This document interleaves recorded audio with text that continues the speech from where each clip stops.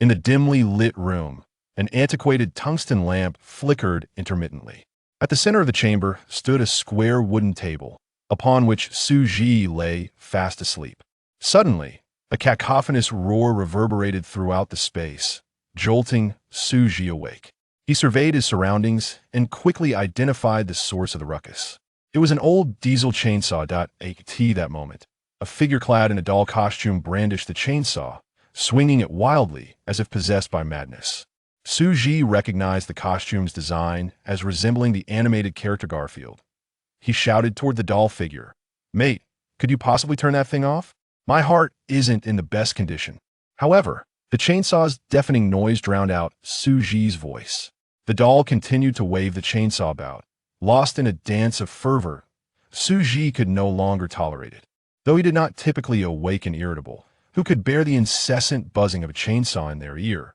With a swift kick, he overturned the table and rolled up his sleeves, exclaiming, "Buddy, I should have mentioned, not only is my heart weak, but my temper isn't great either."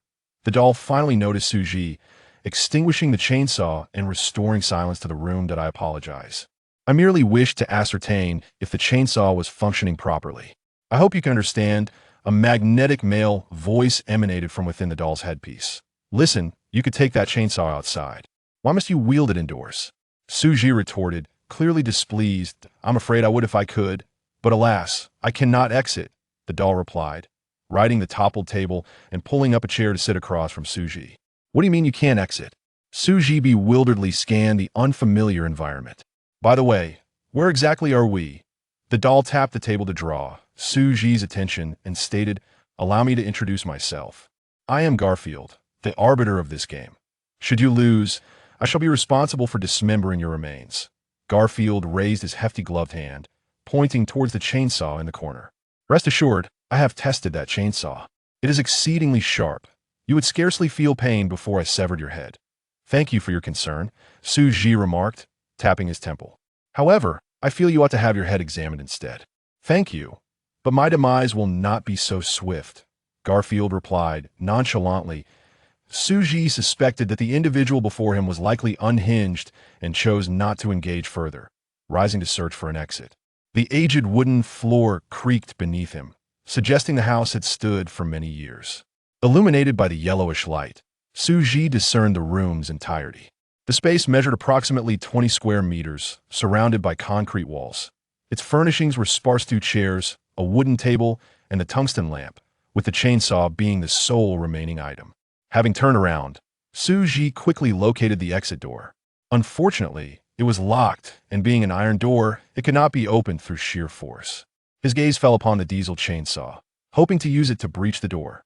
Garfield, sensing Xu Zhi's intentions, kindly cautioned, "You might want to avoid damaging the chainsaw. Dismembering a body with a handheld saw can be quite troublesome." After Garfield's warning, Xu Zhi noticed numerous scratch marks on the iron door. These markings suggested that someone before him had attempted to cut through the door with the chainsaw. The door remained intact, indicating that the previous individual had failed. Now, only Xu Zhi and Garfield were present where had the person who had previously used the chainsaw gone. Xu Zhi hesitated, feeling a drop in temperature around him. Garfield suddenly inquired, "Your physique is quite remarkable. Would you mind if I preserve your legs after dismemberment?" Xu Zhi looked down, realizing he did not wish to part with any of his limbs. Wait a moment, he suddenly registered that he had been in the room completely unclothed. This madman was not jesting. He had removed Xu Zhi's clothes with the intention of killing him from the very start. Regardless of whether the other was a murderous maniac or genuinely insane, Xu Zhi had to confront the situation at hand. Gripping the chainsaw tightly, he ensured that the most lethal weapon in the room was within his control. "Let me out," Xu Zhi threatened, raising the chainsaw towards Garfield. Garfield produced a key from within the doll costume and placed it upon the table. "The key is right here. You may take it once you win the game." With the chainsaw proving ineffective against the door, Xu Zhi reluctantly complied with Garfield's demands. He certainly could not murder someone merely for a key, regardless of the other's insanity. "What game are we playing?" Xu Zhi inquired. "Do not rush.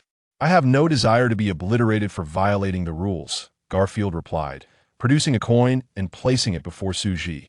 "This is your initial game token, your wager. Win, and the key is yours. Lose, and your token becomes mine. Xu Zhi picked up the coin for inspection. One side bore the image of a cat, while the reverse was inscribed with the character for coin. It appeared to be an ordinary game token, yet it seemed to be made of silver. Xu Zhi tossed the coin back onto the table. Shall we commence the game? Garfield nodded, retrieving a palm-sized weeble from a costume. The rules are simple. We will take turns tossing the weeble. The first to make the little head touch the floor wins. Xu Zhi's expression darkened for a moment. A weeble is named as such precisely because it always returns upright due to its weighted base that if the little head were to touch the ground, could it still be called a weeble?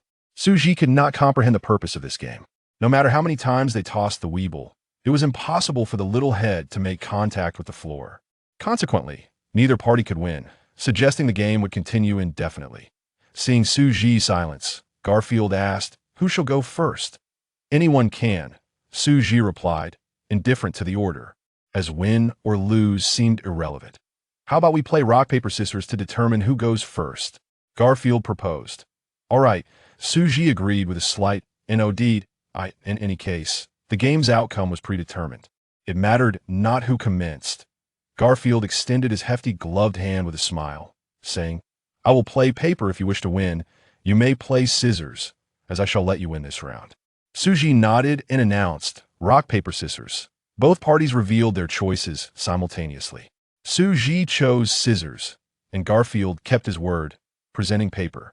"You may toss the weeble first," Garfield exclaimed, his laughter echoing with a sense of triumph, as if he had executed some cunning scheme. Xu Zhi pondered while holding the weeble. Just as he prepared to toss it, a mechanical, synthesized voice echoed in his mind. Hidden rule activated. If the player tossing the weeble fails to meet the winning conditions, they shall be deemed to have lost and will be obliterated on the spot. Upon the first player's failure, the remaining player need not continue. The game concludes. Xu Zhi was baffled by the source of the voice. However, he had no time to dwell on it now. "You sly fox, no wonder you let me win on purpose, trying to trap me."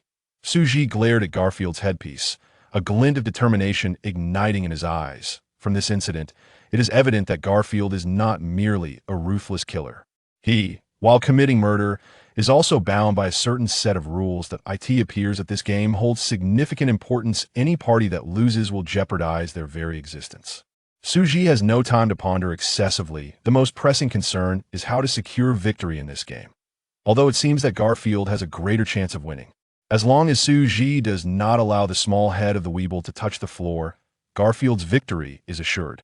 However, contemplating this further reveals that Xu Zhi has already involved himself in the game. If he meets the winning conditions, then Garfield, having failed to even participate, would have lost. "Let's get started, I can hardly wait," Garfield urged. Xu Zhi could sense a smug face grinning at him from within the doll's headpiece. Holding the weeble in his palm, Xu Zhi inquired, "Let me confirm once more. If I toss the weeble and its small head touches the floor, that means I win, correct?" "Indeed, but it must be thrown high. You cannot simply drop the weeble from a low position while holding it against the floor." Garfield clarified, "That I understand." Xu Zhi nodded lightly, a sly smile curling at the corners of his mouth. Just as Garfield expected Xu Zhi to toss the weeble, he instead returned it to the table and turned to pick up the nearby diesel chainsaw. Virum amidst Garfield's puzzled gaze, Xu Zhi revved the chainsaw. "What do you think you're doing?" Garfield exclaimed, rising to a defensive stance. "Let me remind you, the consequences of attacking me are beyond your comprehension. Don't be alarmed, I am not insane." Xu Zhi lifted the chainsaw and began cutting into the wooden floor beneath him. Within less than a minute, he had carved a square from the floorboards. What does this mean?" Garfield asked, bewildered. Xu Zhi offered no explanation. He picked up the cut piece of wood in one hand and the weeble in the other. Under Garfield's watchful eye, Xu Zhi tossed the wooden board high into the air. Not a second after the wooden board was thrown, Xu Zhi released the weeble. The two objects collided midair before both fell back to the ground. Xu Zhi turned to Garfield with a genial smile. "The room is a bit dim. I hope you saw the small head of the weeble touch the floor." Indeed, at the moment of impact, the small head of the weeble did indeed strike the wooden floor. Garfield witnessed it clearly, but he could not accept such an outcome. In a game devoid of any chance of victory, how could Xu Zhi have turned the tables? Garfield stood frozen, like a soulless corpse, immobilized in shock. "I have taken the key," Xu Zhi stated as he reached for it, But Garfield regained his composure and pressed down on Xu Zhi's hand. Trying to cheat? Xu Zhi shot a cold glance at Garfield. Garfield trembled, realizing the grave consequences of cheating. Yet he understood that losing the game would be far more severe. You are violating the rules of the game. Garfield bit out. Xu Zhi withdrew his hand and replied with an indifferent expression. You only specified that the small head of the Weeble must touch the floor. You never mentioned which piece of floor, nor did you clarify the position it must hit. I may have taken advantage of the loophole, but was it not you who provided me with that opportunity? Garfield was left speechless, staring blankly at the Weeble on the ground. Xu Zhi forcefully removed Garfield's hand from the key and walked toward the iron door. Wait. Don't go, I still have a wager. Garfield, like a desperate gambler, frantically pursued Xu Zhi. Xu Zhi toyed with the key in his palm. The key is in my possession. What do you have left to wager? My clothes. Your clothes are still with me. I will wager them. Garfield exclaimed, hastily pulling out a pile of garments from within the doll's costume, even revealing Xu Zhi's underwear among them. Sorry, risking my life for a mere outfit is hardly worth it. Xu Zhi chuckled, shaking his head as he reached to unlock the door. Garfield seized Xu Zhi's arm with surprising strength. Trust me, those clothes are important to you. If you wish to leave here alive, win them back. Garfield spoke rapidly, clearly desperate for Xu Zhi to stay and participate in the game. Xu Zhi waved his hand in refusal. He would not play a game with a lunatic like Garfield just for some clothing. After all, he could always walk naked down the street. After escaping, what was there to fear? Men would not suffer losses, and women would find it advantageous.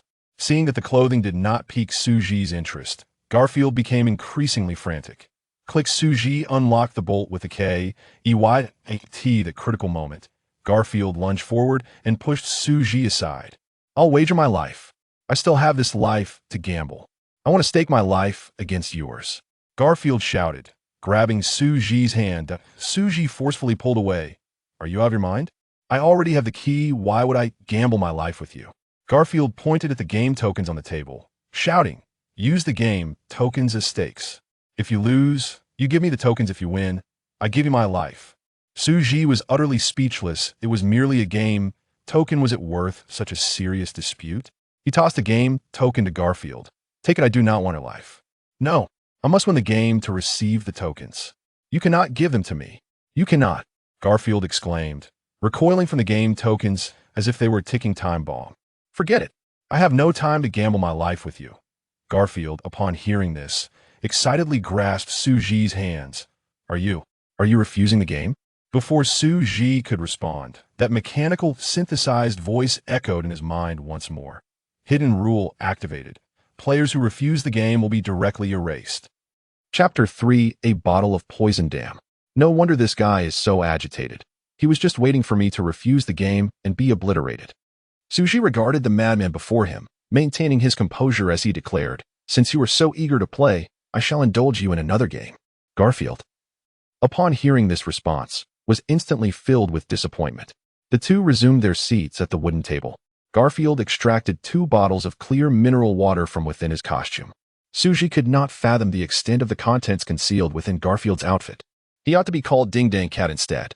Garfield placed the mineral water bottles on the wooden table and introduced, one of these bottles contains pure water, while the other harbors a colorless and tasteless poison. We shall each select a bottle. The one who picks the pure water shall emerge victorious. The 2 bottles appeared identical, and the liquids within revealed no discernible differences. Xu Zhi leaned forward to take a whiff, but detected no unusual odor. This hardly seems fair. Both props belong to you, and you could easily tamper with them to discern which bottle contains the poison, Xu Zhi remarked. Garfield met his gaze, asserting, I can assure you that I have not manipulated anything. If I violate the rules, I willingly accept obliteration by the rules. Apologies, but I cannot place my trust in your assurances. However, I do have a method to ensure a fair selection of the water bottles. What method? Garfield inquired. Xu Zhi scratched 2 numbers, 1 and 2, onto the tabletop with his fingernail. Will you choose 1 or 2? He asked Garfield. Garfield appeared skeptical but ultimately pointed to a number. I choose 1. Very well, I shall select 2. Xu Zhi then shuffled the 2 water bottles behind his back and randomly placed them atop numbers 1 and 2. I cannot be certain whether you have tampered with them, but I can assure you that I have not. We have made our choices in advance, and now I will randomize the bottles. We will select according to the numbers. Does that seem fair? Quite fair indeed, Garfield nodded, retrieving the bottle marked 1. Xu Zhi refrained from taking the bottle marked 2, instead quietly observing Garfield. "Are you not going to drink?" Garfield queried. Xu Zhi shook his head. "No need. You have already lost." Garfield's arm trembled at this declaration, and he asked in confusion. "Why?" "No reason, but I can tell you plainly that you have chosen the poison. If you doubt my word, feel free to take a sip." After a moment's hesitation, Garfield said, "Since you claim my bottle contains poison, then drink from bottle 2. If you remain unharmed, it means I have lost." Xu Zhi burst into laughter at Garfield's response. "I was merely jesting. I have no idea which of us has chosen the poison." However, Xu Zhi's expression shifted. "But if you truly have not tampered with the bottles, the outcome of this game hinges not on who chooses first, but rather on who drinks first." Garfield's body quivered, and the bottle slipped from his grasp onto the table. Indeed, for either party to ascertain their selections, one must consume a bottle. Yet Xu Zhi was betting with game currency and would not take such a risk. If he lost, he could simply hand over the currency to Garfield. It mattered little to him. Whether Garfield accepted the currency freely was his own concern. If Garfield truly wished to win the game to obtain the currency, he had no choice but to drink from the bottle. Should he drink and emerge unscathed, it would indicate that Xu Zhi had chosen the poison. Conversely, if he had indeed selected the poison, one sip would undoubtedly lead to his demise, sparing him the wait for the rules to obliterate him. What to do? To drink or not to drink? Refusing to drink would yield no answers, and without answers, he could not win the currency, nor could he hope to leave this place. Yet if he drank, he faced a 50 chance of death. Garfield fell into deep contemplation. The root of his dilemma lay in the fundamentally unequal stakes of their wager. The more one desires victory, the more passive they become, increasing the likelihood of defeat. Individuals like Xu Zhi, who were indifferent to winning or losing, would not place themselves in peril. He merely needed to wait patiently for Garfield to drink, observing the outcome. If Garfield had chosen the poison, Xu Zhi would secure victory and safety. If the other had selected the mineral water, Xu Zhi would simply relinquish the currency. This game was a test of patience. It remained to be seen who would be the first to rush for an answer. Xu Zhi smiled, fixating his gaze on Garfield. Beneath the shadow of death, even clad in his costume, Garfield's body was visibly trembling. Noticing Garfield's indecision, Xu Zhi tossed the game currency before him. "I do not have time to wait for you. Here are my stakes. Whether you choose to win the currency through the game or pocket it directly is entirely up to you." Xu Zhi picked up the key and approached the iron door. With a click, he inserted the key into the lock. This time, Garfield did not attempt to intervene. He sat before the wooden table, staring intently at the bottle of mineral water. It seemed he had become ensnared in this game. With a slow, deliberate motion, Xu Zhi exerted force to pull open the heavy iron door. Damn, what the hell? The scene outside the door unfolded before Xu Zhi's eyes. But something inexplicably eerie exceeded his expectations. What is going on here?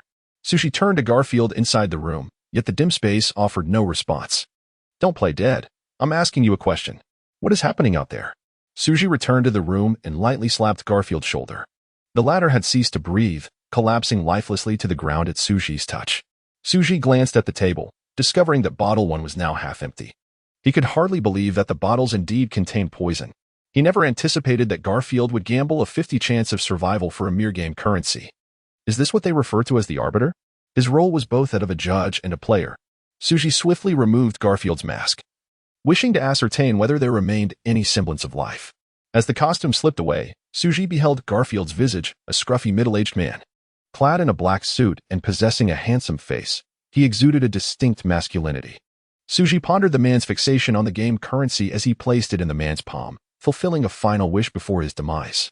I apologize, but I must take this suit. Dressed in the man's attire, Xu Zhi exited through the iron door.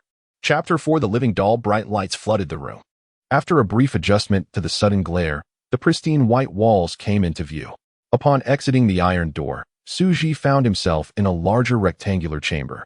The entire room resembled a vast corridor, immaculate and white. Aside from the rows of iron doors lining the walls, there was nothing else within the chamber. Xu Zhi glanced at the ceiling, which bore no illumination, yet the room remained as bright as day. Before he could contemplate this peculiarity, one of the iron doors before him suddenly swung open. Xu Zhi immediately became alert. Fortunately, he had taken the chainsaw with him when leaving the previous room. Should danger arise, he could rely on it for self-defense. With a creaking sound, a woman of remarkable poise and elegance emerged from the door. Upon seeing Xu Zhi standing outside with a chainsaw in hand, a flicker of surprise crossed her stern features. "Who are you?" they both asked in unison, their vigilance palpable. After a few seconds, the woman broke the silence first. "Were you also captured?" "I'm not certain. I might have been abducted. I found myself here as soon as I awoke," Xu Zhi replied. Relaxing his guard, he set the chainsaw aside. The woman surveyed her surroundings. Noting that among the numerous iron doors, only hers and Xu Zhi's had been unlocked. If each door concealed an individual, it seemed they were the only two who had managed to escape confinement. "Do you also have strange dolls in your room?" the woman inquired, gesturing towards Xu Zhi's chamber. Xu Zhi nodded, realizing that this beautiful woman had encountered the dolls as well. Initially, he believed he had been kidnapped by a madman. But the situation appeared to be evolving. There were a total of 10 iron doors in this rectangular room. If each concealed a person, that would amount to 10 individuals. To imprison so many, the captors must be part of an organized group. What could their intentions be? Xu Zhi pondered this while observing that 9 of the iron doors bore numerical markings ranging from 1 to 9, while his door was marked with the number 6. Why did this particular door lack a numerical designation? He reached out to pull on the unmarked iron door, only to find it locked from within. "Perhaps this is the exit," the woman suggested, stepping closer to Xu Zhi. He regarded her, finding merit in her words. "Hello, I am Lin Xian," she introduced herself, extending her hand in a gesture of goodwill. Xu Zhi was taken aback by her composure, even in such a dire situation. She maintained the presence of mind to introduce herself. "I am Xu Zhi," he replied softly, opting not to shake her hand. The atmosphere was far too strange, and he decided it prudent to keep his distance from physical contact. Lin Xian did not seem perturbed by his reluctance. With a light laugh, she pointed to the chainsaw he held. "Why not try using that? It might be able to open the iron door." Xu Zhi nodded and revved the chainsaw. The roar of the engine filled the room, and sparks flew as the rapidly spinning chain met the iron door. However, within 5 seconds, the chain snapped, flying past Xu Zhi's face and nearly injuring his handsome visage. He looked at Lin Xian, realizing that had it not been for her suggestion, he would still have the chainsaw for protection. Now, he was left with nothing but a heap of useless scrap. Noticing the sorrowful expression on Xu Zhi's face, Lin Xian offered consolation. "Do not be disheartened. If you wish, I shall buy you 10 chainsaws when we escape this place." With that, she resumed her search for another means of exit. Xu Zhi found her unnervingly calm. It seemed she channeled all her energy into addressing each circumstance, displaying little emotional fluctuation despite the dire circumstances. Click, click, Lin Xian produced a key from her room, attempting to unlock the other iron doors. Unsurprisingly, not only did she fail, but she also found herself unable to extract the key from the lock. After several futile attempts, she managed a strained smile and called out to Xu Zhi, who was observing. "Xu, could you lend me a hand?" Xu Zhi stepped forward and delivered a swift kick to the key. With a snap, it broke. "Thank you," Lin Xian remarked, staring at the half-broken key still lodged in the lock, managing a wry smile. "Do not mention it. It is a matter of reciprocity. By the way, you need not worry about compensating for the chainsaw," Xu Zhi replied courteously, leaning against the pristine walls. They found themselves devoid of tools and devoid of any immediate means of escape. Time passed, and yet another iron door creaked open. A somewhat timid girl stepped out, momentarily frozen in place upon seeing Xu Zhi and Lin Xian. "I'm sorry, I didn't escape. It was him. He let me out," she exclaimed, pointing back into her room, desperately trying to explain herself. Clearly, she had mistaken Xu Zhi and Lin Xian for captors. "Fear not. We are also victims," Lin Xian reassured her. Upon hearing this, the girl's eyes lit up, and she hurried over to Xu Zhi and Lin Xian. Xu Zhi noticed that her attire was disheveled. Could she have endured a similar ordeal? Seeing Xu Zhi's gaze on her, the girl quickly fumbled to button her shirt. Thud, her iron door slammed shut behind her. Xu Zhi's heart raced as he inquired, "Was there anyone else in your room?" The girl nodded slightly, pointing back to her chamber. "There's a man in a doll costume." Xu Zhi felt a wave of frustration. The Garfield doll had fought tooth and nail to prevent his exit.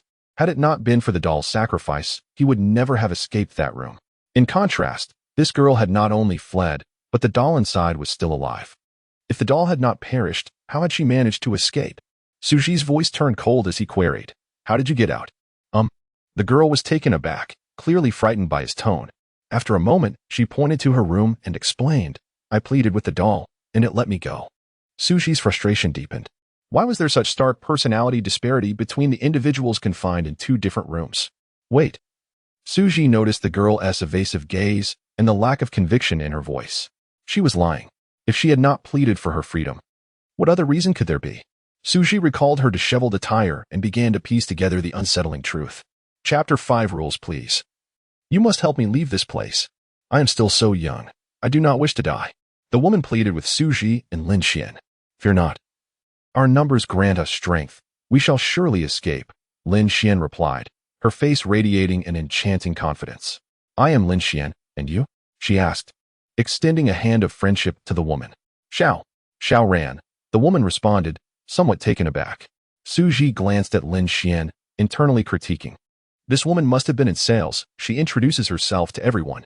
Creak. Just as they finished their introductions, 2 iron doors swung open simultaneously, doors number 5 and 2. Out of door 2 emerged a young man with yellow hair, while door 5 revealed a portly middle-aged man. Do not be afraid. We are also victims, Lin Xian explained proactively. Upon hearing this, the young man stepped out first, followed closely by the middle-aged man, who jogged to catch up. Clearly, they too had encountered unpleasant experiences inside their rooms. Otherwise, they would not be so eager to escape. Thud, as the two exited. The iron door behind them was slammed shut from the inside. What is happening? The puppet from their room is still alive, Xu Zhi exclaimed, puzzled. Could it be that these two had reached some form of agreement with the puppet to leave safely? Xu Zhi scrutinized the young man and the greasy middle-aged man. The latter's physique was quite unappealing, and while the former was somewhat passable in appearance, they were both male. Were the puppets in their room female? Or perhaps the puppets were male but had peculiar preferences. Hey, young man, how do we get out of here?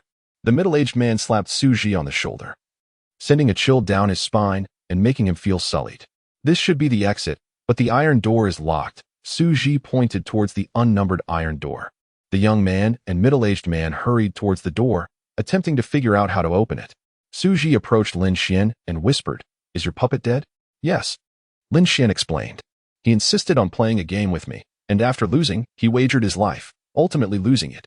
Xu Zhi glanced at Lin Xian's door number 9, which, like his own, remained ajar, indicating that the puppet inside had indeed perished. Why did he want to play a game with you? Was it because of a game token? Xu Zhi inquired. Exactly, Lin Xian replied, producing a game token from her pocket. It appeared that the situation in all the rooms was similar. Those puppets, for reasons unknown, were frantically trying to win game tokens from them. Regardless of the means Xiao Ran and the greasy middle-aged man had employed to convince their puppets to let them go, it was highly probable that their game tokens had been lost to the puppets.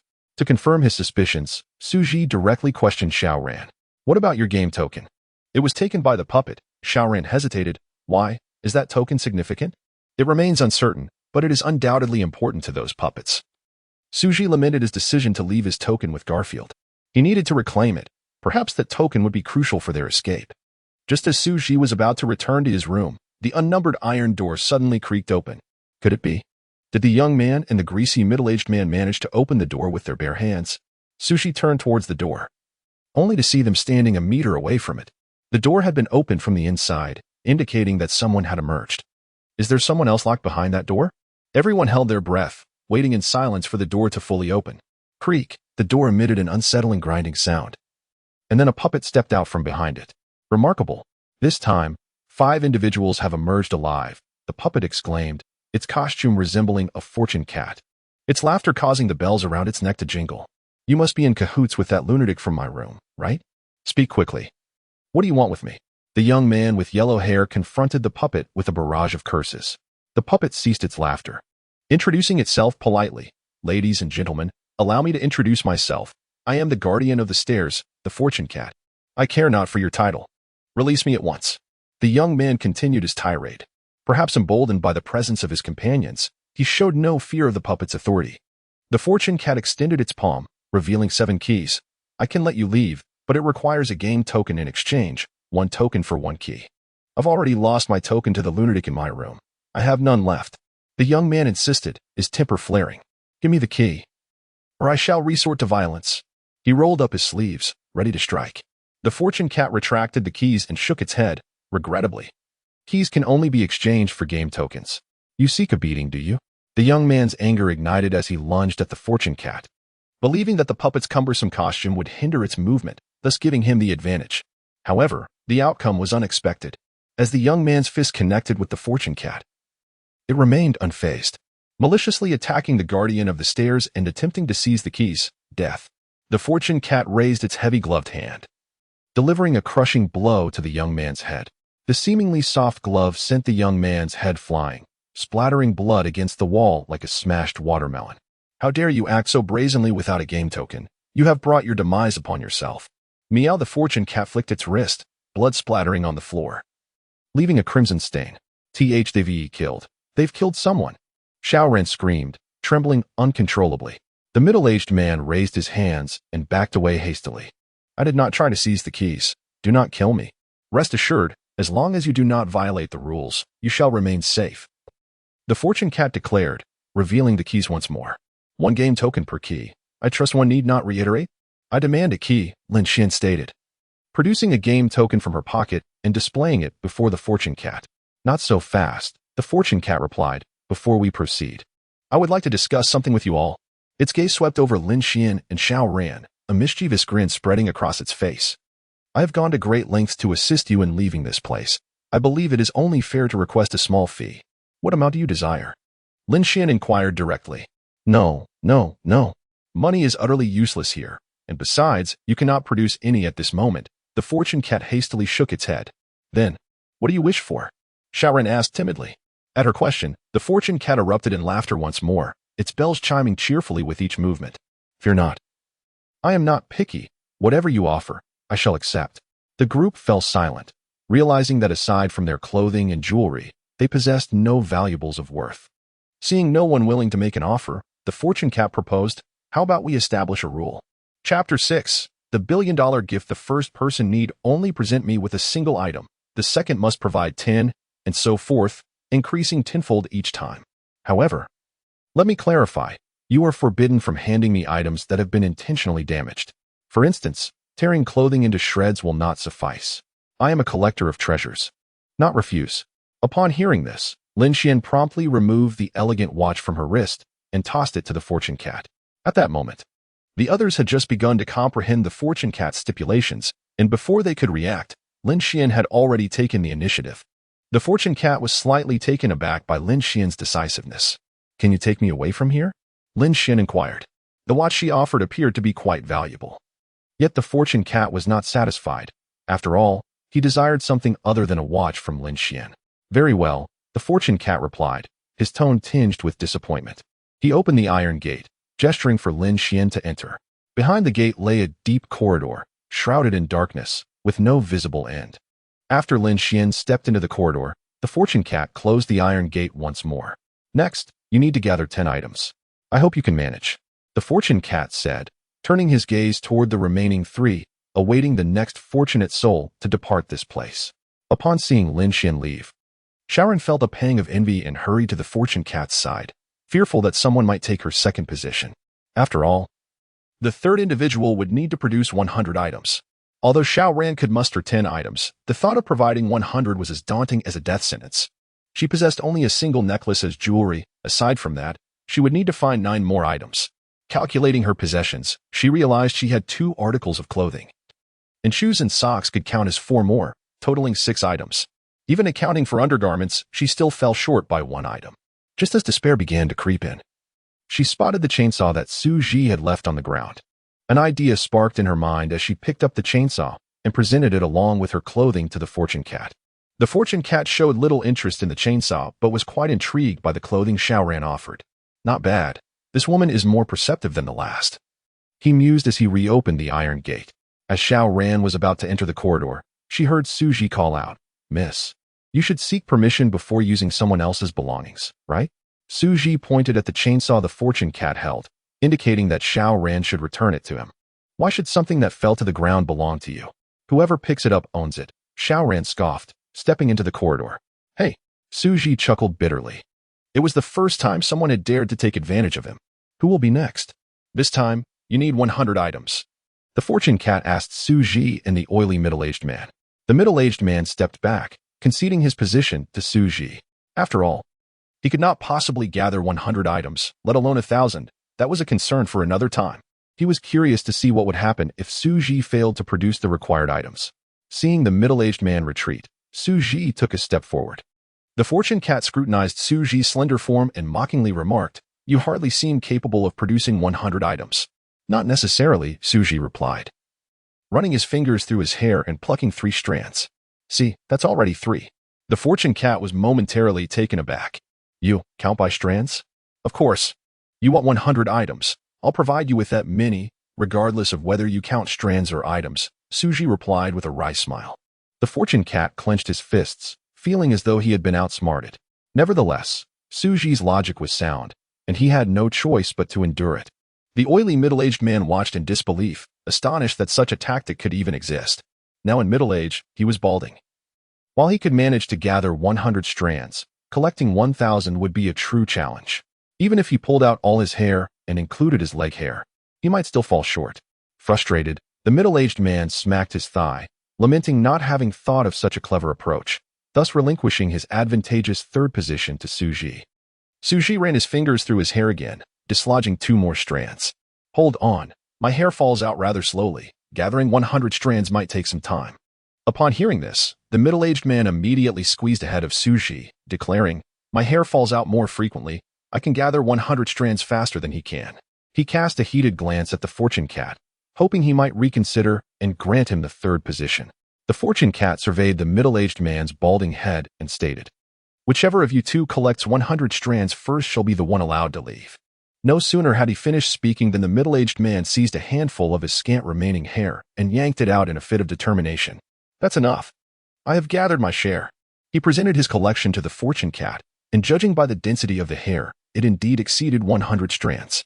"Excellent. You have one. Proceed," the fortune cat declared, opening the iron gate. The oily middle-aged man, his shiny bald head glinting, stepped into the corridor. "And now, it is your turn. You must gather 1,000 items." The fortune cat fixed his gaze upon Xu Zhi's hair, smirking. 1,000 strands, if you pull them all out. You'll end up looking like that gentleman over there." Xu Zhi remained silent, knowing that without scissors, pulling out 1,000 strands of hair would be quite a torment. Seeing Xu Zhi's predicament, the fortune cat let out a triumphant laugh. After a moment of contemplation, Xu Zhi asked, "You only require a quantity of 1,000 items. With no stipulation regarding size, correct?" The fortune cat's heart sank. He sensed something was amiss.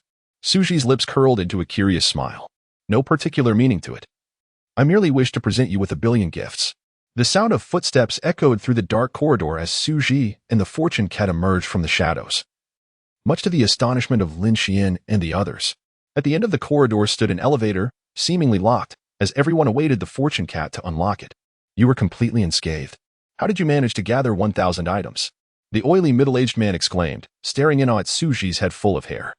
Xu Zhi turned to the fortune cat, smiling amicably. 1,000 items is hardly a challenge. After all, I am presenting him with 1,000,000,000 splendid gifts. You are gifting him 1,000,000,000 items? You must be joking.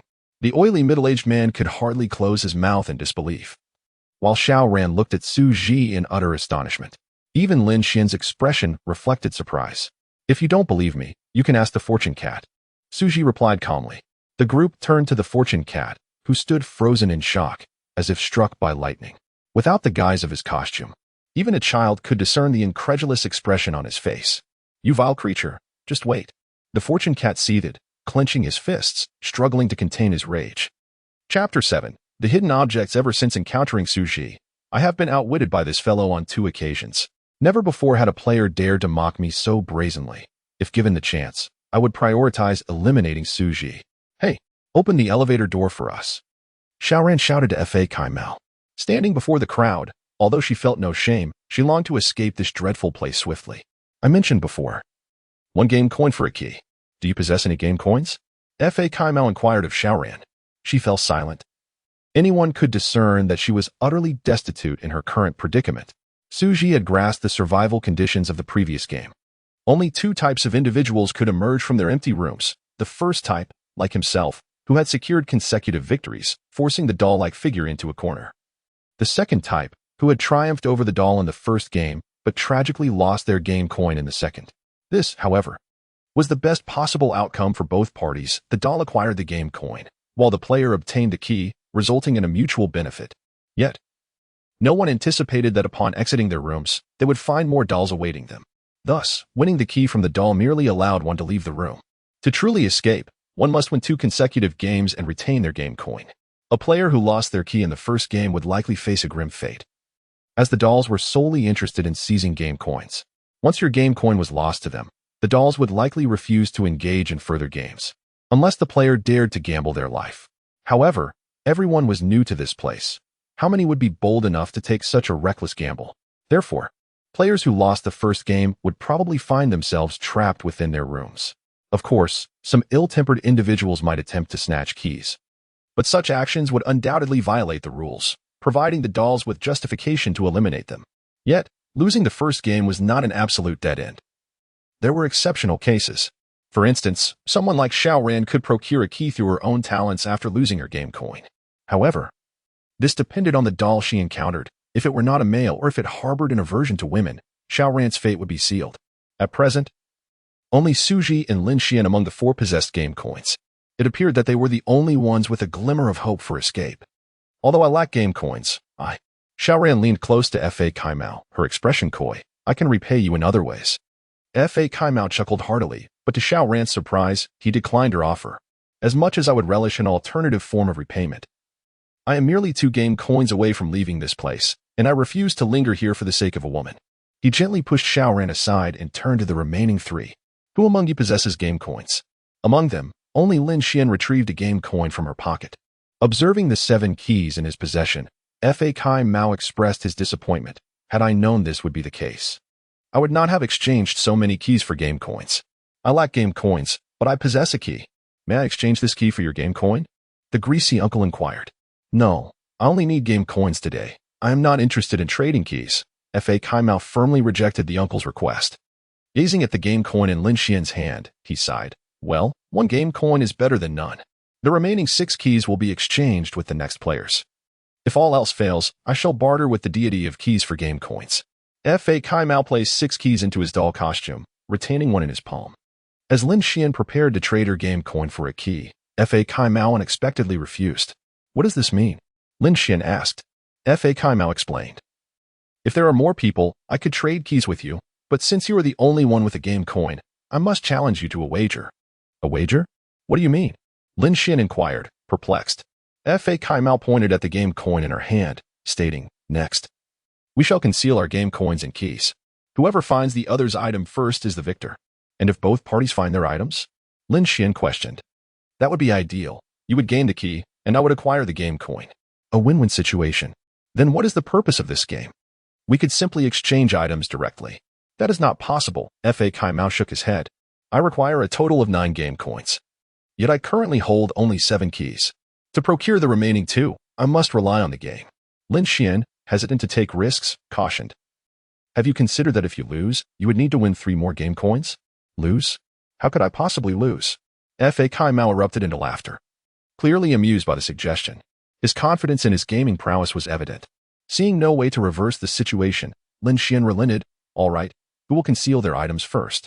Ladies first, Fa Kai Mao replied nonchalantly, exuding an air of assured victory. Lin Xian tightened her grip on the solitary game coin and began searching for a hiding spot. Fa Kai Mao positioned himself before a wall, ensuring he would not witness the concealment process to avoid any accusations of foul play. To be frank, there were few items around to hide the game coin. The room contained only a closed elevator, with the rest being the corridor from which they had arrived. After much contemplation, Lin Xian ultimately decided to hide the game coin within her hair. All right, the game begins, she declared. Fa Kai Mao returned to the group. I forgot to establish a time limit. How long do we have to search for the items? Fa Kai Mao asked Lin Xian. 1 minute. Lin Xian responded. After all, as Fa Kai Mao initiated the search, the shorter the designated time, the greater her chances of winning. Although this would complicate her own search for the key, the immediate priority was to safeguard her game coin. Very well. Fa Kai Mao nodded and set Lin Xian's watch to a 1-minute countdown. To facilitate the search for the game coin, he deliberately removed the gloves from his doll costume. The room fell into an intense silence. The ticking of the stopwatch was almost audible. Tick, tock, tick, tock. Chapter 8. Likewise as the game commenced, the fortune cat swiftly scrutinized Xu Zhi and the greasy uncle. After spending 30 seconds confirming that neither had concealed any game tokens, the fortune cat turned his attention to Xiao Ran and Lin Xian. Indeed, even though it was improbable for Xiao Ran to have the opportunity to hide anything. The fortune cat decided to search her nonetheless. His technique was deft, allowing him to sweep over Xiao Ran in the shortest time possible. The fortune cat possessed absolute confidence in his skills of search. He was certain that every area he examined would yield no tokens left undiscovered. After an additional 20 seconds, having ascertained that Xiao Ran bore no tokens, the fortune cat focused on his ultimate target, Lin Xian.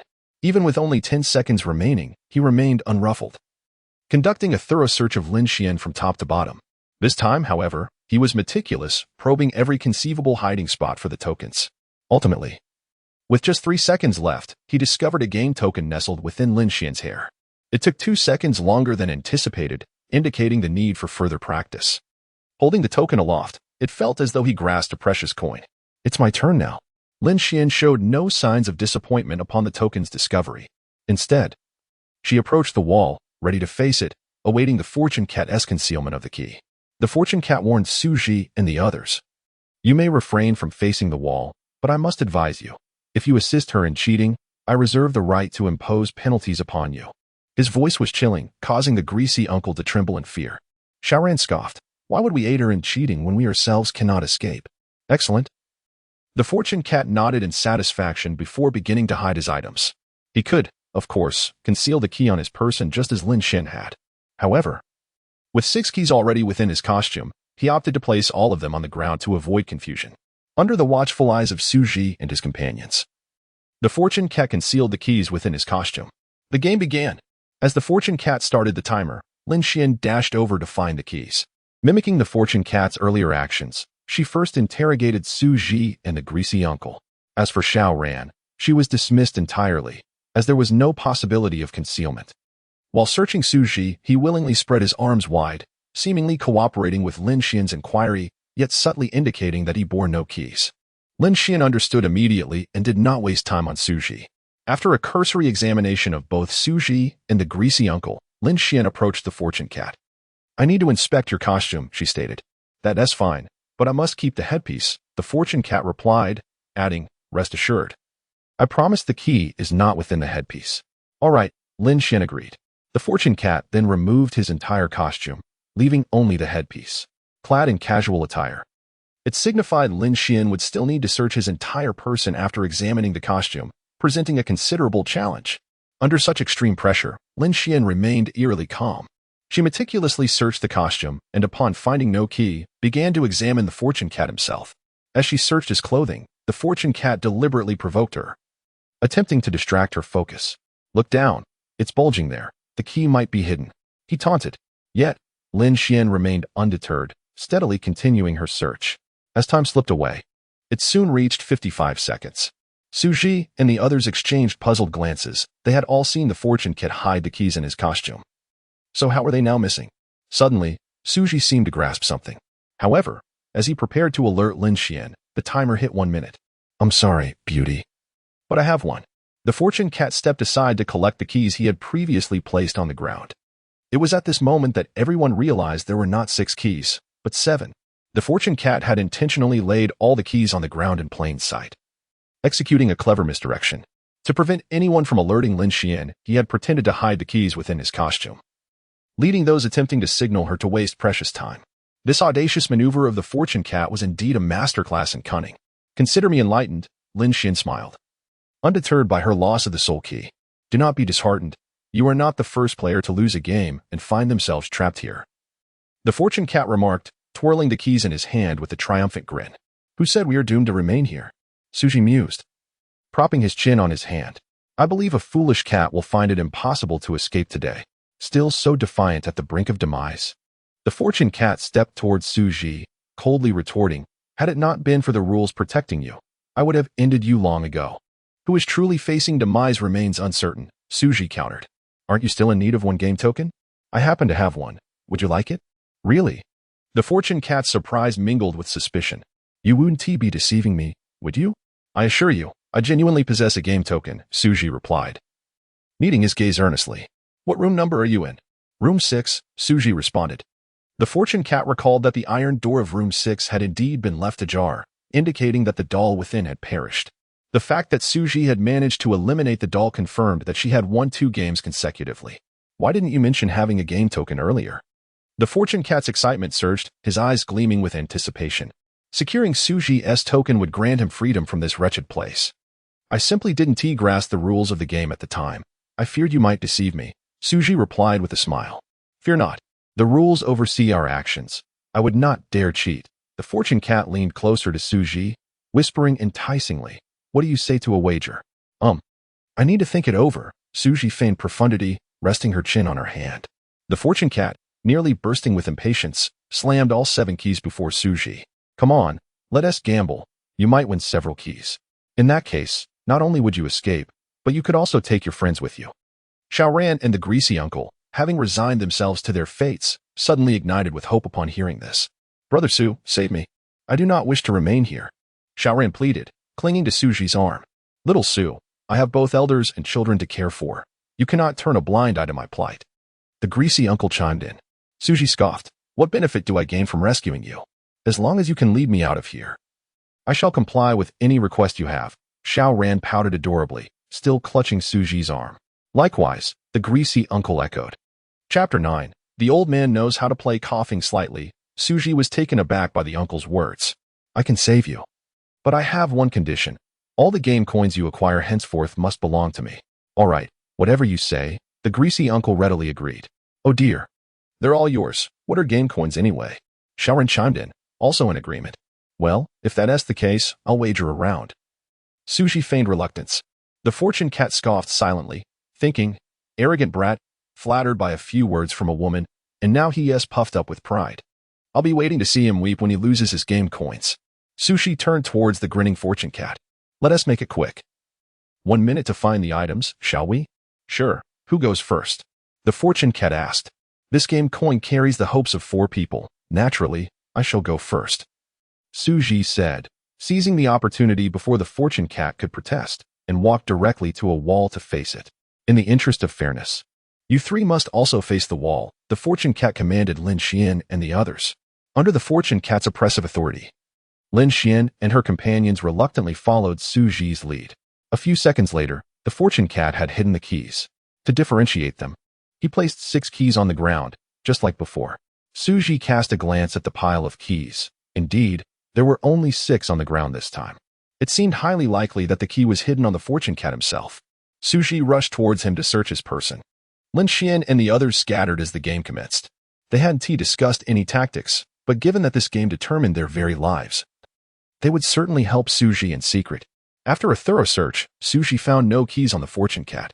Throughout the search, the fortune cat remained relaxed, which further indicated that the key was not on him. But with no hiding spots in the room, where else could it be? As Xu Zhi pondered, his gaze fell again on the pile of keys. Perhaps he had misjudged. There could be 7 keys instead of 6. After all, he knew the fortune cat enjoyed taking risks. Approaching the pile, Xu Zhi looked closely. The ground indeed held only 6 keys. However, he noticed the fortune cat watching him intently. The fortune cat was nervous, and nervousness indicated Xu Zhi was on the right track. Xu Zhi picked up the entire pile of keys and finally uncovered the truth. The fortune cat had used saliva to stick 2 keys together. From the top-down perspective, it appeared there were only 6 keys. It seems I've triumphed, Xu Zhi said, extracting one of the keys, deliberately avoiding the saliva-stuck one due to its filth. The fortune cat's face was filled with dismay. No matter, that kid merely got lucky. I could find the game coins he hid in just 30 seconds. He reassured himself and walked to the wall to reflect on his actions. Xu Zhi stood quietly, observing the fortune cat's moment of contemplation without a hint of reaction. After all, he had concealed the game coins on Garfield. Even if the fortune cat turned the place upside down, he would never find them. Seeing Xu Zhi standing idly, Xiaoran was nearly frantic. Brother Xu, hurry and hide the game coins. What are you waiting for? Xu Zhi remained silent. After a brief pause, he called out to the fortune cat, the game coins are hidden, come and find them. What? Xiaoran was stunned. You just put the coins in your pocket. Aren't you inviting him to take them? The fortune cat approached with a swagger, first interrogating Lin Xian and the others, leaving Xu Zhi for last. During his search of Xiaoran, the fortune cat took his time, even taking advantage of the situation. After a thorough search, he found no game coins on the 3 of them before leisurely making his way to Xu Zhi. Xiaoran's heart raced, while the greasy uncle began to pray fervently. As the time reached 55 seconds, the fortune cat had searched Xu Zhi from head to toe. How was this possible? There's nothing. The fortune cat felt a rising sense of crisis after searching the last spot on Xu Zhi. Did I miss something? Yes, I must have overlooked something. In the final 5 seconds, he searched Xu Zhi once more, but the result was the same, nothing. It appears I have triumphed again, Xu Zhi said with a gentle smile. The fortune cat could hardly believe his eyes. He thought he would at least break even with Xu Zhi, exchanging items without significant loss. But instead, he not only let Xu Zhi take the key, but also lost to him in the very aspect he prided himself on finding items. Where on earth did you hide the game coins? The fortune cat roared in frustration. Classified information, Xu Zhi replied with a smile. Still playing? If not, I'll take my leave. Let us play. One more round. The fortune cat insisted. The fortune cat was not merely acting out of spite. He was determined to reclaim both the game coins and the key from Xu Zhi. He would ensure that Xu Zhi returned to a state of despair. At that point, Xu Zhi would be trapped with no escape but death, as the first to suffer a crushing defeat. The fortune cat was resolute in ensuring Xu Zhi would not leave unscathed. Although rules govern the game, to secure his victory, the fortune cat made sure to separate Xu Zhi and his companions, forcing them to face the wall. Once he confirmed no one was watching, the fortune cat stealthily approached Xiao Ran and slipped the key into her hands. Help me hide the key, he whispered to her. Huh? Xiao Ran looked bewildered. Where do you expect me to hide it? Who says you have no place to hide it? The fortune cat glanced at Xiao Ran's figure, letting out a mischievous chuckle. Realizing his intentions, Xiao Ran felt cornered and complied. Game on, the fortune cat declared, and Xu Zhi began his search for the key. This time, the fortune cat appeared magnanimous, spreading his arms wide for Xu Zhi to search. After all, the key was not on him, so he had nothing to worry about. Xu Zhi took note of this and wisely chose not to waste time searching the fortune cat. He carefully examined the pile of keys on the ground. There were only 6, no extras. Where could that old man possibly hide the keys? As Xu Zhi scanned the surroundings, he suddenly noticed something unusual about Xiao Ran. Her complexion was flushed, and she seemed unwell. Xu Zhi sighed inwardly. This old man really knows how to play. Chapter 10. A heart finally at rest. Xu Zhi had discerned the answer. The distinction between genders rendered it inappropriate for him to retrieve the key himself. Thus, he was compelled to enlist Lin Xian's assistance, concealing the second key so effectively. He had not anticipated that Xu Zhi would manage to unearth it. Fortune Cat finally recognized that he had encountered a rival. It was time for him to take action. Fortune Cat approached the wall, and, upon Xu Zhi issuing the commencement command, he surged towards Xu Zhi like a hunting cheetah. This time, he would not underestimate his opponent, but rather, he would employ his utmost strength to search for the game coins. In fact, Fortune Cat even bypassed Xiao Ran's body during his search, as her demeanor was unremarkable, indicating that Xu Zhi had not concealed anything on her. A minute swiftly elapsed, yet Fortune Cat still failed to locate the game coins. Doubts about Xu Zhi's possession of the coins began to creep into Fortune Cat's mind. Kid, do you even have any game coins? He inquired coldly. A tremor ran through Xiao Ran and the others, for even they believed Xu Zhi lacked any coins. After all, he had not even attempted to hide them. Xiao Ran refrained from exposing this fact solely because she was allied with Xu Zhi. Panic surged within Xiao Ran. Were they about to be discovered? In stark contrast to her anxiety, Xu Zhi maintained his composure. Did you not say that violating the rules would result in annihilation? If that is the case, how could I dare to lie? Fortune Cat remained unconvinced. Then swear it. If you do not possess any game coins or if you violate the rules, you willingly submit to annihilation by the rules. I swear, if I do not possess any game coins or violate the rules, I willingly submit to annihilation by the rules. Fortune Cat stood firm, awaiting the rules' punishment. Should Xu Zhi be annihilated, he would be free to claim the 2 keys he had won. The rules only safeguarded the living players. The belongings of the deceased became unclaimed property, belonging to whoever laid claim to them first. Moments passed in silence, and the room remained unchanged. This kid had not lied. He truly possessed game coins. Fortune Cat furrowed his brow, pondering where they could possibly be hidden. Could it be there? The thought sent a shiver down his spine. If Xu Zhi had indeed concealed the coins there, he would truly admire his audacity. Once Fortune Cat returned to reality, Xu Zhi and his companions had already begun to face the wall, in pursuit of fairness. The 4 of them dispersed voluntarily without Fortune Cat's prompting. Damn it, I have met my match.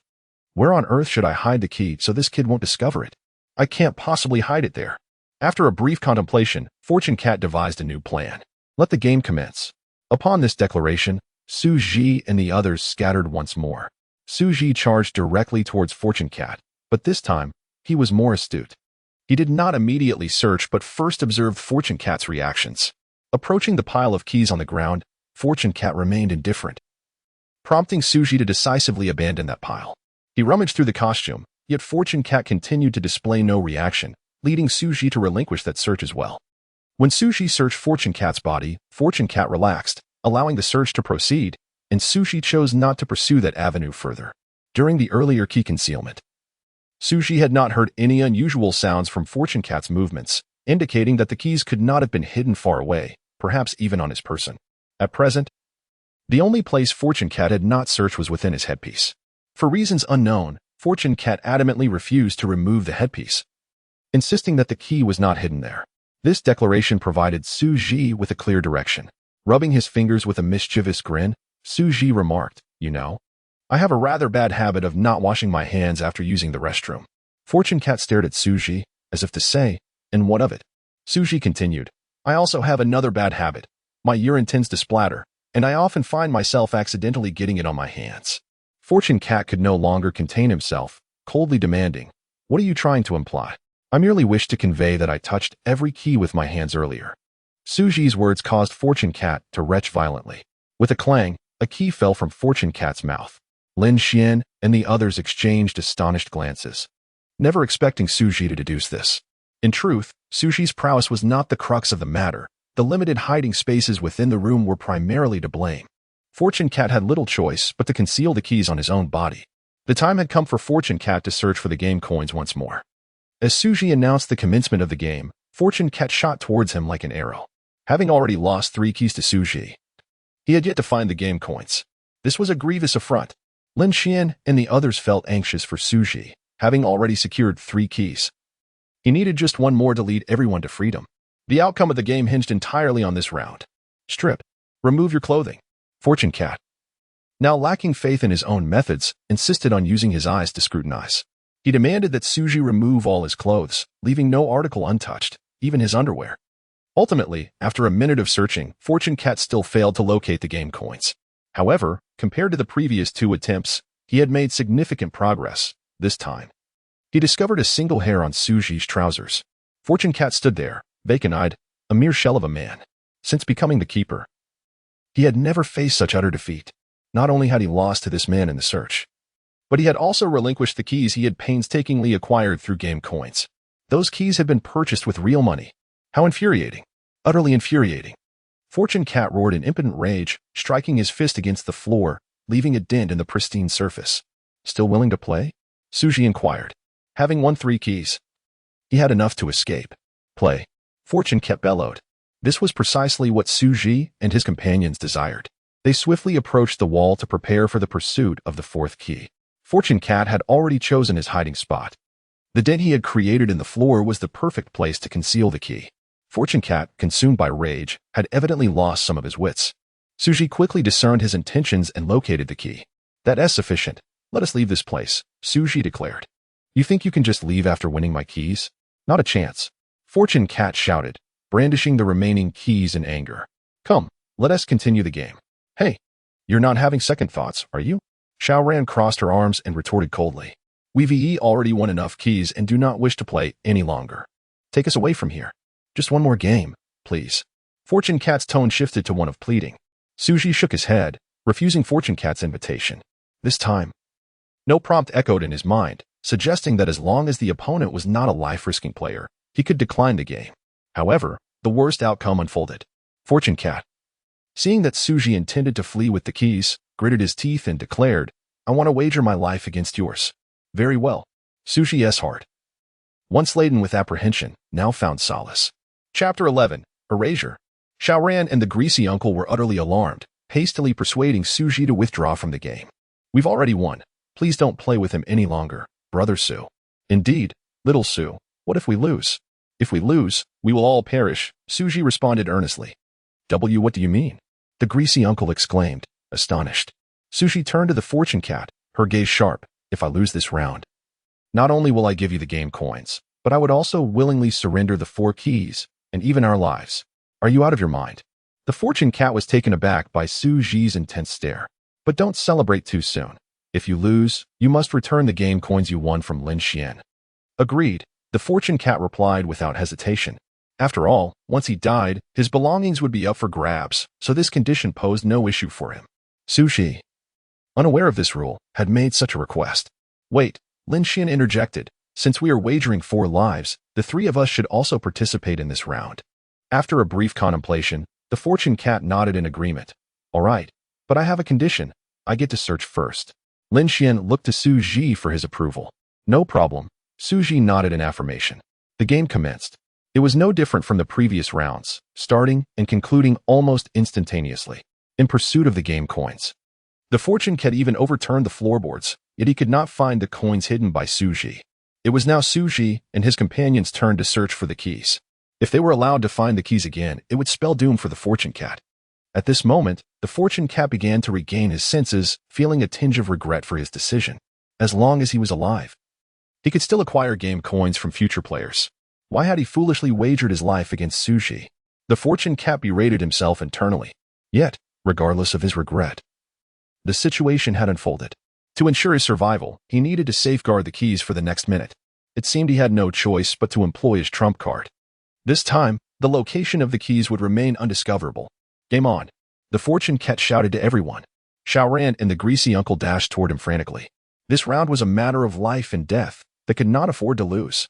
The 4 of them collaborated, inspecting every conceivable hiding spot in under 15 seconds. Yet they failed to uncover even a trace of the keys. Did you hide the keys in your mouth again? Xiaoran questioned the fortune cat. No, he replied, placing his hand on his neck. I assure you, the keys are not above this area. If they aren't above, then they must be below, Xiaoran thought. Her mind racing, she quickly moved behind the fortune cat, fixating her gaze on his rear. Hey, you, little girl. Don't tell me you intend to do something inappropriate to a man? The fortune cat stammered nervously. What else should I do? Do I want to sacrifice my life here? Xiaoran retorted, Get down now. The greasy uncle, witnessing the scene, hurried to assist. I swear, they're not in there. The fortune cat, terrified, pressed against the wall, desperately shielding his backside. Xu Zhi understood that these puppet-like individuals revered the rules of the game. Since the fortune cat dared to swear the keys were not there, they must be hidden elsewhere. Unfortunately, his chainsaw had malfunctioned. Otherwise, he could have swiftly retrieved the keys. Grasping the broken saw blade, Xu Zhi approached the fortune cat. Before you, I encountered a Garfield who informed me that dismembering a person with bare hands is quite troublesome. I wonder if that is true. What are you planning to do?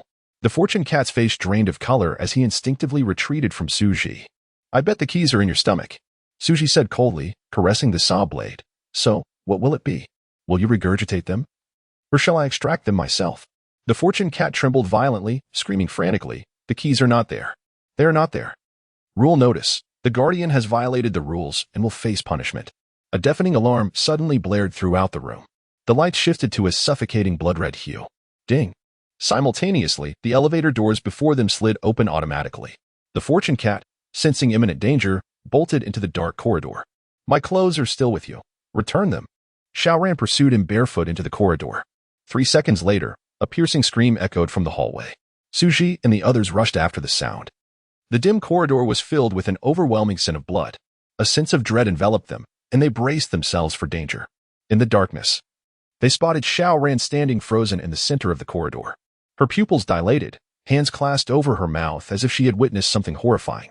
Lin Xian was the first to reach Xiaoran's side, only to be equally frightened by the scene before them, illuminated by the corridor's light. Lin Xian discerned the lifeless form of the fortune cat sprawled on the ground, his abdomen ripped open, silent as death. Through the gaping wound, a key was visible within. It seemed as though someone had orchestrated this, intending to demonstrate the dire consequences of violating the rules. Xu Zhi and the greasy uncle, arriving shortly after, were met with the same sight. Who did this? Xu Zhi inquired of Xiaoran. I don't know. He was already dead when I caught up. Xiaoran trembled as she picked up her clothing from the corpse of the fortune cat. This is too bizarre. We must leave now. The 4 exchanged glances before hastily making their way to the elevator. As they departed, Xu Zhi appropriated his rightful tokens from the fortune cat's body. They entered the elevator, which bore no distinction from a regular one, save for the buttons. While a normal elevator would feature buttons for various floors and an open button, this one had only a single upward arrow. Lin Xian pressed the sole button, and the elevator began its slow ascent. The journey felt significantly prolonged, taking nearly 9 minutes to reach the destination. Ding, with a crisp chime, The elevator doors creaked open. The group stepped out, their excitement quickly morphing into terror once more. Chapter 12. The Pink Rabbit. What lay beyond the door was not an exit, but rather the interior of a large supermarket. A figure clad in a rabbit costume stood vigil outside the elevator, clearly having awaited their arrival for quite some time. Upon witnessing this scene, the others realized they had yet to escape the confines of one another's captivity. "Greetings, I'm the Pink Rabbit," she introduced herself, her voice sweet and evidently belonging to a lively young woman. Upon recognizing her as a girl, the greasy middle-aged man finally mustered some courage and inquired, "Are you affiliated with that fortune cat downstairs?" "Indeed, dear," the Pink Rabbit nodded. "Hey, that fortune cat downstairs has already consented to let us go. What is your purpose in blocking our way here?" Xu Ran retorted with an irate tone. She seemed to harbor a deep-seated animosity towards the Pink Rabbit, as if they were born rivals. The root of this animosity lay primarily in the enchanting quality of the Pink Rabbit's voice, which Xu Ran found intolerable. To her, it was not sweet, but rather repulsive. "Sister, I believe you have misunderstood the fortune cat's intentions. When he spoke of leaving, he merely meant releasing you from his jurisdiction over this floor," Lin Xian perceptively interjected, recognizing the key phrase in the Pink Rabbit's words. "Are you implying that there is more than one level where we are being held?" Lin Xian inquired. "I am afraid I am not at liberty to disclose that information," the Pink Rabbit replied softly, maintaining her composure throughout the exchange, her service level akin to that of a 5-star customer service representative. "Is there anyone else with questions?" she asked the group, her gaze swiftly landing on Xu Zhi, who had yet to speak, as he was also intently observing her. "I have a question," Xu Zhi finally ventured. "Please proceed," the Pink Rabbit responded politely. Xu Zhi pointed at her costume, earnestly stating, "Your costume is clearly white. So why do you call yourself the Pink Rabbit?" The 5-star customer service Pink Rabbit was momentarily taken aback by Xu Zhi's question. Noting her silence, Xu Zhi curiously asked, "Is that also something you cannot disclose?" "I like it, and it is none of your concern," the Pink Rabbit retorted, her frustration evident. Suddenly realizing her abruptness, she panicked and lamented, "Oh no, how could I lose my temper? The sheriff said players are akin to gods. I must maintain a gentle demeanor to lure them in and ultimately deceive them." The group observed the self-dialogue of the Pink Rabbit, sensing that she was perhaps more unhinged than the other puppets downstairs. No wonder they were a gang. One probably needed at least a decade of mental instability to join them. "Apologies, I did not mean to lose my temper. I hope you can forgive me." The Pink Rabbit sincerely apologized to Xu Zhi. "We all struggle for survival, I completely understand. Feel free to slap yourself a couple of times," she replied. The Pink Rabbit. The greasy man interjected, "Sister, if you truly wish to apologize, why not just let us leave this place?" The Pink Rabbit quickly shook her head. "That simply cannot happen. You can only escape once you possess the key in my possession." Following the previous game, the man had already surmised this. "So, what is your game?" The Pink Rabbit, intrigued by a player willing to engage in a game, asked. "Do you not have any game coins or keys? How did you arrive at this level?" The greasy man sighed. "I have no game coins, only a key. But it belongs to the room where I was initially bound. You said you were not exchanging, correct?" "Who said there is no exchange? You can trade your previous key for mine, even without game coins," she replied. "Really?" The man's eyes brightened with newfound hope. "Indeed," the Pink Rabbit continued. "But since you seem rather dim-witted, I certainly won't be exchanging with you." "Huh, why not?" "No reason. Simply because you are too foolish," she laughed, covering her mouth. The man's flickering hope was extinguished. "What do you mean, girl? If you don't want to exchange, why mock me?" "My apologies. But just thinking about winning your key makes me happy." "Win my key? You still want me to play a game?" "Oh dear, don't be frightened. Consider this. If you win, you will have 2 keys. And if I lose? If you lose, you can only wait for your demise." "What?" The Pink Rabbit no longer paid attention to the greasy man and turned her gaze to the others. "Brothers and sisters, how many game coins and keys do you possess?" Lin Xian, having lost her only key to Xu Zhi, had borrowed back her game coin from him, promising to return it later. Upon seeing the game coin in Lin Xian's hand, the Pink Rabbit's eyes sparkled with delight. Xu Ran had emerged from the room entirely empty-handed, even losing her clothing and accessories to the fortune cat. Had it not been for Xu Zhi's eventual triumph over the fortune cat, Xu Ran would not have had even a thread to wear. She turned her gaze towards Xu Zhi, who she had witnessed collect all of the fortune cat's keys. "Brother Xu, grant me a key," Xu Ran implored, her demeanor sweet. The Pink Rabbit, witnessing this exchange, asked Xu Zhi, "Do you possess many keys?" "Not too many," Xu Zhi replied, producing a stack of 7 keys from his pocket. How is that possible? Are you not a newcomer? How could you have so many keys? The pink rabbit's voice trembled in astonishment. It was already impressive for a newcomer to possess even 1 key and 1 game coin upon reaching this level. She had never encountered anyone with 7 keys before. Before Xu Zhi could respond, the pink rabbit immediately deduced the answer. You won against the fortune cat? The pink rabbit instinctively took a step back in fear. As a puppet, she understood that the fortune cat would never allow a player to win so many keys from him, even if it meant wagering his life. The fortune cat would find a way to keep the opponent from escaping. Now that Xu Zhi stood here with 7 keys in hand, it could only mean that the fortune cat had lost his gamble. You seem quite surprised by the cat's demise, Xu Zhi approached and asked. No player has ever defeated a guardian before. The pink rabbit's face was pale, her words frantic. You are a newcomer. How could you possibly achieve this? Initially, the pink rabbit had been envious of Xu Zhi's 7 keys, but her instincts now warned her that this man was dangerous. She could not engage in a game with him. Chapter 13. You have lost in a desperate bid for self-preservation. The pink rabbit unexpectedly produced a key to exchange with Xu Zhi. I have no desire to engage in games. Let us simply exchange keys. And I shall allow you to leave. Upon witnessing the pink rabbit's overtures, Xiaoran and the greasy uncle were consumed with envy. However, Xu Zhi hesitated to depart. For according to the pink rabbit, another puppet was stationed behind her. If she could glean any valuable information from the pink rabbit, it would significantly aid her in the trials that lay ahead. Perhaps she could even discover an effective means of escape from this place. Xu Zhi shook her head, declining the pink rabbit's offer. Her refusal rendered all present momentarily speechless. What do you mean? You do not wish to leave? The pink rabbit's tone shifted to one of hostility, completely abandoning her previous customer service demeanor. It's not that I do not wish to leave. Rather, I am in no hurry to depart, Xu Zhi replied. The pink rabbit, taken aback, could only laugh in disbelief. Other players, upon realizing they could exchange keys for freedom, were ready to take flight, while this man before her was evidently an anomaly. Hey, sister, since he isn't leaving, then let me go, the greasy uncle implored, offering his key. No, if you wish to obtain a key, you must engage in a game with me, the pink rabbit retorted. The greasy uncle despaired. What kind of absurd world is this? Some wish to leave and cannot, while others can leave yet choose not to. It is utterly unjust. The pink rabbit approached Xu Zhi, whispering, Brother, I have already granted you a path to safety. I hope you do not take it for granted. If your intention in staying is to play a game with me, then let us proceed. But this will not serve either of our interests. Xu Zhi smiled, but refrained from responding. From the pink rabbit's earlier remarks, Xu Zhi confirmed his suspicion. Players could indeed challenge the puppets to games. Otherwise, the pink rabbit would never have suggested such an engagement. Given her nature, she would have likely disregarded Xu Zhi after her decision to remain. Sister, please do me a favor and let me go, the greasy uncle pleaded once more, only to receive the pink rabbit's unyielding refusal.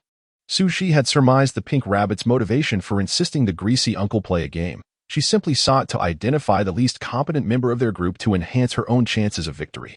In a scenario where the stakes were equal, the pink rabbit would naturally prefer a less skilled opponent. This wasn't merely the pink rabbit's modus operandi, rather. It was the inherent strategy of all puppets. After all, it is human instinct to seek benefit and avoid harm.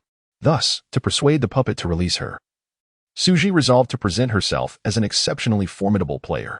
Only then would the puppet refrain from initiating a game, allowing her to navigate the challenges unscathed through the exchange of keys. Come on, uncle, let us engage in a game. Should you win, you may leave, the pink rabbit declared as she turned toward the supermarket. The greasy uncle seized Xu Zhi's hand. Xiao Su, you cannot abandon me. If I lose, you must save me. Do you remember our agreement? Xu Zhi inquired. Of course. If I win, all game currency will belong to you, the greasy uncle promised. Xu Zhi added, I not only desire game currency but also the key. All right. I will give you whatever you want, so long as you can rescue me. Xu Zhi nodded, and the group followed the pink rabbit into the supermarket. This expansive supermarket bore no distinction from a typical one. The shelves brimmed with an array of goods, including various essentials and even adult items. The pink rabbit guided them to a small room, which seemed to serve as an office for the supermarket staff. However, the room contained little more than 2 cardboard boxes and a solitary electronic clock on the wall. The envisioned office furniture was conspicuously absent. The pink rabbit retrieved 2 boxes from a corner, handing one to the greasy uncle. Have you ever played a guessing game? The pink rabbit queried. I have not. The greasy uncle replied honestly. The pink rabbit was unfazed. The more uninformed her opponent, the greater her chances of triumph. She patiently explained. We each have 1 minute to select an item from the supermarket. Remember, you must choose only one item. After selection, we will place our items in the boxes. Then take turns asking each other questions. Based on the information gleaned, we will attempt to guess the contents of each other's boxes. The first to correctly identify the other's item wins. The greasy uncle bowed his head in silence, seemingly grasping little of the explanation. The game commenced. The pink rabbit paid no heed to whether the greasy uncle understood the rules. She was eager to begin. After all, he was her adversary, and the more he knew, the less advantageous it would be for her. The rules permitted the puppets to withhold certain aspects of the game as they introduced it, requiring only that players comprehend the fundamental mechanics. If the greasy uncle fell victim to the unspoken rules due to his ignorance, it would be his own folly. Many players who perished in this realm were not vanquished by the puppets, but rather by their own misunderstanding of the rules, often attempting clever tricks that inadvertently crossed a line, leading to their elimination. As the greasy uncle observed the pink rabbit leave, he hastily followed, clutching his box. Unsure of what to select, he aimlessly perused the shelves. Bottled water? No, that would be too easily guessed. Instant noodles? No, still too obvious. Bread? No. That won't do. The greasy uncle picked up item after item, only to dismiss each one. Just as he wavered, the pink rabbit suddenly dashed back into the office. The greasy uncle, seeing her return, hastily grabbed a bag of egg yolk pastries and stuffed it into his box. Then urgently pursued her. Sister, why are you running? The greasy uncle gasped. The first rule of the guessing game states that if a player does not return to the room before time expires, they are deemed to have failed. The pink rabbit pointed at the electronic clock on the wall, which read 1 minute and 1 second. Chapter 14. Panic, you've lost. Hand over the key, she demanded. Oh, just 1 second late, surely that isn't fair. Rules are rules. Quickly, give me the key. The pink rabbit's voice brooked no argument. Under her insistence, the greasy uncle reluctantly surrendered his key. Seriously? You lost before it even began. How foolish can you be? Xiao Ran sneered from the sidelines.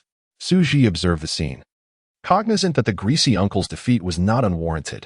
Newcomers playing this game for the first time often second-guess themselves, losing track of time. The pink rabbit astutely exploited this to secure her victory. She deliberately timed her return, only dashing back to the room just as the clock was about to run out. This meant that any player entering the room after the pink rabbit was destined to lose. While this tactic could spell disaster for her opponents, it demanded an exceptional level of precision from the pink rabbit. She had to mentally calculate the timing with exactitude. Any miscalculation, be it too long or too short, could either grant her opponent a chance at survival or lead to her own elimination. Xu Zhi mused, under such pressure. Could the pink rabbit still have the energy to select her items? This round's victory had undoubtedly bolstered the pink rabbit's confidence. To her, this group of individuals was no different from the previous players. As long as she maintained her composure, she could easily manipulate them at will. The pink rabbit cast a covetous glance at Xu Zhi, feeling that with the right performance, she could challenge him to a match. Who will play next? She inquired of the group. The greasy uncle shouted at Xiao Ran. Aren't you feeling confident? Why don't you give it a go? Fine, I'll do it. Xiao Ran approached Xu Zhi, playfully saying, Brother Xu, could you lend me a key? I want another round for you. Without hesitation, Xu Zhi readily handed her a key. His willingness was not born of compassion, but rather a desire to use Xiao Ran as a probe to gauge how many tricks the pink rabbit had up her sleeve. Xiao Ran seized the greasy uncle's box and promptly exited the room. Little girl, you still have much to learn about cunning. Unlike the greasy uncle, Xiao Ran wasted no time. She swiftly selected her item and returned to the room. With Xiao Ran back ahead of schedule, the pink rabbit lost her opportunity to trap her. As the game was about to commence, Xu Zhi and the others intended to inspect the contents of the 2 boxes, but the pink rabbit raised her hand to stop them. For the sake of fairness in the game, you 3, as spectators, can only observe the proceedings. You cannot inspect our boxes. Is that part of the rules? Xu Zhi inquired. What do you think? The pink rabbit offered Xu Zhi a cryptic look. The 3 of them stepped back, refraining from peering into the boxes to avoid violating the rules and facing elimination. The game commenced, with the pink rabbit posing the first question. Is the item in your box food? Yes. Now it's my turn. Is the item in your box food? No. After a round of questions, the pink rabbit had already uncovered a clue, narrowing the possibilities to food. while Xiao Ran remained uncertain of the type of items in her opponent's box, thus finding herself at a disadvantage. Is the item in your box from the snack section? No, Xiao Ran replied. Is the item in your box usable? It can be used. Upon hearing this, Xiao Ran exclaimed, I know. Your box contains a toy. You are mistaken. The pink rabbit shook her head. You're lying. I clearly saw you at the adult vending machine. Xiao Ran insisted. I merely strolled by the vending machine. Does that necessitate purchasing a toy? The pink rabbit's complexion flushed.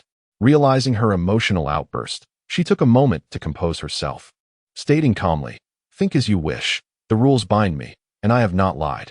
Furthermore, since you guessed the item, you have used one question, allowing me to pose 2 questions now. Guessing counts as a question? Why didn't you mention this earlier? Had I known, I wouldn't have asked. Xiao Ran felt exasperated. Yet due to the game's rules, she refrained from any reckless actions for fear of being eliminated. After a brief contemplation, the pink rabbit asked, Is your item in the vegetable section? Yes, Xiao Ran responded. Since guessing the item had consumed her turn, Xiao Ran could only wait for the pink rabbit to ask another question before she could speak. However, the pink rabbit had no intention of asking again. She turned to Xu Zhi and the others, smiling. The game has proceeded through 3 rounds of questioning. According to the rules, if neither side has won after 3 rounds, external assistants may be summoned. External assistants? How would that work? Are they going to peek at what's in your box? Xiao Ran scoffed. The pink rabbit smiled. Congratulations. You guessed correctly. However, the external personnel can only convey the answer through gestures. No other hints are permitted. The pink rabbit looked at Lin Xian, beautiful sister. Would you kindly take a look at what's in her box and then depict its contents in the air with your hands? Upon hearing this, Lin Xian approached Xiao Ran and quickly discerned the contents of her box, a carrot. She contemplated whether to mislead the pink rabbit with erroneous gestures to aid Xiao Ran in securing victory. Yet, she soon discarded this notion. To illustrate the carrot as another vegetable would be akin to lying. The cat of fortune met a grim fate due to deceit, and she could not afford to take such risks. The pink rabbit watched Lin Xian intently as she began to depict the item in the box. Lin Xian extended her index finger, tracing a rough outline of the carrot in the air. The pink rabbit's lips curled into a smile. I deduce that the item you have concealed is a carrot. Am I correct? Xiao Ran trembled, her expression revealing the answer to the pink rabbit. I have triumphed. Hand over the key, the pink rabbit demanded. Wait. According to the rules, I should be able to call for assistance from a spectator, right? I want someone to check your items too. Xiao Ran made one last attempt to resist. That's permissible, the pink rabbit nodded. Then turned her gaze to Xu Zhi and the greasy uncle. Only one spectator can check each side, so it remains between the 2 of you. Who will it be? I will. The greasy uncle volunteered eagerly, his thoughts almost transparent on his face, a mere pretext to uncover the pink rabbit's hidden cards. The pink rabbit nodded, signaling the greasy uncle to come and inspect. Approaching her with a sly grin, the next moment, that smile vanished, replaced by confusion, and ultimately, sheer panic. Chapter 15. Nothing at all. Hurry up and gesture. What on earth is hidden in her box? Xiao Ran shouted at the greasy uncle. She had already surrendered the key to the pink rabbit and now could only place her hopes on the greasy uncle, wishing that the information he provided would lead her to a correct guess. However, the greasy uncle's response was utterly unexpected. He stood there, his face contorted, seemingly at a loss for how to describe the contents of the box. What are you standing there for? Gesture, Xiao Ran exclaimed, her frustration palpable as she stamped her foot. Were it not for the constraints of the rules, she would have flown over to inspect what the pink rabbit was hiding. After pondering for a while, the greasy uncle could only spread his hands, wearing an expression that was difficult to articulate. Damn it, gesturing means what? Xiao Ran felt herself on the verge of fainting from anger. The pink rabbit, wearing a smug smile, urged, Sister, he has gestured once already. According to the game rules, it's your turn to guess. Observing the greasy uncle's mixed expression, Xiao Ran recalled the items that the pink rabbit had been through and tentatively guessed. Is it a badminton? Wrong. The pink rabbit sprang to her feet, forcibly snatching the key from Xiao Ran's grasp. You lost. The key belongs to me. Xiao Ran could hardly believe she had lost, rushing forward to grab the greasy uncle's collar, shouting, What on earth are you doing? Why didn't you gesture? The greasy uncle whispered a few words in Xiao Ran's ear, causing her expression to shift to one of terror. She attempted to inspect the pink rabbit's box but was blocked by the latter. The game has ended. I have the right to deny you access to the box. Xiao Ran glared at the pink rabbit, grinding her teeth as she spat. You shameless creature, playing so deviously. You seem to have no stakes left. The pink rabbit disregarded Xiao Ran and turned her gaze to Xu Zhi and the others. Who will play next? I will. The greasy uncle stepped forward unusually. You? The pink rabbit raised an eyebrow, puzzled. It seems you have no stakes either. I have no stakes, but I can borrow some. The greasy uncle approached Xu Zhi, smiling and pleading, Brother Xu, it's time to lend me a hand. If you give me the key, I am sure to win. Xu Zhi readily produced a key and handed it to the greasy uncle. He was bold enough to gamble against the pink rabbit again, having just discerned her cards. Xu Zhi was curious to see what tricks the greasy uncle would employ, and even more intrigued to observe how the pink rabbit would respond when her hand was revealed. Casually giving away a key, it seems you have yet to grasp its significance here. The pink rabbit sneered, feeling she had underestimated Xu Zhi. Sister, I have the key now. Can we start the game? The greasy uncle inquired with a grin. Of course, the pink rabbit nodded before announcing, the game begins. The electronic clock on the wall reset and began counting down. The greasy uncle picked up his cardboard box and darted out of the room, striving to keep the greatest distance possible from the pink rabbit. His intent was simply to prevent her from seeing the contents of his box. In truth, the greasy uncle had no intention of placing anything inside the box. That was his strategy. During the previous round, when inspecting the pink rabbit's box, the greasy uncle refrained from gesturing any items because there was nothing within it. An eye for an eye, he thought, running far to mislead the pink rabbit, who would certainly never guess that his box contained nothing at all. The greasy uncle calculated the time and, feeling that a minute was nearly up, began to race back. While returning, he deliberately feigned the effort of carrying a heavy load, attempting to mislead the pink rabbit into believing his box held something substantial. The pink rabbit had been waiting in the room for quite some time. It appeared she was decisive in her selection. Come on, let's start the game, the greasy uncle declared, setting down the box while pretending to be out of breath. There's no rush. The time isn't up yet. The pink rabbit glanced at the electronic clock on the wall, noting that only 10 seconds remained. Oh, since we've both chosen our items, a few seconds early doesn't matter, the greasy uncle urged. The pink rabbit wore a peculiar smile. Oh, have you truly made your selection? The greasy uncle's heart skipped a beat. Could this woman have deciphered his intentions? Striving to mask his unease, he retorted, of course. If I hadn't made a selection, could I have run so far? Very well, let us see, the pink rabbit replied, falling silent and adopting an eerily calm demeanor. Tick-tock, tick-tock. Everyone stared at the wall clock, watching the seconds slip away. For some inexplicable reason, the atmosphere in the room grew tense, as though the passing time was not a mere countdown, but a countdown to death itself. After a strange silence, the clock finally reached 1 minute. You see, waiting those last few seconds is nothing but a waste of our time, the greasy uncle chuckled, attempting to ease the tension. In the next moment, the room was suddenly bathed in a blood-red light, and alarms blared. Buzz, buzz, buzz. Everyone had witnessed such a scene when the fortune cat violated the rules. At that time, the same eerie red light and ringing sounded, followed by the fortune cat's inexplicable demise in the corridor. Uncle, it seems someone among us has breached the rules. The pink rabbit smiled cheerfully, clearly having anticipated this situation. It wasn't me. I didn't violate the rules, I swear. The greasy uncle, terrified, collapsed onto the floor, sweat streaming down his face. Oh, really? The pink rabbit patiently explained. I stated that before the minute elapsed, players must select an item and return to the room. Did you accomplish that? The greasy uncle fell into silence, his face filled with despair. He had clearly seen that the pink rabbit's box contained nothing during the last round. Why had she not faced retribution from the rules? This is unfair. This is unjust. The greasy uncle became frantic, shouting, You also broke the rules. Your box was empty in the last game too. If I am to die, then you shall perish alongside me. The greasy uncle dashed toward the pink rabbit, and just as his hand was about to reach her, an invisible force severed his arm. Blood gushed from the wound as he collapsed amidst the crimson. His eyes fixed on the pink rabbit's box, he muttered, I bet your box is still empty this round. He extended his other hand to touch the box, only for his arm to be severed once more by the unseen power. Xiao Ran, nearby, covered her mouth in terror, afraid to make a sound lest she attract the wrath of the rules.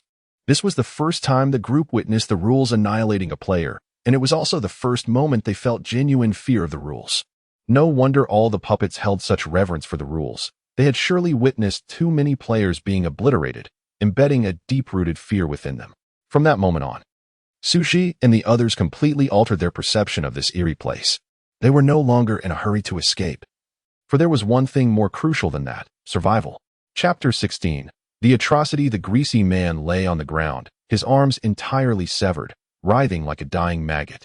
The rules showed no intention of relenting. His legs were cut again, followed by his facial features, and ultimately his innards. It was akin to a harrowing execution, disassembling the greasy man piece by piece until he was reduced to a mere heap of minced flesh. A human body contains approximately 5 liters of blood, enough to stain half a room. Xiao Ran was too frightened to open her eyes and witness the scene before her, and even Lin Xian, a woman of composure, felt a wave of nausea. Xu Zhi stepped back a few paces to the corner of the room, not out of fear of the sanguinary spectacle, but to avoid soiling his shoes with blood. Once the greasy man was entirely devoid of life. The blood and bits of flesh on the floor began to seep into the ground. Xu Zhi had initially worried that the blood would interfere with the continuation of the game, but it seemed that was no longer a concern. At that moment, the entire floor resembled a colossal sponge, absorbing the blood and flesh without reservation. Minutes later, the crimson glow of the room faded, returning to normal lighting. The blood and meat on the floor vanished along with the red light. The group looked around, realizing that the room bore no trace of the gruesome event. Not even a hint of a metallic scent. It was as if the room had never housed the greasy man at all. If not for the pile of clothes and a key on the floor, they might have doubted the man's existence. The pink rabbit remained unaffected, cheerfully picking up the key and tucking it into her costume. The pile of clothing held no interest for her, but for the greasy man, it was likely the only remnant of his presence here. Who will play next? The pink rabbit asked the group. With 3 consecutive victories, she brimmed with confidence. Xu Zhi and the others remained silent. The pink rabbit approached Xiao Ran, smiling. Sister, would you like to join me in playing? I won't play. I don't want to die. Xiao Ran cowered on the ground, entirely stripped of her earlier bravado. She certainly did not wish to meet the same fate as the greasy man, even if it meant waiting in the room without obtaining the key. Xiao Ran was unwilling to choose such a death. The pink rabbit felt a tinge of disappointment and turned to Lin Xian. Pretty sister, you still have a game token. Would you care to play with me? Lin Xian was still grappling with the bloody imagery from earlier. Yet, regardless of what had transpired, life must move forward. After a brief moment of mental preparation, she softly replied, All right, I will play with you. Wait. Xu Zhi interjected, stepping in front of Lin Xian. A playful smile directed at the pink rabbit. I will play with you. You? The pink rabbit hesitated for a moment. What's the matter? Afraid? Xu Zhi mocked. It seems you only dare to prey on the weak. Let us play then. The pink rabbit growled through gritted teeth. I gave you a chance at survival. Don't regret it if you lose. If you lose, I will stay here, and since the supermarket is outside, I won't want for food. Dream on if you think you can snatch my snacks. If you don't want me to stay and take your snacks, you had better let me win in the upcoming game. That is impossible. The only fate for anyone gambling against me is death. The pink rabbit reset the electronic clock on the wall. Enough chatter. Let the game begin. She lifted her cardboard box and stepped out of the room first. Xu Zhi did not rush out but turned to Lin Xian. Follow her and see what she puts in the box. Isn't that cheating? Lin Xian replied, slightly taken aback. If you learn the answer and tell me, of course, that would be cheating. I merely want you to observe what she places in the box, to help you understand her tactics and enhance your chances of winning in the next gamble. Lin Xian smacked her forehead, regretting not having thought of that herself. Thank you. She exited the room, trailing behind the pink rabbit. Xu Zhi's intention to bolster Lin Xian's chances of winning was to secure a reliable and clever ally to accompany him forward. At this point, Lin Xian was undoubtedly the optimal choice. As for Xiao Ran, she was still reeling from the earlier atrocity and could not be relied upon. Xu Zhi entered the supermarket with the box, leisurely selecting goods. His demeanor was far from that of a participant in a life-or-death game. It resembled more of a casual shopping trip. It seemed Xu Zhi had already devised a strategy. After careful consideration, he placed a bag of crispy noodles into the box. Just as Xu Zhi stepped back into the room, Lin Xian and the pink rabbit followed closely behind. The pink rabbit was taken aback by Xu Zhi's underhanded tactic of letting Lin Xian follow him, feeling quite displeased. You certainly have guts, skirting the edge of the rules, she said to Xu Zhi, her tone decidedly unfriendly. Is that a compliment? Thank you, Xu Zhi replied shamelessly. Humph. The pink rabbit turned to Lin Xian, coldly warning, Sister, you must be cautious with your words now, lest the rules obliterate you. Lin Xian remained silent, merely exchanging a glance with Xu Zhi. Her expression was grim, as if the contents the pink rabbit had placed in the box had caught her off guard. Xu Zhi tapped his fingers against the wooden box, seeming to have an epiphany. The electronic clock on the wall continued its relentless ticking. Only 10 seconds remained. Since entering the room, Lin Xian had been fixated on the clock, seemingly awaiting something. 10 seconds passed swiftly, yet the game commenced without any mishap. Lin Xian glanced at the pink rabbit's box, her expression growing even more inscrutable. Xu Zhi absorbed it all, coming to a conclusion. The pink rabbit had undoubtedly not placed any items in the box, and Lin Xian's perplexed expression stemmed from witnessing this. She had been watching the clock to see if the pink rabbit would be obliterated by the rules. But the normal progression of the game left Lin Xian more baffled about the rules. Why was it that, although both participants, the greasy man's empty box was deemed a violation, while the pink rabbit faced no consequences for her empty box? Could it be that the hidden rule allowed doll characters to leave their boxes empty? No. Lin Xian dismissed that thought. The pink rabbit had stated during the game's introduction that any participant must place an item in the box before the countdown ended. Since it applied to all parties, the pink rabbit was certainly included. But how had she managed to evade placing anything in the box without facing annihilation from the system? Chapter 17. The hidden card of the pink rabbit. Lin Xian bowed her head, lost in thought. Meanwhile, Xu Zhi, upon confirming that the pink rabbit's box was empty, remained unperturbed. Lin Xian had considered the same notion. Xu Zhi found it hard to believe that the pink rabbit would dare to take such risks while fully aware of the rules, attempting to skirt the boundaries. Although Lin Xian had closely followed the pink rabbit, trying to discern her hidden card, the pink rabbit, clad in a costume, was significantly taller than an average person, adeptly using her size to obscure Lin Xian's view while casually selecting an item to place in her box. The fact that the pink rabbit refrained from doing so only hinted at one conclusion: her box must contain something. The game stipulated that a player could place only one item into the box. If the pink rabbit had already placed an item in her box, adding another would breach the rules, leading to her eradication by the very regulations she sought to manipulate. Previously, the greasy uncle had discovered the pink rabbit's box to be empty, and at that moment, no one had followed her, allowing her the opportunity to place anything inside the box. Yet, she chose not to. This further solidified Xu Zhi's conclusion that the pink rabbit had, from the very start, concealed an item within her box. After all, the boxes had been allocated by the pink rabbit from the beginning, and neither party had exchanged boxes since. As for why the greasy uncle had not seen the contents of the box, Xu Zhi surmised it was merely because the item placed inside was cleverly concealed. At that moment, Xu Zhi's perception of the pink rabbit underwent a significant transformation. This woman's true cunning far exceeded her seemingly harmless exterior. It was indeed no surprise that the greasy uncle had met his demise at her hands. "Shall we commence the game?" the pink rabbit inquired of Xu Zhi. "Yes," Xu Zhi replied, extending his hand. "You may pose your question first." The pink rabbit, unreserved, began her inquiries. "Is the item in your box food?" Glancing at the crispy noodles within his box, Xu Zhi answered succinctly, "No." Lin Xian's body stiffened, her heart racing. Just moments ago, as they entered the room, she had been right behind Xu Zhi. Although she had not seen what he placed in his box, she had witnessed him lingering in the snack area throughout. Therefore, the item in his box should undoubtedly be food. How could it possibly not be? Yet, the absence of any anomalies within the room indicated that Xu Zhi had not violated the game rules. The pink rabbit, equally perplexed, recalled seeing Xu Zhi consistently within the snack section. Her inquiry regarding whether the item was food was merely a precaution, but she never anticipated Xu Zhi's answer would defy her expectations. "My turn," Xu Zhi stated. "Is the item in your box larger or smaller than my palm?" "Larger," the pink rabbit replied. Once again, no unusual occurrences transpired, confirming that the pink rabbit was truthful. Lin Xian gazed at the seemingly empty box of the pink rabbit, internally lamenting how something could be larger than a palm when the box held nothing at all. She found herself utterly bewildered by this game. Why were both parties seemingly violating the rules, yet there was no consequence? The pink rabbit, having failed her previous question, still harbored doubt. "You weren't lying in the last game, were you? Are you certain it's not food?" "Be cautious. Lying may lead to punishment." "I am certain," Xu Zhi smiled. "That counts as a question. Now it's my turn." The pink rabbit protested. "Wait, I merely wanted to confirm your previous answer's truthfulness." "How does that count as a question?" "The truth of my answer will be judged by the rules, not your concern," Xu Zhi retorted, his expression shifting. "What? Do you not trust the fairness of the rules?"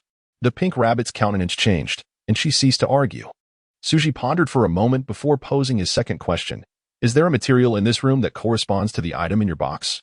"Yes," the pink rabbit answered decisively, then asked, "Is the item in your box located in the snack area?" "Yes," Xu Zhi replied. This left the pink rabbit utterly confounded. The item in her opponent's box resided in the snack area, yet it was not food. Could it be that he had placed a cabinet inside? The premise being, he would need to fit it in there. Not allowing her any time to ponder, Xu Zhi asked his third question, "Is the item in your box fire-resistant?" Upon hearing this, the pink rabbit's heart trembled. After a few seconds, she replied, her voice quivering, "Yes." Xu Zhi nodded in satisfaction. The two had now engaged in 3 rounds of questioning. Since neither had triumphed in the game, they could now request external assistance. Xu Zhi took the initiative, choosing Lin Xian to help him inspect the contents of the pink rabbit's box. Xiao Ran, feeling terrified, did not wish to ally with someone so skittish. Lin Xian approached the pink rabbit, feeling that her assistance was entirely superfluous. With nothing placed inside the box, what could she possibly discern? Xu Zhi then reminded her. Lin Xian, observe carefully and consider the 3 clues provided by the pink rabbit. Lin Xian nodded, having committed the 3 clues to memory. First, the item in the box was larger than a palm. Second, the room contained the material of that item. Third, it was fire-resistant. With these clues in mind, Lin Xian scrutinized the pink rabbit's box. However, as expected, no matter how intently she looked, the box remained devoid of any item. Logically, something larger than a palm should be easily visible. How could it be absent? As Lin Xian cycled through the 3 clues in her mind, a peculiar item flashed across her thoughts. The game rules allowed external assistants to touch an item, did they not? After all, she had already seen it. Lin Xian inquired of the pink rabbit, "May I touch the box?" "No, I refuse." The pink rabbit, as if her most sensitive spot had been touched, immediately rejected Lin Xian's request. Lin Xian smirked, disregarding the pink rabbit's objections, and forcefully reached out to touch the cardboard box. After all, that was merely the reluctance of her costumed persona, not a rule forbidding it, as long as she did not cross the threshold of the rules. Being a bit reckless would not lead to dire consequences. At the moment her fingers grazed the corner of the box, Lin Xian's heart leaped. Her hypothesis was validated. The pink rabbit, furious, shoved Lin Xian with such force that it nearly fractured her arm. Despite the pain, Lin Xian managed to rise, her spirit buoyed. For in that fleeting moment, she had grasped the pink rabbit's hidden card. Seeing the corners of Lin Xian's mouth lift, Xu Zhi understood she had uncovered the answer. "Lin Xian, please signal to me what the opponent's item is," he instructed. Lin Xian raised her arm and pointed towards Xu Zhi's box. The answer was unveiled. The item concealed within the pink rabbit's box was a cardboard box. Chapter 18. Hot Red Tea. The pink rabbit encased a box within a box, rendering it seemingly empty at first glance. Although the box concealed by the pink rabbit was not acquired from the supermarket, the rules stipulated that players must select an item from the supermarket to place inside the box. Since this room itself lay within the supermarket's domain, the pink rabbit's use of a box as an item was not deemed a violation.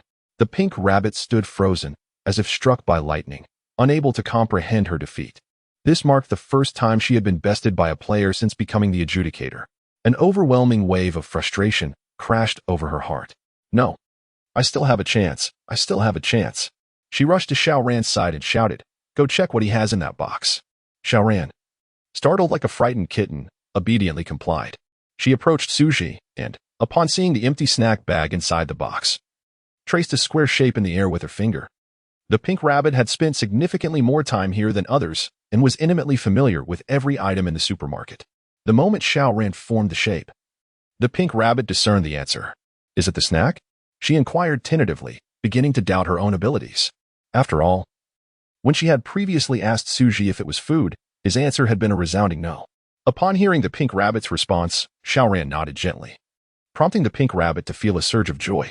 However, Xu Zhi's subsequent reply plunged her spirits once more. "Congratulations, you answered incorrectly. The game is over." "What did you say?" The pink rabbit approached Xu Zhi in disbelief. When she finally saw the empty snack bag in the box, her anger flared, wishing she could strike him. "Isn't this a snack bag? Have your eyes deceived you?" As she raged, she reached for the snack bag inside the box. Yet, in the next moment, she froze in place. The snack bag was, astonishingly, empty. "Madam, it appears your vision may be impaired as well," Xu Zhi remarked, opening the empty snack bag. While the distinction between a snack and a snack bag was a mere word apart, the nature of the items was drastically different. "You are cheating," the pink rabbit fumed, tearing the snack bag apart in frustration. Xu Zhi remained unfazed. "Whether I am cheating or not is determined by the rules. Not by you, I presume?" The pink rabbit felt the urge to retaliate but recognized the validity of his point. If you continue to play this way, the game will be unplayable. Next round, I shall not use empty packaging, understood? Xu Zhi, as if soothing a 3-year-old child, calmed the pink rabbit's emotions. His concern was not for her feelings, but rather the fear of her quitting the game, which would leave him at a loss. After all, the greasy uncle and Xiao Ran had already surrendered 2 keys to him, and he had only managed to regain 1. Fine, as you say. Next round. The use of empty packaging will be considered a violation and result in a game loss, the pink rabbit reiterated. She had come to accept and forgive her defeat. Had it not been for Xu Zhi's underhanded tactics, she would have undoubtedly triumphed. Even if Xu Zhi had guessed her card, she could have leveraged her extensive knowledge of supermarket items to achieve a draw. All right, but before that, hand me the keys. Xu Zhi extended his hand, and the pink rabbit reluctantly surrendered the keys. A new round of the game commenced. This time, the pink rabbit lacked her cardboard trump card and would have to rely on selecting items from the supermarket to secure victory. As the game began, the pink rabbit dashed out of the room. Her familiarity with every item in the supermarket made it easy for her to choose items that would not arouse suspicion. Xu Zhi, as in the previous round, ventured into the food section.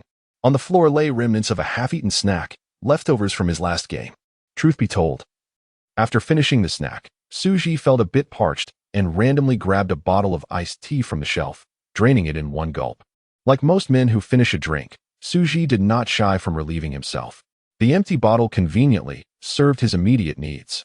Half a minute later, the iced tea transformed into hot tea, triggering erasure prompt, detection of 2 incompatible objects in the box. To prevent being erased by the rules, please silently name the new drink in your mind. Xu Zhi recognized that he had once again activated this mysterious force. But he knew the adage, listen to wise counsel and fill your stomach first. He silently repeated the words hot tea in his mind. Henceforth, the pink rabbit would have to guess hot tea to correctly identify the item in Xu Zhi's box. Xu Zhi tightened the bottle cap and tossed the hot tea into the box. Before the countdown concluded, he successfully returned to the room. The pink rabbit followed closely. Appearing to have ventured deep into the supermarket, she tapped her box confidently, declaring, surrender. The item I placed in my box is one you could never guess. Xu Zhi chuckled and tapped his box in return. What a coincidence. The item I placed is equally unfathomable to you. Boasting, the pink rabbit scoffed. I am intimately familiar with everything in this supermarket. There is nothing I have not seen. Xu Zhi refrained from arguing. Very well, I look forward to your performance. The game commenced, and the pink rabbit took the initiative to ask the first question. Is the item in your box food? Yes and no, Xu Zhi replied. The pink rabbit was taken aback. It was either one or the other. What did it mean to be both? The absence of any unusual occurrences in the room confirmed that the rules acknowledged Xu Zhi's answer. The pink rabbit fell into deep contemplation, pondering what on earth Xu Zhi had placed in his box. Xu Zhi seized the opportunity to counter-question. Is the item in your box food? Not at all. After one round of questioning, Xu Zhi had gained a clear clue, while the pink rabbit found herself even more puzzled. The second round of inquiries began. Is the item in your box solid or liquid? The pink rabbit asked. Liquid, Xu Zhi replied. This time, the pink rabbit had a definitive direction. Xu Zhi had been lingering in the snack section. Since it was liquid, it was highly likely to be a beverage, which would be easy to guess. Yet, she was still puzzled by Xu Zhi's earlier statement about sometimes being edible and sometimes not. Next, it was Xu Zhi's turn to inquire. What is the item in your box used for? I cannot disclose that, but I can reveal that it is utilized for traversing work, the pink rabbit responded. An image formed in Xu Zhi's mind, yet observing the pink rabbit's demeanor, he surmised that she would not select something of that nature. The second round of questioning concluded, and both parties had narrowed down their possibilities. The third round of inquiries commenced. What does the item in your box taste like? The pink rabbit asked. I wouldn't know. I have never tasted it, Xu Zhi answered. The pink rabbit scoffed at Xu Zhi's claim. Although the supermarket boasted a plethora of beverage options, they were all mainstream brands. How could a young man like Xu Zhi have never sipped a drink? Are you certain? Lying will incur the wrath of the rules. She cautioned. I am certain. I truly have never tasted it, mainly because I dislike hot drinks, Xu Zhi replied. The pink rabbit was taken aback. In her memory, there were no hot beverages in the snack section. Chapter 19. The heart of a woman is as elusive as a needle in the ocean. Could it be that Xu Zhi had chosen warm milk? Before the pink rabbit could ponder this query, Xu Zhi promptly posed a third question. Xu Zhi, is the item in your box long or short? Or is it thick or thin? That counts as 2 questions. Are you asking about length or thickness? The pink rabbit retorted, visibly displeased. Xu Zhi waved her hand with a smile. Don't be so stingy. I just provided you with 2 clues. If I hadn't said anything, would you have known the beverage was warm? All right, I'll let you have a small advantage, the pink rabbit conceded. The item is short and thin. How short and how thin? Xu Zhi inquired further. Are you ever going to stop? That's the 3rd question, the pink rabbit snapped. It's as short and thin as you. Xu Zhi felt insulted. Earlier, she had faced a personal dilemma with a bottle, its opening hardly large enough, which was evidence of her strength. With 3 rounds of questions concluded and no victor declared, they could request outside assistance. Xu Zhi once again chose Lin Xian first. As Lin Xian approached the pink rabbit, she peered into the box, only to find it completely empty. Perplexed, Lin Xian noted that the pink rabbit's previous round's box had remained in the corner of the room, yet this round seemed devoid of any action. Leaning down for a closer inspection, she finally spotted the item the pink rabbit had placed inside, a simple embroidery needle. Indeed, it was both short and thin. The pink rabbit had not deliberately misled Xu Zhi. Xu Zhi gazed silently at Lin Xian, hoping for a valuable clue. However, upon seeing the needle in the box, Lin Xian fell silent. How could she convey this through gestures? After a moment's contemplation, Lin Xian extended her thumb and index finger, attempting to indicate the item was this short. Xu Zhi, observing Lin Xian's gestures, was utterly bewildered. Truly, the heart of a woman is as elusive as a needle in the ocean. Where am I to find a guess? Rule prompt. Trigger winning keywords. To Xu Zhi's surprise, her casual complaint activated the rule prompt. The hint indicated she had triggered the winning keywords, yet she pondered what she had said. The heart of a woman? A needle in the ocean? Suddenly enlightened, Xu Zhi swiftly pieced together the earlier clues.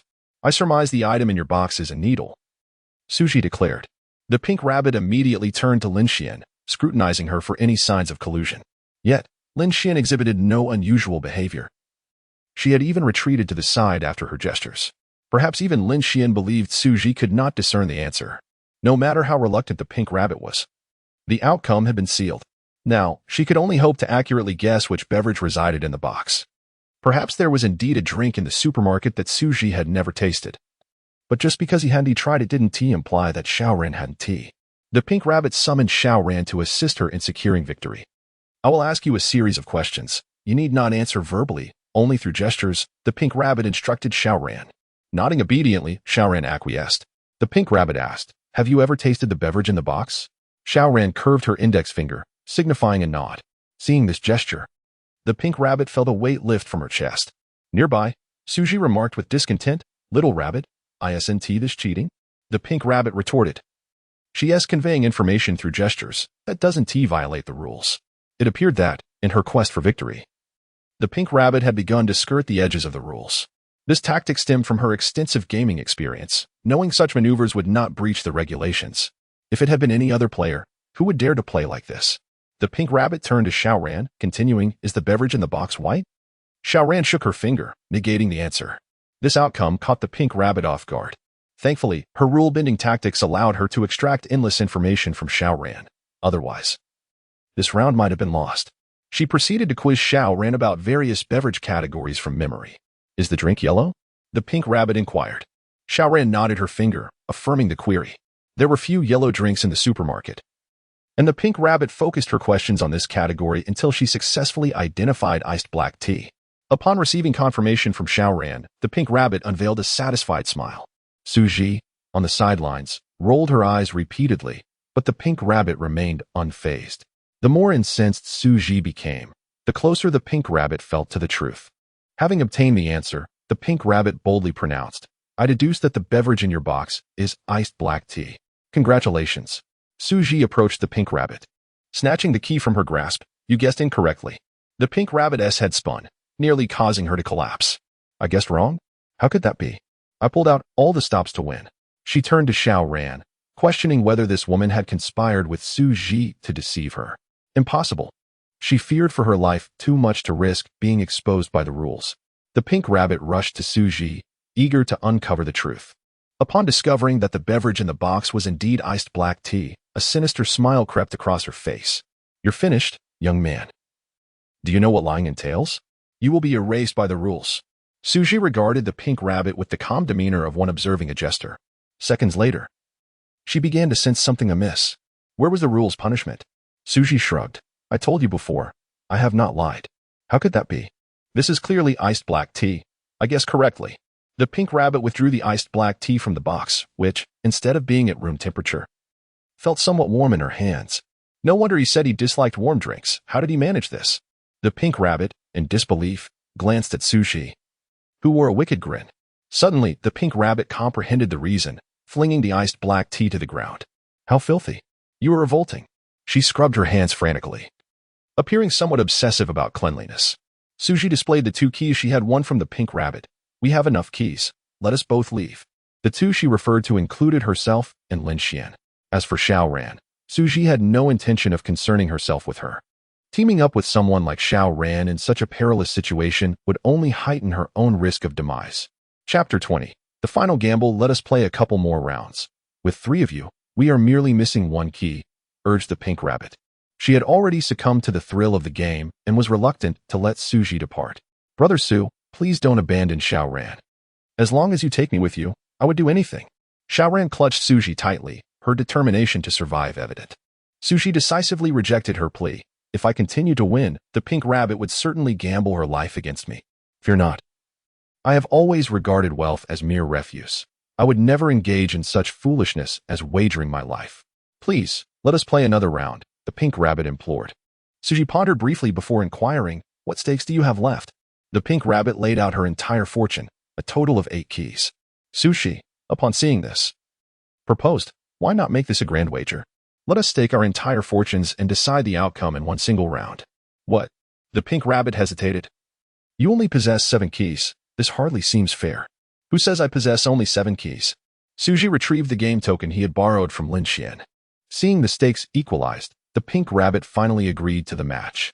Let us establish the rules. No empty packaging shall be used, and no foreign objects may be added to any package. We can only place intact products inside the box. She articulated these rules not just as guidelines, but as a covenant between them. As long as neither party swore by the rules, their promises would remain unbound by them. The pink rabbit reset the electronic timer on the wall. As the game commenced, the timer began its rhythmic ticking. In the very first second of the game, the pink rabbit dashed out of the room, clearly without any cards left to play and resorting to her own strength.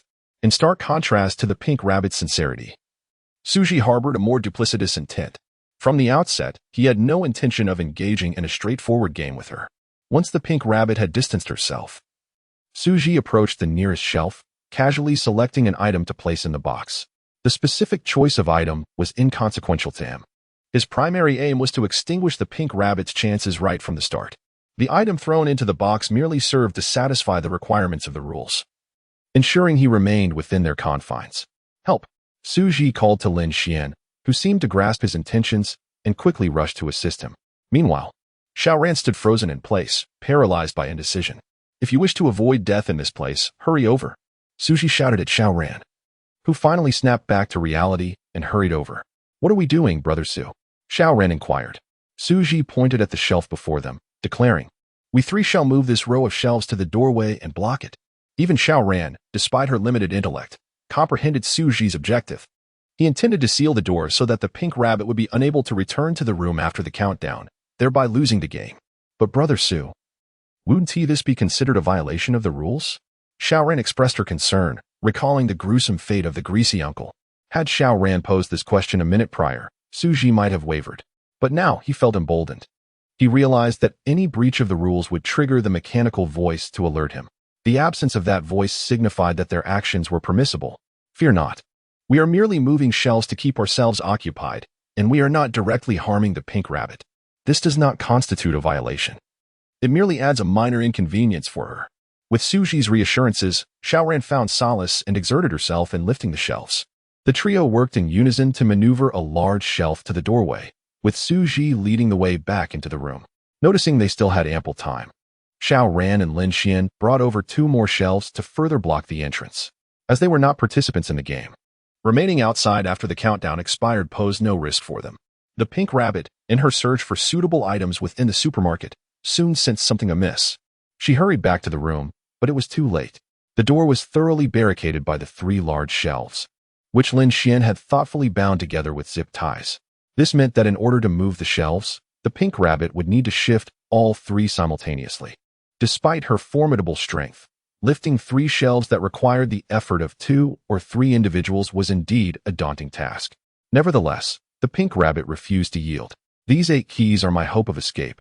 I cannot afford to lose," she exclaimed, gripping the legs of a shelf with both arms and summoning all her strength to shift the connected shelves. Lin Xian hesitated to obstruct the pink rabbit's efforts, fearful that any misstep might lead to a violation of the rules. Xiao Ran, glancing at the electronic timer on the wall, silently prayed, "Hurry, hurry." She is about to move the shelves. Tick, tick, tick. The final second slipped away, and time reached 1 minute. The pink rabbit had created a gap by moving the shelves, but her body was too large to pass through. She could only hurl the box into the room just before the countdown concluded. Everyone turned to the pink rabbit, anticipating her announcement of the game's outcome. The box was inside the room, yet the player was absent. Clearly, the pink rabbit had lost the game.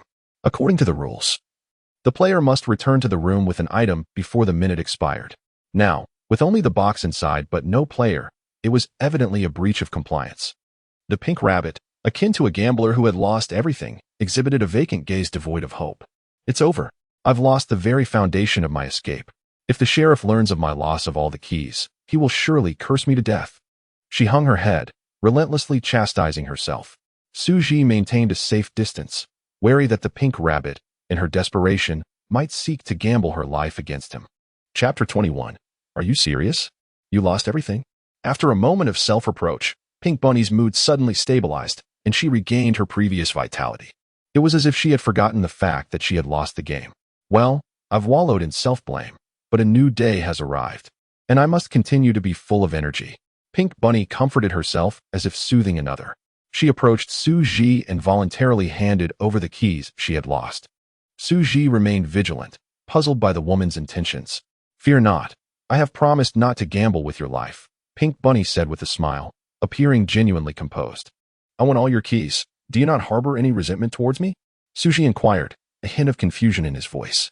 "What is there to resent?" Pink Bunny shrugged. "Though I lost the keys, I have also discovered a new method of victory." The method she referred to was blocking the door with shelves, preventing players from returning to their rooms within the stipulated time, thus losing the game. Pink Bunny had considered this strategy before, but had hesitated to employ it first due to the existing rules.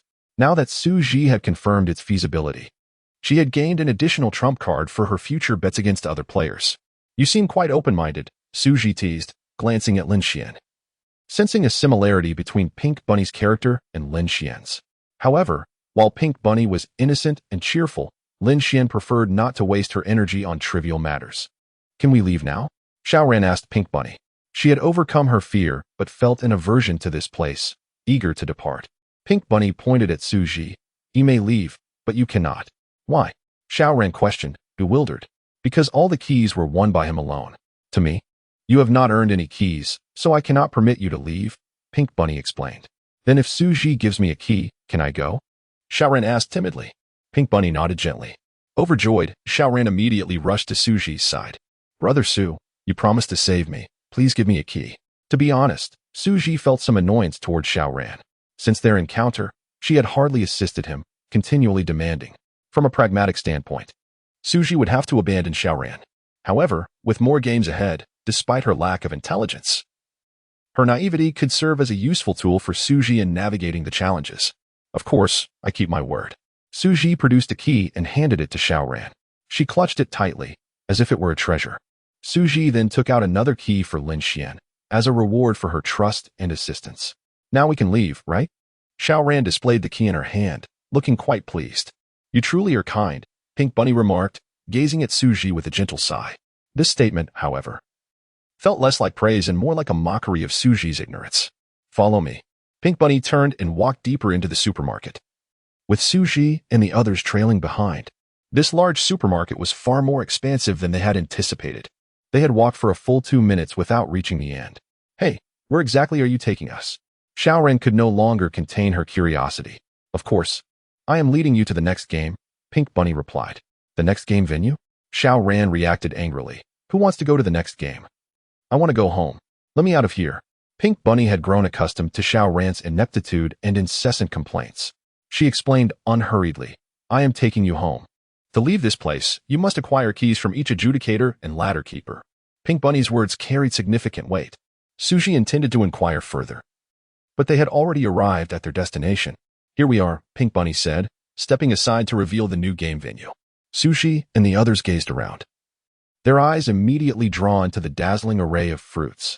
The fruits bore no difference from those displayed in the supermarket, except for the overwhelming variety available here. Xu Zhi casually glanced around, recognizing every fruit he was familiar with, even rare varieties that he had only seen online. Hey, everyone seems to be focused on the fruits. No one is paying attention to this handsome fellow here. A vibrant, youthful voice rang out. They turned to see a figure dressed in a gray rabbit costume. Hello, everyone. I am the adjudicator for this round, Gray Rabbit. The character greeted Xu Zhi and his companions warmly. Uffed. Crazy. Xiao Ran crossed her arms and rolled her eyes at Gray Rabbit. Lin Xian and Xu Zhi waved in friendly acknowledgement. There are so many players surviving this time. Are they all white bodies? Gray Rabbit asked Pink Bunny. Pink Bunny shook her head slightly. No, they are all passers-by who have obtained keys. Impressive. To have secured keys from you, Bunny sister, they must possess considerable strength. Gray Rabbit genuinely praised. Pink Bunny forced a smile, remaining silent. If she had merely lost to 3 individuals, it would have been bearable. The real embarrassment lay in having fallen to a single player. Gray Rabbit approached Pink Bunny and teasingly remarked, speaking of which, with so many players succeeding in the game, you must not have earned many keys, right? Indeed. I did not, Pink Bunny replied softly. Gray Rabbit, like an eager onlooker, became intrigued. Let me guess how many you earned today. Was it 2 keys? None. Pink Bunny shook her head. None at all. You must be having an incredibly unlucky day, Bunny sister. Gray Rabbit laughed heartily. Could it be that you earned just 1 key? None. Pink Bunny shook her head once more. Not a single key. The smile vanished from Gray Rabbit's face, replaced by astonishment. Pink Bunny candidly admitted, in fact, I not only earned no keys, but I also lost the ones I had. What? Gray Rabbit jumped, unable to believe it, and confirmed, I recall you had 8 keys. Did you truly lose them all? Yes, Pink Bunny affirmed. Gray Rabbit turned his gaze towards Xu Zhi and the others, his expression shifting to one of genuine seriousness. Chapter 22. The second channel, ladies and gentlemen. How fortunate you are to have won all of Rabbit Sister's keys. A glimmer of menace flickered in the Gray Rabbit's eyes. Initially, I had no intention of playing a game today, but since you have triumphed over Rabbit Sister, I cannot let you depart unchallenged. Are you out of your mind? She was the one who wanted to play with us, not that we forced her. Xiao Ran shouted at the Gray Rabbit. Are you implying that Rabbit Sister is inferior? The Gray Rabbit's gaze turned icy as it fixed on Xiao Ran. Do not presume that winning a single game makes you invincible. I am not so easily dealt with. Humph. Xiao Ran shot a glance at the Pink Rabbit and scoffed. She said the same before, yet ended up losing all but a few tufts of rabbit fur. You're asking for trouble. The Gray Rabbit attempted to strike, but was halted by the Pink Rabbit. Gray brother, do not be misled by this woman. The most formidable among them is that man. The Gray Rabbit turned its attention to Xu Zhi, questioning, is he the one who won your keys? Indeed. How many did he win? All of them. All. The Gray Rabbit exclaimed in disbelief. He single-handedly won all your keys. Yes. The Pink Rabbit affirmed with a nod. The Gray Rabbit's eyes bored into Xu Zhi through its doll costume, then erupted into hearty laughter. Impressive. I have never encountered such a strong player. Xu Zhi smiled, deliberately adopting an innocuous demeanor. Being targeted by the adjudicator before the game has even begun is hardly a good omen. To be frank, if given the choice, Xu Zhi would rather see Xiao Ran take the spotlight. Few dare to take the lead in these times. Gray brother, we can commence the game now. The Pink Rabbit reminded. One moment, Rabbit sister, the players have not yet arrived. As soon as the Gray Rabbit's words faded, 2 men emerged from the distant fruit shelf. One stout and the other slender, creating a striking contrast. Another channel has opened? The Pink Rabbit exclaimed with a mix of astonishment and joy as she pointed towards the 2 men. Indeed, these are the first batch of players, the Gray Rabbit replied. Instantly, the 2 newcomers became the focal point of attention. They noticed everyone's gaze upon them and appeared somewhat bewildered. Greetings to you both. I am the adjudicator for this round, Gray Rabbit. The Gray Rabbit enthusiastically greeted them. Why you? Hello, the stout player stammered. Do not be anxious. We rabbits are quite friendly, the Gray Rabbit continued, but do not provoke us, for a rabbit cornered will bite. This warning was clearly directed at Xu Zhi. Buddy, the stout player whispered to Xu Zhi, it seems like Gray Rabbit is giving you a peculiar look. Tread carefully. Thank you. But do we know each other? Not really. In this day and age, a friendly warning seems to require a friend request first? Of course. I am Xu Zhi, and you? Wang Laosan, the stout player replied. Is that your online name? No, it's my name on my ID. The gray rabbit interjected. I say, gentlemen, making friends in a place like this seems rather pointless. Considering you are all likely to perish here. Did you not just say that rabbits are friendly? Why then do you intend to kill us? Wang Laosan inquired. I also mentioned that a rabbit cornered will bite. The gray rabbit narrowed its eyes, and now I am agitated. The slender player drew a key and stepped forward, saying, Gray rabbit, I mean you no harm. Surely exchanging keys is acceptable? Knowing that exchanging keys can allow one to pass through the game unscathed indicates that this slender player possesses some experience. The gray rabbit glanced at the key in the player's hand and replied coldly, Apologies, but today I wish to acquire more keys. So I fear each of you must participate in the game. Damn, what madness is this foul rabbit spouting? I have done nothing to provoke you. The slender player could not contain his anger. Ignoring the slender player, the gray rabbit turned and walked towards a nearby small room. Come now. All players who do not enter the room will be deemed to have refused the game. The gray rabbit cast a chilling glance back at the crowd. I believe you are more aware of the consequences of refusing the game than I am. Damn, cursed. The slender player muttered angrily and was the first to follow the gray rabbit.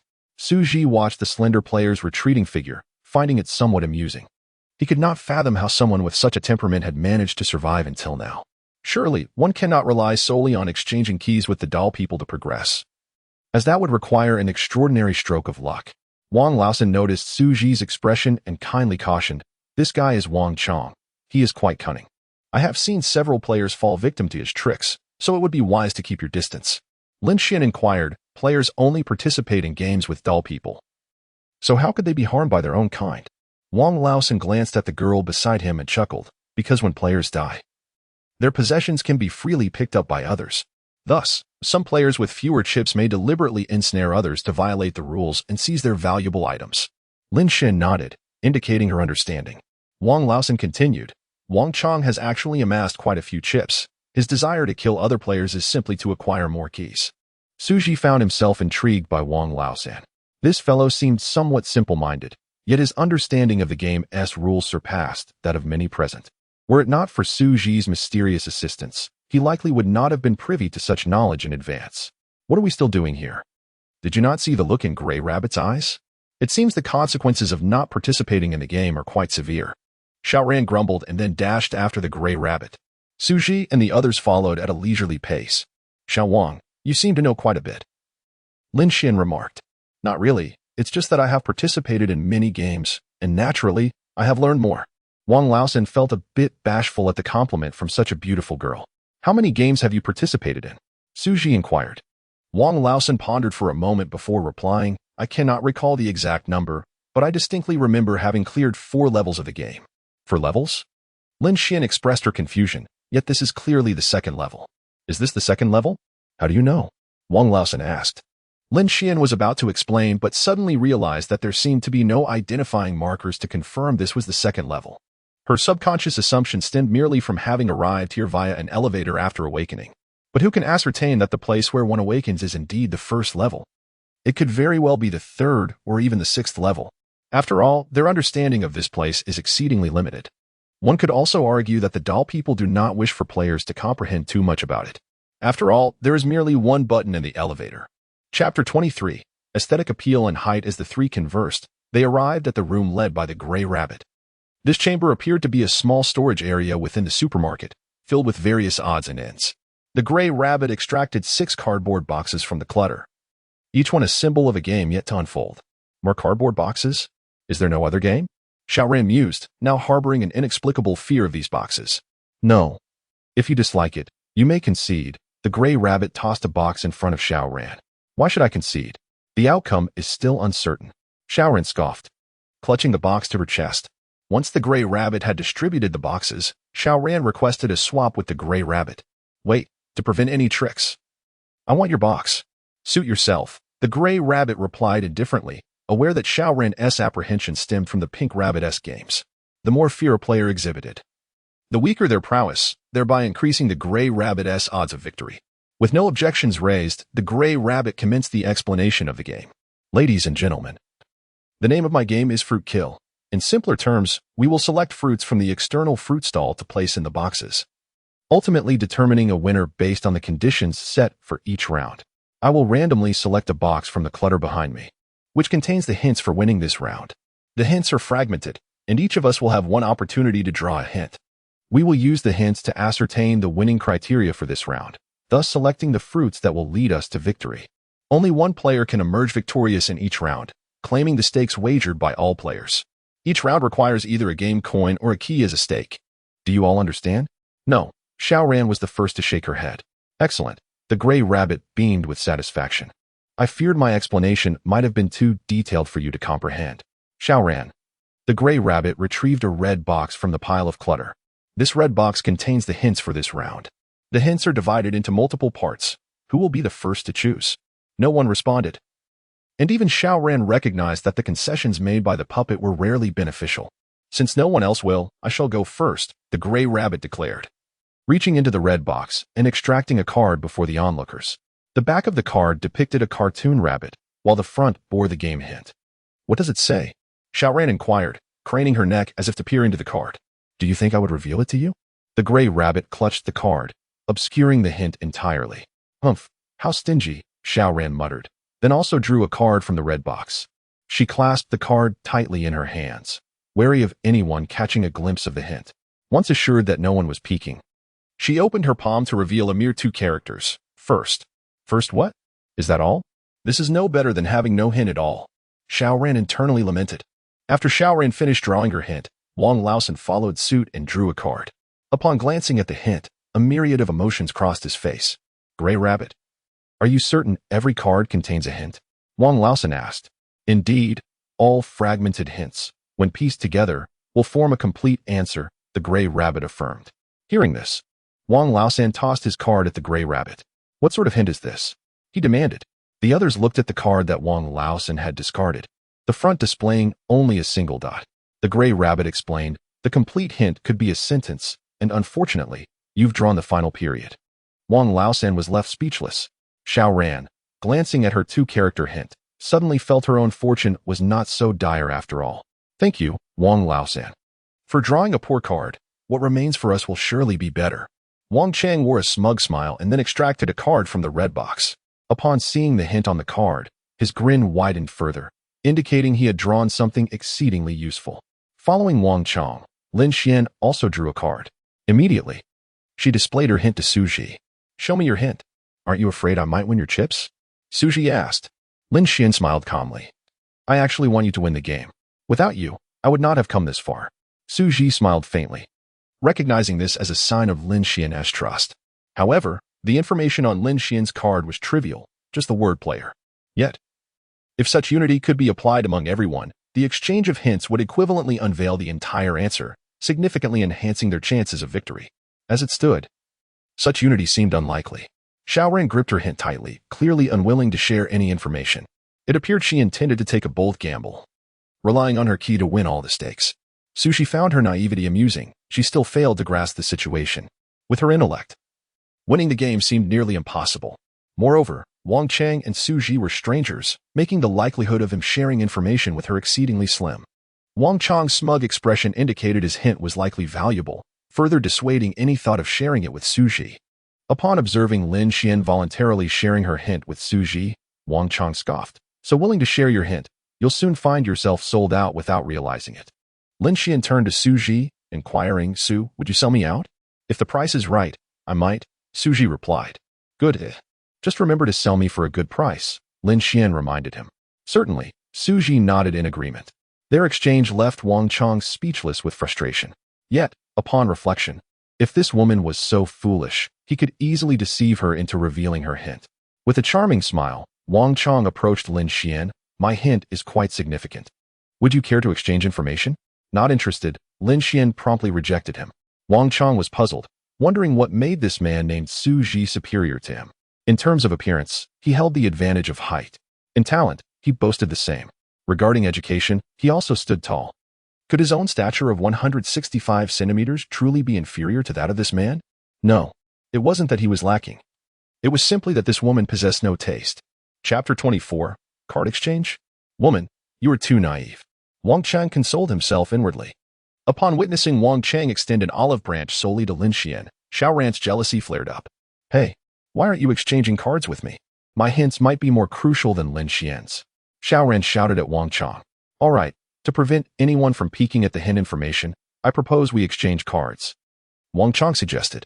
Sounds good. Xiaoran nodded in agreement.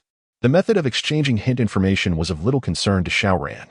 Her only desire was to obtain Wang Chang's card hints.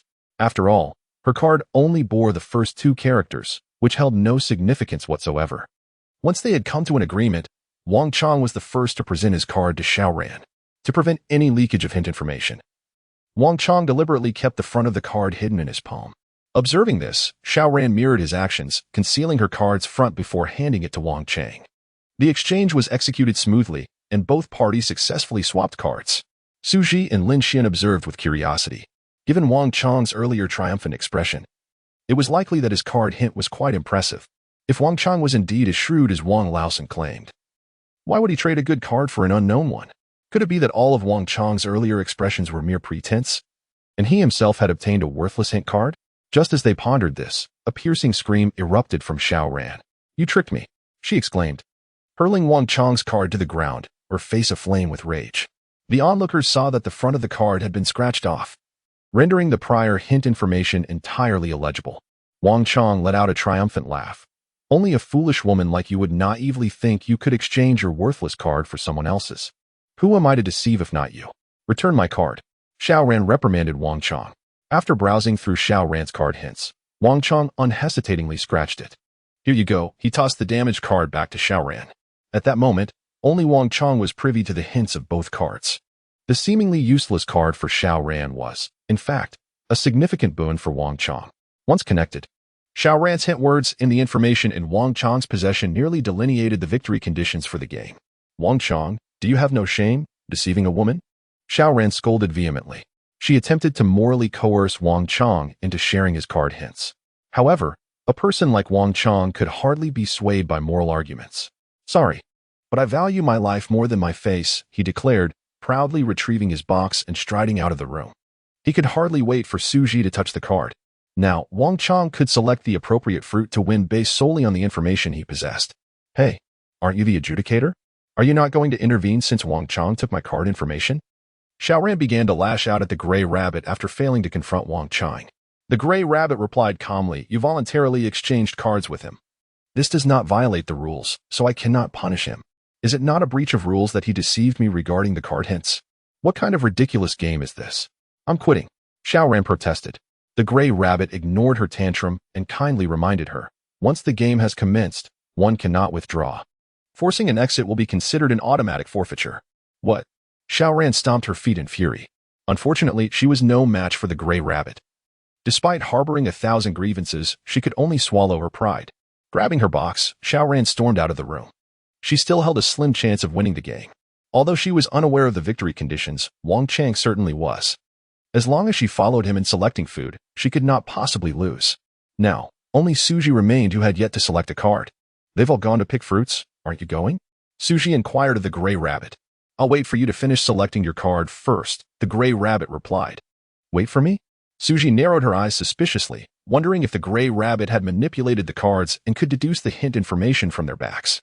You think too much. That would be a violation of the rules, and I am not foolish enough to engage in such behavior, the gray rabbit candidly stated.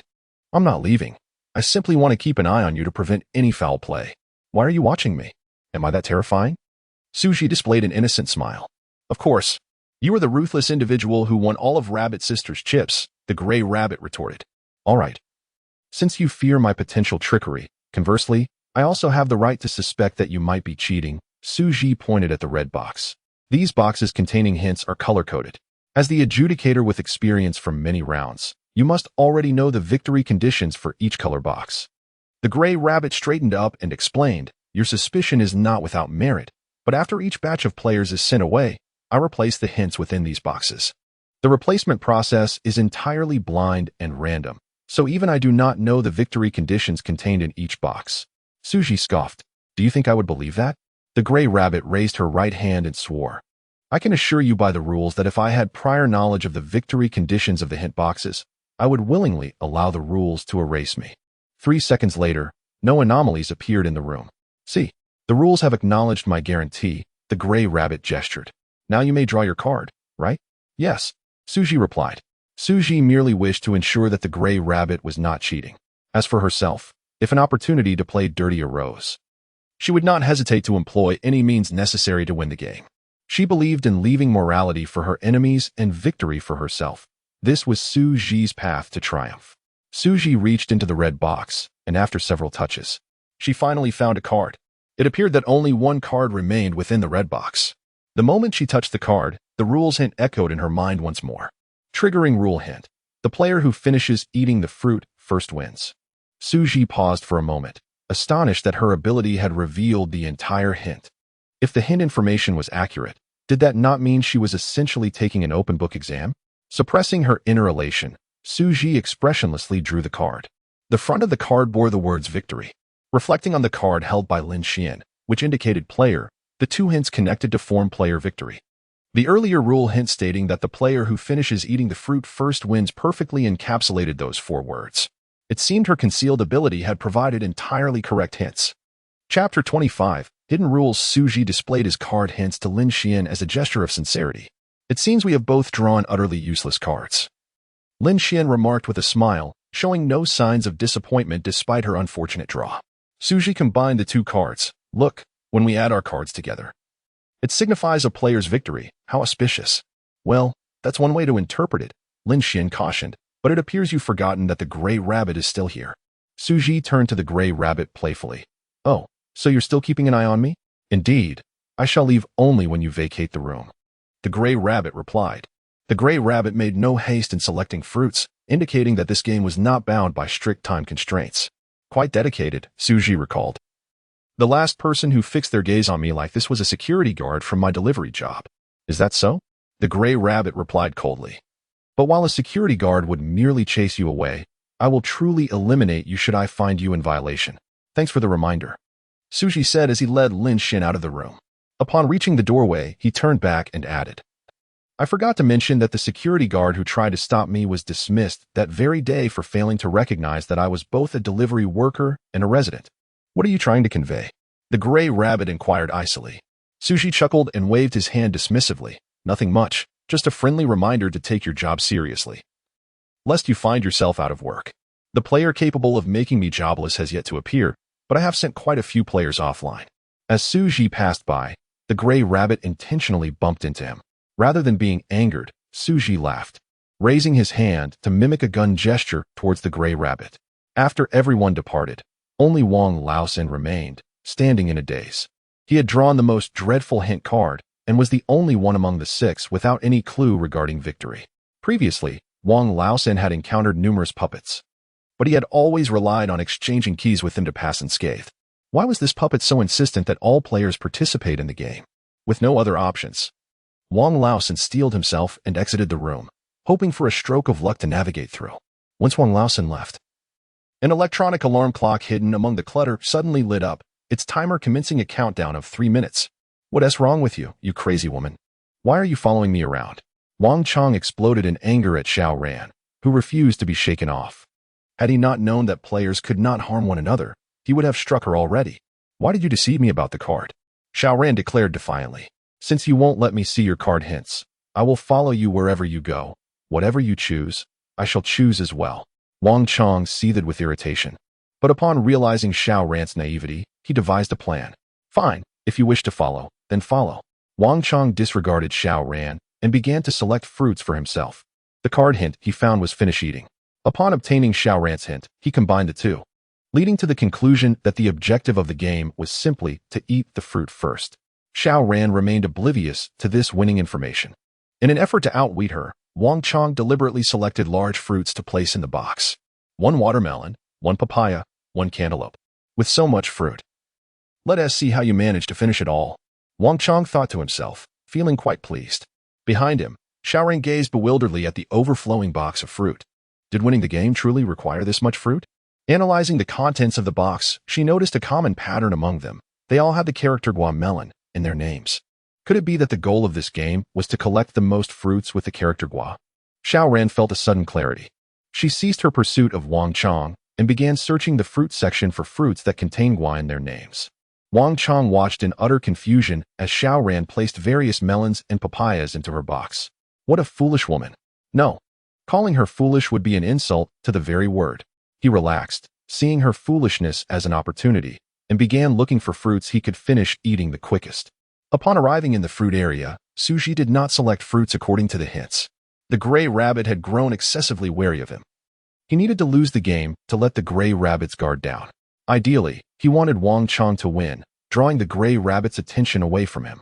Lin Xian, what fruits do you enjoy? Xu Zhi inquired. Oranges. Why? How fortuitous. I too adore oranges. Xu Zhi selected 2 oranges and placed them in their box. Lin Xian, somewhat puzzled, asked, are you planning to win with just these 2 oranges? Is there a problem? Xu Zhi replied, although we are unaware of the winning conditions, shouldn't we choose different fruits? That would at least slightly increase our chances of victory, considering there can only be one winner. Xu Zhi surveyed the countless fruits before them. There are at least 100 types of fruit here. How much do you think we can enhance our chances? I understand the odds are slim, but as long as the game hasn't ended, we ought to strive for it, right? Lin Xian urged fervently. Your reasoning is sound. I shall take another orange, Xu Zhi said, placing an orange into the box. Lin Xian had more to say, but Xu Zhi pulled her back into the room. Though Lin Xian did not fully grasp Xu Zhi's intentions, she trusted that he would not act foolishly. The 2 were among the first players to return to the room. Shortly after their arrival, Lin Xian noticed the electronic alarm clock among the clutter. Xu Zhi, look, this game has a time limit. Xu Zhi followed Lin Xian's gaze and saw that only 40 seconds remained on the clock. He had previously noticed the clock when leaving the room, and at that time, it had not been counting down. Now that time was moving, he surmised that the clock had likely begun its countdown only after all players exited the room. This presented itself as a hidden rule. Chapter 26, My friend, have I already lost before we even began? The gray rabbit deliberately concealed this rule while introducing the game. Much like the pink rabbit, aiming for players to fail by not returning to the room before time runs out. Yet, Xu Zhi found herself pondering an intriguing question. If the doll had the authority to hide rules, why not obscure all of them instead of selectively concealing a few? Was it an attempt to mislead players into believing the game was simple, thus enticing them to participate? Xu Zhi suspected the truth was more complex. Each doll had a distinct personality, making it implausible for all to uniformly hide only certain rules. Since there was a consensus among the dolls about concealing specific rules, it suggested that some force was compelling them to do so. A loud thud interrupted Xu Zhi's thoughts. She looked up to see Xiao Ran, who had returned with a box brimming with fruits. Xiao Ran's early return was undoubtedly influenced by the pink rabbit's game, driven by the fear of losing if she arrived late. This indicated a notable improvement in her decision-making. Is this the fruit you chose? Lin Xian asked, raising an eyebrow at the overflowing box. Don't even think about taking my fruits. If you want them, you can carry them yourself. Xiao Ran clutched her box protectively, wary of Lin Xian snatching it away. Clearly, Lin Xian had abandoned the game, her box entirely empty. Don't be nervous. I've already chosen my fruits. Lin Xian revealed a lone orange from her box. You think you can win with that pathetic orange? Have you lost your mind? Xiao Ran exclaimed, mocking her. Lin Xian retorted, having a mind is better than being completely mindless like some people. You're the one without a brain. Xiao Ran crossed her arms, asserting, I've already discerned the key to winning this game. Soon you'll see who truly lacks intelligence. As they exchanged barbs, Wang Laosan entered the room, carrying his own box. Upon spotting the bananas and kiwis within, Xiao Ran's satisfaction was evident. See, Lin Xian? Everyone knows to gather more fruits. Only someone as foolish as you would dream of winning with just an orange. Xiao Ran declared triumphantly, then turned to Wang Laosan, advising.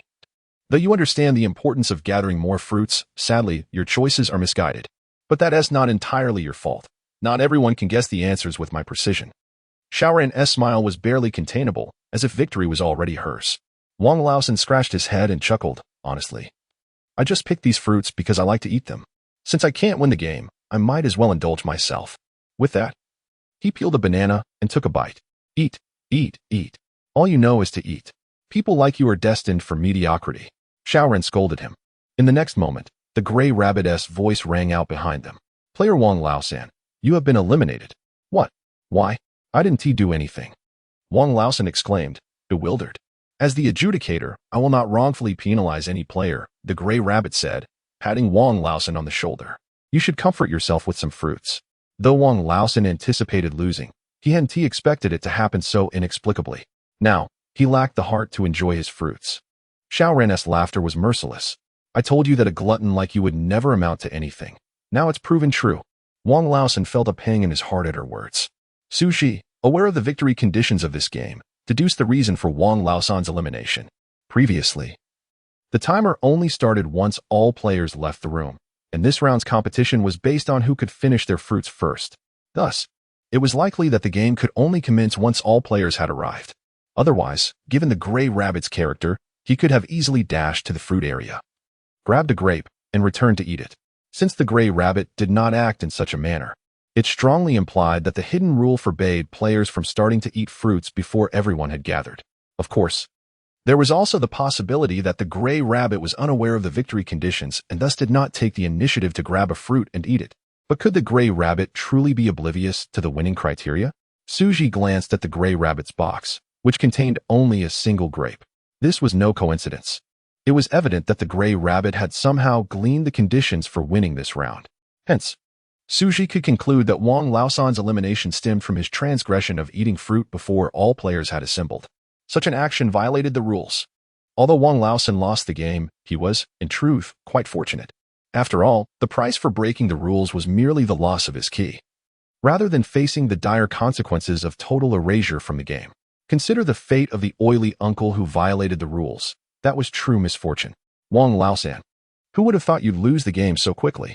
What a waste. Wang Chang, having just returned to the room, chided him upon witnessing the scene. Wang Laosan was left speechless, tears welling up as he continued to eat his banana. Now that everyone is present, let us reveal our respective information and commence the final competition according to the established victory conditions. The gray rabbit stated, promptly unveiling his card. Its face bore only 2 hint words, fruit. Xu Zhi and the others followed suit, revealing their hints. Xiao Ran and Wang Chang, their cards scratched, had to verbalize their hints instead. As they reached the final showdown, Wang Chang would no longer dare to risk altering his hint. They pieced their hints together, ultimately arriving at the winning clue. The player who finishes their fruits first emerges victorious. Xiao Ran stood dumbfounded at the winning hint. It was only then that she realized Wang Chang's box contained no melons, merely a single longan. Isn't the victory condition based on who gathers the most fruit? How could I have chosen incorrectly? How could I possibly have chosen wrong? Xiao Ran seethed, unwilling to accept her loss, yet powerless to change her fate. In a fit of rage, she kicked over her box, sending fruit scattering across the floor. What do you mean by this? The gray rabbit asked coldly. I've already lost. Can't I at least kick these fruits to vent my frustration? Kicking the fruits is permissible. The gray rabbit's expression darkened. However, according to the game rules, even if a player loses, they must consume all the fruits they possess. Chapter 27. Who would eat grapes without spitting out the skins? What? Xiao Ran was struck dumb. How could she possibly finish an entire box of fruit? That is your concern. According to the rules of this round, if you fail to consume all the fruit, I have the authority to eliminate you. The words of the gray rabbit pierced Xiao Ran's heart like a sharp sword. No. Please don't kill me. Xiao Ran fell to the ground, picking up the fruits and placing them back into the box as if they were treasures.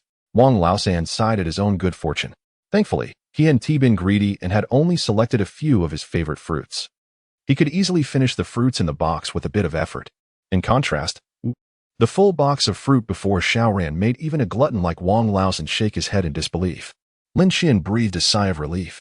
Fortunately, Xu Zhi had heeded her advice and only taken an extra orange. Had she taken more, it would have been disastrous.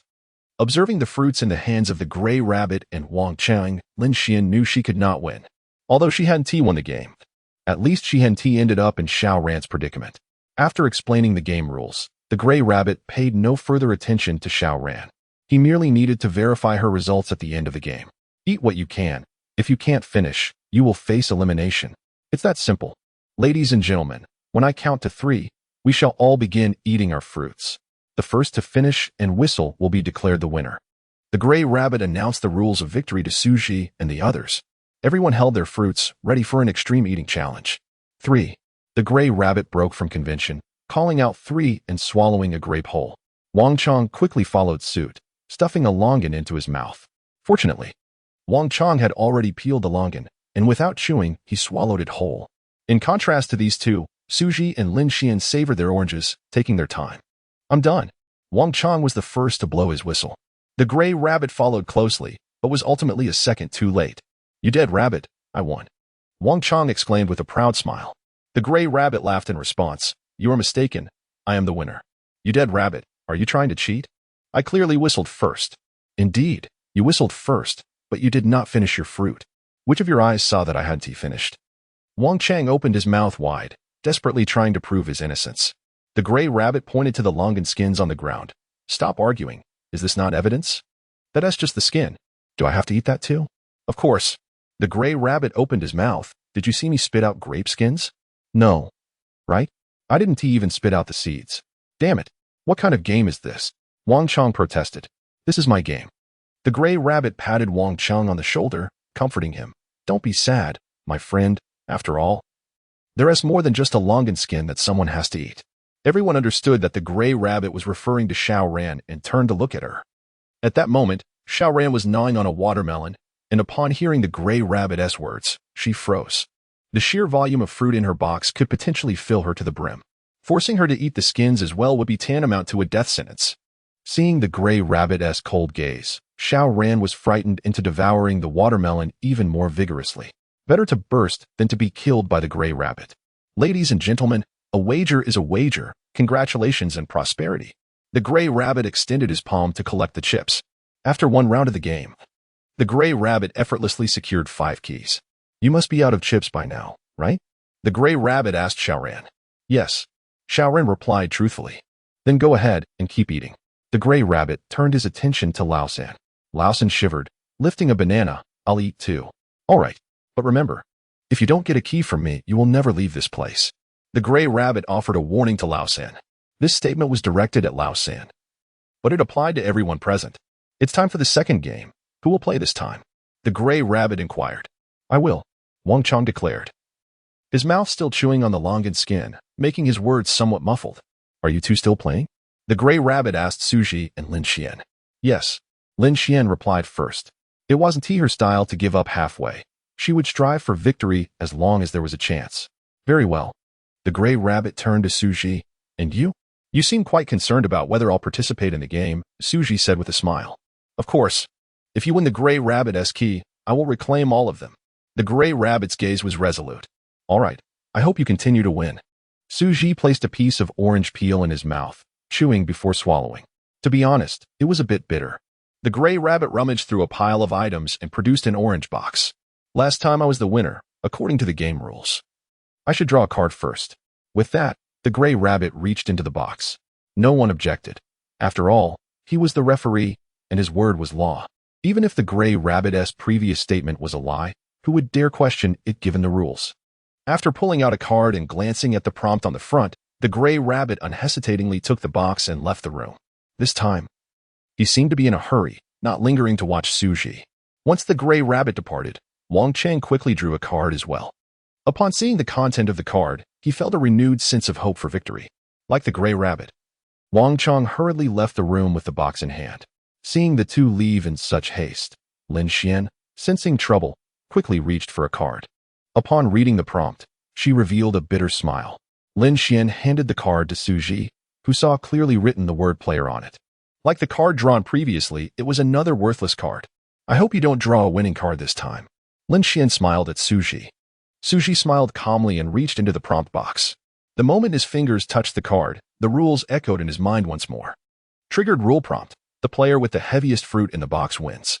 Xu Zhi smirked. It no longer mattered what card he drew next. He handed the drawn card to Lin Xian, who, upon seeing it, revealed a bitter smile. "It seems that what we fear has come to pass." Xu Zhi's card also bore the word victory. "Are we two destined for misfortune?" Lin Xian jested. "No, they are." Xu Zhi pointed at Lao San and Xiao Ran. Lin Xian chuckled at Xu Zhi's words. "We clearly lost the game, yet how is your mindset still so good?" "What can I do?" They rushed to leave, leaving the key to victory behind in the room. Xu Zhi's lips curled into a sly smile. Chapter 28. My friend, recognize who the true victor is. 1 minute later, Xu Zhi and Lin Xian emerged from the room. At that moment, Wang Chang was shoving 2 watermelons into a box, filling the empty spaces with grapes. Given his actions, it was evident that Wang Chang had drawn the heaviest card. On the other hand, the gray rabbit did not adopt Wang Chang's brutish approach of cramming 2 watermelons. Instead, he opted to fill the entire box with grapes. to maximize the number of grapes. Gray Rabbit meticulously plucked each grape from its vine. It appeared that he had once again predicted the winning strategy through some method. They were all diligently stuffing fruits into their boxes, and it seemed this was the key to victory. Let's do the same, Xu Zhi suggested to Lin Xian. To conceal his special ability, Xu Zhi could only encourage Lin Xian to add more fruit to the box in this manner. Following Gray Rabbit's lead, Lin Xian began to fill the box with grapes. After all, Gray Rabbit, as the adjudicator, had a better grasp of the game mechanics than the other players. Xu Zhi also placed grapes into the box, albeit without the meticulousness of Gray Rabbit, casually grabbing handfuls and tossing them in. As the grapes were packed in clusters, numerous gaps remained, leading to a less compact filling. Wang Chong, having filled his box with larger fruits, was the first to return to the room. At this point, only Xu Zhi, Lin Xian, and the Gray Rabbit remained in the fruit area. Just as Xu Zhi was engrossed in filling the box with grapes, an alert echoed in his mind. Elimination warning. 15 seconds remain until the countdown ends. Please return to the room promptly. The instant Xu Zhi heard the alert, he immediately took Lin Xian's hand, rushing toward the room. Simultaneously, Gray Rabbit also grabbed his box and sprinted toward the room. Gray Rabbit had been mentally calculating the time. Although the return time was earlier than he had anticipated, witnessing Xu Zhi and Lin Xian rushing back made him tense. It was acceptable to have a few fewer grapes, but failing to return before the timer hit 0 would be disastrous. He could discern the gravity of the situation. The three returned to the room just as the electronic clock displayed 5 seconds remaining. The time was indeed earlier than Gray Rabbit had calculated. Yet he was satisfied with the box brimming with grapes. Drawing from his previous experience, there was no need for Gray Rabbit to remind anyone. They all voluntarily revealed their cards. The player with the heaviest box of fruit would be declared the winner. Needless to say, my box must be the heaviest, Wang Chang boasted confidently. Determining whose box was the heaviest was not merely a matter of words. Gray Rabbit rummaged through the clutter and produced an electronic scale. To prevent any trickery from Gray Rabbit, Wang Chang stepped onto the scale to measure his weight. The value displayed matched his weight precisely, confirming the scale was accurate. Did you really think I would tamper with the scale? It seems you have underestimated our respect for the rules, Gray Rabbit remarked, placing his box on the scale first. The numbers fluctuated rapidly before settling at 17.3 kilograms. This result was not far from his expectations, though it was lighter than during the previous round against other players. Had it not been for Xu Zhi's interference, causing him to return moments early, the box's weight could have been greater. After Gray Rabbit's measurement, Wang Chang hastily placed his box on the scale. His box contained 2 large watermelons and some grapes, suggesting a considerable weight. Wang Chang fixated on the scale as it registered the weight. After several fluctuations, the value finally settled at 17 kilograms. Damn, so close, Wang Chang exclaimed in frustration. Gray Rabbit smiled as he removed Wang Chang's box from the scale. Now only Xu Zhi and Lin Xian were left. Though they had both packed grapes like him, Gray Rabbit felt confident that his box would weigh more due to the longer filling time. As anticipated, Lin Xian's box weighed in at only 14 kilograms when placed on the scale. Finally, it was Xu Zhi's turn. His box appeared to be filled with a significant number of grapes. However, many of these grapes still had their stems attached, and there were several gaps unfilled in the box. Ultimately, when weighed, Xu Zhi's box registered at only 13 kilograms. It seems victory is mine, Gray Rabbit declared, extending his hand. I apologize, dear friends, but I have once again won a key. Xu Zhi interrupted Gray Rabbit. Hold on, mine hasn't been weighed yet. Your value is 13 kilograms. Did you not see? Gray Rabbit pointed at the scale's reading, eager to emphasize his point. Indeed, it is 13 kilograms. But I still have fruit to add, Xu Zhi replied, moving to Xiao Ran and placing her box of fruit atop his own. The scale's reading jumped again, finally settling at 29 kilograms. Xu Zhi turned to Gray Rabbit. Is there still a need to declare who the final victor is?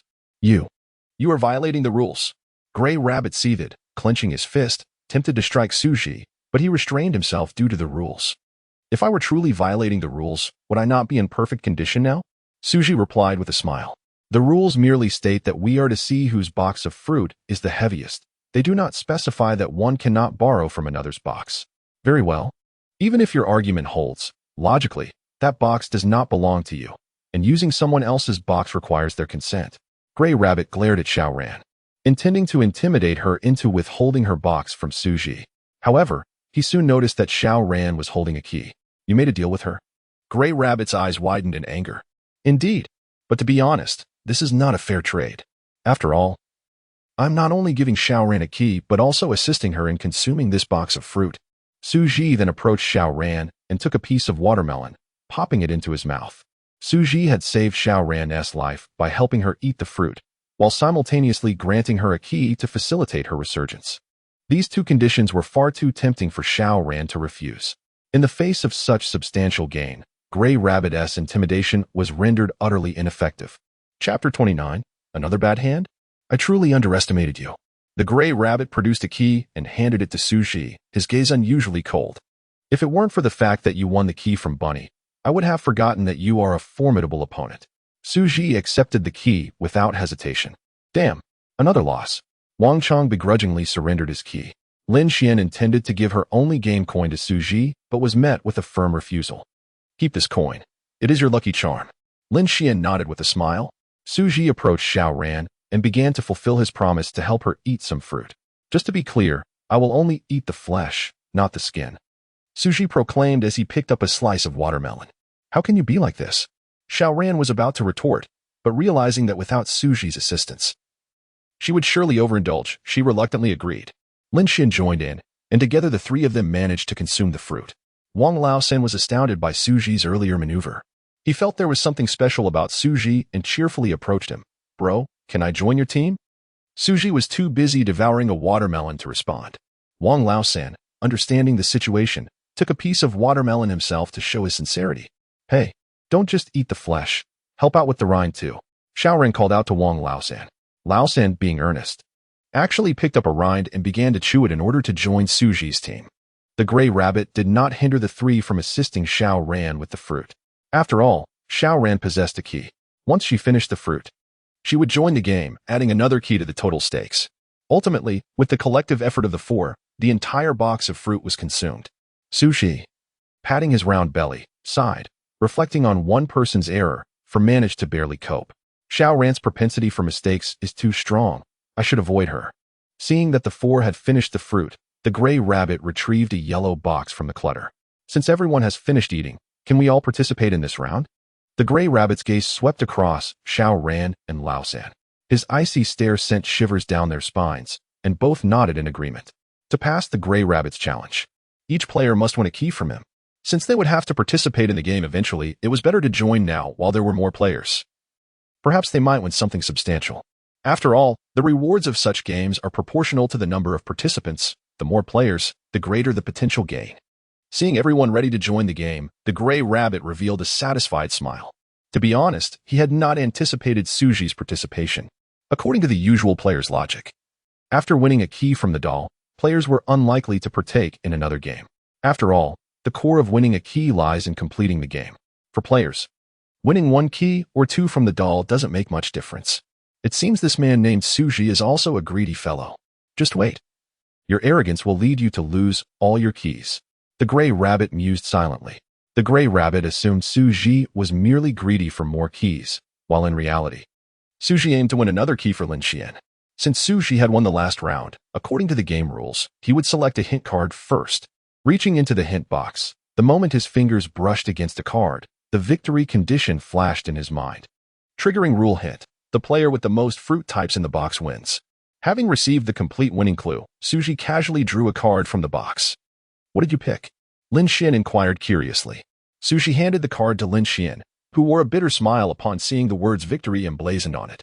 3 consecutive draws of bad cards, it's quite the record. The Gray Rabbit followed suit and drew a card. Upon seeing the hint, he hurriedly exited the room. Just like the previous round, the Gray Rabbit could always discern the winning conditions based on his single card. It would be hard to believe he was merely guessing. Wang Chong was the third to draw a hint card. As in the previous rounds, a smug smile returned to his face, indicating he had drawn a favorable card again. After acquiring his card, he too picked up the box and exited the room. It seemed this round's winning conditions were quite stringent and required some time. Lin Xian, realizing this, promptly drew a card from the hint box. As before, this time her card also bore the word player. Together, Xu Zhi and Lin Xian's cards indicated a player victory. If it were merely Xu Zhi drawing bad cards each time, it might just be coincidence. However, With 3 consecutive rounds resulting in both Xu Zhi and Lin Xian drawing poor cards while Wang Chong consistently drew the most advantageous cards, something seemed amiss. Xu Zhi's instincts told him this was no mere coincidence. To confirm his suspicion, he simply needed to observe what Lao San would draw next. After all, this guy had drawn a period in the first round. No one had been luckier than him. Xu Zhi quietly awaited Lao San's turn. Lao San thought Xu Zhi was testing him. Upon drawing a card, he immediately handed it to Xu Zhi. As expected, Lao San once again drew a useless period card. Damn, why am I so unlucky? Lao San lamented upon seeing the hint on his card. Seeing Lao San and Lin Xian show their cards to Xu Zhi, Xiaoran felt compelled to do the same to avoid appearing ungrateful. I can show you my card, but you must let me see yours too. Xiaoran clearly harbored some distrust towards Xu Zhi. My card is great. I can't show it to you. Xu Zhi declined Xiaoran's request. He already knew the winning conditions and merely wished to validate his suspicions by looking at Lin Xian and Lao San's cards. Since Xiaoran was wary of him, he seized the opportunity to distance himself from her. In Xu Zhi's mind, Xiaoran was far more dangerous than the doll. Hey, is it not acceptable for me to show you? Xiaoran, feeling abandoned by Xu Zhi, chased after him with the box in hand. In the fruit area, Wang Chong was busy placing different varieties of fruit into a cardboard box. It seemed his card had fully revealed the winning conditions for this round. To maximize the variety of fruits in the box, Wang Chong aimed to select smaller fruits such as cherries, grapes, and sugar oranges. Meanwhile, the gray rabbit shared Wang Chong's strategy, also selecting different types of fruits to add to his box. Having participated in many games, the gray rabbit was adept at this process. Unlike Wang Chang, who chose smaller fruits based on appearance, the gray rabbit followed a fixed procedure, directly selecting fruits. It appeared he had a list of fruit types in mind, having already determined which fruits would maximize his chances of success. Chapter 30. Inverse actions. Xu Zhi, Lin Xian, and Wang Chong were the first to notice this peculiar behavior. Under Xu Zhi's guidance, the others began to mimic the gray rabbit, trailing closely behind. Whenever the gray rabbit selected a piece of fruit, the group immediately followed suit, placing the same fruit into their boxes. The gray rabbit grew increasingly vexed by their antics. To confound them, the gray rabbit deliberately chose larger fruits to place in the box. Wang Chong, aware of the victory conditions, refrained from imitating the gray rabbit's selection of oversized fruits. Lin Xian and the others, having been specifically advised by Xu Zhi, also avoided picking the same fruits as Wang Chang. After a series of mischief, the gray rabbit found no one had been misled. Bewildered, the gray rabbit noted that the players seemed to have wised up. Never mind him for now. As long as he returned on time, they would inevitably fail. The gray rabbit resumed his original plan of selecting fruits, while the others continued to imitate his actions. Meanwhile, Xu Zhi wandered alone in the fruit section. Knowing the winning clue, he was fully capable of selecting the appropriate fruits on his own. However, his strategy took an unexpected turn. Rather than selecting smaller fruits like the gray rabbit, he purposefully chose larger varieties. Upon seeing Xu Zhi pick apples and oranges, Wang Chong's face lit up with smug satisfaction. What a fool. He still hadn't grasped the winning conditions. He would surely lose. The gray rabbit, observing Xu Zhi's choices, felt a sense of relief. As long as Xu Zhi didn't pull any tricks, victory was assured. As time approached the 3-minute mark, a notification echoed in Xu Zhi's mind. Elimination alert. 15 seconds remaining. Please return to your room promptly. Lin Xian, return to the room. Xu Zhi shouted toward Lin Xian in the distance. Without a moment's hesitation, Lin Xian decisively picked up her box and sprinted toward the room. Seeing Lin Xian dash back, the third player followed suit. Xiaoran and Wang Chong, noticing the gray rabbit's indifference, were momentarily unsure of where to follow. I won't be intimidated by you this time, the gray rabbit thought, maintaining his composure as he continued to select fruits. Only when time seemed critically close did the gray rabbit decide to return to the room. Wang Chong kept a close eye on the gray rabbit's movements. As soon as the gray rabbit turned to head back, Wang Chong hurriedly picked up his box and raced toward the room. Xiaoran, slightly slower, realized what was happening only after Wang Chong and the gray rabbit had taken a few steps. Wait, don't leave without me, Xiaoran called out, clutching her box as she chased after them. As a girl, her stamina was naturally inferior to the two, and with the added burden of the fruit box, she found it nearly impossible to catch up. Realizing her disadvantage, her instinct for survival kicked in, and she discarded her box, running back empty-handed to the room. The gray rabbit and Wang Chong followed closely behind, and as the gray rabbit stepped into the room, the electronic clock among the clutter hit 0. Everyone returned just before the deadline. Unfortunately, Xiao Ran's decision to leave her box outside resulted in her disqualification from the game. The group displayed their respective hint cards. As Xu Zhi had anticipated, Xiao Ran had drawn the same card as before. The third player also noticed this coincidence. Why do we keep drawing the same cards each round? It's merely a coincidence, Wang Chang replied with a smile. Everyone was not naive.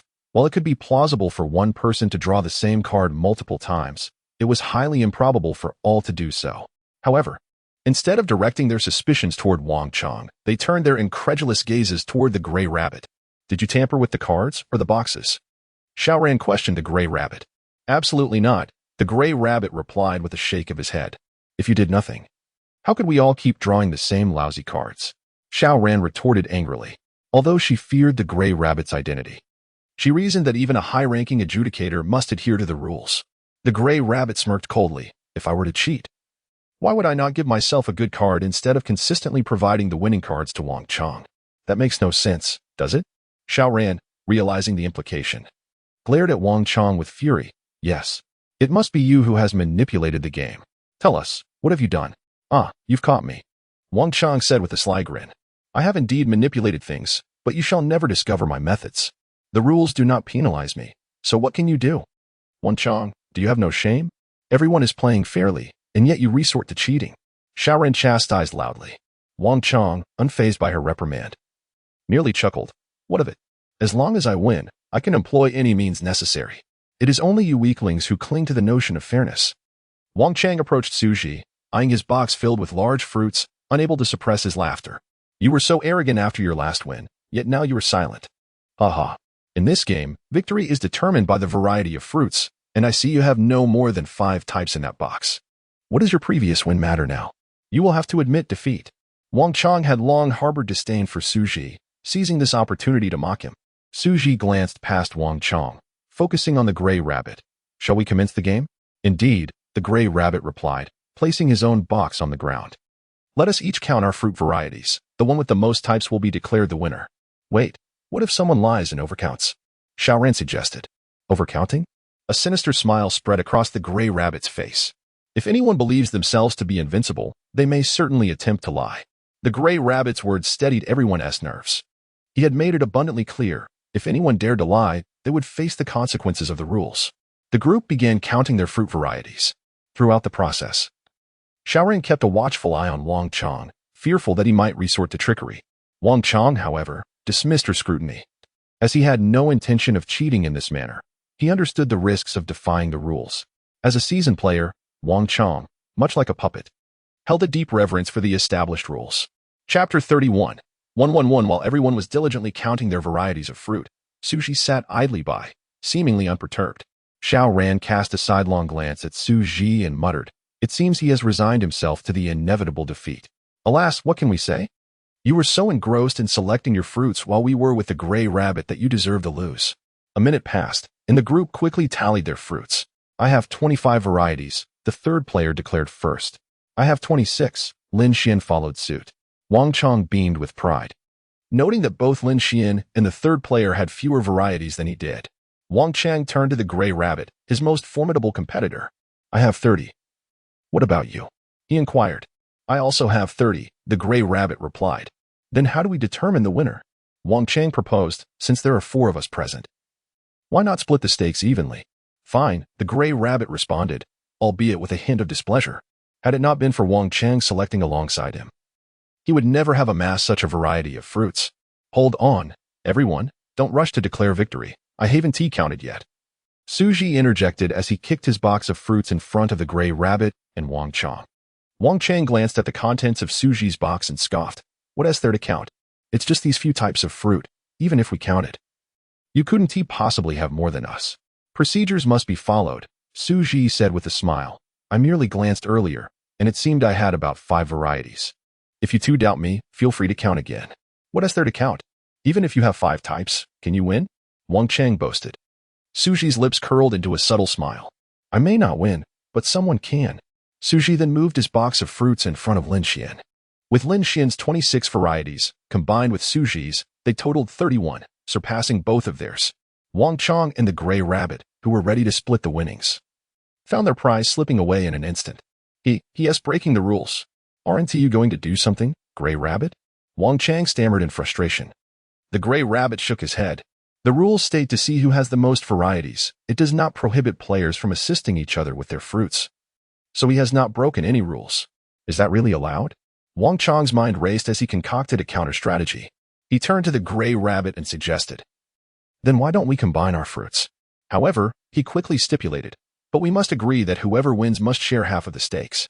The Gray Rabbit looked at Wang Chang as if he were simple-minded. The condition for victory is having the most varieties. If we both chose the same fruits, what good would it do for you to give me your fruits? Wang Chang suddenly realized his folly and slapped his thigh in exasperation. All present had selected fruits alongside the Gray Rabbit, meaning even if they pooled their fruits, the total would still be 30 varieties. Only Xu Zhi had deliberately chosen a diverse selection of larger fruits, which meant his varieties stood apart from the others.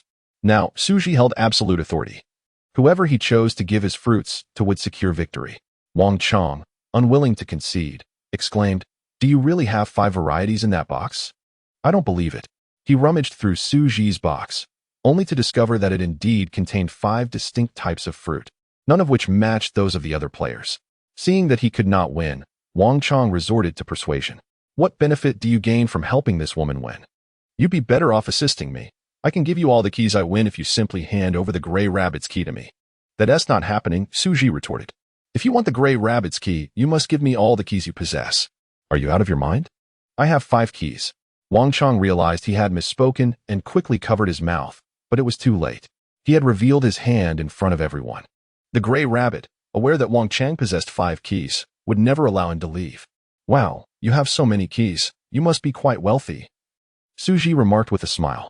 "You scoundrel, how dare you deceive me?" Wang Chang seethed with rage, but felt powerless against Xu Zhi, resorting to stomping his feet in frustration. "No need to panic. I won't gamble with your life," the Gray Rabbit said, eyeing Xu Zhi. For the keys Xu Zhi possessed surpassed even his own. "What?" Wang Chang's body trembled. He had thought that possessing 5 keys made him affluent, only to discover that Xu Zhi had even more. No wonder Lin Xian had been trailing Xu Zhi. She must be after the keys he held. Xu Zhi, blissfully unaware of being idolized by the woman, was destined to be undone by her. Wang Chang indulged in a vivid imagination, characterizing Lin Xian as a mercenary who valued wealth above all else. Having had his secrets exposed by the Gray Rabbit, Xu Zhi decided to drop the pretense. He publicly revealed all his chips, a staggering total of 13 keys. Xu Zhi then selected 1 key and handed it to Lin Xian. According to the rules of the game, he was obligated to give Lin Xian one of his keys. "You helped me win. How could I accept your key? Besides, I still owe you a game token," Lin Xian declined, waving her hand. Xu Zhi did not argue. He insisted on pressing the key into her palm. Through their recent games, Xu Zhi had discerned that Lin Xian was a reliable ally. Having resolved to escape together, Xu Zhi could not just think of himself. He needed to ensure that Lin Xian also had ample keys. Only if both possessed sufficient resources could their chances of victory in the game increase. Chapter 32. Why are you gambling with our lives, buddy? The crowd hurriedly handed their keys to Lin Xian. Xiaoran appeared reluctant. "Lin Xian, I only have 1 key left. Could you please not take it?" she pleaded. "No," Lin Xian firmly rejected her. After all, they were not well acquainted. Nor did they share a bond strong enough to warrant such a concession. In an instant, Xiaoran's pitiable expression morphed into one of malice. "Haven't you ever seen a key before? I told you I only have 1 left, yet you still want it. Do you have no conscience?" With that, Xiaoran tossed the key at Lin Xian's feet. Lin Xian reached out to the Gray Rabbit, inquiring, "I did not receive Xiaoran's key. What should be done according to the rules?" The Gray Rabbit's cold gaze was suffused with murderous intent. As the arbiter, it was his duty to execute every player who violated the rules without bias. Fearing for her life, Xiaoran quickly scurried to Lin Xian's feet, retrieving the key and placing it reverently in Lin Xian's palm. "Lin Xian, just wait." She glared at Lin Xian with fiery anger. "I shall await your return." Lin Xian replied with a polite smile. Though Lin Xian was not a person who reveled in wickedness, neither was she one to be easily manipulated. Having lost 2 rounds, the Gray Rabbit had no desire to witness a quarrel among women. He retrieved a green box from the clutter, preparing to commence the next game. Xu Zhi produced the keys she had won from the Gray Rabbit. "According to the game's rules, Lin Xian and I can progress from here." The Gray Rabbit's greatest fear had materialized. He had promised the pink rabbit he would reclaim all of Xu Zhi's keys. But now, not only had he failed to recover the keys, but Xu Zhi had also profited significantly from the situation. Wait, let us play another round, the gray rabbit urged. Xu Zhi shook her head in refusal. I can still leave now. If I play a few more rounds and take your keys, you might end up gambling with your life. Rest assured, I will not gamble with your life, the gray rabbit solemnly vowed. Why did that sound so familiar? Xu Zhi recalled that the pink rabbit had said something similar. However, although she had kept her promise not to gamble with Xu Zhi's life, it had resulted in the gray rabbit's retaliatory actions. It seemed wise to avoid provoking these dolls. I'm sorry, but I have no desire to play anymore. Please allow us to leave, Xu Zhi reiterated. Seeing her insistence to depart, the gray rabbit resolutely withdrew all his possessions. Let us gamble one more time. In this round, I will wager all my keys as stakes. We shall determine the victor in a single game. The gray rabbit's eyes were resolute, gripping 10 keys tightly in his hands. What if I refuse? Xu Zhi inquired. The gray rabbit displayed the 10 keys before the onlookers. With so many keys, I find it hard to believe you want to be tempted. He overestimated Xu Zhi's greed. To be honest, she felt no inclination at all. Her desire for survival outweighed her interest in the keys. Here, the first rule of survival was to participate in the games as little as possible. Yet the gray rabbit was as stubborn as the pink rabbit had been. It seemed leaving was not going to be simple. However, during their previous exchange, Xu Zhi noticed something. In the past, when she wished to refuse the dolls' games, she would receive a prompt indicating her erasure. This time, there was none. Could it be that her mysterious ability had faltered? After reflection, she concluded that was unlikely. Comparing the circumstances of past refusals with the present, she found the only distinction was the stakes involved. If Xu Zhi was correct, players could only refuse when the dolls presented a life gamble. In normal circumstances, when using stakes for the game, players had the right to decline. Understanding this, Xu Zhi resolved not to engage the gray rabbit in a game. Lin Xian. Let us depart, she stated, attempting to leave with Lin Xian. However, Xiaoran clung to her, crying, Su Ge, you can't leave. What will happen to Xiaoran if you go? You can't abandon me. Xu Zhi pushed Xiaoran away, but she only clung tighter. Let go. Do not force me to strike a woman. Xu Zhi was furious and tempted to act, yet feared violating the rules. Unable to hit her and unable to escape, Xu Zhi found himself ensnared by Xiaoran's grasp. Don't you enjoy saving people? Then let us play one more round. Consider it a good deed. The gray rabbit fanned the flames. Yes, Su Ge, you've already taken away that vile Lin Xian. You can't leave Xiaoran behind. Xiaoran sobbed, holding on to Xu Zhi. Xu Zhi took a deep breath, contemplating for a few moments before addressing the gray rabbit. I am willing to play another round, but in this game, not only must all stakes be wagered, but everyone must participate. Xu Zhi proposed this requirement to prevent Wang Cheng from becoming the next Xiaoran. If Wang Cheng were to cling to her like Xiaoran, she would truly be at a loss. The gray rabbit pondered for 2 seconds before responding. It is fine for everyone to participate in the game, but the crux is that these individuals do not possess sufficient stakes. Indeed, they lack the necessary stakes. Xu Zhi's expression darkened, but let us not forget, they still had their lives. What do you mean? The gray rabbit's eyes narrowed. Sensing a hint of menace in Xu Zhi's words, Xu Zhi extended her arm to clarify. In this round, each person must present 10 keys. If anyone cannot meet this requirement, they must compensate with their body, 1 organ for 1 key. Upon hearing this, the crowd turned pale with fear. You two titans of conflict, please do not involve us commoners. If you lose, you may only lose some stakes, but we would lose our lives. In this place, losing an arm is no different from losing 2. With no medical supplies available, severe bleeding only leads to death for the injured. Chapter 33. No money? Then bet your life. How about it? Are you in? Xu Zhi inquired of the gray rabbit. Certainly. The gray rabbit nodded slightly. Wait, this is merely your unilateral decision. I did not agree to play. Wang Cheng hastily rejected, fear etched on his face. The gray rabbit coldly declared, this will be your final game here. Should anyone choose not to participate, they shall remain here eternally. Damn it. Wang Cheng stomped in frustration, his eyes darting towards Xu Zhi as he gritted his teeth. You are truly insane.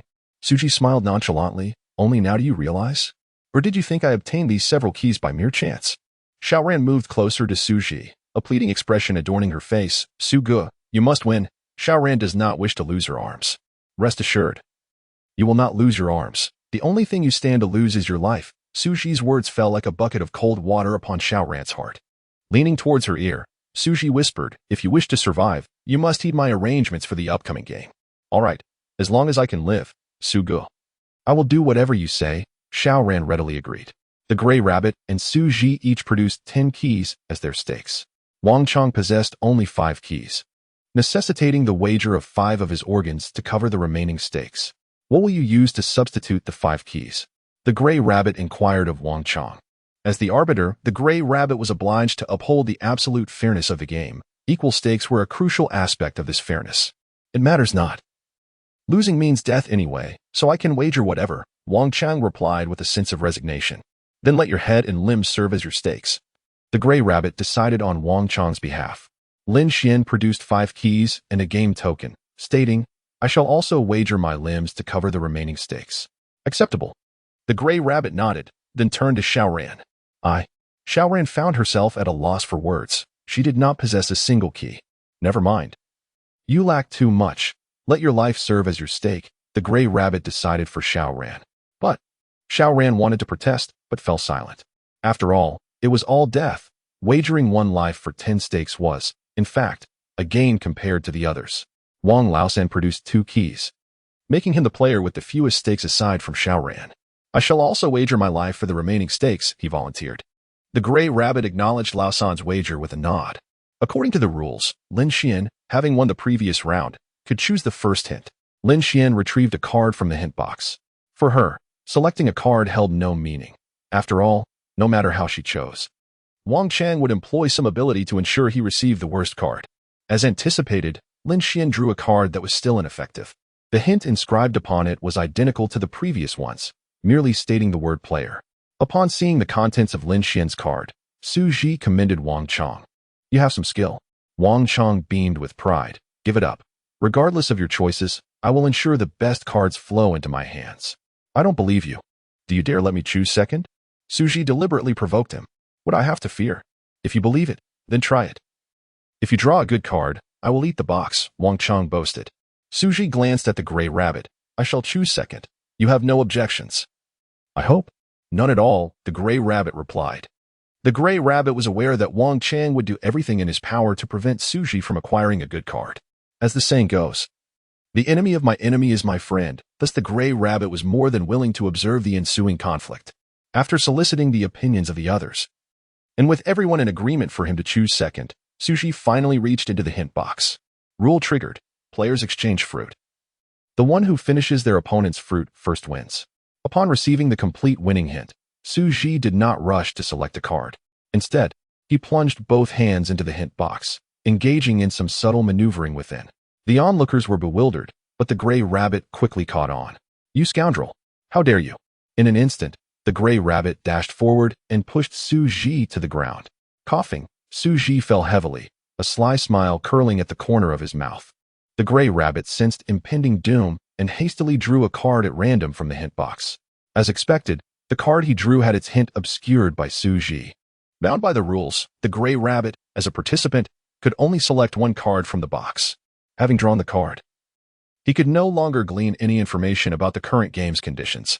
In previous rounds, the Gray Rabbit was able to understand the winning clues through the hint words because of his frequent participation in the games, allowing him to memorize the complete hint phrases. Now, with Xu Zhi having obscured all the cards, the Gray Rabbit was deprived of any useful information, thus losing his advantage in discerning the winning conditions of this round. Wang Chang, still bewildered, observed the Gray Rabbit hastily retrieving a hint card, and he followed suit. Upon discovering that the card he had drawn using his ability had been obscured, Wang Chang finally grasped Xu Zhi's cunning scheme. Wang Chang yelled at Xu Zhi, "You lunatic! What benefit do you gain from this? Now none of us can win. Do you wish for us all to perish? The fish may die, but the net will not break." Xu Zhi tossed out a card, the word player boldly inscribed on its face. "You did not obscure all the cards," Wang Chang exclaimed, his face a mixture of shock and confusion. "Indeed, I only obscured the best card in the hint box, which is yours," Xu Zhi confirmed. "How did you manage that?" Wang Chang's shock turned to realization. You exploited my ability? It seems you are not entirely foolish," Xu Zhi taunted.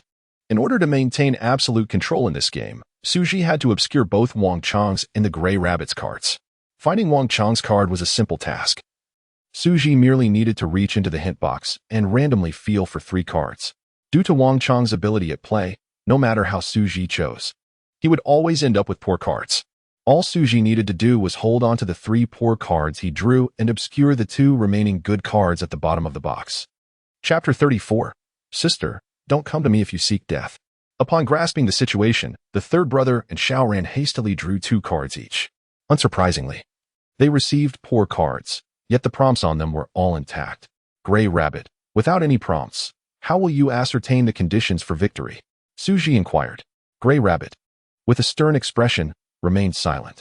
Indeed, as Xu Zhi had anticipated, his sole means of discerning the victory conditions had been dismantled by Xu Zhi. Now, winning seemed contingent upon whether Xu Zhi and the others would divulge their prompts. Would they? The answer was, of course, no. Gray Rabbit was left to rely on his past experiences to deduce the victory conditions for this round of the game. Within the storage room, there were 7 hint boxes, each corresponding to the colors red, orange, yellow, green, cyan, blue, and purple. The first 3 rounds had already exhausted the red, orange, and yellow boxes, leaving Gray Rabbit to infer the victory conditions from the remaining 4. The 4 unused hint boxes indicated that 4 types of gameplay had yet to manifest. Gray Rabbit needed to guess the gameplay from these 4 options, a mere 1 in 4 chance to succeed. Such odds were daunting for him. Having mastered the complete conditions for victory, Xu Zhi had already departed the room with Lin Xian and the others. Wang Chang stayed behind with Gray Rabbit, as his own means of winning had also been thwarted by Xu Zhi. To secure victory, he had no choice but to ally with Gray Rabbit. Outside the room, Xu Zhi pulled Xiaoran aside and asked, I have a method that not only ensures your passage but also guarantees you the key. Would you like to hear it? Really? Xiaoran's eyes sparkled with disbelief at such fortune. Absolutely. Just follow my instructions, and I assure you can pass and acquire the key. What is the method? Tell me quickly, Brother Xu, Xiaoran pleaded, her tone playful. Xu Zhi leaned in and whispered the method to her. After listening, Xiaoran expressed her concerns. Will this method really work? I might get killed. Rest assured, if you follow my directions, it will surely succeed, but you must not show any mercy. Xu Zhi cautioned. Okay. Xiaoran nodded vigorously and proceeded to execute Xu Zhi's plan. Once Xiaoran left, Xu Zhi approached Lin Xian and the third brother. Third brother, don't you wish to join us? I'm offering you an opportunity now. What do you say? Joining you means passing and getting the key. Of course. I want in. Just tell me what to do, Brother Xu. I'll do anything, be it climbing mountains or descending into the sea. I need you to hand over the 2 keys you have, Xu Zhi said, extending his hand. The request caught the third brother off guard. He had yet to start earning and was already giving up 2 keys. Was this what they called a pay-to-play scheme? After a moment's hesitation, he relinquished the last 2 keys he possessed to Xu Zhi. Having already lost, he would need to wager his organs as collateral. Losing these keys merely meant sacrificing 2 more organs if he lost the game. Ultimately, losing meant death, and for the third brother, there was little difference between losing 1 organ or 10. Third brother, since you trust me so much, I cannot let you lose out, Xu Zhi whispered to him. I have a chance for you to get rich. Are you interested? Brother Xu, I knew you wouldn't let me down. What do you need me to do? The third brother was now visibly excited. Xu Zhi instructed, in a moment, bring only the smallest fruit back to the room, preferably a grape. And then, that is all. That is it. It's that simple. The third brother was incredulous. Indeed. But remember, do not let Wang Chang and Gray Rabbit see you, Xu Zhi stressed. Okay. While they are still inside, I'll go pick some grapes now. The third brother rushed toward the fruit rack. After he left, Xu Zhi whispered a few words to Lin Xian. Are you doing this because you don't trust the third brother? Lin Xian asked. Yes. I cannot entrust my life entirely to someone I have just met. Xu Zhi's gaze deepened. All right, I understand. Lin Xian then turned and chased after the third brother. Meanwhile, Gray Rabbit and Wang Chang emerged from their room, having deliberated for a long time without devising a solution. At Wang Chang's suggestion, they decided to follow Xu Zhi and the others to select fruits, hoping Gray Rabbit could deduce the winning conditions of this round from the fruits Xu Zhi chose. Regardless of what transpired, Gray Rabbit and Wang Chang had agreed to stand united. The simple reason for their alliance was that they had settled on splitting the stakes evenly. Regardless of who ultimately won, I'll follow Xu Zhi. That guy is tricky. You stick with the woman named Lin Xian, Gray Rabbit instructed Wang Chang. Wait, why haven't I seen that woman named Xiaoran? Wang Chang noticed the sparse attendance in the fruit area. That woman poses no threat. Hurry and keep an eye on Lin Xian. See what fruit she selects, Gray Rabbit urged. All right, Wang Chong, unable to spot Xiaoran, turned toward Lin Xian and the third brother. Gray Rabbit approached Xu Zhi with his sole focus on him. Whatever fruit Xu Zhi chose, Gray Rabbit would mirror. This tactic was one he had learned from Xu Zhi himself. I will keep a close watch on you, no matter what tricks you play. You shall not escape my gaze, Gray Rabbit declared coldly.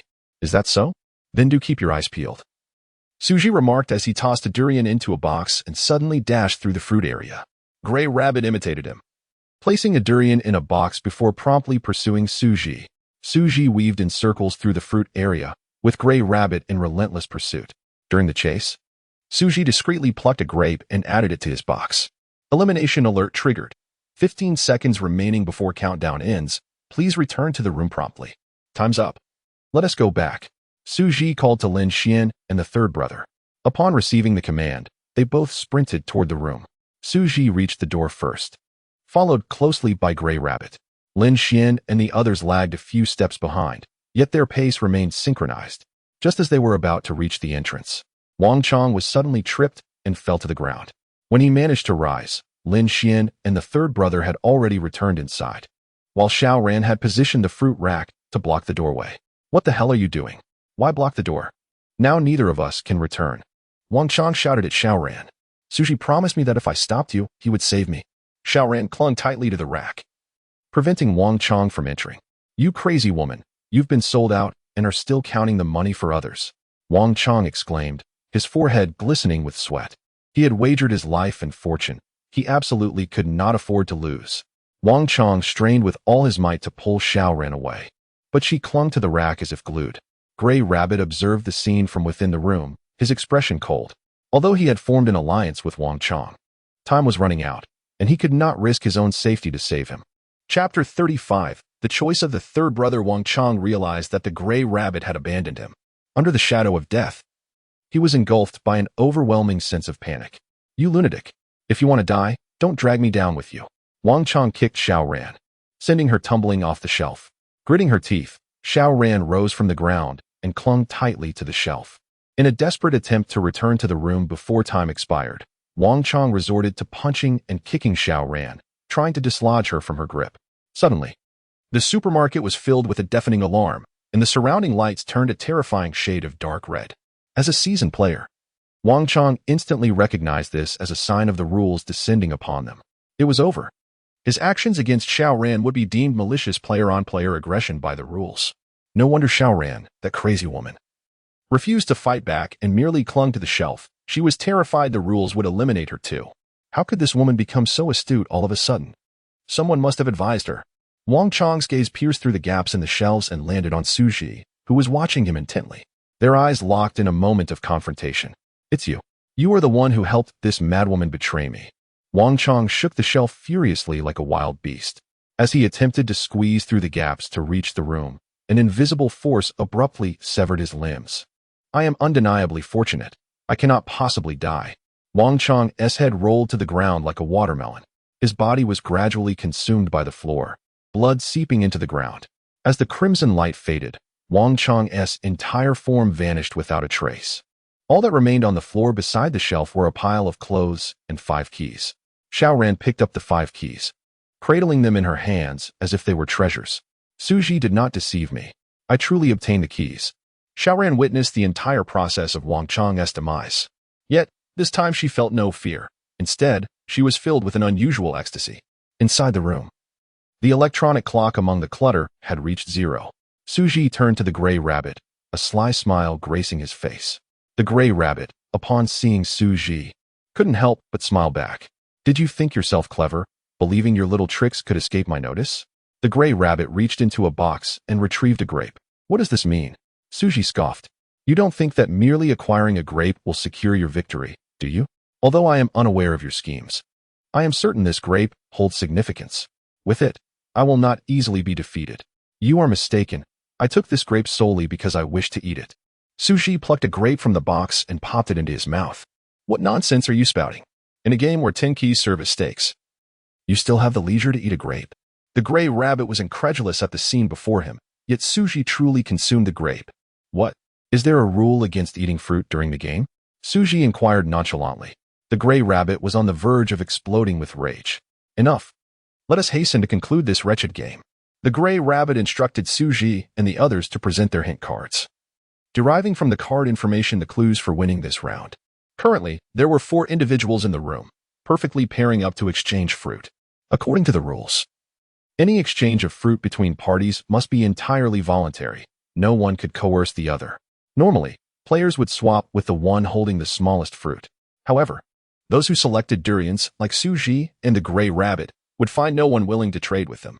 Among the 4, Xu Zhi and the Gray Rabbit each chose a durian, while Lin Xian and the third brother opted for grapes. It appeared that Lin Xian and the third brother held the most advantageous position, and the victor would likely emerge from among them. The Gray Rabbit, aware that Lin Xian and Xu Zhi were allies, placed his hopes of winning on the third brother. Third brother, if you agree to exchange fruit with me, after I win, I will share the stakes with you. The Gray Rabbit extended an olive branch to the third brother. The third brother raised an eyebrow. It would be easier for me to exchange fruit with Lin Xian and win. Why would I trade with you? The Gray Rabbit reminded him, do not forget. You also selected a grape. How can you be certain you can surpass Lin Xian? The third brother retorted, if I exchange with you, Lin Xian will exchange with Xu Zhi. How can you guarantee that you will win against Xu Zhi? The Gray Rabbit was momentarily speechless. Indeed, no matter how he chose, the third brother had only a 50% chance of winning. However, the distinction between exchanging with different individuals lay in whether that 50% chance was within his own control or handed over to the Gray Rabbit. Seeing the third brother remain unmoved, the Gray Rabbit unveiled his utmost sincerity. Third brother, you must understand that this is not the final destination for you. If you exchange with me, not only will I share half the stakes after my victory, but I will also ensure the next gatekeeper allows you to pass. Should the Gray Rabbit's promise come to fruition, it would allow the third brother to navigate 2 levels unscathed. Xu Zhi seemed to anticipate this, which is why, before inviting the third brother to join, he had compelled him to hand over all his keys. Xu Zhi possessed a total of 12 keys, combining the 2 from the third brother and Lin Xian's 6 stakes. Even if the third brother were to betray them in the end, Xu Zhi could still ensure that he and Lin Xian remained safe. However, should that moment arrive, Xu Zhi and Lin Xian would find themselves stripped of all but their lives. Third brother, do not hesitate. No adjudicator will offer such generous terms as I have. The Gray Rabbit continued to tempt the third brother. The third brother was swayed by the Gray Rabbit's words, but still shook his head resolutely. No. Having joined Xu Zhi's side, I cannot betray him. The third brother handed the grapes from the box to Lin Xian, who reciprocated by giving her grape to him. They exchanged grapes. Now, the winner would be determined by who consumed the other's grape first. The stakes, along with their very lives, rested upon that small grape held between the 2. After receiving the grape, Lin Xian did not rush to eat it, seemingly granting the third brother an opportunity to win. Third brother, I promise to give you a chance to prosper. That opportunity is now, Xu Zhi called out to the third brother. The third brother hesitated. Xu Zhi, are you not afraid I will eat it and then turn against you, taking both you and Lin Xian's stakes? Would you? Xu Zhi countered. I would not. But you surely do not trust mere words, so I shall demonstrate. The third brother threw the grape he held onto the ground, choosing to leave the opportunity for victory to Lin Xian. To refuse such a wealth of keys was sheer foolishness. Xiao Ran, outside, was nearly driven mad by the third brother's actions. Had she been given such an opportunity, Xiao Ran would not only claim all the keys for herself, but would also eliminate them to prevent any potential retaliation. Are you certain you wish to grant me this chance to win? That is over 30 keys, Lin Xian asked once more. I am certain. The third brother's eyes were resolute, though his heart ached. Then I shall not hold back. Lin Xian swallowed the grape in one bite, securing her victory in this round of the game. Chapter 36. Could you repeat that? How many keys did you lose? Outside the door, Xiao Ran, upon witnessing Lin Xian's victory in the game, collapsed in frustration. It's over. That wretched Lin Xian will undoubtedly seize all of my keys. Who knows? She might even use my life as collateral for the remaining keys. In despair, Xiao Ran cradled her head and wept, feeling utterly despondent. The Gray Rabbit, equally infuriated, berated Wang Laosan. You actually gave away the chance to win the game to someone else. You are incorrigibly useless. Wang Laosan scratched his head with a grin. You called me useless, so I should seek a powerful team to protect myself. He approached Xu Zhi, beaming with servility. How about it, old Xu? I have lived up to your trust, haven't I? Xu Zhi replied coolly, fortunately, I never trusted you that much. Xu Zhi's gaze shifted to Lin Xian, who pulled an apple from her pocket. This. Lausen stammered in astonishment. It turned out Lin Xian not only secured a grape but had also secretly hidden an apple, even though Lausen had been swayed by the gray rabbit. Lin Xian could still turn the tide with the apple in her hand. After all, once the fruits were exchanged, Lin Xian only needed to consume one grape, while Lausen would have to eat an apple after finishing the grape. Your cunning surpasses that of a wasp's nest, old Xu. Lausen marveled. He felt no sorrow from Xu Zhi's actions. Rather, it reinforced his belief that joining this team was indeed the right choice. You've lost, Gray Rabbit. Lin Xian demanded the chips. The Gray Rabbit, resembling a disheartened gambler, apathetically relinquished all his possessions to Lin Xian before departing. The shelves blocking the doorway were effortlessly pushed aside by the Gray Rabbit, as if they were mere bubbles. How did it go, Brother Gray? Did you win? The Pink Rabbit inquired. I'm sorry, Rabbit Sister, I lost. The Gray Rabbit's tone was devoid of spirit, his eyes lacking any glimmer of hope. Losing is losing. There's always a chance to win again in the future. The Pink Rabbit encouraged him with a pat on the shoulder. Do you think I'm utterly useless? The Gray Rabbit asked. Not at all. You've always been quite useless in my eyes. The Pink Rabbit turned and walked away. Rabbit Sister, how could you say that to me? The Gray Rabbit, stung by her words, hurriedly chased after her. Xu Zhi had been worried that the Gray Rabbit might become desperate and gamble their lives, but it seemed his concerns were unfounded. Xiao Ran clutched her 5 remaining keys tightly in her hands. Lin Xian, these keys were promised to me by Xu Zhi. If you have any decency left, don't ask me for them. I can forego the keys, but how about your life? Lin Xian's expression was icy, devoid of any jest. Lin Xian, we are teammates. If it weren't for me holding back Wang Chong, could you have won the game? You can't kill me. Xiao Ran's face turned pale as she attempted to persuade Lin Xian to reconsider. Indeed, Lin Xian contemplated. It seems you still have some value. Too bad your mouth is a bit too loose. I'll keep quiet. I'll shut up immediately. Xiao Ran clamped her mouth shut. Lin Xian took a deep breath, feeling as if the world had suddenly grown quiet. Let us go. I'll take you to meet the sheriff. The Gray Rabbit waved to the group from a distance. With the Pink Rabbit's criticism, the Gray Rabbit felt considerably relieved. He led the group further into the depths of the supermarket. Having walked for at least 10 minutes on this floor, they still had not reached the end of the supermarket, which had far exceeded Xu Zhi's expectations. After traversing several hundred meters, they finally arrived at their destination. 7 men were gathered, engaged in conversation. Look at all these players. It's quite lively, Lausen remarked. Observing the crowd, the Pink Rabbit smiled. Brother Fat, they are not players. They are white bodies. White bodies? What does that mean? Although Lausen had played numerous games, it was his first encounter with this term. The Pink Rabbit explained, a white body refers to players who have lost all their chips. Lin Xian inquired perplexedly. Since they have lost all their chips, logically, they cannot continue playing. So why are they gathered here? Lausen interjected. What else could it be?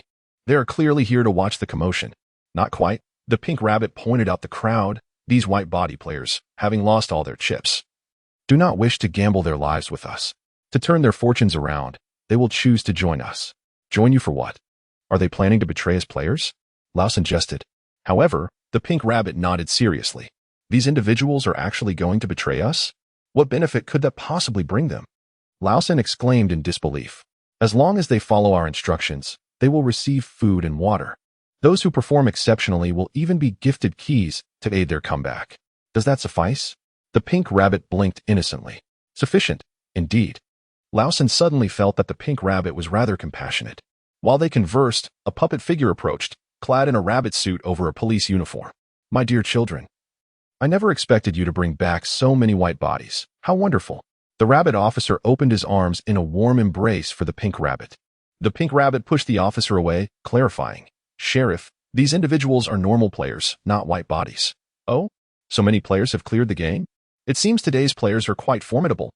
The sheriff approached the Pink Rabbit, smiling as he asked, let me guess how many keys you won today. 3, right? Sheriff, I didn't win a single key today. In fact, I've lost all the keys I had. The Pink Rabbit confessed candidly. You've lost them all. The sheriff nearly fainted in shock. It took a full 10 seconds for him to regain his composure. Well, at least Gray Rabbit managed to earn some keys today, he reassured himself. Gray Rabbit stepped forward, murmuring, Sheriff, I've also lost all the keys I had. Upon hearing this, the sheriff, instead of being angry, burst into laughter. Ha ha ha. How could all of you have lost all your keys? I see, you must be pulling my leg. You surely won many keys and are planning a surprise for me, right? Not at all, Sheriff. It's true. We really lost all the keys. Gray Rabbit insisted, his expression earnest. The sheriff, overwhelmed, collapsed to the ground. Sheriff! Sheriff! Are you all right? Gray Rabbit rushed to support the sheriff, followed closely by the Pink Rabbit. You two little rabbits lost all your keys. How could I possibly be all right? The sheriff, furious, reached out to strike Gray Rabbit, who, seeing this, abandoned the sheriff and fled. You two little rascals. If I don't break your legs today, I won't be the guardian of this ladder. The sheriff shouted as he pursued them. Hey, we came here to participate in the game, old man. Let us get started. Xiao Ran called out to the sheriff. The sheriff pointed to a notice board. The game rules are all written there. You can join directly. After speaking, he resumed his chase after the fleeing Gray Rabbit and Pink Rabbit. Xu Zhi and the others arrived at the notice board the sheriff mentioned and saw the game rules displayed there. Chapter 37. The best MVP turtle. The game of this round is called Catch the Thief, and its mechanics are as follows. Players draw cards from a hint box, with the words on the cards representing the items they need to procure. Upon receiving the card, players assume the role of a thief infiltrating a supermarket, which is patrolled by 6 security personnel. These guards roam various areas of the supermarket at random intervals. Players must acquire the necessary items without being detected by the guards and escape the supermarket. If a player is spotted stealing, the guards will pursue them. Should a player be unfortunate enough to be caught, they will be eliminated and the stolen items will return to their original positions. However, once players reach the designated exit zone, they will be granted protection, rendering them immune to further pursuit by the guards. It is important to note that reaching the exit does not guarantee victory. A security check awaits at the exit where players must conceal the stolen items as indicated on their cards to pass inspection. If a player successfully conceals the items from the security check, they win. If discovered, they face elimination, and the items return to their original places. Hint 1. Each game requires a game coin or a key as a stake. Hint 2. Items obtained after winning cannot be used in the next round. After reviewing the rules, everyone grasped the essence of the game. Simply put, players must steal items within the supermarket and successfully bring them out to claim victory. Once the game was explained, Wang Laosan expressed his concern. Now that the sheriff is gone, how can we participate in the game? At that moment, a player in plain clothes approached, carrying a box. As he drew closer, the group noticed the number 1 scrawled in watercolor on his shirt. Xu Zhi glanced at the others, and unsurprisingly, they too bore numbers ranging from 1 to 7, corresponding to their count. Who wants to play? Asked player 1. I do. Are you the one in charge here? Laosan inquired. Sort of, player 1 replied, handing the box to Laosan. Draw a card. Laosan, feeling a bit hesitant, thought. I suddenly don't want to play anymore. Can I refuse? After all, Xu Zhi, being so clever, hadn't he expressed a desire to play, and he only had 2 keys. Refusing to play is considered an automatic forfeit, and you must give me a key, player 1 reminded him. Hearing this, Laosan panicked. Then I might as well play. With hands clasped in silent prayer, he drew a card from the hint box. The back of the card displayed a cartoon rabbit, while the front bore a simple phrase, a turtle. It seemed this was the item Laosan needed to steal in this round. The supermarket exit is that way. If you can bring the item indicated on your card out, you will have successfully completed this level, player 1 informed him before turning away. The other 6 players then scattered throughout the supermarket, signaling that the game had begun. Xu Zhi wanted to assist Laosan in his search, but a mere thought triggered a warning. Triggering elimination warning. Non-participating players are prohibited from providing any assistance. Violations will be punished. No wonder these plain players were unafraid of us helping Laosan. It turns out there were rules in place to restrict us. Xu Zhi gasped, retracting her step forward. Lin Xian, witnessing Xu Zhi's inaction, also refrained from offering assistance. As for Xiao Ran, her disposition was simply one of self-interest. She was unwilling to aid anyone. Laosan commenced his search for the turtle within the supermarket, summarizing the rules as he went. In essence, he concluded that he must avoid detection by the guards while ensuring the turtle remained concealed from the security check at the exit. With this understanding, he began to plan his escape route while scanning for the turtle. After 5 minutes of searching, Laosan finally spotted a turtle in the seafood section. He noticed that these turtles were larger than dinner plates. Initially intending to snag a small turtle and slip it into his pocket, he realized his plan was thwarted by their size. After some contemplation, he devised a clever hiding spot, ensuring there were no security personnel nearby. He placed a turtle in his pants, believing that as long as he walked normally, the guards would not suspect him. Fearing that running might cause the turtle to slip out, Lao San opted to walk towards the exit. His plan proved astute, as he encountered 5 security personnel along the way. Each time, they merely glanced at him, satisfied that he was not carrying any stolen goods. After much effort, Lao San finally approached the supermarket exit, where a lethargic security guard lounged at the counter. Is he slacking off on the job? Lao San hoped the guard would remain equally nonchalant during inspections. As he neared the exit, a 6th security guard, marked with the number 6, called out, "Stop right there." With only 20 meters to the exit, Lao San weighed his chances of evading the guard. Should he fail, the turtle hidden in his pants would surely be discovered. After a moment of contemplation, he resolved to play it safe. He slowly turned around, feigning calmness. "What's the issue, buddy? Why are you walking all crooked? Are you hiding something?" The guard interrogated. "Not at all." Lao San raised his hands in a gesture of innocence. "Stay right there. I need to search you," the guard declared, approaching Lao San. Fearing the guard would uncover the turtle, Lao San nervously smiled. "Come on, we're all players here. Why make it hard on each other?" "Who is making it hard? I'm just a plain player. I need to achieve something," the guard retorted, thoroughly searching Lao San, even inspecting the soles of his shoes, yet inexplicably neglecting his pants. Taking a deep breath, Lao San thought he had narrowly escaped when the guard suddenly said, "Jump for me." "Come on, you can see I'm not hiding anything." "Why would I jump?" Lao San protested. "Enough chatter. I'm the guard. If I say jump, you jump." "I'm just too heavy to jump high," Lao San replied, feigning distress. "Jump as high as you can," the guard insisted. Under pressure, Lao San reluctantly complied, careful to keep his jump low to prevent the turtle from falling out. "Jump higher." "I didn't mean just on your toes." The guard kicked Lao San in the rear, demanding he jump higher. With no choice but to obey, Lao San thought it was a gamble. He clenched his teeth and leapt. In that moment, he resolved that if the turtle did fall out, he would simply grab it and run. Fortunately, the outcome was favorable. Regardless of how hard he jumped, the turtle remained securely in place. "All clear, you can go." The guard waved him off. Lao San turned away, suppressing the pain in his pants. Just moments ago, the turtle had nearly slipped free, but fortunately, it had clung tightly, narrowly avoiding disaster. Chapter 38. My goodness, you found this flaw. Old 3 endeavored to maintain his composure, enduring excruciating pain as he made his way, step by step, to the supermarket exit. Once he crossed over the green line on the ground, he felt a wave of relief wash over him, for he had entered the safe zone. Now, all he had to do was evade the security check, and he would consider it a victory. Hearing Old 3's footsteps, the security guard yawned and lazily rose from the counter. "Show me your card, and let us see what you need to steal," number 1 said. Obediently, Old 3 displayed his card. "I haven't taken anything," he protested, turning out his pockets and raising his hands slightly in a gesture of innocence. "There's no need for such trouble. Just take off your clothes for inspection," number 1 commanded. Old 3 felt a chill run down his spine at the audacity of the request. "Why are you being so strict, you slacker?" he thought. "Move quickly. Don't disturb my nap. Are you stripping yourself, or shall I assist you?" The guard replied languidly. "I'll do it myself." Old 3 muttered as he removed his shirt and pants, relieved to find he still wore shorts underneath. "You've got something moving in those shorts. What are you hiding?" number 1 inquired. Old 3 chuckled. "We're all men here. We know what stirs, right?" "Who is a man?" "I'm a proper girl. Thank you very much," number 1 retorted, rolling her eyes. "You're a woman?" Old 3 gazed incredulously at her flat chest. "That is not the point. What is concealed in those shorts? Show me," number 1 insisted.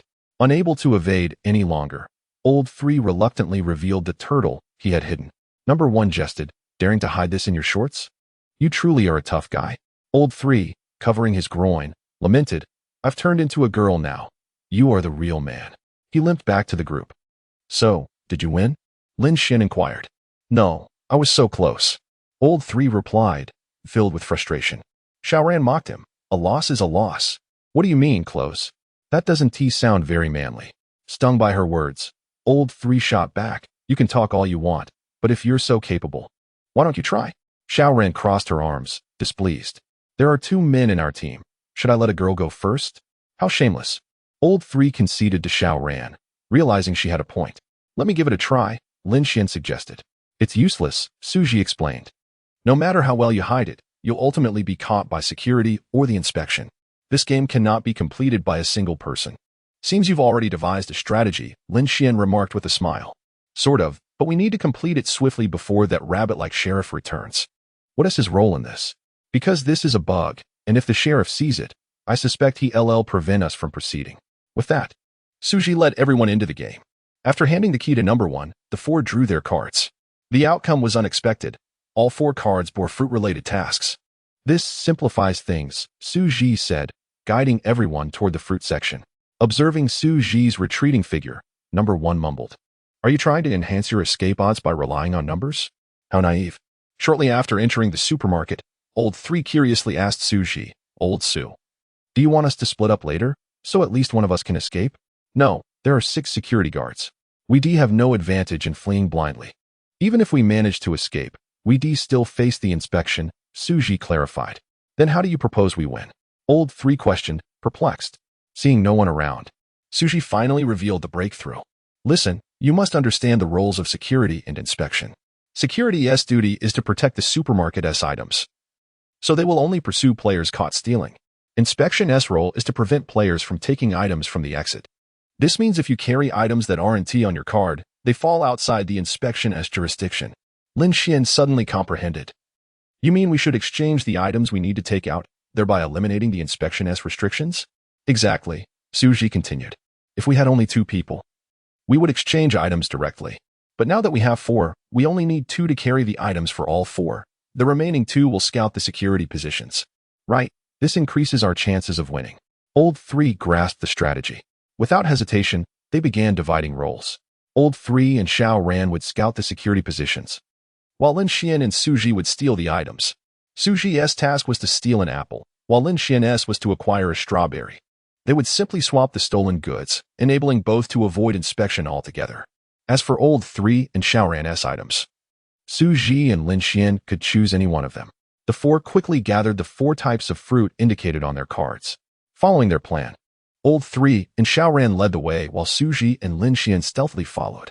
Upon encountering security, Xiao Ran was responsible for alerting Xu Zhi and Lin Xian to hide promptly. Through their collaboration, the 4 successfully evaded all security personnel and reached the supermarket exit. They divided the fruits evenly. Xu Zhi traded with Lin Xian, while Xiao Ran exchanged fruits with Old 3.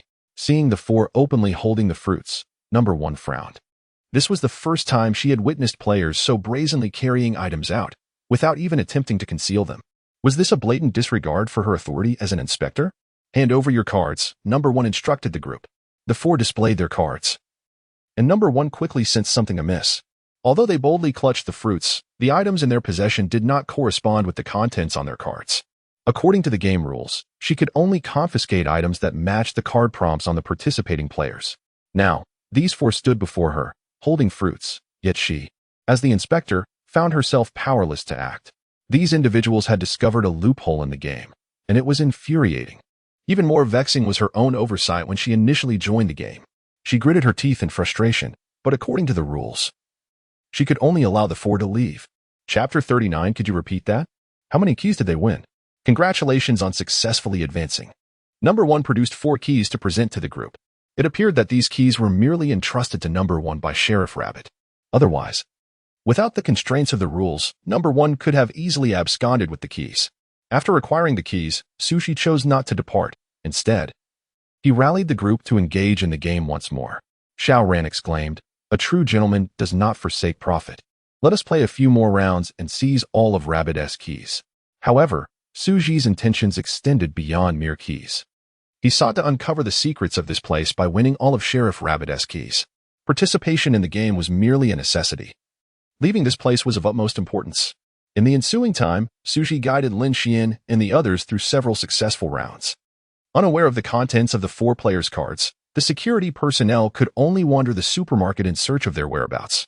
Moreover, according to the game's regulations, they could not obstruct Xu Zhi and his companions at the entrance, which facilitated Xu Zhi's victories.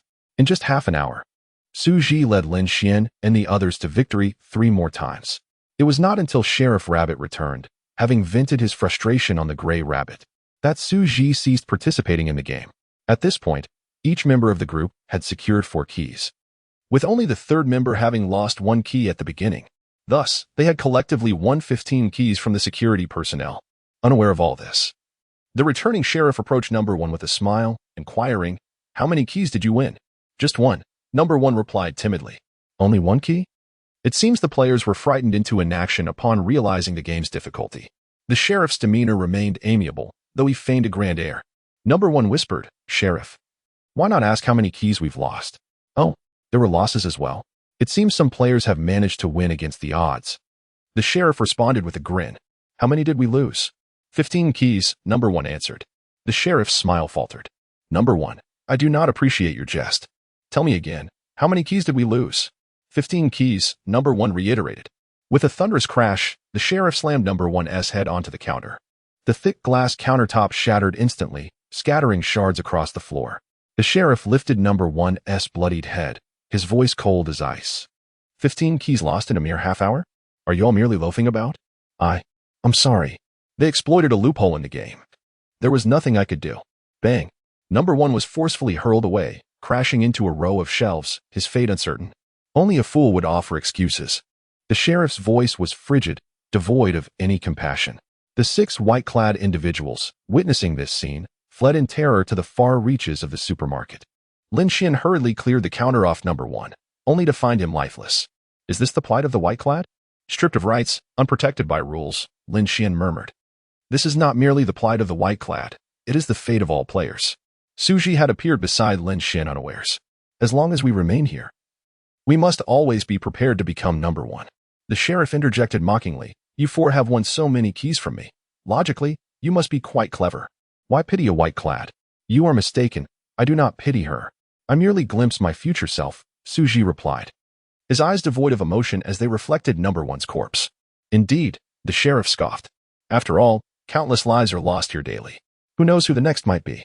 The sheriff produced a key from the costume he wore and placed it on the shattered countertop. "Now, let us continue to play." Xiao Ran, witnessing this, exclaimed, "You must be insane. We have already succeeded in the game. Why must we play with you?"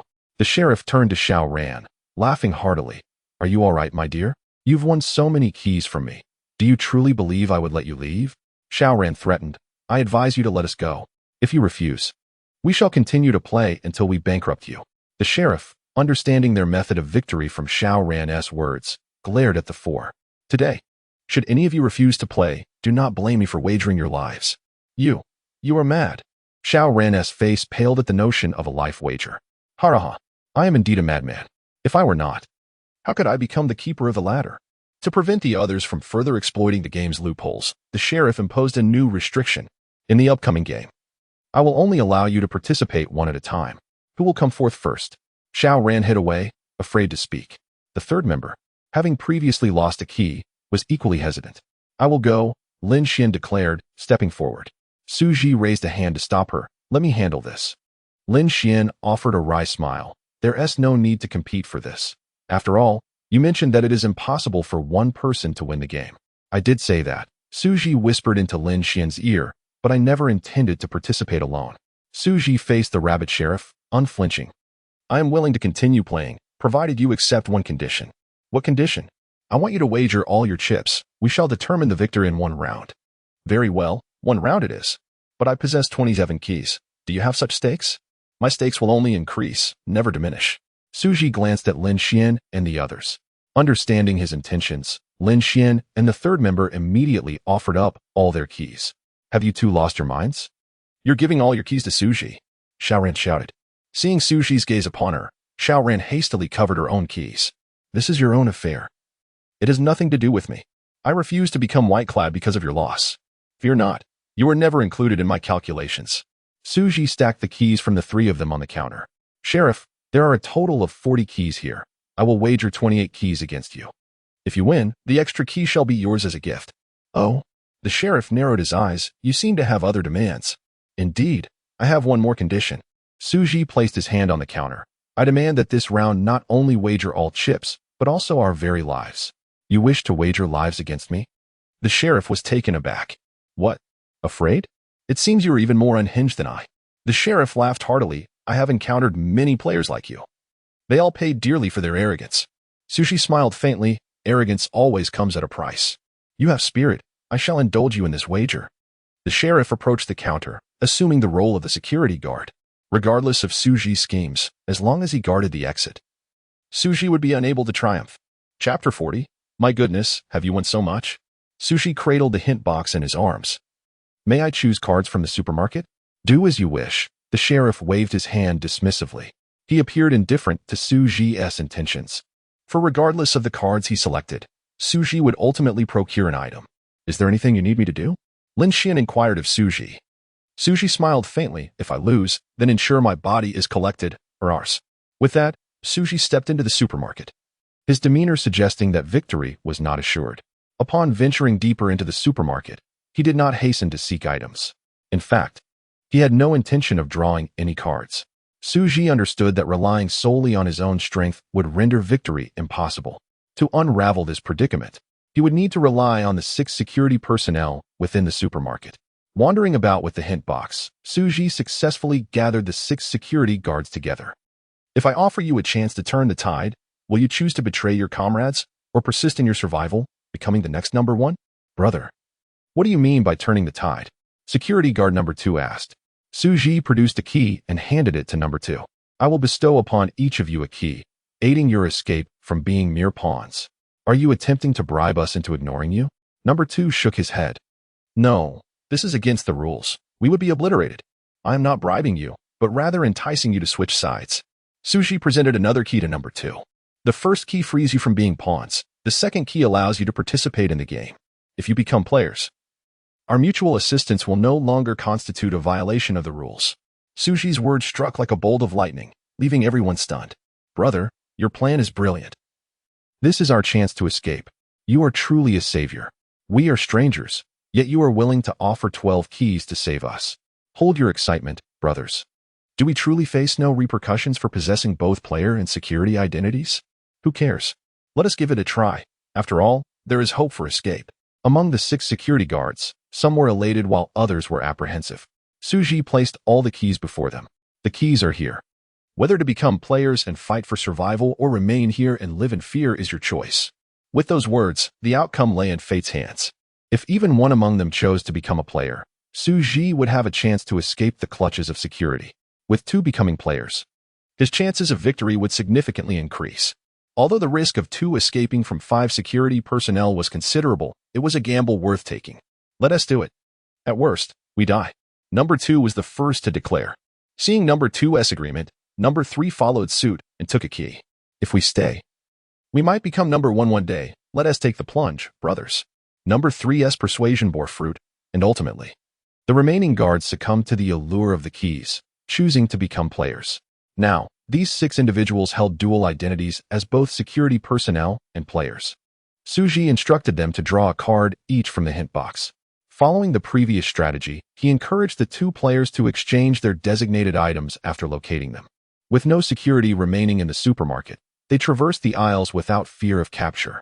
Yet, with their dual identities, each was tense, fearful of inadvertently violating the rules and facing annihilation. However, all such worries proved unfounded. They reached the supermarket exit without any rules descending upon them. Upon witnessing Xu Zhi accompanied by the security guards, the sheriff vociferously berated them. You worthless fools. He has already left with the items. Why did you not apprehend him? Before anyone could respond, the sheriff noticed the items cradled by the guards. Some held watermelons, others turtles, and still others chips. The sheriff recognized that these items were precisely those depicted on the cards from the hint box. What does this mean? The sheriff demanded furiously. No. 2 tossed a card onto the counter, declaring, Sheriff, we are now players. Please show some respect. Participation in the game requires keys. Do you really think you can wager your lives without them? Who said we lack keys? Number 2 flung a key onto the counter. Where did you get that key? The sheriff was taken aback. Before number 2 could reply, the sheriff quickly deduced the answer. He turned his glare to Xu Zhi. Seething, it was you who provided them with keys. You wouldn't dare refuse their participation in the game, would you? Xu Zhi's expression turned icy. I advise you against such a course. If you deny them entry, they may very well gamble their lives against you. As the gatekeeper, you should be aware that in this place, wagering one's life is inescapable. The sheriff's eyes glazed over, collapsing as though struck by a heavy blow. He knew that agreeing to gamble his life with Xu Zhi was tantamount to acknowledging that this game could not be conquered alone. With Xu Zhi having turned the 6 security guards to his side, the sheriff understood he had lost without needing to be told. In contrast to the gray rabbit and pink rabbit, the sheriff had not only lost all his chips but also risked his life. Thank you for your generosity. I shall accept the keys. Xu Zhi collected all 27 keys from the sheriff. The 6 security guards, having witnessed the demise of number 1, fled back into the supermarket, oblivious to the stakes of the wager between Xu Zhi and the sheriff. Brother, I always believed you to be magnanimous. I never imagined you could amass such a fortune in keys. We 6 only received 12 keys, yet you alone obtained 27. You were truly in a position of profit. Had we known you would earn so many keys, we should have asked for more. The 6 guards, envious of Xu Zhi's bounty of keys, were nearly driven to the brink of frustration. In truth, these 6 security personnel could be considered victorious players, deserving of a key each. However, the sheriff had a limited number of keys, and Xu Zhi had seized them first. Thus, according to the rules, all the keys rightfully belonged to Xu Zhi. Chapter 41. The Perilous Escape. Xu Zhi divided the keys he had won into 3 parts, handing 2 portions to Lin Xian and the third brother. In the end, they not only reclaimed their original keys but also acquired an additional 5 keys. Xiaoran, consumed by envy, hurriedly approached them. Brother Xu, my reluctance to lend you the key earlier was merely to secure a backup for us all. You know me best. Had you lost, I would have willingly given you my keys. Considering my intentions for the group, shouldn't I receive a share of these keys? Indeed, there was merit in her reasoning. Xu Zhi leaned towards Xiaoran and whispered, Very well, if you can extract the means to leave this place from the sheriff, I shall grant you a portion of the keys. Xiaoran inwardly cursed. If I knew how to escape, why on earth would I need your keys? Despite her inner turmoil, she readily agreed. Xiaoran confronted the slumped sheriff. Hey, rabbit, tell me how to leave here. If you reveal the method, I can plead with Brother Xu to spare your life. The sheriff, his eyes vacant, replied, The rules strictly forbid us from disclosing any information to the players. If I divulge anything, not just I, but even the gray rabbit and the pink rabbit will face punitive measures from the rules. Xiaoran, unfazed, retorted, Stupid rabbit. Don't be so oblivious. Since you're doomed anyway, can't you be a decent being and tell us how to escape? I am indeed fated to die, but gray rabbit and pink rabbit still have lives to protect. Thus, I will divulge nothing. Then face your demise. Xiaoran glared at the sheriff in anger and stormed away. Bzzz, the supermarket erupted with a piercing alarm. The surrounding lights morphed into an oppressive crimson hue. Sheriff, what has transpired? Gray Rabbit hurried from the depths of the supermarket, closely followed by Pink Rabbit. They had likely sensed the impending enforcement of the rules. You 2 little rabbits, return at once. The sheriff bellowed at them. Realizing the sheriff's unusual demeanor, Gray Rabbit immediately understood that the rules were directed at him. The only one capable of cornering the sheriff was the man named Xu Zhi.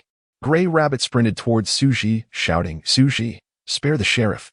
If you let him live, I will do whatever you ask. If you can tell me how to completely leave this place, I will spare the sheriff, Xu Zhi stipulated. Without a moment's hesitation, Gray Rabbit replied, To escape, one must. Bang! The sheriff suddenly appeared before Gray Rabbit like a specter. He struck with both fists, sending Gray Rabbit and Pink Rabbit flying 10 meters away. Cough, cough.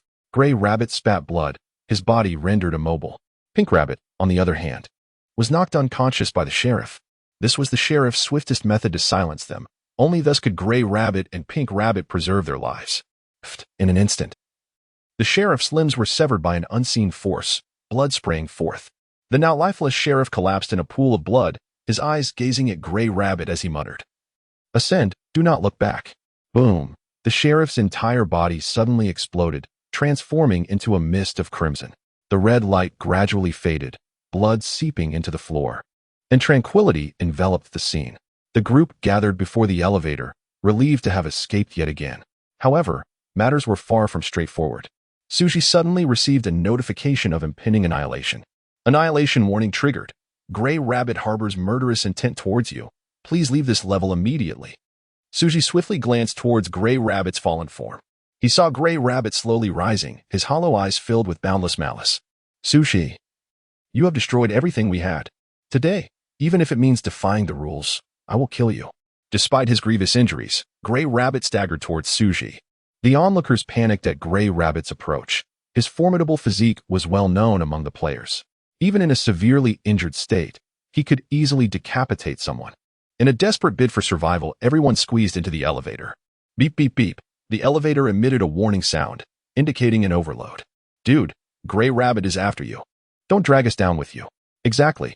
If one of us has to die, it's better it be you than all of us. Hurry down and save yourself. Driven by the instinct to survive, several security personnel turned on Xu Zhi. Do you have no conscience? If it weren't for Xu saving you, you'd still be in dire straits.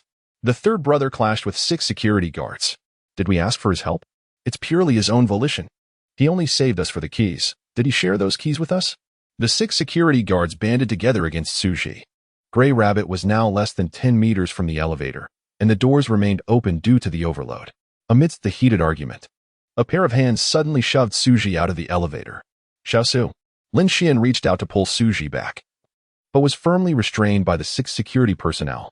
Since he enjoys playing the hero, let him help others fully. He shouldn't drag us down. One of them sneered. Lin Xian and the third brother struggled against their captors. At the moment Xu Zhi was pushed out, the elevator doors closed.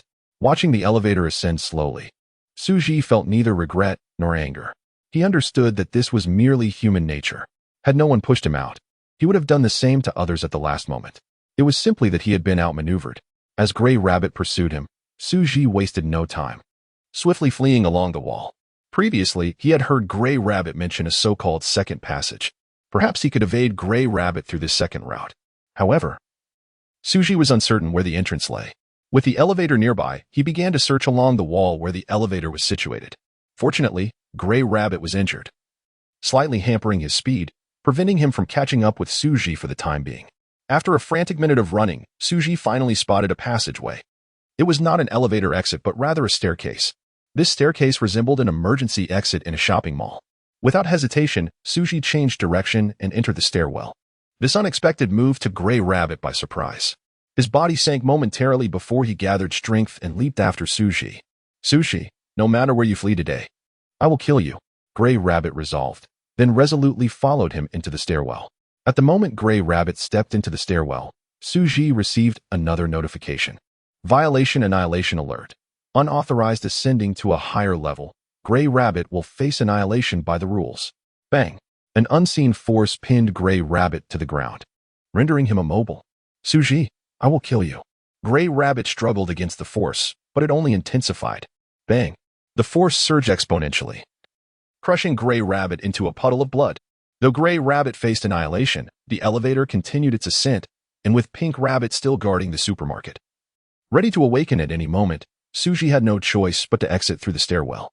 Ascending the stairs step by step, Xu Zhi felt no discomfort in the stairwell, unlike Gray Rabbit, who had perished. The only discomfort Xu Zhi experienced was that the stairwell seemed endlessly tall. He felt as though he had climbed 9 flights of stairs without reaching the end. Just as he contemplated giving up, a metal door appeared at the top of the stairs. The exit was near. Chapter 42. Purchasing underwear with a key? Is wealth truly power? Xu Zhi hurriedly approached and eagerly pulled open the iron door. Behind it lay a vast darkness. After surveying the surroundings, Xu Zhi stepped inside. The dim atmosphere was filled with a cacophony of sounds, reminiscent of an unstarted cinema. Suddenly, a beam of spotlight illuminated a corner of the room, revealing a stage where a rabbit dressed in a costume stood, a black rabbit. Without the spotlight, Xu Zhi would have undoubtedly missed its presence in the profound darkness. The black rabbit, microphone in hand, began, Greetings, esteemed players. It is a pleasure to meet you. I am the Black Rabbit, the adjudicator for this round. I implore you to maintain silence, as I shall only explain the rules once. Whether you comprehend them is entirely up to you. His words were effective, and the previously bustling crowd fell silent. The Black Rabbit nodded in satisfaction and continued. Before we commence the game, I must address 3 matters. First, this game prioritizes profit above all. If you lack sufficient keys to participate, you are welcome to offer your bodies as collateral. Second, this game is absolutely fair and free. Any player may leave at their discretion once they possess keys. Third, I request our new player to promptly take their place at the auction. As soon as the Black Rabbit finished speaking, a spotlight shone upon Xu Zhi. With the light, Xu Zhi could discern the faces of nearby players and the surrounding environment. The rows of red seats were filled with players, each with a small table before them, upon which their chips were placed. Xu Zhi chose an empty seat and sat down. The spotlight shifted away from Xu Zhi, returning to the stage. Now, let us elucidate the game rules. So please listen carefully, the Black Rabbit announced, positioning himself at the edge of the stage. A massive screen behind him flickered to life. Shortly, an image will appear on the screen, and you will have 1 minute to observe it. Within that minute, you must deduce the item depicted in the image from the information provided. Once the minute concludes, I will commence the auction for various items. one of which will correspond to the item displayed on the screen. You must identify the item that aligns with the information and bid fervently to secure it. As the Black Rabbit concluded the rules, the game officially began. The enormous screen on stage flashed, revealing a zipper, the item players needed to bid on. Xu Zhi noted that in the bottom right corner of the screen, a large 10 was displayed. The Black Rabbit quickly explained, "The winner of this round will receive 10 keys. Let the bidding commence." As soon as he finished speaking, a countdown timer appeared in the bottom left corner, marking 1 minute. The players scrutinized the zipper image, attempting to imprint its appearance in their minds. However, it soon became clear that such a tactic would bear no significance for winning the game. The minutes swiftly elapsed, and the screen shifted again, unveiling a black down jacket. The first auction item is a black down jacket. If you believe the zipper belongs to it, please bid boldly. The room erupted in a flurry of chaotic discussions as players fervently debated the answers, with some eager participants already placing bids. "I bid 1 key," Player 4 declared. "Is there a higher bid?" "I bid 2 keys," Player 10 exclaimed. "Is there anyone willing to outbid me?" The Black Rabbit orchestrated the rhythm on stage, and the atmosphere grew increasingly lively. Amidst the fervent bidding, Xu Zhi received the answer to the game. Game hint triggered. The winning auction item is underwear. Xu Zhi suppressed her delight, astonished that the answer had come so early in the auction. She quietly observed the bidding, waiting for the underwear to be presented. After several rounds of bidding, Xu Zhi noticed that the players' bids were not particularly high. The highest bid among 5 auctioned items was only 5 keys. The primary reason for this hesitance was the players' uncertainty. After all, the total winning reward was merely 10 keys. A wrong guess would render all bidding chips worthless. As the adjudicator, the low bids were not what the Black Rabbit desired, but this situation was undoubtedly advantageous for Xu Zhi. With everyone reluctant to bid high, Xu Zhi could conserve her keys.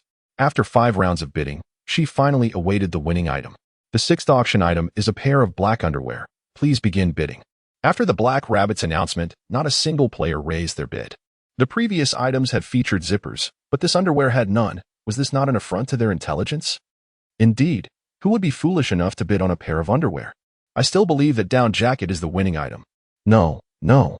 That jacket seems more likely to be the winner. You are both mistaken. It is the bag that resembles the winning item. Look at how similar the zipper on the bag is to the one on the screen. While the players engaged in fervent debate, Xu Zhi had already made her move on the 6th item. Before her was a bidding button. With a mere press, the Black Rabbit would receive her bid information. Player 36 bids 1 key. Is there a higher bid? The Black Rabbit's words stunned the crowd. Could it be that someone truly intended to purchase a pair of underwear with a key? Was player 30's mind not entirely sound? Who is this fool who has come here? They murmured, pitying the waste of a key. Perhaps they are a newcomer who has yet to grasp the rules of the game. Xu Zhi suddenly became the center of attention, diverting the other players' focus from the auction. In truth, no one dared to bid on the underwear, for how could it possibly feature a zipper? Seeing the lack of bids, the Black Rabbit called out, 1 key once, 1 key twice, 1 key 3 times. Sold. Let us congratulate player 36 for securing the 6th item, a pair of black underwear. The players erupted in unabashed mockery at this spectacle. Purchasing a virtually hopeless item with 1 key, surely this is the height of folly. If he wins, I shall eat my hat. Count me in. If he wins, I shall feast doubly. Chapter 43. What you fear shall come to pass. After a brief flicker of the colossal screen, a pair of black underwear materialized upon it. The coveted prize of this round was item number 6, black underwear. Let us extend our congratulations to player number 36, who secured the first victory at the humble cost of a single key. A wave of astonishment swept through the crowd. How could such an item possibly be the winning prize, especially given its complete lack of a zipper? Surely, Black Rabbit must have made a grievous error. It was unfathomable that the adjudicator could commit such a blunder. Black Rabbit, how could item number 6, devoid of a zipper, be declared the victor? We demand a reasonable explanation. In response to the players' incredulous inquiries, Black Rabbit revealed the inner workings of item number 6. To everyone's astonishment, the interior of the underwear concealed a hidden pocket, and upon that pocket was the very zipper previously displayed on the screen. Who keeps a pocket in their undergarments? This pocket appears to be intended for stashing money. Who would hide cash in their underwear? One must admit, this pair of underwear is rather appealing. I, too, wish to acquire one. This round of the game was exceedingly abstract. Fortunately, I did not bid on a single item. Player number 36 was remarkably fortunate to have guessed correctly. Indeed, When fortune smiles upon a person, it seems as though the heavens provide sustenance directly into their mouths. A chorus of lamentations echoed throughout the gaming hall. Some players were relieved to have purchased nothing at all, while others lamented their lost keys with deep regret. To those who lost their keys, do not be too hasty in your complaints. Should your keys run out, you may offer a limb as collateral. I would be more than willing to assist in that regard. Black Rabbit managed to soothe the players' discontent and then commenced the second round of the auction. With a flash of white light on the screen, a transparent plastic bottle emerged. The players scrutinized the bottle, yet found no anomalies. One detail, however, became etched in their minds. This competitive item was valued at 15 keys. As the minute drew to a close, Black Rabbit, microphone in hand, proclaimed, "Next up is item number 1, the plastic bottle. The victor shall receive 15 keys. Let the bidding commence." The moment item number 1 was revealed, the audience erupted in excitement. Was this not the same plastic bottle from earlier? Indeed, it was identical. This time there could be no mistake. It appeared that Black Rabbit sought to incite competition among US, driving the price of the item ever higher. The players began to murmur among themselves, while a few quick-witted individuals initiated the bidding. "I bid 1 key. How dare you? The answer is right before your eyes. I bid 5 keys. No one shall outbid me. I offer 7 keys. I bid 10 keys. I bid 14 keys. Damn it, I shall go all in. I bid 15 keys." Item number 1 rapidly reached its zenith. No one dared to raise their bid further, for only the victor would receive the 15 keys. Continuing to bid would be a futile endeavor, unless someone was purely intent on acquiring the keys to proceed. Yet it seemed no such players were present. Player number 4 has bid 15 keys. Is there anyone willing to bid higher? Silence reigned. And Black Rabbit announced the outcome. Congratulations to player number 4 for winning item number 1, the plastic water bottle. Though no keys were acquired, player number 4 felt a sense of contentment in merely advancing without loss. However, that fleeting smile soon vanished, for Black Rabbit unveiled item number 2, a bowl of water. Black Rabbit, what is the meaning of this? Player number 4 protested. Is there anything amiss with a standard auction? Black Rabbit feigned ignorance. But I have already won item number 1. Logically, I should have triumphed. What purpose does revealing the remaining items serve? Announce my victory at once. Are you certain you have won? Black Rabbit replied with a chilling laugh. The winning item of this round is the water within the bottle, not the bottle itself. What? The revelation sent shockwaves through the crowd. The contents of the bottle had indeed been water, though it had been filled to the brim, rendering it difficult to discern. Had player 4's 15 keys thus gone to waste? How unfortunate. It serves him right for rushing to victory. I was even contemplating bidding 16 keys earlier. Thank goodness I refrained. The players, relieved that they had not purchased item number 1, watched as player 4 spiraled into despair. 15 keys, surely that was all his wealth. Night was fast approaching, and without keys, he would fall prey to the hunting dogs. Player 4 dashed from his seat, seizing Black Rabbit by the collar. Why did you not clarify the rules of the game? This is your fault. I demand a refund for all my keys. Return them to me at once. Black Rabbit regarded the frantic player with a cool gaze. Once auctioned, all items are final sale. No returns or exchanges. You scoundrel. This is fraud. You are a charlatan. With a swift motion, Black Rabbit decapitated player 4, whose headless body crumpled before him. A mere minor incident. I hope it has not dampened your enthusiasm for the auction. Unfazed, Black Rabbit continued with the sale of the second item. The demise of player 4 served as a stark warning to all present. Players approached the second item with skepticism, and only a handful dared to place bids. Ultimately, the second item was sold for a mere 3 keys. Next, we present the third item, soda water. Let the bidding commence. The player who had previously acquired the plastic water bottle was left bewildered. It appeared that the winning item might not necessarily be the water bottle. It could just as easily be soda water. After all, the two appeared indistinguishable. Players could not discern the contents of a bottle from a mere image. The bidding for the third item concluded swiftly, but due to many players biding their time, the final price was a mere 1 key. Xu Zhi remained patiently observant, aware that the true winning prize had yet to be unveiled. Next came the fourth item, the renowned Shui Lao He Gone. As Black Rabbit introduced it, an image of the liquor appeared on the screen. This particular drink was well known. Its transparent appearance bore an uncanny resemblance to that of mineral water. Xu Zhi had anticipated this item, seizing the opportunity while others hesitated. He was the first to place a bid for Lao He Gone. Player 36 bids 1 key. Is there anyone willing to bid higher? Xu Zhi silently prayed that no one would contest him for this item. Yet, as fate would have it, a player in the audience lit up a red light. signaling their intent to bid against Xu Zhi. Chapter 44. On performance, the professional player number 12 bids 2 keys. Is there anyone willing to offer more? This time, Xu Zhi refrains from hastily placing a bid, opting instead to observe the reactions of the other players. A profound silence envelopes the player seats, as it is evident that the crowd does not hold this auction item in high regard. Noticing the lack of competition, Xu Zhi places another bid. Player No. 36 bids 3 keys. Is there anyone willing to bid higher? The Black Rabbit directs the attention of the players towards Xu Zhi. Spending 3 keys on a single item seems unwise. Once again, it is player number 36, who must have become overly confident after winning the previous round.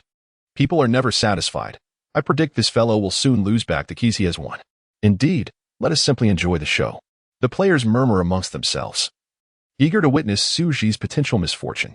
Seeing Xu Zhi bid 3 keys, player number 12 furrows his brow but chooses not to continue bidding. Ultimately, Xu Zhi successfully acquires the 4th item for the price of 3 keys. How infuriating! Raising the price so high. Let's see what happens when you lose. Player No. 12 curses under his breath.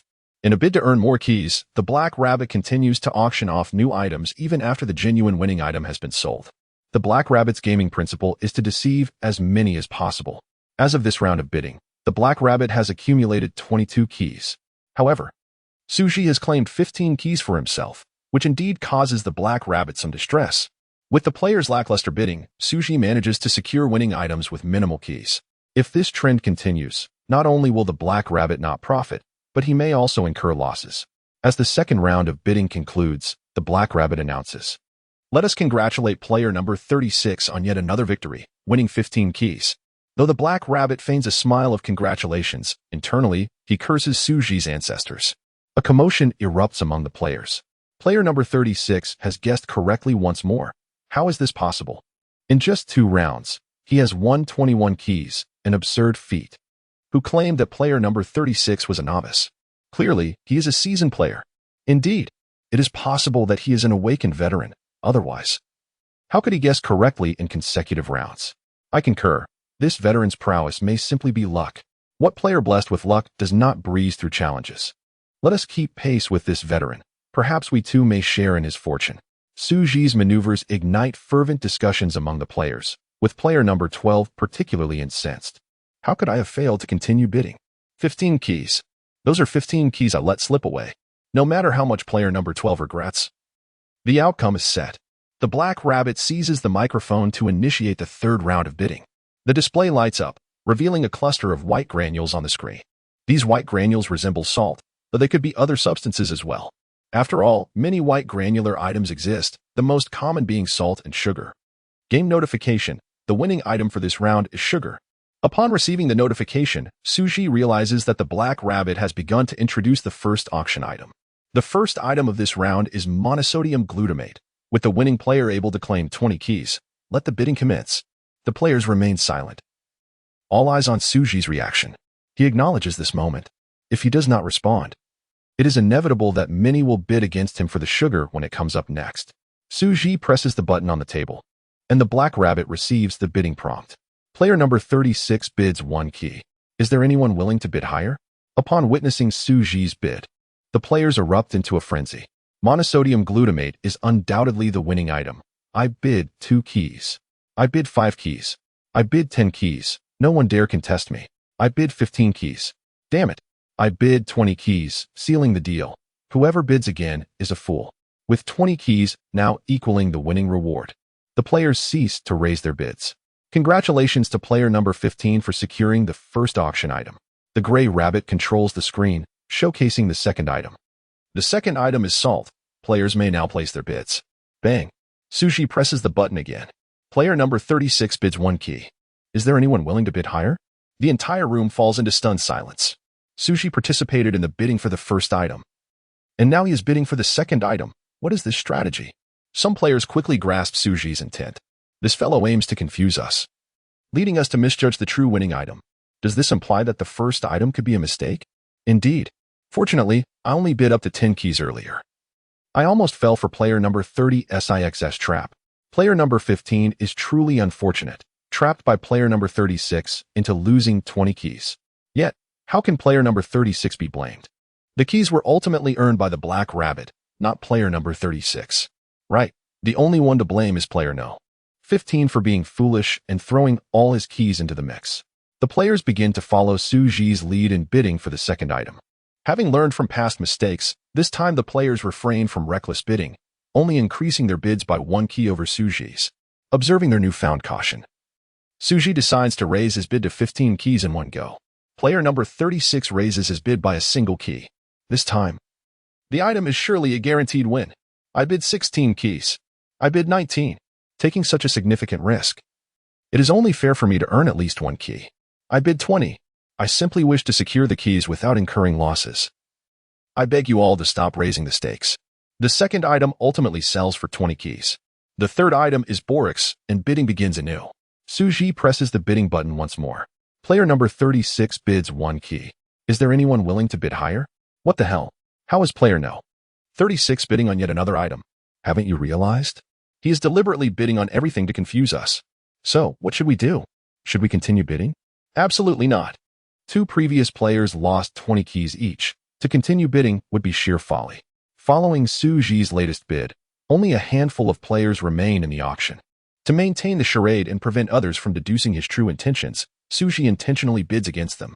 The third item ultimately sells for 5 keys. Next up is the fourth auction item, sugar. The true winning item has finally made its appearance. Chapter 45, Do You Dare to Compare Chips? Xu Zhi maintained a calm demeanor, commencing the bidding with a single key.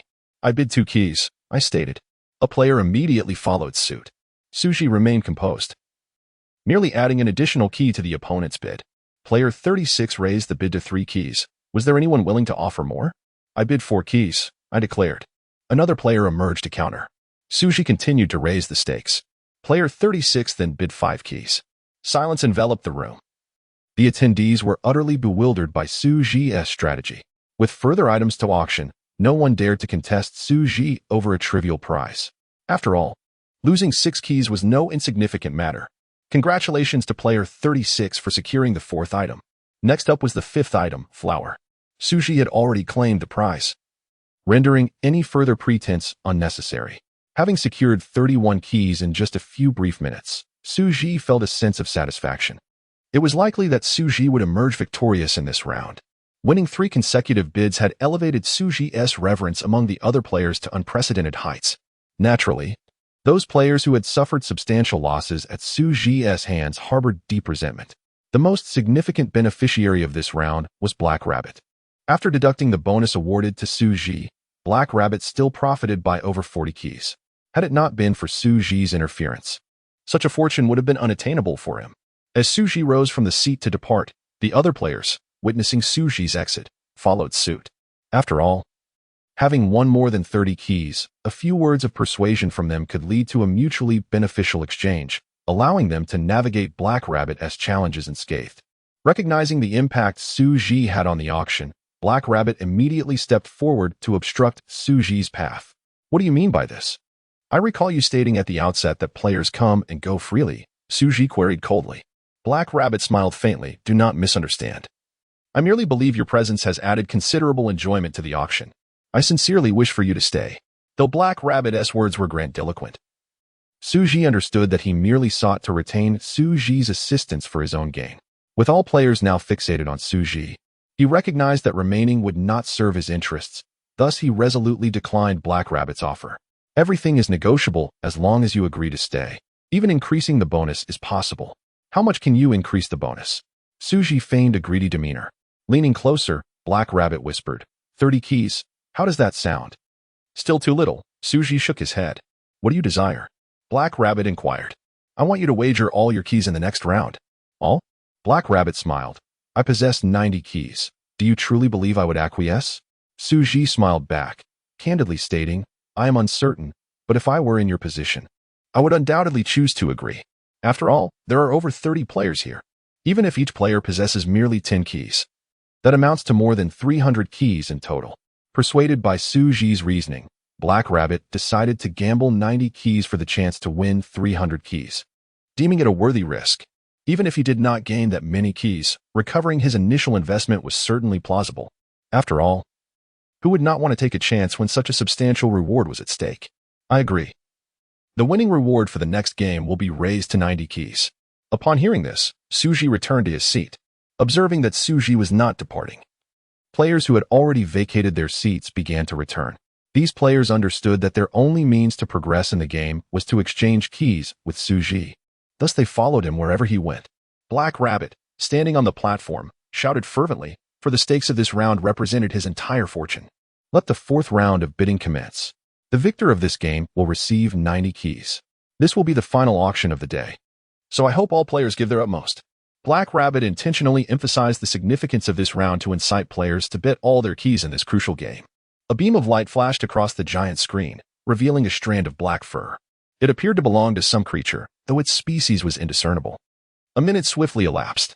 The screen illuminated once more, showcasing a black teddy dog. The first auction item is a black teddy dog. Players may commence bidding. Black Rabbit's enthusiasm surged, his voice resonating with greater fervor than before. Players were no longer deceived by appearances. Who knew what other creatures might appear next?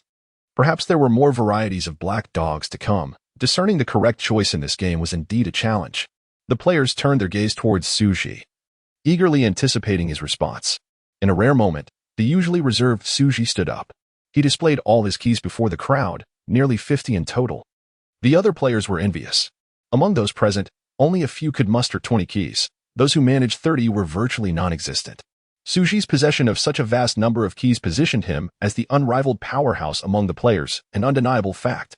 Xu Zhi scanned the other players, coldly stating, "Let me be clear, my ability is indeed luck, which means no matter how I choose, I will always select the correct item. In this round, I will secure victory by virtue of my overwhelming advantage in chips. These 90 keys will likely elude you all." No one dared to contest Xu Zhi's assertion. His prowess was evident to all. The strongest player in the room possessed the most chips, and in this round, Xu Zhi was undeniably the first. The crowd's faces turned ashen. On one hand, they lamented the missed opportunity of acquiring 90 keys, while on the other, they feared Xu Zhi's monopolization of all keys would prevent their own progression, just as players believed they were ensnared in a deadlock. Xu Zhi offered them a glimmer of hope. "Before we begin the bidding, I am willing to exchange keys with you to assist your progress." Xu Zhi's declaration stunned the entire room. Players reignited their hopes. "Is that true, esteemed one? You are akin to a living bodhisattva. Do not rush to praise me. I have one condition. Players who exchange keys with me can no longer participate in Black Rabbit's game. Esteemed one, I agree to your condition. Will your exchange rate be 1 key for 1 key? 1 for 1. You must act swiftly. I do not possess many keys. Anyone who fails to exchange keys with me will have to devise another method to win from Black Rabbit." Xu Zhi's words ignited a fervor among the players. They flocked to him, eager to exchange keys. "Player 36, what are you doing?" Black Rabbit exclaimed angrily, surrounded by eager players. Xu Zhi found himself in the center of a frenzy, while Black Rabbit sought to intervene but felt powerless. It was not that Black Rabbit was outnumbered and unable to confront the players. Rather, he feared being too forceful and violating the rules. Chapter 46. Is he strong? It matters not. I shall slay him. After a flurry of exchanges, most players successfully traded keys with Xu Zhi, achieving a seamless passage. A few scattered players refrained from exchanging keys, simply because they had lost all their keys in previous rounds of bidding. Once the players dispersed, Black Rabbit approached Xu Zhi and seized his collar, demanding, "What are you doing?" Feigning innocence, Xu Zhi replied, "I was assisting everyone in exchanging keys to advance." "Did you not see?" Fuming, Black Rabbit retorted, "By allowing these players to advance, who will attend the auction?" "Me," Xu Zhi responded with a smile. "What uses 1 person? Can you bid on items with 300 keys?" "Actually, I will only use 1 key to bid for the items," Xu Zhi clarified. At that moment, Black Rabbit realized he had been outmaneuvered. "So that was your intention. You aimed to disperse all the players from the outset, thereby reaping rewards without effort." "Correct," Xu Zhi said, gazing at Black Rabbit with unwavering confidence. "Enough talk. Let us resume the game." Seething with rage, Black Rabbit trembled but was helpless against the rules. He returned to the stage to continue hosting the auction. Although the game was not yet concluded, Black Rabbit recognized his defeat. At this juncture, he realized that even against an ordinary player, he stood no chance, let alone against Xu Zhi, who possessed special abilities. All Xu Zhi needed was to secure each auction item with a single key to triumph. With only 6 items up for bid in this round, it meant he could potentially acquire all for merely 6 keys. The reward for winning this round was an astounding 90 keys. No matter how one played, This was a guaranteed profit for Xu Zhi. Black Rabbit mechanically presided over the auction process. Ultimately, Xu Zhi emerged victorious, having accurately claimed the winning item with just one key. The players present were left in awe of Xu Zhi's maneuver. Swapping one key for 90 was a feat unprecedented in the annals of the doll game. I have witnessed something remarkable today. Does anyone know the illustrious figure known as number 36? Please introduce me. Are you out of your mind? How could such a top-tier player possibly regard us mere commoners? Damn it. Had I known, I wouldn't have exchanged my key. Do you believe you could win without trading keys? The keys in the hands of that top player far exceed ours. Yet we can form alliances. Can number 30 SIXS keys outnumber our combined total of 3 or 4 players? Not necessarily, but if we do that, the top player might withdraw from the auction. How can you ensure we can win the coveted items then? We can ally. But so can others. If everyone teams up, the bidding prices will skyrocket. Even if we miraculously win, we might not receive many keys, or worse, incur losses. The player who proposed the alliance fell silent, silently relieved that he had just exchanged keys with Xu Zhi. What is your name? Black Rabbit inquired coldly. Recalling his initial identification upon arrival, Xu Zhi replied, Old Six. Old Six? Black Rabbit's expression darkened. Very well, I shall remember you. Xu Zhi produced a key and handed it to Black Rabbit, a key intended to use for bidding on the auction items. Gritting his teeth, Black Rabbit surrendered 90 keys to Xu Zhi. With the keys he had previously accumulated, Xu Zhi now possessed a total of 136 keys. A quantity so great he could hardly hold them all. Were it not for the restrictions of the rules, countless players would undoubtedly have sought to challenge him. I hope you can leave this level alive with those keys, Black Rabbit said, turning towards a shadowy area as the players followed. After a minute of groping through the darkness, they arrived at the next stage. Compared to Black Rabbit's auction venue, this one appeared considerably more cramped. Players occasionally stumbled over debris scattered across the ground. In the oppressive darkness, they could not discern what had tripped them. Second brother, wake up! Black Rabbit called out into the void. Suddenly, the entire floor illuminated as bright as day. Only then did the players grasp their surroundings. No wonder they had stumbled. The entire second level was a junkyard, with debris piled into hundreds of heaps, each towering 3 meters high. Although the area was filled with seemingly endless refuse, the atmosphere was not as dreadful as one might expect. The air carried only a faint scent of rust, which was not overly offensive. Out from behind one of the debris piles emerged a doll dressed in a rabbit costume, a yellow rabbit. Its bright attire stood out starkly against the surrounding junk. Third brother, why are you here so early today? The yellow rabbit yawned, appearing lethargic. No choice. I ran out of keys, Black Rabbit replied with a shake of his head. Upon hearing this, the yellow rabbit's drowsiness vanished, replaced by disbelief. Is there really a player capable of making you lose everything? Black Rabbit stood aside, presenting the other players to the yellow rabbit. Not only did he win all my keys, but he also helped the other players clear the game. It seems we have a skilled player here, the yellow rabbit said, stretching his limbs nonchalantly. It matters not. I shall slay him. Do not underestimate him, Black Rabbit cautioned, gesturing in a direction. I will check on elder brother. You hurry and deal with them. Understood. The yellow rabbit led the players to a spacious area, where the ground was marked with a large red circle, the center of which bore the character for bet. The players formed a circle, and the yellow rabbit stood in the center to explain the game rules. I am Yellow Rabbit, and my game is called Guessing Fun.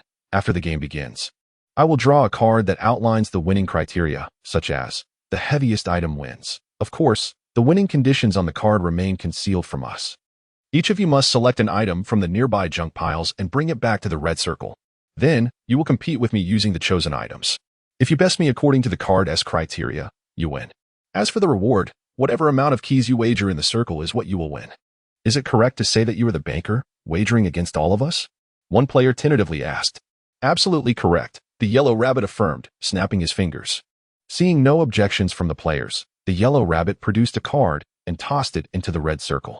Does this card contain the winning conditions for the game? A player attempted to pick it up. At the moment the player touched the card, the yellow rabbit appeared behind him like a wraith, delivering a single, fatal punch that crushed the man's skull. Looking down at the headless corpse, the yellow rabbit spoke coldly, apologies. But you violated the rules. Players are prohibited from examining the card until the game concludes. He retrieved 3 keys from the deceased player. Not bad. Better than nothing, he muttered, stashing the keys within his costume. The onlooking players stood frozen in disbelief, paralyzed by the shocking turn of events. Who could have anticipated a death before the game even commenced? Chapter 47. Following the big shot guarantees success. Everyone, stop dawdling. Place your bets and swiftly choose your items. Huang Tu reminded, then proceeded toward a heap of scrap. He was no longer concerned about anyone secretly inspecting the cards after he left. The headless corpse lying on the ground served as a stark warning. As Huang Tu anticipated, the players hastily tossed their keys into the red circle before rushing to select their scrap.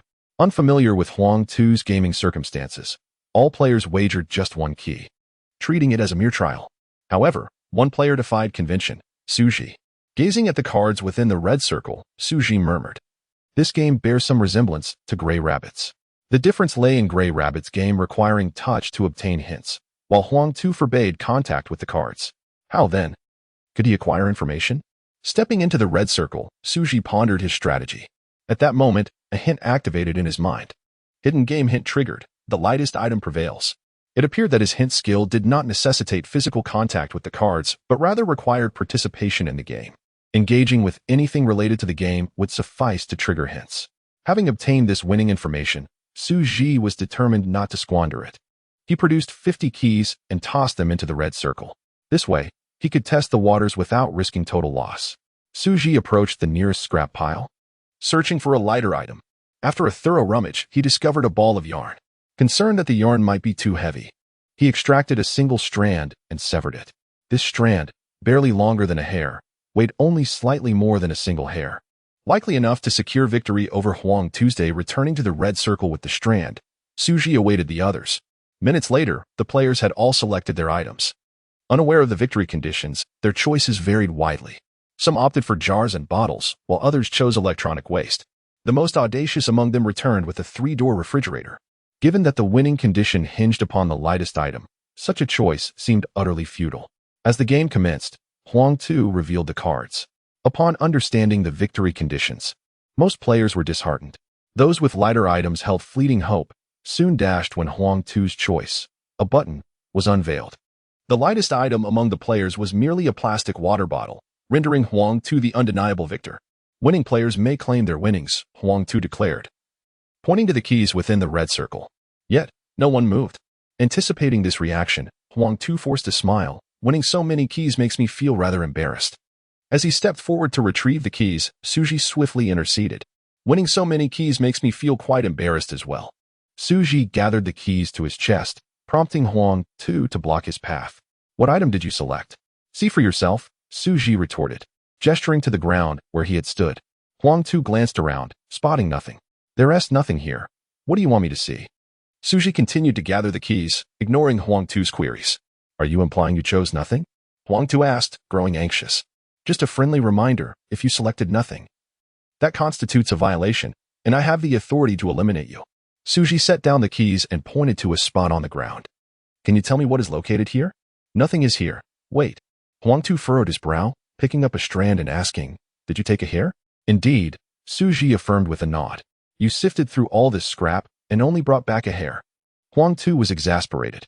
"Where on earth did you find that? I was unaware such a thing existed here." "The secrets must remain undisclosed," Xu Zhi insisted. "Now pay up."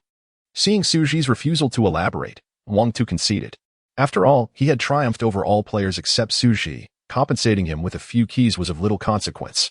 Huang Tu collected a chip from the ground, counting the keys while inquiring, "How many did you wager?" "I wagered 50 keys," Xu Zhi replied. "How many?" "Say that again." Huang Tu nearly stumbled in shock. 50 keys, Xu Zhi repeated. "My friend, falsely reporting your wager can lead to punitive measures," Huang Tu cautioned. Xu Zhi looked up at the ceiling. "The rules have not manifested. It seems I have not lied." Huang Tu staggered and fell to the ground.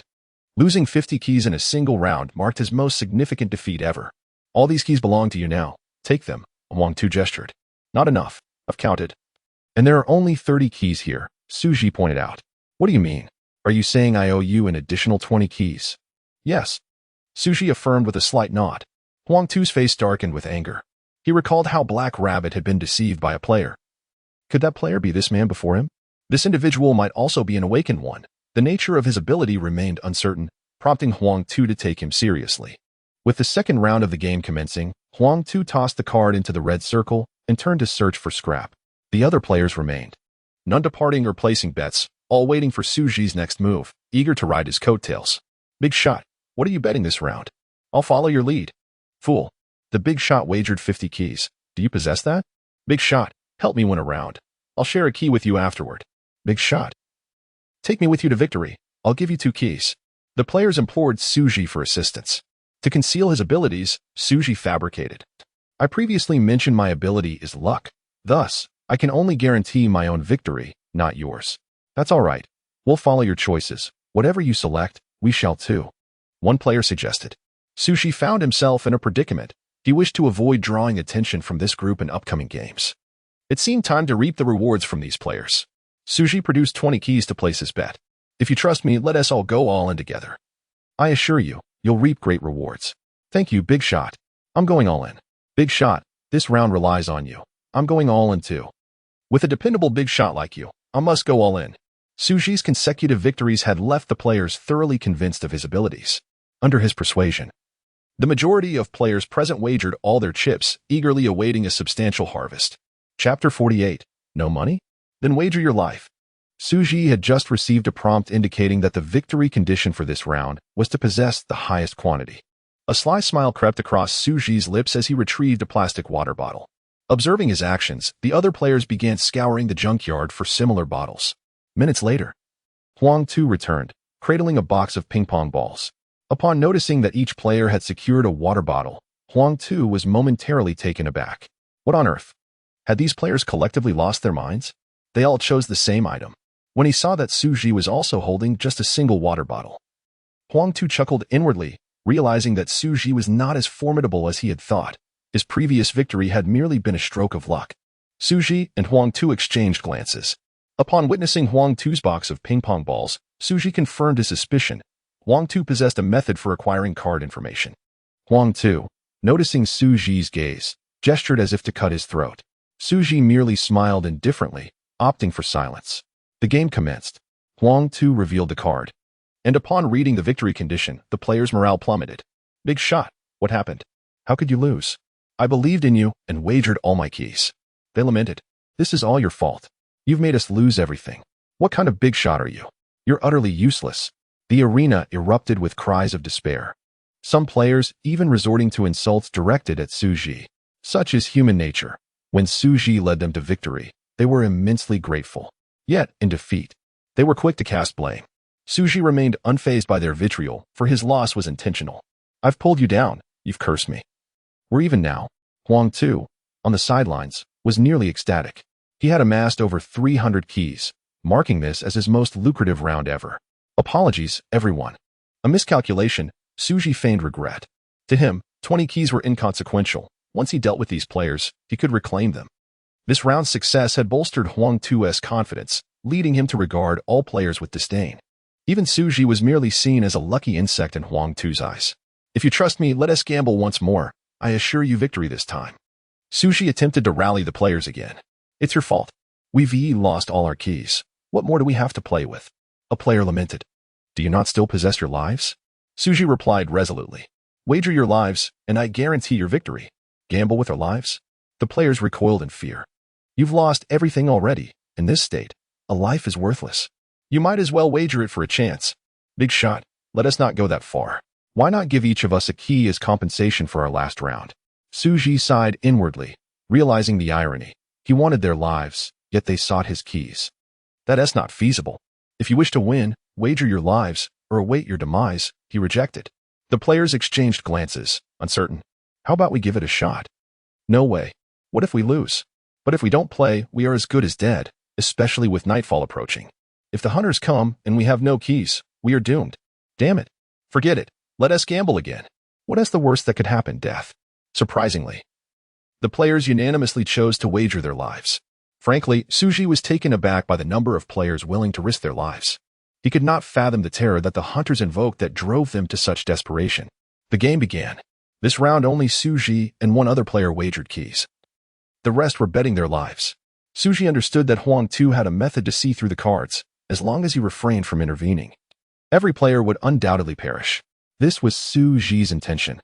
Once his objective was achieved, Xu Zhi discarded his pretense, placing a single key as his wager, clearly indicating he had no intention of winning. The players panicked at this sight. Big shot. Why are you only wagering one key? You're not confident, are you? Damn it. If you lack confidence, why didn't you say so earlier? We could have avoided risking our lives. The players erupted in outrage once more. Xu Zhi remained indifferent. According to the prompt, the key to victory lay in possessing the most glass items. To prevent the players from following his lead, Xu Zhi deliberately picked up a metal rod from the debris. The players hesitated, torn between following Xu Zhi or trusting their instincts.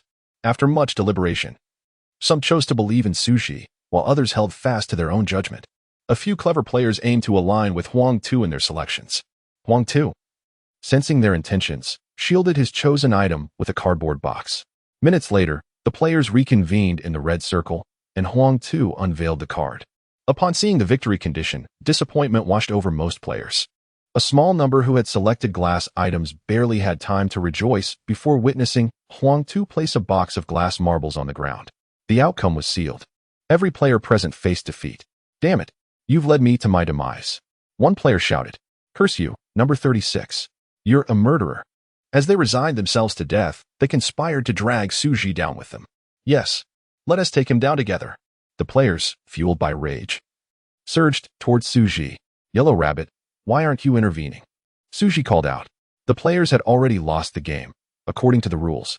Huang Tu was obliged to eliminate all those who had wagered their lives. Huang Tu sighed, casually seizing one player and extracting their heart. Truthfully, had he not been the executor, Huang Tu would have relished the chance to see these players eliminate Xu Zhi, especially after Xu Zhi had won 50 keys from him in one go. Huang Tu moved through the crowd, every strike resulting in a life extinguished. Though Huang Tu was powerful, the sheer number of players he had to eliminate proved overwhelming. He could not save Xu Zhi in time. Faced with the onslaught of a dozen players, Xu Zhi could only fight desperately, striving to hold out until Huang Tu arrived. Chapter 49. Not a buddy. Is there such an operation? Xu Zhi wielded an iron rod, repelling 3 attacking players with a commanding presence. One player, unable to break through his frontal defense, resorted to a surprise attack from behind. Bang! Xu Zhi was struck on the head by the rod.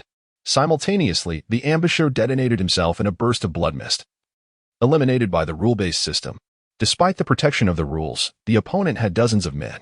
If each of them struck once and was subsequently erased by the system, Xu Zhi might very well be killed in the process. Quickly recovering, Xu Zhi rose to his feet, but was soon knocked down by a glass bottle hurled by another player. The attacker also self-destructed in a violent explosion, staining the ground with a pool of blood. The other players remained unfazed by the gruesome spectacle. They had no hope of survival. Their only resolve was to die together with Xu Zhi, dragging him into hell. Number 36. I've come this far because of you. Today, even if it violates the rules, I will end your life.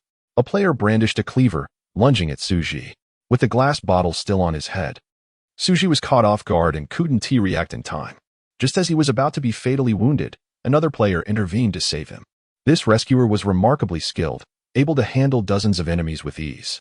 Unlike Huang Tu, who relied on brute strength to defeat foes instantaneously, this player used refined combat techniques to counterattack. After regaining consciousness, Xu Zhi joined the fray, fighting desperately alongside him against over a dozen opponents. In the end, they managed to survive until Huang Tu had slain all adversaries.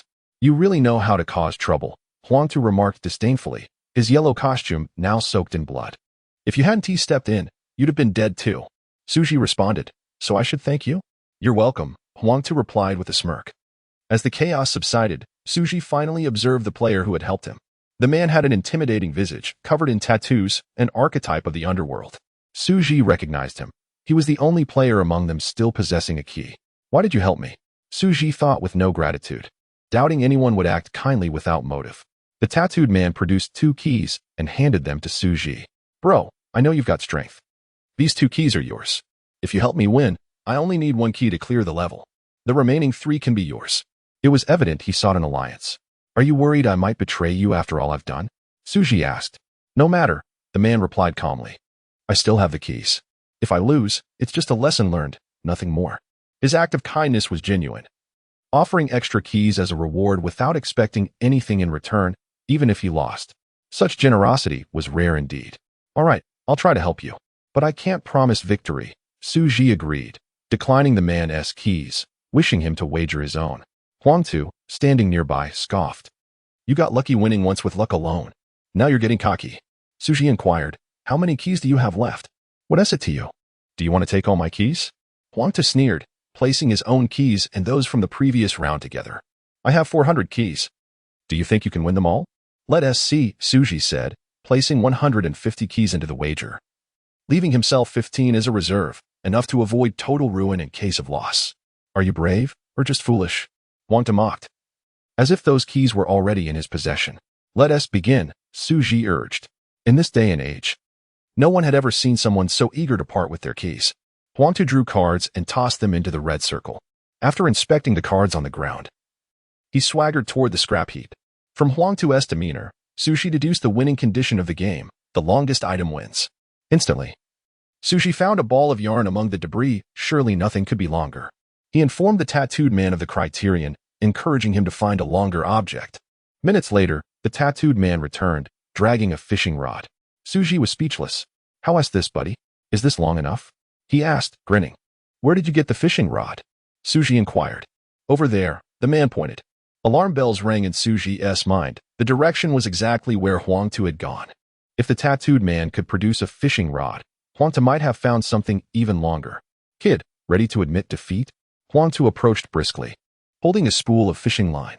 Seeing Xu Zhi's tangled ball of thread, Huang Tu's smile stiffened.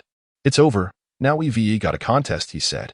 The tattooed man, seeing his fishing rod outmatched, took on the role of referee. He held the fishing line and the spool in each hand, testing which was longer by pulling them taut. As they strained, both lines exceeded 150 meters. That is 150 keys. I can't lose. Huang Tu thought desperately, pulling with all his might, hoping the line's stretch would give him an advantage. Under his tense gaze, the line and spool extended to 200 meters. To their astonishment, both lines were exactly the same length. Damn it, can't it be just a little longer? Huang Tu cursed, pulling harder, only to snap the line. The cut line isn't longer than my spool, Xu Zhi reminded him. Why are you in such a rush? I can just reattach it, Huang Tu insisted. You mean, reconnected lines count? Xu Zhi questioned. Of course, Huang Tu confirmed, as the gray rabbit knelt to splice the line. Xu Zhi dashed back to the red circle, frantically searching and finally retrieving the severed end from the first round. Covered in blood, the fragment had turned crimson. He reconnected it to the spool, which now exceeded the fishing line by 3 centimeters. Huang Tu stared, disbelief etched on his face. Where did you find that? Huang Tu stammered. It's not from my clothes, Xu Zhi replied calmly. Rest assured, it's an original piece. Huang Tu's fury nearly drove him mad. He couldn't believe he'd lost to a tiny thread. That insignificant piece had already cost him 200 keys. Huang Tu swore that after today, he would burn every spool of thread in the scrapyard. Chapter 50. My friend, are you up to your tricks again? Upon witnessing Xu Zhi's triumph with 150 keys, the tattooed man was rendered speechless. I mentioned that I would only do my utmost to assist you, without guaranteeing victory. You have already aided me. It is I who failed to seize the opportunity, Xu replied. The tattooed man, true to his earlier promise, bore no resentment towards Xu for his loss. Individuals like you are indeed rare, he remarked. Naturally, I, Yin Jiu, am a man of my word. What shall I call you, brother? Old Lu, Xu replied, withholding his true name. Others call me Old Jiu, and you are Old Lu. It seems we are quite fated. Indeed, we are, Xu stated, producing a key and handing it to Old Jiu. Now we can both proceed. Old Jiu accepted the key and reciprocated with another, ensuring that neither party incurred a loss in the exchange. Huang Tu glared at Xu Zhi, his teeth clenched. Having won so many keys from me, do you think you can simply walk away? Your naivety is astounding. So, you wish to continue playing? Xu inquired coldly. A murderous intent glimmered in Huang Tu's eyes. Today, you have 2 choices. Either relinquish your keys or forfeit your life. Old Lu, ignore this fool. As long as he does not bet his life against us, he has no leverage, Old Jiu advised.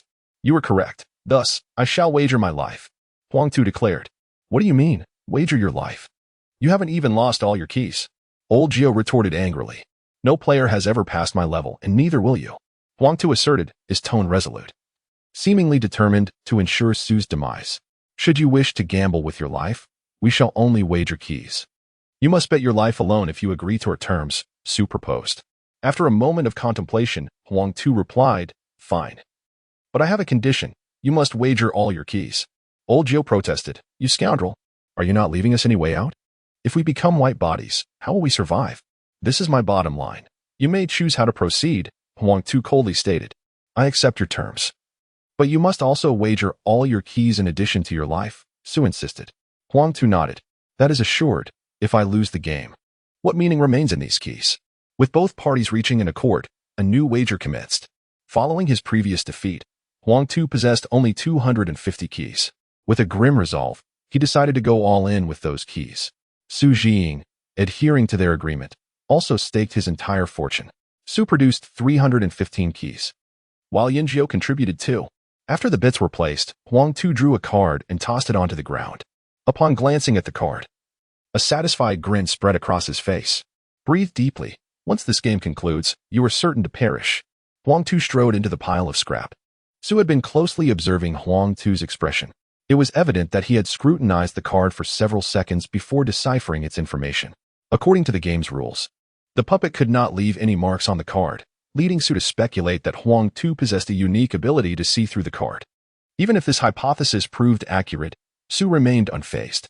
Huang Tu's capability merely allowed him to discern the card's underlying value, while Xu's prowess encompassed an understanding of the rule's boundaries. Upon entering the red circle, Xu received another card prompt. Game prompt triggered. The heaviest object wins. Xu now comprehended Huang Tu's arrogance. While the contest appeared to hinge on the weight of objects, once both parties were aware of the card's information, it transformed into a test of strength who could lift the heavier item. Xu and Yanjiao had both witnessed Huang Tu's formidable strength. If he exerted his full might, he could even lift a car. The situation appeared dire for Xu. After Xu's suggestion, Yanjiao busily searched for heavier scrap. Xu, however, remained stationary, acutely aware that if this challenge relied solely on strength, he would inevitably lose. It seemed he would need to exploit a loophole in the rules. Closing his eyes, Xu utilized his abilities to probe the edges of the rules. Soon enough, he discovered the answer. Old Liu, come lend a hand. Yanjiao returned, dragging a pile of scrap metal. Xu recognized that this heap would not secure victory, yet he assisted Yanjiao in lifting it. Is this all you two have? This will not win the game, Huang Tu taunted as he approached, each hand hefting a diesel engine. Blast it. This is hopeless. Old Jiao realized his defeat and cast the scrap aside. Huang Tu scoffed. It seems you two are destined to die today. What do you mean? Yanjiao demanded. We only wagered keys, not our lives. You may not have wagered your lives, but do not forget, once you lose all your keys, you become white bodies. White bodies are not protected by the rules, which means I can torment you at will. Huang Tu cackled with malicious delight. His intentions were crystal clear. From the outset, he had never planned to allow Xu and his companion to leave alive. Are you trying to play tricks with me, you scoundrel? Yanjiao cursed. Huang Tu paid no heed to Yanjiao's insults. Once the game concluded, he would have ample time to bring about their demise. Curse all you like. The more you do, the more thrilled I become, Huang Tu chuckled sinisterly. Old Liu, it appears we are truly at this scoundrel's mercy today, Yanjiao lamented. Not necessarily, Xu declared, stepping into the red circle. Kid, are you really so foolish as to forfeit without having anything to wager? Huang Tu jeered. Who said I have nothing? Xu pointed to the floor beneath him. This is what I have staked. What do you mean? Huang Tu retorted. The game rules dictate that we must acquire scrap. What do you mean by pointing to the floor? Xu clarified. The rules state that we must acquire scrap from the scrapyard. The floor beneath me belongs to the scrapyard, thus claiming it does not violate the rules. Huang Tu seethed. So by your logic, I could claim the ceiling as well? Certainly, but the rules require that the scrap be brought into the red circle. Do you possess the strength to lift the entire ceiling into the red circle at once? Xu's words left Huang Tu momentarily speechless. This was a situation he had never encountered before, and he was uncertain whether Xu's actions constituted a violation of the rules. Logically, the absence of a rules imposition indicated that the rules accepted Xu's actions. Yet Huang Tu was unwilling to concede. He could not accept losing so inexplicably. Huang Tu, shall I claim your life, or will you? Xu inquired coldly. I have not lost. You exploited a loophole. At most, we shall consider it a draw. And I shall not perish. Do you intend to breach our agreement? And if I do, as long as the rules have not been imposed, none of you can harm me. No sooner had Huang Tu finished speaking than the surrounding light transformed into a deep crimson. Buzzing, the entire floor reverberated with an ear-piercing alarm. Congratulations, the rules have been imposed. Chapter 51. Winning all the keys, you claim to be a novice. No, I refuse to die. The yellow rabbit was paralyzed with fear, astonished that the rules would truly manifest. Lao Lu, spare my second brother. The black rabbit hastily arrived upon sensing the emergence of the rules. If the roles were reversed, and I were to be erased by the rules, you would not show me mercy, so why should I spare him? Xu Zhi inquired of the black rabbit. You make a valid point, but I will not allow you to take my second brother without consequence. If you spare him, I can offer you a key. How many keys can you provide? One key. Just one key? Xu Zhi chuckled. He currently possessed over 500 keys, rendering this singular key quite insignificant. Observing Xu Zhi's indifference, the black rabbit continued to persuade, killing my second brother would yield you no benefit. If you spare him, not only will I grant you a key, but I can also ensure your safe passage through my elder brother's challenge. The black rabbit's proposition swayed Xu Zhi. If he could pass the final challenge unscathed, it would indeed be worth the trade. With the yellow rabbit's fate in his hands, Xu Zhi felt empowered to impose additional conditions. I will release him, but in addition to your offer, I require the yellow rabbit to return the keys he won from Lao Jiao. Agreed, I promise. The black rabbit replied promptly. With the assurance of the black rabbit, Xu Zhi chose not to take the yellow rabbit's life. Upon receiving Xu Zhi's consent, the rules abruptly dissipated. The yellow rabbit gasped for breath, a mixture of terror for death and frustration with reality reflected in his eyes. Come, after exchanging keys with my elder brother, you shall pass this level, the black rabbit said, leading Xu Zhi and Lao Jiao toward the third challenge. After navigating 100 meters in darkness, they came upon a small house. The interior was illuminated, casting the shadow of a rabbit on the window. Creaking open the door, the black rabbit stepped inside cautiously. Xu Zhi and Lao Jiao remained outside, wary of any potential schemes. Peering through the crack in the door, Xu Zhi was taken aback by the scene within. Instead of an array of game props, it appeared to be an ordinary room, a creaky wooden bed surrounded by scattered toys. Sitting quietly on the bed was a rabbit clad in a brown costume, intently focused on a Barbie doll. Elder brother, what are you doing? The black rabbit inquired, sitting beside the brown rabbit and gently stroking its ear. I am watching Mother, the brown rabbit replied, fixated on the doll. That is not Mother. She is waiting for us at home, the black rabbit remarked, placing the doll on the bed and producing a cookie from within the costume to offer to the brown rabbit. The brown rabbit attempted to remove its headpiece to eat the cookie, but the black rabbit intervened. Be good, elder brother, eat it without removing your headpiece. The brown rabbit nodded obediently and broke the cookie into 3 pieces. Mother said that when we have something delicious, we must share. My second brother and I do not like cookies. You eat it, elder brother, the black rabbit lied. The brown rabbit, believing him, took a piece and put it in its mouth. Brother, I miss Mother. When can we see her again? The brown rabbit asked, head lowered, sadness evident in its tone. Be good. I and the second brother will soon gather enough keys. Once we do, we can return home to see Mother, the black rabbit consoled. Meanwhile, the yellow rabbit, overwhelmed with guilt, wept silently within the costume. I'm sorry, elder brother, I lost all the keys. We cannot go home. Seeing the yellow rabbit cry, the brown rabbit was frightened and didn't he know how to respond. Do not cry, brother. I want to go home. I want to look for Mother anymore. Stand up. The black rabbit exclaimed, grabbing the yellow rabbit. Why are you crying? Are we not still alive, the 3 of us? As long as we live, there is hope. The yellow rabbit nodded vigorously, though tears still streamed down his face.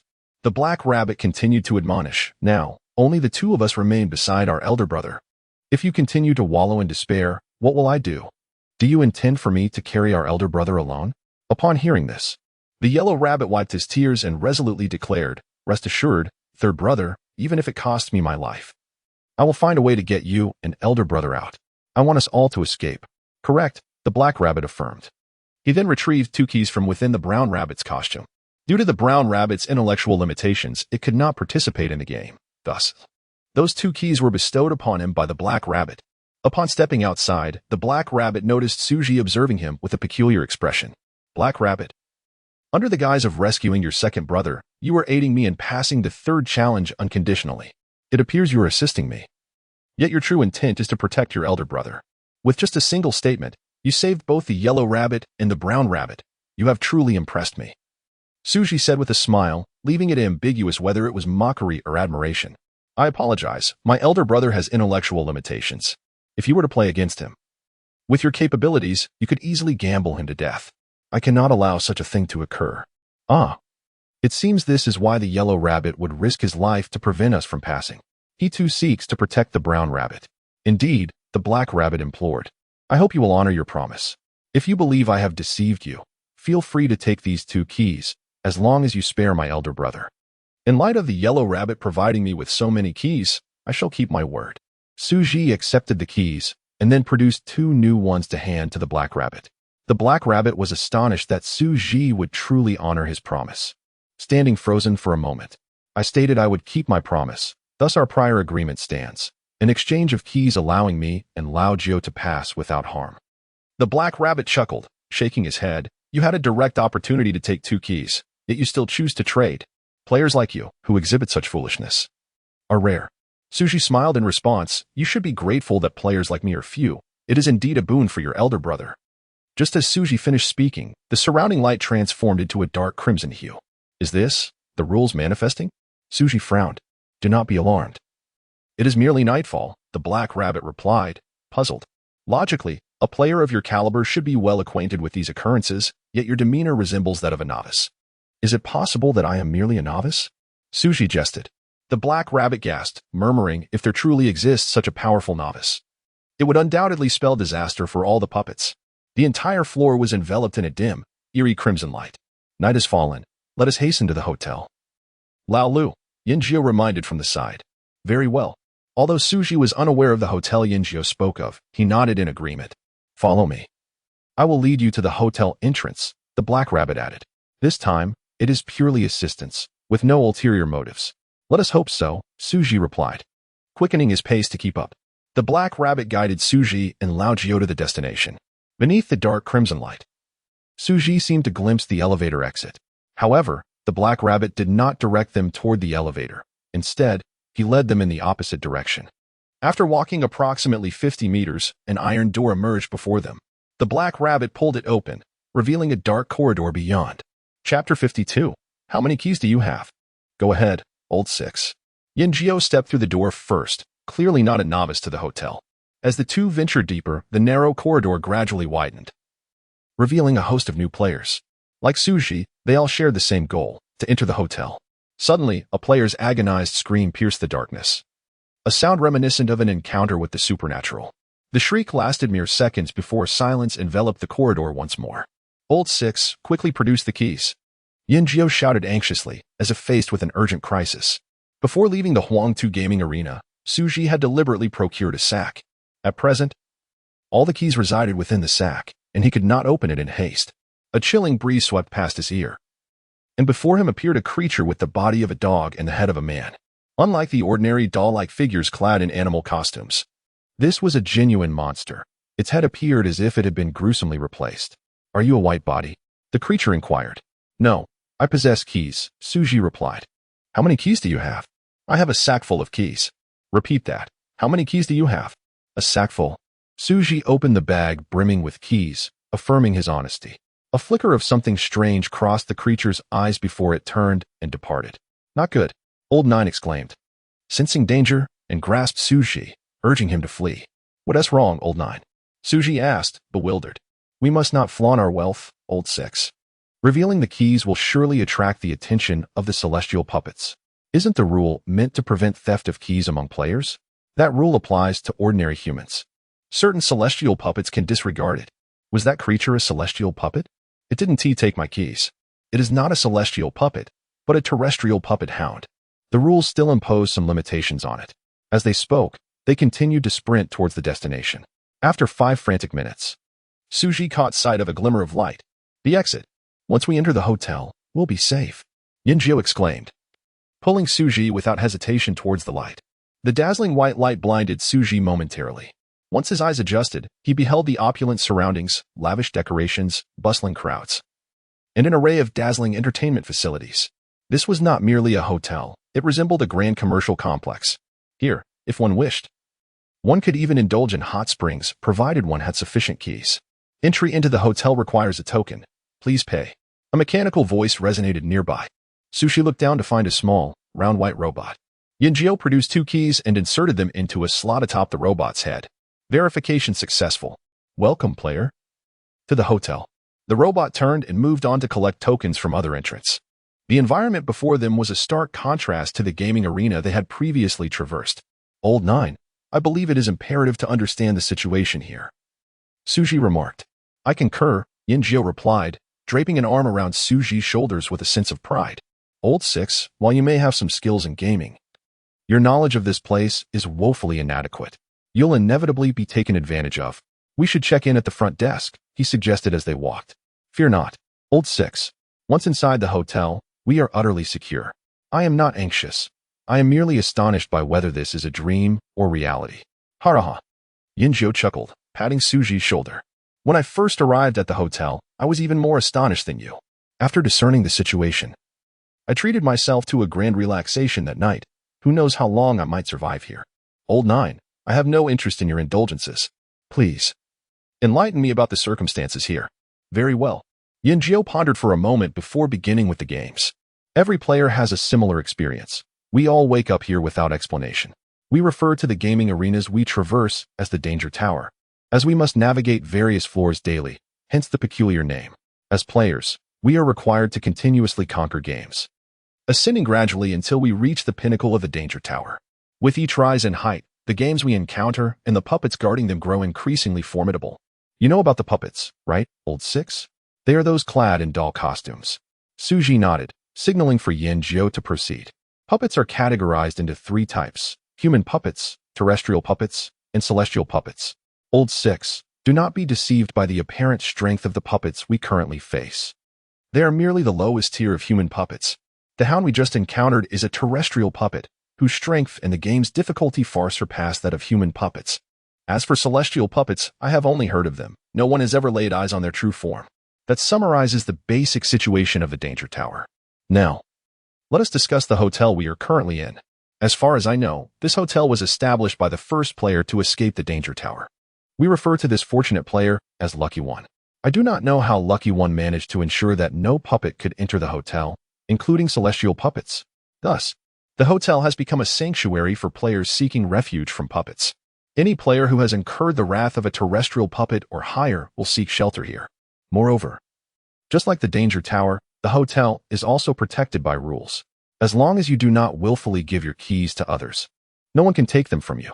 Thus, you need not worry about being robbed in the hotel, unless those beings are willing to risk their lives. Of course, the hotel does not provide protection for free. Players are required to pay a token as a fee for sanctuary. If one wishes to stay or utilize other facilities within the hotel, further fees apply. Yinzhou grinned wickedly as he spoke. Old Six, you have yet to grasp the advantages of the hotel. The array of projects here is so vast that one could not experience them all in a lifetime. I assure you, as long as you have sufficient keys, you could even establish a home here. Many players who feel hopeless in escaping the Danger Tower have chosen to remain in the hotel. Xu Zhi interrupted Yinzhou, curiosity piqued. But where do they acquire so many tokens to stay in the hotel? After all, staying long-term incurs a significant expense. Didn't I just mention that the hotel offers a plethora of activities, including ways to earn money? Yinzhou pointed in a direction. Xu Zhi followed his gaze and saw a group of individuals gathered around a gambling table. They were wagering tokens in the form of keys and game currency. Xu Zhi responded with exasperation. Surely not everyone relies on this to earn money? Of course not. Each player has their own methods of earning. The most unfortunate group consists of those who lose their keys and must leave the hotel to continue playing, only to return after winning keys to spend again. Old Nine, you have been discussing how players survive, yet you have not mentioned how one can entirely escape the Danger Tower. Escape the Danger Tower? Yinzhou erupted into laughter, as if he had heard the most absurd joke. Chapter 53. The way to leave the dangerous building. Old Six. The method to escape from here is remarkably simple. We must continuously conquer the challenges of the game until we reach the pinnacle of the dangerous tower. But do you truly believe we can leave this place, Old Six? After all, a mere puppet is already a formidable adversary, let alone the formidable beings that reside above. The Earth and Sky puppets. Day after day, participating in the game has eroded the will of most players. In comparison to striving for that insignificant hope of escape, it may be wiser to revel in the present, enjoying our time in the hotel with the keys we possess. However, as you mentioned earlier, Old Nine, there have been individuals who successfully fled from here and established this very hotel. Although hope may seem minuscule, it exists nonetheless, does it not? Xu Zhi appeared to disagree with Old Nine's perspective. Old Nine patted Xu Zhi's shoulder and sighed. Old Six, you must understand that in the world of the dangerous tower, there is only this single hotel, and the player who successfully escaped is but one. This is precisely why the hotel owner is referred to as Lucky One, for everyone yearns to become lucky too. Yet to this day, no one has achieved such a feat. We haven't even progressed through the ordinary puppet game levels, let alone those of the earth and sky puppets. Old Nine's words rang true, yet regardless of the challenges ahead, Xu Zhi was resolute in his determination to leave the dangerous tower. He had compelling reasons to return to reality. Before arriving at the dangerous tower, Xu Zhi had won 1 million through gambling. In that game, he risked all his assets and properties for a chance at a significant win. Unlike other gamblers, Xu Zhi did not indulge in gambling for the thrill, but rather out of necessity for his family. His father was hospitalized, and his mother was in the ICU, a shattered family and his own inability to cope. While this might seem like a tale to others, for Xu Zhi, it was a harsh reality. To cover the exorbitant medical expenses for his parents, he had no choice but to wager all his belongings. At that moment, the sum of his assets was merely enough to save one of his parents. For any child, the dilemma of choosing between saving a father or a mother is an unsolvable conundrum. Xu Zhi opted for a bold gamble. Either he would win and save both parents or lose everything, resulting in a family reunion at the crematorium. Given Xu Zhi's character, he would not leave such a life-and-death wager to chance. Thus, he resorted to clever manipulation during the game, ultimately securing a victory that allowed him to gather enough funds for his parents' medical care. After winning, he eagerly boarded a taxi to the hospital, but fatigue overcame him, and he fell into a deep slumber during the ride, perhaps due to the relief of gathering the medical funds. This moment marked the most restful sleep he had experienced in years. He anticipated awakening to find himself at the hospital, ready to save his parents. However, upon regaining consciousness, he discovered himself in a locked room, confronted by a chainsaw-wielding maniac. What kind of driver was this? Upon seeing the chainsaw-wielding killer before him, Xu Zhi steeled himself with determination. Regardless of the perilous situation he found himself in, he must escape to save his parents. Even if, upon returning to reality, his million had been whisked away by the taxi, even if his parents had succumbed to their ailments, he needed to see his parents one last time. Lost in thought, Old Nine led Xu Zhi to the hotel reception. Much like the entrance, the reception was manned by a host of robots attending to various tasks. Old Nine produced the last 2 keys and unlocked 2 rooms. On their way, Xu Zhi had noticed many players resting in the hotel lounge, presumably seeking refuge in this establishment. Booking a room was a luxury reserved for wealthier players. Xu Zhi had only recently met Old Nine, and throughout their time in the hotel, it was Old Nine who had been footing the bill, revealing his generous nature. Old Nine, with such extravagant spending, what will you do when your chips run out? Xu Zhi inquired. Old Nine smiled mysteriously. Do not worry, I have my own methods of acquiring funds. The two soon arrived at their hotel rooms. Old Nine specifically arranged for their rooms to be adjacent for convenience. Xu Zhi handed Old Nine the 2 keys, feeling that despite Old Nine's generosity, he should not take advantage of him indefinitely. Old Nine initially declined but eventually accepted when he saw Xu Zhi's insistence. After parting ways, Xu Zhi found the hotel environment to be lavish, akin to a 5-star establishment in reality. He lay down on the plush bed, and the tension in his body finally began to ease. However, not long after, there was a knock at the door. Peering through the peephole, Xu Zhi saw a woman standing outside. Although Old Nine had mentioned that the hotel was also protected by rules, Xu Zhi remained cautious. Is there something you need? He asked coldly as he opened the door slightly. The woman leaned against the frame, her alluring fragrance wafting into the room. Handsome, would you like a massage? Just 10 keys. Old Nine had previously stated that a single key was sufficient for a massage, so the woman's demand for 10 keys was clearly an attempt to take advantage of him. I do not need one, Xu Zhi said, attempting to close the door. But the woman blocked his way with her hand. Don't be so hasty, handsome. If you find it too expensive, I can offer you a discount. I do not need a massage, thank you. That's all right. Besides massages, I can provide other services. Such as? Xu Zhi asked, intrigued despite himself. For instance, breaking stones with my chest. Is that something you would enjoy? The woman thrust her chest forward, nearly pressing it against Xu Zhi's face. Not interested, Xu Zhi replied, trying to close the door once more, only to be thwarted by her again. Please, don't rush to close the door. If you tell me what you want to see, I can fulfill all your desires. Xu Zhi, recognizing her persistence, sought a casual excuse to dismiss her. I want to know if there are any other methods to leave the dangerous tower besides conquering the game to reach the top. Do you have any information? If I knew how to leave the dangerous tower, would I be here selling my services? She retorted. Goodbye then. Xu Zhi decisively shut the door. The woman, determined, positioned herself in the doorway to prevent him from closing it. I may not know how to escape, but I can engage in a heartfelt conversation with you. She tossed her long hair, and her intoxicating scent filled the air. Take a good look at me. I refuse to believe you're entirely uninterested. Xu Zhi glanced down, noticing her soft physique, but his mind was solely focused on escaping the dangerous tower, leaving no room for thoughts of the woman before him. Please leave, or else. Before he could finish his sentence, a wave of dizziness overwhelmed him, and he collapsed to the ground. Xu Zhi silently cursed his misfortune. He tried to resist, but his body felt weak and limp. Sleep well, dear, the woman cooed, stepping over him and entering the room. As Xu Zhi fell into unconsciousness, 2 notifications appeared in his mind. Intrusion of consciousness detected. Forcible expulsion in progress. Anomalous transfer of chips detected. Chip status locked. No transactions permitted without host consent. Chapter 54. 1 against 6? If I lose, I'll eat my head. I feel dizzy. Xu Zhi awoke in bed, his clothes intact, indicating that no intimate encounter had transpired with the woman. Oh no, the key. Realizing this, Xu Zhi frantically searched the room for his key. However, after a thorough rummage, he discovered not only was the key missing, but the woman had also taken away even the sack. Xu Zhi had not anticipated that his vigilance could still lead to being outmaneuvered. What puzzled him further was whether there were any hotel rules to provide protection. How had that woman managed to take his key without violating any regulations? Knock, knock, knock. After some contemplation, Xu Zhi knocked on Lao Jio's door. If Lao Jio was not in his room, it would imply that he was in cahoots with that woman. Moments later, the door swung open, revealing Lao Jio in flowery shorts, looking quite drowsy. What's up, Lao Lu? Up so early? Lao Jio, my key has been taken. Xu Zhi got straight to the point.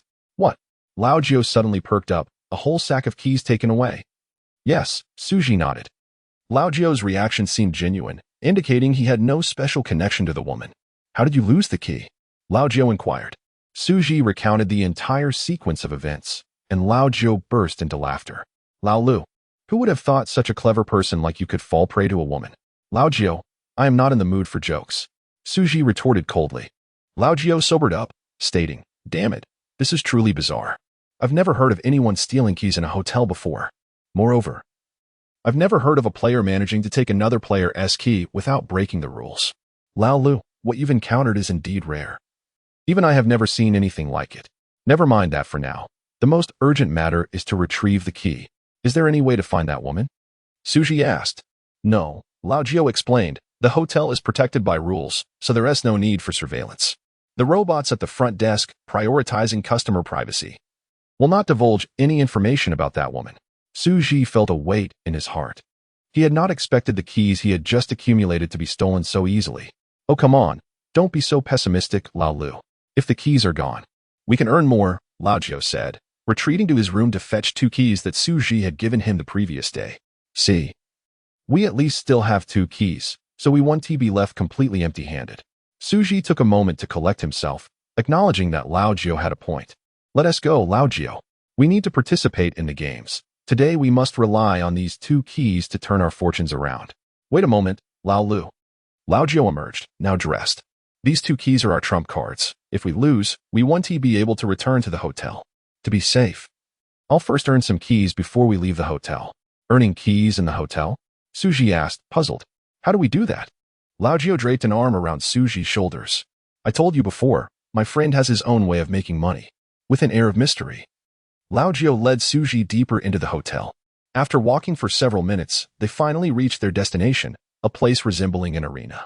Inside, numerous platforms were set up, many of which hosted fierce battles. This was the martial arena, the only venue within the hotel where players could legally harm one another. Just like gambling, players with some martial arts background sought to try their luck here. In this arena, the combatants would fight, and the defeated willingly surrendered their keys to the victors. As Lao Jio explained, he guided Xu Zhi to one of the platforms where 2 individuals were already engaged in combat. In a mere minute, one was knocked to the ground by his opponent. The victor was a young man with green hair. After his victory, he felt unsatisfied and stomped on the head of the defeated. You still dare to come to the martial arena after such a beating? You're asking for death. I concede. The defeated player relinquished his key and limped away from the arena. This victory boosted the young man's confidence as he turned to the spectators, taunting. Who else wants to challenge me? Lao Jio chuckled. Lao Lu, today's keys are within reach. He stepped onto the platform. Hey buddy, let us have some fun. All right. How many keys are we betting? 2, Lao Jiu declared, wagering all his keys. Then I'll gladly take these 2 keys. The young man attacked first, launching a sudden strike at Lao Jiu. Unfazed, Lao Jiu stood still, just as the young man's fist was about to connect with Lao Jiu's temple. He blocked with his left arm and delivered a powerful punch with his right. Bang! The young man fell, unconscious from the blow. He had such good sleep quality that he simply collapsed. Lao Jiu seized the 2 keys from the defeated. Lao Lu, aren't I impressive? Lao Jiu asked Xu Zhi. Xu Zhi was gazing into the distance, offering no reply. What are you looking at, Lao Lu? Lao Jiu followed Xu Zhi's gaze and spotted 6 young men, each adorned with numbers ranging from 2 to 7. At the same time, the 6 noticed Xu Zhi. Damn, this guy's luck is quite resilient. He hasn't even been killed by the gray rabbit. Number 2 sneered coldly. Where's Lin Xian? Xu Zhi inquired. Wanna know? It's simple. Give me 10 keys, and I'll tell you. Lao Jiu discerned the ill intent in their demeanor and whispered to Xu Zhi, enemies? Not quite. But if the opportunity arises, they would certainly try to eliminate me, Xu Zhi replied. His voice, though not particularly quiet, was overheard by number 2 and his companions. Such bravado. Don't let me encounter you in the game. I'll definitely take you down and snatch your keys. Number 3 boasted arrogantly. Is your mouth always that reckless? Lao Jiu smiled, dismissing the group. And who might you be? I advise you to keep your distance from this guy, or you'll end up in trouble too. Fine, I was just looking to stretch my muscles this early morning. How about you lot join me on the platform for some fun? Lao Jiu stepped onto the arena, kicking the unconscious young man off. Number 3, relying on their numbers, shouted, What are you so boastful about? If you have the guts, take us on one-on-one. Sure, but if you lose, all 6 of you must hand over your keys to me. Has this big guy lost his mind, thinking he can take on all 6 of us alone? What do you say, guys? Are we in or out? Damn, we must go. This is free money in the form of keys. One by one, the 6 jumped onto the platform. Big guy, if you shout sir now, I might. Bang. Before number 3 could finish, Lao Jiu kicked him off the platform. The force of the kick was tremendous, sending number 3 crashing to the ground, writhing in pain. Damn, this guy really dares to fight. We still have 5 people. What are we afraid of? Let us all go at him. No mercy, let us take him down. The remaining few surged forward, delivering a flurry of punches and kicks towards Lao Jiu, having single-handedly faced off against dozens of players in the Huangtu game. Lao Jiu found this battle with 5 opponents to be almost trivial. He deftly dodged the incoming blows, then executed a sidekick that sent number 4 sprawling. Number 5 charged in, but Lao Jiu bent low to evade, then rose up with an uppercut that knocked out 2 of number 5's teeth. Numbers 6 and 7 attacked simultaneously, but Lao Jiu leaped into the air, driving both knees into their chests, pinning them down. Seeing Lao Jiu's knees pressing down on his companions, number 3 attempted to kick Lao Jiu, but was swiftly caught by the ankle. With a gentle tug, Lao Jiu brought number 3 down, finishing off his resistance with a well-placed elbow strike. Upon witnessing the formidable prowess of Lao Jiu, number 2 was so taken aback that he remained rooted to the spot, paralyzed with fear. Lao Jiu approached him, swiftly delivering a resounding slap. What are you staring at? Are you handing over the keys, or shall I take them myself? Brother, I'll take them myself, I promise. Number 2 stammered, hastily producing a key and placing it into Lao Jiu's palm. In a gesture of eagerness, he even scurried to gather additional keys from his companions, presenting them to Lao Jiu. With a firm grip around number 2's head, Lao Jiu imparted a lesson. Lao Lu is my comrade. From now on, whenever you see him, you must address him as Master Lu. Do you understand? Yes, yes. Number 2 nodded vigorously, visibly trembling. What sort of nonsense is this? Lao Jiu exclaimed, delivering another swift slap to number 2's head. Now call out.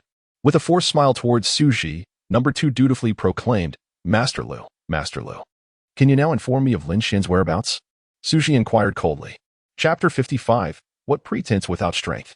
She should still be at the Black Dog's gaming venue. Remark number 2. Black Dog game. Is it a level above the Gray Rabbit game? Indeed. Xu Zhi felt perplexed. She had clearly reached the rabbit game via the walking stairs, while Lin Xian and the others ascended by elevator, only to arrive at the Black Dog game. It appeared that the elevator and stairs led to different levels. Old 9, can we leave now? Number 2 inquired of Old 9. Get lost. Next time you see me, open your eyes. Oh. Number 2 nodded, leading a few companions in a hasty retreat. Old 9, do you know how to get to the Black Dog's gaming venue? Xu Zhi asked. Yes, The hotel has direct passages to various gaming levels, but these passages only lead to levels that have already been cleared by players. All right, let us proceed to the Black Dog venue. Old Nine nodded, guiding Xu Zhi towards the hotel exit. All entrances and exits of the hotel were situated within a spacious corridor. Iron doors lined the walls on either side, each leading to different levels. Among the numerous iron doors, one was surrounded by players. It seemed that the game behind the door was quite popular. Old Nine, where does that door lead? Xu Zhi inquired.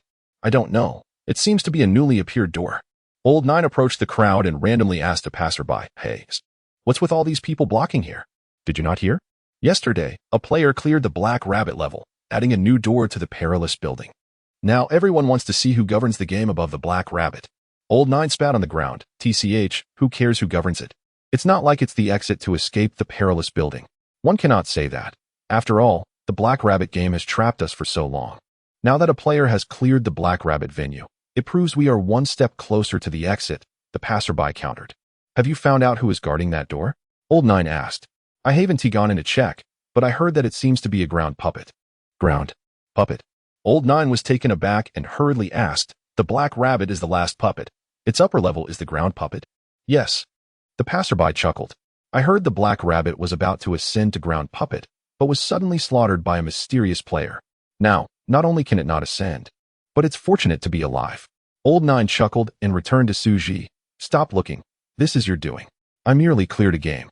Why such a strong reaction? Xu Zhi queried, puzzled. Old Nine explained, because you broke through the last layer of puppet games. Players will now directly face the ground puppet in the game. If they clear the ground puppet game, all players will only have the sky puppet standing between them and their escape from the perilous building.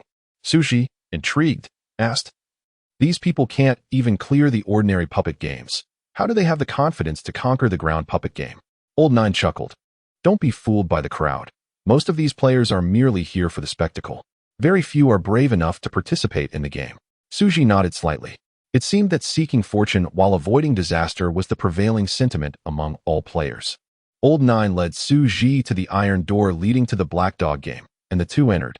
Like entering the hotel, returning to the perilous building required passing through an expanse of darkness before reaching the puppet venue. Creak, as they opened the iron door. The dazzling light momentarily blinded Xu Zhi. Once her eyes adjusted to the brightness, she was the first to spot the figure of Old Three. Old Three sat on the ground, holding a deflated balloon. He appeared to be in a dismal state, resembling a balloon that had lost all its air, devoid of vitality. Wong Old Three, are you even a man? You can't even blow up a balloon. I've never seen such a feeble man in my life. You're embarrassing all men. If I were a man, my lung capacity would surely surpass yours. Xiaoran scolded from behind Old Three. Xiaoran, can you quiet down? We have problems to solve, Lin Xian advised. He lost all my keys. How can I be quiet? Tell me how to be quiet. Xiaoran's cheeks flushed with anger. It seemed the trio had encountered trouble. Whistle. Xu Zhi let out a sharp whistle. The three turned their attention to her simultaneously. Xu Zhi, Lin Xian's face broke into a smile. Old Xu, you're alive. Old Three exclaimed, rushing over to embrace Xu Zhi, his spirit seemingly revitalized. Are you hoping I'd be dead? Xu Zhi teased. Of course not. Old Xu, you are my savior. Without you, I wouldn't be able to clear a single level. Old Three eagerly led Xu Zhi to the Black Dog gaming venue. Oh, we have new players joining us. Welcome. The Black Dog clapped and laughed. How do we play? Xu Zhi inquired of the Black Dog. The Black Dog picked up a balloon and explained, the rules are simple. Each of us gets a balloon, and both sides blow 3 breaths into it. Whoever inflates the largest balloon wins. It seems quite easy. Xu Zhi feigned a naive and gullible expression. Of course it's easy. Come play. Just 1 key. The Black Dog urged eagerly. Xiaoran approached Xu Zhi, pouting. Xu Zhi, all my keys have been lost to Wang Old Three. You must win them back for me. What? You lost all your keys? Xu Zhi feigned shock. What shall we do? I originally wanted to borrow a key from you. Xu Zhi, you're just joking. You have so many keys. How could you need to borrow mine? Xiaoran laughed. I lost all my keys. Lost? Over 20 keys gone? Xiaoran was incredulous. To be precise, I lost all 563 keys, Xu Zhi clarified. Xiaoran burst into laughter. I knew you were joking. How could you possibly gather over 500 keys in just one night? Xu Zhi smiled without offering an explanation. Stop boasting. Are we playing the game or not? The Black Dog barked, irritated. He detested players who pretended to be impressive. Lost 500 keys? Why not say 5,000? Truly a braggart. Let us play. Xu Zhi extended her hand to Old Nine. Old Nine, lend me a key. Seeing this, the black dog mocked. What pretense without strength? You need to borrow a single key from someone else. So, you believe you possess great strength? Xu Zhi smiled. Well, if I win a key later. Don't you dare go back on your word, the black dog boasted arrogantly. I have plenty of keys. I just fear you won't be able to take them. Chapter 56. Watch out, my friend is about to play dirty. Old Gio, feeling discontent, pulled out a key and tossed it directly in front of He Go. Xu Zhi. Let us have a game. Xu Zhi inquired. Who is this? Just a friend, Xu Zhi replied. Wonderful. This man seems quite formidable. He surely can outmatch He Go. Xiaoran exclaimed, her excitement palpable. While the three conversed, He Go had already begun the wager with Old Gio. He Go took the lead, blowing into the balloon. After just 2 breaths, the balloon swelled, and with the third, it reached its maximum expansion. Old Gio would not be outdone. He inhaled deeply and exhaled forcefully. His first breath caused the balloon to inflate. The second breath expanded it to the size of a watermelon. With the third breath, bang, the balloon burst. Xiaoran was left stunned. Turning to Wang Laosan, she scolded, look at that lung capacity, and then look at yours. Wang Laosan replied with a hint of defensiveness. It's quite normal for a man to be a bit weaker. Yin Jiao tossed the deflated balloon at He Go. So, who wins this round? Of course. It's my victory. We are measuring the size of the balloon, not lung capacity, He Go proclaimed. He placed his balloon into a circular machine, which shortly scanned and declared, your balloon measures a D size, quite impressive. He Go then inserted the balloon that Old Gio had burst. The machine responded, no measurement detected. It appears rather unremarkable. Let us have another round. Old Gio insisted, clearly dissatisfied. He produced another key and challenged He Go once more. This time, Old Gio was cautious, moderating his strength to prevent another explosion. Once he felt the balloon nearing its limit, he ceased blowing. He Go, seizing the moment, observed Old Gio's balloon while inflating his own, aiming to exceed its size by a slight margin. Old Gio's balloon was at its brink, leaving little room for He Go's maneuvering. After 3 breaths, He Go's balloon appeared comparable in size to Old Gio's. To determine the victor, they would rely on the machine once more. Old Gio was the first to place his balloon into the machine. Your balloon measures a D size, quite commendable. Old Gio felt satisfied. Even if he could not defeat He Go, a tie would suffice. He Go then inserted his balloon. After a brief scan, the machine announced, your balloon measures an E size. Such a large balloon is quite rare. Bang. Old Gio slammed his fist against the machine. Is this piece of junk broken? Our balloons are nearly identical, so why is yours an E? Be careful. If you break it, you'll owe me money, He Go replied, clutching the machine protectively.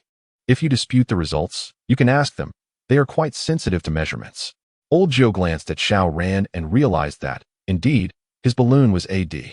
Frustrated, he crushed his own balloon. Let us go again. I refuse to believe I cannot win. Huh, bring it on. I relish players like you. Oblivious to their own limits, He Go laughed. Old Gio's competitive spirit was ignited. He produced his last 2 keys, handing one to Xu Zhi. Lu, let's do this together. Let us not. Xu Zhi feigned surrender. He Go has mastered the art of balloon inflation. We likely cannot best him. Seeing Xu Zhi concede, He Go felt a surge of triumph. Is that all it takes to scare you? Come on, one more round. You might just tie with me. These 2 keys are our final trump cards. I refuse to lose to you and end up empty-handed. Is this all you can muster? Truly pathetic. He Go's taunts ignited Old Gio's fury. Lu, let us have another go. This time, I'm certain I can win.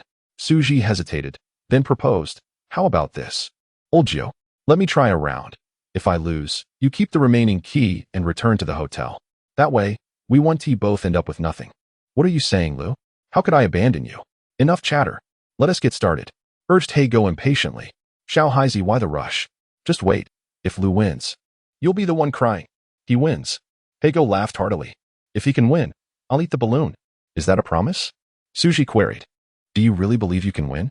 He Go scoffed. With your physique, you'll be lucky to blow AD. Winning against me is childish play. Your confidence makes me suspect you've tampered with the balloons. May I inspect yours?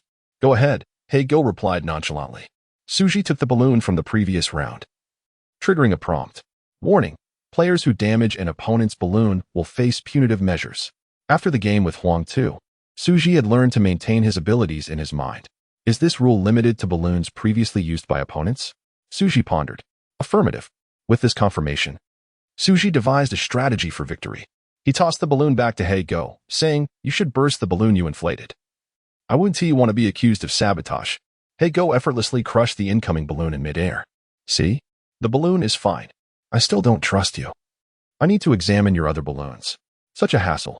Fine, I'll let you lose convincingly." He Go retrieved a palm-sized box from his costume, filled with balloons. "Are all your balloons in here?" Xu Zhi inquired. "Yes, they are," He Go replied, his impatience evident. Xu Zhi exchanged a knowing glance with old Jiao and the others, who understood immediately and surrounded He Go. "Xiao Haizi, did you really not tamper with the balloons?" "He must have. How else could he win every time?" "I agree. It must be that machine that is faulty." Cornered by the accusations, He Go found himself in a spiral of self-defense. "I did not tamper with anything. If you don't believe me, I can swear to the rules." Whether or not He Go had cheated was uncertain, but Xu Zhi was ready to begin his own subterfuge. Chapter 57. Have I truly preserved my life? I have sworn by the rules. How can you still not believe me? The black dog was so enraged he almost resorted to violence. "I trust he has not tampered with anything." Xu Zhi returned the box of balloons to the black dog. "I had already stated that there was nothing wrong with the balloons." The black dog, furious, shoved aside Lao San and the others. "Let us begin, black dog."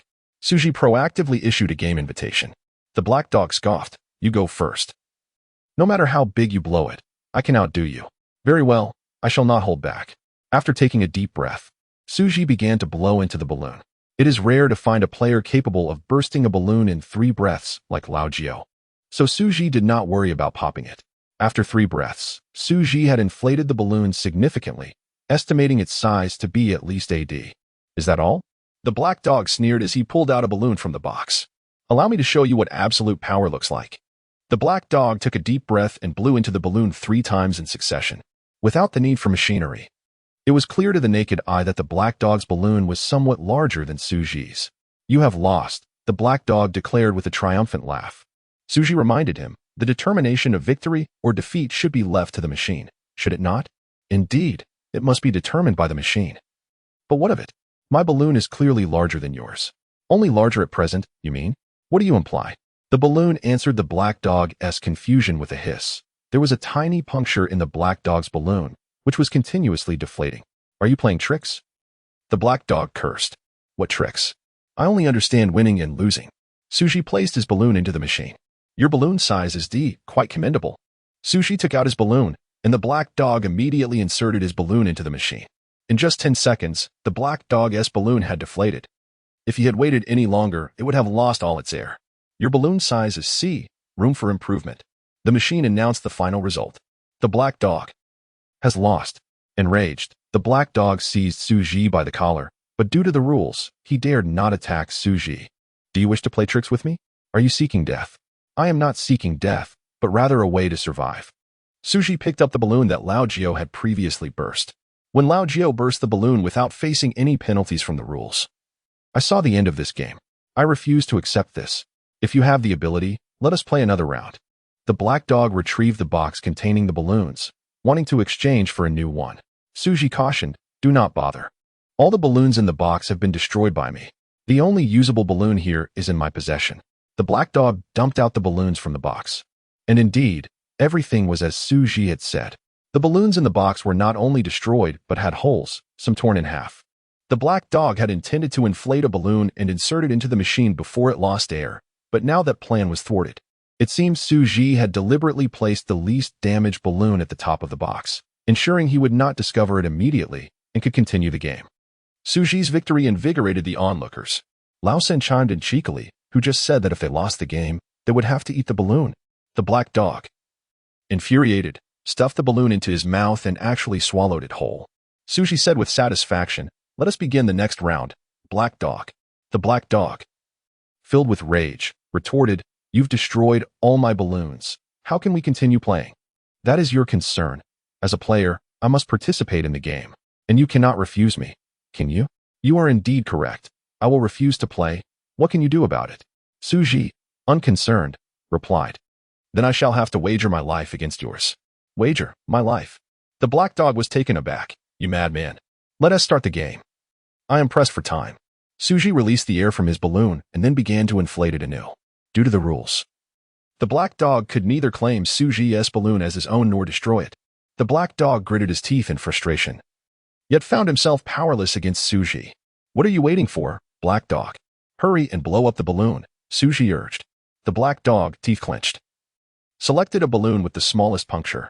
After placing it to his lips and blowing, he discovered that the air was leaking slower than he was blowing. Xu Zhi placed his balloon into the machine.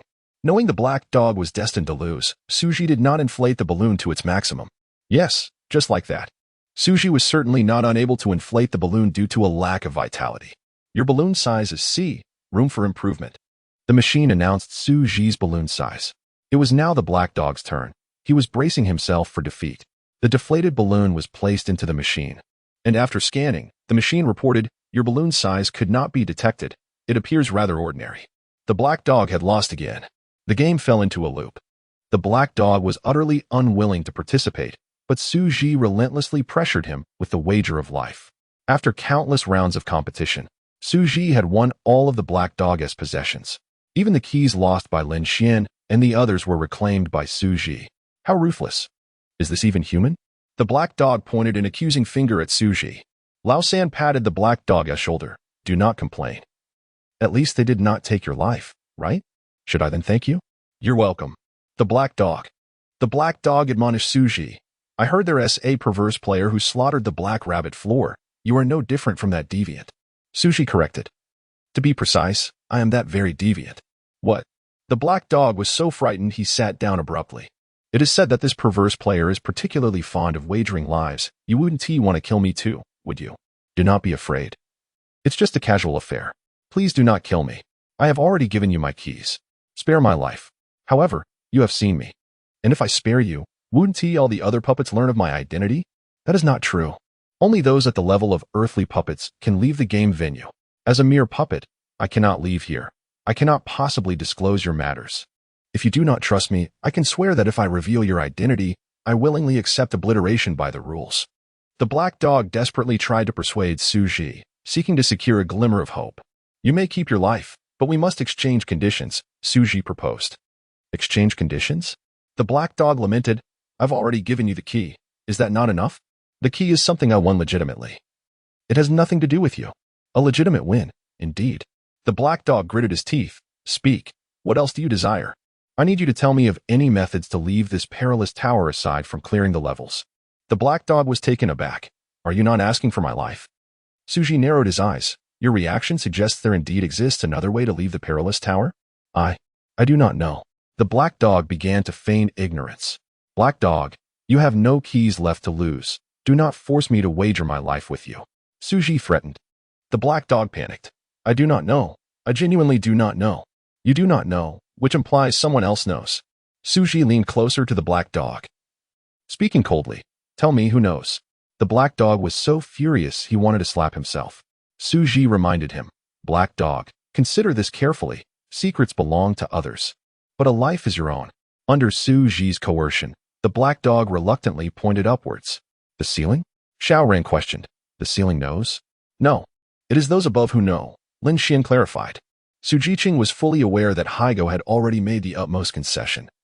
Yet this fragment of information was insufficient for Xu Zhi to grant Haigu clemency. Xu Zhi traced the character upon the floor with his finger, then cast his gaze upon Haigu. Upon perceiving the character, Haigu was so startled that he swiftly averted his face, then subtly nodded. Haigu, your life is spared, Xu Zhi declared, departing with his entourage. After a day spent inflating balloons with Haigu, Xu Zhi was genuinely fatigued. Observing Xu Zhi's receding figure, Haigu murmured to himself, have I truly preserved my life? Chapter 58.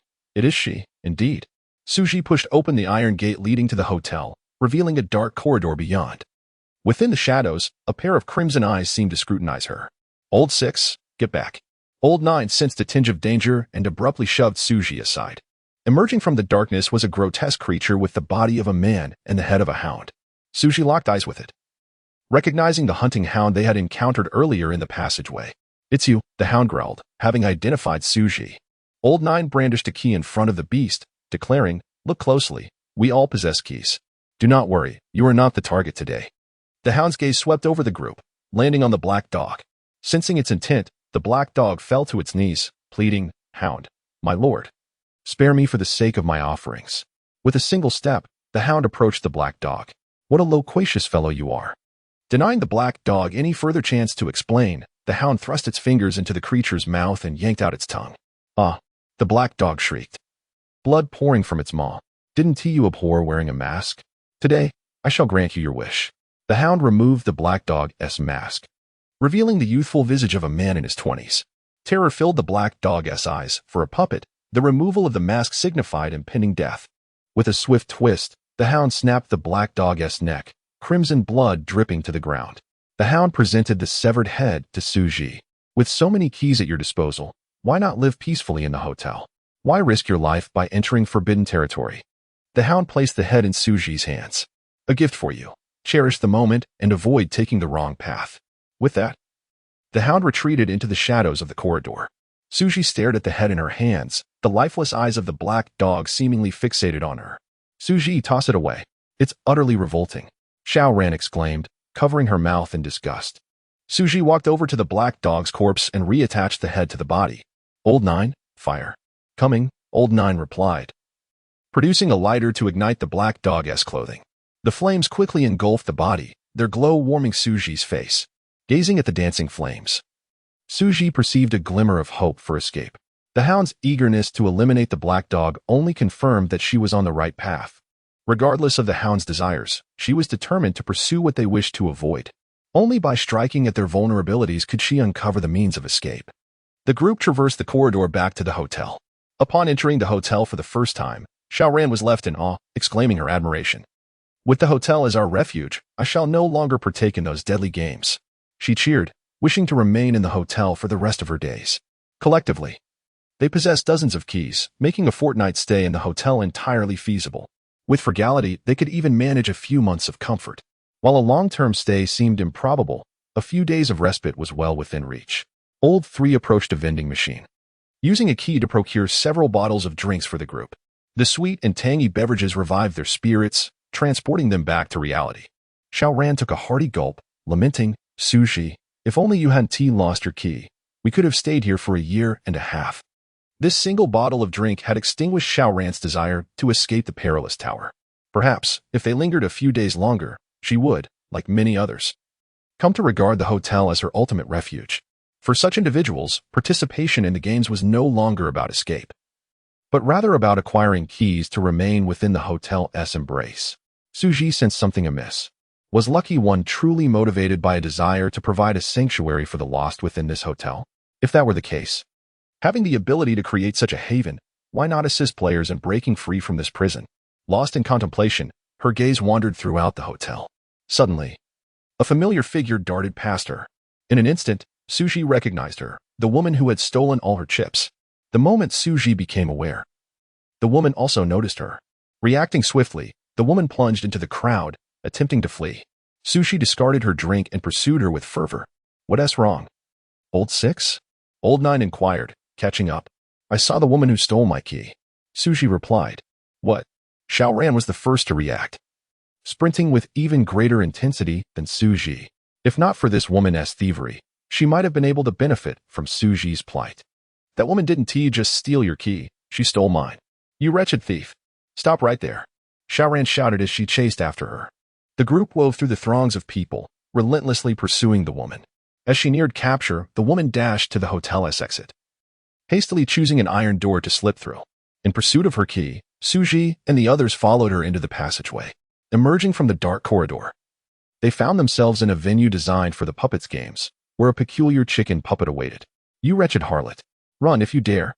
Let us see where you can escape this time," Xiao Ran panted, hands on her hips. Taking advantage of their numbers, Xiao Ran lunged at the woman, but was intercepted by the puppet.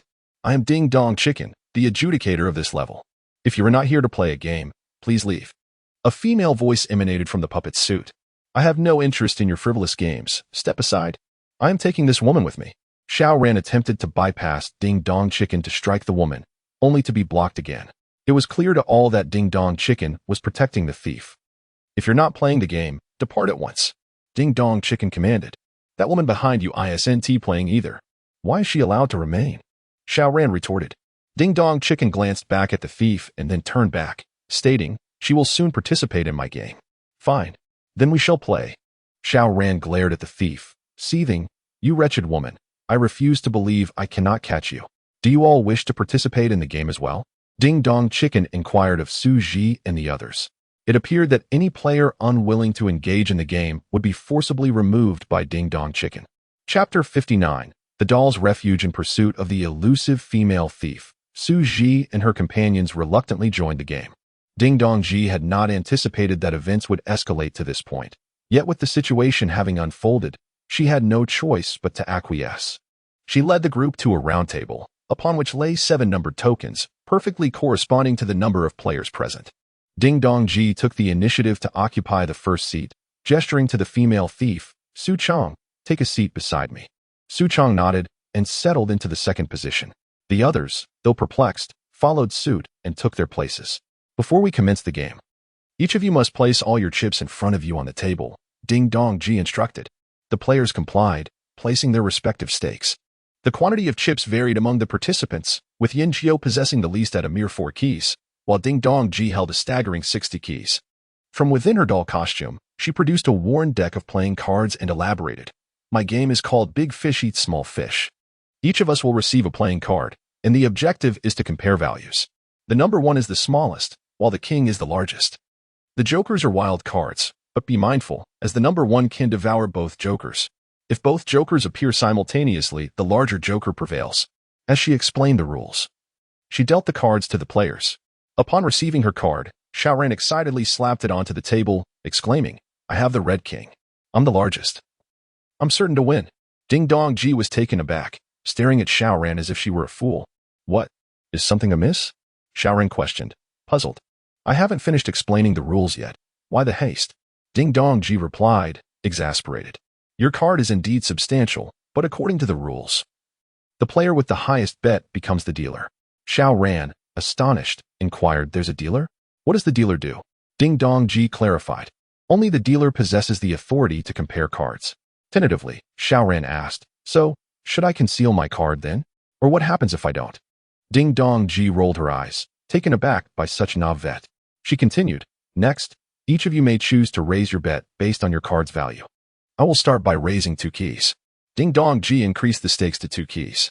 It was now Su Chang's turn, and she waved her hand dismissively, "Pass." Ding Dong Ji turned her gaze towards Xiaoran, "Your turn." "I raised 3 keys." Xiaoran declared confidently, convinced that as long as neither joker appeared, victory was assured. The game progressed, with Lin Xian, Lao San, and Lao Jiao all opting to pass. Ding Dong Ji directed, "It's your turn, Xu Zhi. Will you raise the stakes?" Xu Zhi, holding a card valued at 8, neither high nor low, hesitated at the prospect of contesting for the dealer's position. Just then, a game prompt echoed in her mind. Game prompt activated. Player 1 has a value of 10, Player 2 has a value of 3. Player 3 has a value of K. Player 4 has a value of 2. Player 5 has a value of 4. Player 6 has a value of 3. Xu Zhi's hidden cards were now revealed to her. In this round, Xiaoran held the highest card, followed by Ding Dong Ji. "Pass," Xu Zhi responded. With Xiaoran having the highest bet, if she secured the dealer position, she could potentially dominate the game. However, it remained to be seen if Xiaoran possessed the audacity to wager boldly. "I raise 4 keys," Ding Dong Ji announced, elevating the stakes further. "I raise 5 keys." Xiaoran quickly followed suit. Ding Dong Ji shook her head, rejecting Xiaoran's increase, according to the game rules. The maximum bet for contesting the dealer is capped at the lowest player's stake, so you cannot raise any further. This means I am the dealer for this round. The group had no grounds for dispute, as Ding Dong Ji was the arbiter, the sole possessor of the complete game rules. Her word was law. With a glance at the players' cards, Ding Dong Ji declared, "I will reveal the cards of everyone except those 2. Having seen Xiaoran's exposed card, she refrained from revealing it, as Su Chong was in league with her, thus she withheld her card as well. However, the audacity to reveal the rest was truly remarkable. Xu Zhi and the others revealed their cards, and predictably, they were all eliminated by Ding Dong Ji's hand. Damn, what a stroke of bad luck. Lao Jiao cursed as he exited the table. In a single round, he lost all his chips, becoming a mere spectator. My apologies, everyone. A small victory on my part. Ding Dong Ji remarked as she collected the players' chips and shuffled the deck for a new round. According to the rules, after a dealer's success, they would have the privilege of initiating the next round's bidding. I bet 1 key, Ding Dong Ji stated, taking the first turn. No one dared to counter her. With Lao San reduced to a single key after losing 4 in the previous round, Ding Dong Ji's current bid matched the lowest stake in play. Thus, she reclaimed the dealer position. After the players received their cards, Xu Zhi once again discerned the values of the cards on the table. Game prompt activated. Player 1 has a value of 5. Player 2 has a value of 8. Player 3 has a value of 5. Player 4 has a value of Q. Stealing a glance at her own card, Xu Zhi found it to be 10. At last, a promising hand had come her way. With Lao San out of the game, the player with the fewest chips was Xiao Ran, possessing only 9 keys. I raise 1 key, Ding Dong Ji stated.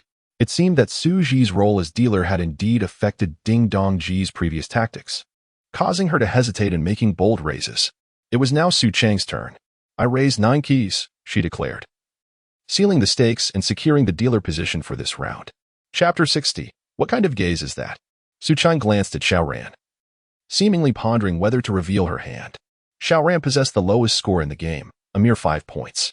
Feeling the weight of Su Chang's gaze, Xiao Ran feigned confidence, declaring, "You wretched creature, my score is substantial. If you dare, reveal me." "Oh, is your score indeed substantial? How many points do you have?" Su Chang inquired softly, her eyes locked onto Xiao Ran's.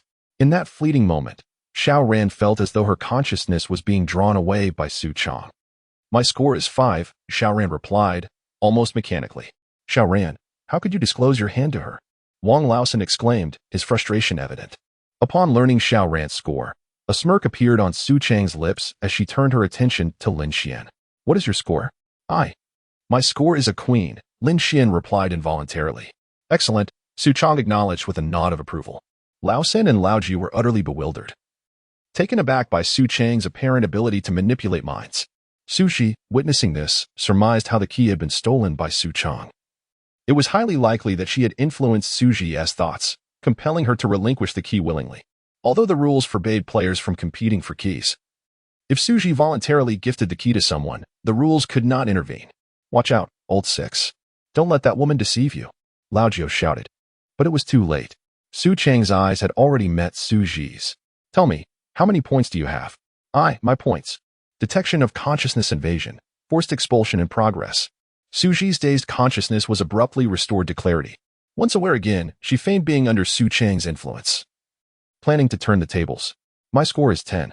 The 3 players revealed their cards, and Su Chang set her sights on the only player with a score lower than her own, Xiao Ran. "You shameless woman. How dare you play deceitfully against me?" Xiao Ran fumed, raising her hand to strike Su Chang. Su Chang retorted coldly, "Do not forget, you are currently vulnerable. Even if I eliminate you, it would not breach the rules." Xiao Ran's raised hand was frozen in midair. "You dead woman, just wait." Xiao Ran begrudgingly left the table. The 4th round commenced. Xu Zhi resumed her role as the dealer. Game prompt activated. Player 1's score is 7. Player 2's score is the Joker. Player 4's score is Jack. Xu Zhi glanced at her own hand, revealing a score of 2. Once again, the worst card in the deck. A score of 1 could at least defeat the Jokers, while a score of 2 could only overcome a score of 1. Statistically, the score of 2 was the weakest among all hands. Since Su Chang had only revealed Xiao Ran in the previous round and won, according to the game rules, it was Su Chang's turn to raise the stakes. Su Chang eyed Lin Xian's chips and decisively declared, "I wager 16 keys." Lin Xian possessed a total of 16 keys, and Su Chang had effectively capped the bet. Su Chang once again took the lead. From her perspective, as long as there was no score of 1 in this round, she could dominate the game. With only 3 players remaining, the probability of encountering a score of 1 was minimal. However, to be prudent, Su Chang decided to utilize her ability to investigate further. Su Chang gazed at Lin Xian, softly asking, "What is your score?" Lin Xian, wishing to close her eyes and escape the temptation, found Su Chang's ability too overpowering. In an instant, Lin Xian lost her awareness. "My score is Jack," she replied, almost in a trance. "Excellent." Su Chang then turned to Xu Zhi. "What is your score?" Detection of consciousness invasion. Forced expulsion in progress. Upon regaining her awareness, Xu Zhi feigned confusion, stating, "My score is 1. That was close." Su Chang sighed inwardly. Thankfully, she had utilized her ability to discern Xu Zhi's card. Otherwise, this round would have ended in disaster. This individual was extraordinarily fortunate. After all, she had finally secured a king, only for Xu Zhi to draw a score of 1 at that moment. How infuriating. After mentally chastising Xu Zhi, Su Chang redirected her focus to Lin Xian. In this round, I shall only reveal your hand. Su Chang tossed the cards onto the table before Lin Xian. Upon seeing Su Chang's hand, Lin Xian realized she had lost and voluntarily vacated the table. Little Su, it seems we must rely on you again, Lin Xian remarked. This woman is too cunning. I lack confidence in winning, Xu Zhi replied, a look of resignation on her face. Humph. Xu Zhi, if you know what's good for you, admit defeat now. I might leave you a few keys. It's humiliating to concede. I shall lose with dignity. Xu Zhi gathered the cards from everyone, shuffled them, and dealt again. Since Xu Zhi was the dealer, Su Chang had not seen her score from the beginning to the end of the game. Truly oblivious. Once you've lost all your keys, don't come crying to me for mercy, Su Chang boasted. May you find yourself in the same predicament, Xu Zhi retorted. The 5th round began.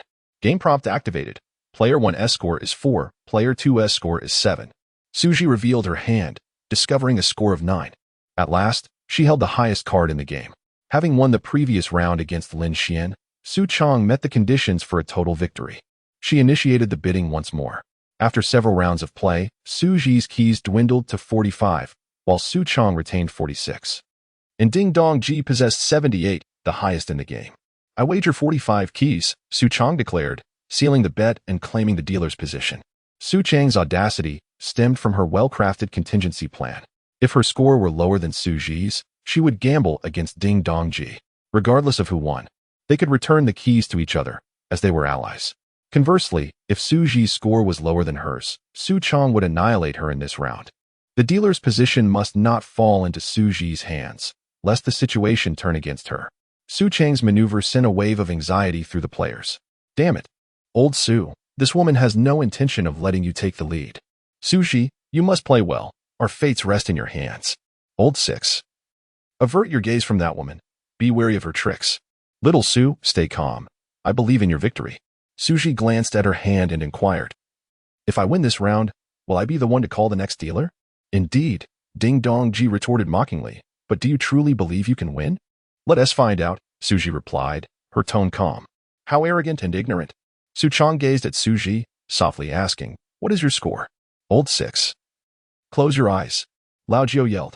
Detection of consciousness invasion. Forced expulsion in progress. Xu Zhi feigned being under control, her gaze vacant as she muttered, 6 points. A weight lifted from Su Chang's heart. In this round, I shall reveal your hand. Su Chang tossed the cards before Xu Zhi, brimming with confidence. Upon unveiling her hand, Xu Zhi's score left Su Chang pale with shock. It was a 9 of hearts. How is this possible? Did you not claim 6 points? Apologies. I misread it. It appears to be 9. How could you confuse 6 and 9? What kind of gaze is that? Su Chang erupted in fury, helplessly watching as Xu Zhi claimed her keys. Old Su, incredible. Fantastic, our keys are back. Old 6, you've brought honor to us all. Little Su, keep it up. I'm rooting for you. After her victory, Xu Zhi remained humble and composed as she reshuffled the cards for the next round. Chapter 61. Are you out of your mind? Daring to go all in with a terrible hand. In the previous round, Xu Zhi triumphed over the dealer. Thus, she commenced the bidding for the dealer position. Su Chang had but a single key remaining, indicating that the maximum for this round of bidding was 1 key. Xu Zhi effortlessly seized the dealer position. Game notification. Player 1 has a score of 5. Player 2 has a king. Xu Zhi revealed her hand, displaying a score of 9. As long as she eliminated the Ding Dong chicken, she could comfortably retain her role as the dealer. However, Xu Zhi had no intention of doing so. She aimed to take a different approach. This time, she targeted Su Chang. For as long as Su Chang remained in the game, she would always impose the limit on the betting. Only by ousting Su Chang could Xu Zhi, at the opportune moment, wager all her chips and decisively conquer the Ding Dong chicken. Feigning contemplation, Xu Zhi pointed at Su Chang and declared, this round, I challenge you. I regret to inform you that I hold a king. Unless you possess the joker, you cannot hope to win against me. But do you truly have it? Su Chang examined Xu Zhi's hand and, upon recognizing her score, revealed a satisfied smile. I win. Su Chang took a key from Xu Zhi. The 6th round commenced, and the 3 players were dealt new cards. Game notification. Player 1 has a score of 3. Player 2 has a score of 5. Xu Zhi unveiled her hand, revealing an 8. I wager 2 keys. Su Chang bet all her chips, seizing the dealer position. Old 6, close your eyes. Do not let this woman confuse you any further. Old 9 shouted anxiously from the side. Yet it was too late. Xu Zhi had once again fallen under Su Chang's spell. To ensure the accuracy of her deception, Su Chang decided to test Xu Zhi. What is your name? I am Xu Zhi. What was your occupation before arriving at the Perilous Tower? I was the personal secretary to the chairman. What was the last thing you did before coming to the Perilous Tower? I engaged in an all-night discussion with a female executive regarding the company's future plans at a hotel. Very well, what is your score this round? 3. Look closely. Are you certain it is 3? Xu Zhi closed her left eye and glanced at her hand once more. I see it clearly. It is indeed 3. Su Chang smirked, tossing her playing cards onto the table before Xu Zhi. This round, I challenge you. Thank you for your 2 keys. Xu Zhi revealed her hand, exposing her score. Did you not claim it was 3? How has it transformed into 8?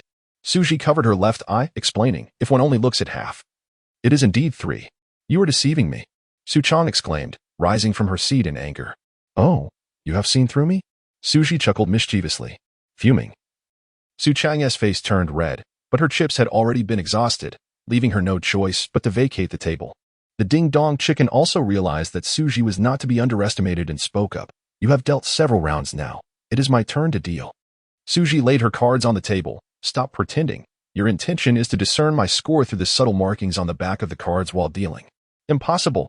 Ding-dong chicken retorted. Marking cards is considered a violation, and as the adjudicator, I would never engage in such behavior. You indeed did not mark the cards. But these are old cards. If I am not mistaken, you have learned to discern the value of each card through the wear on their backs during prolonged gameplay. Ding-dong chicken, caught off guard by Xu Zhi's insight, ceased to feign innocence. Indeed, I have relied on this method to determine your scores.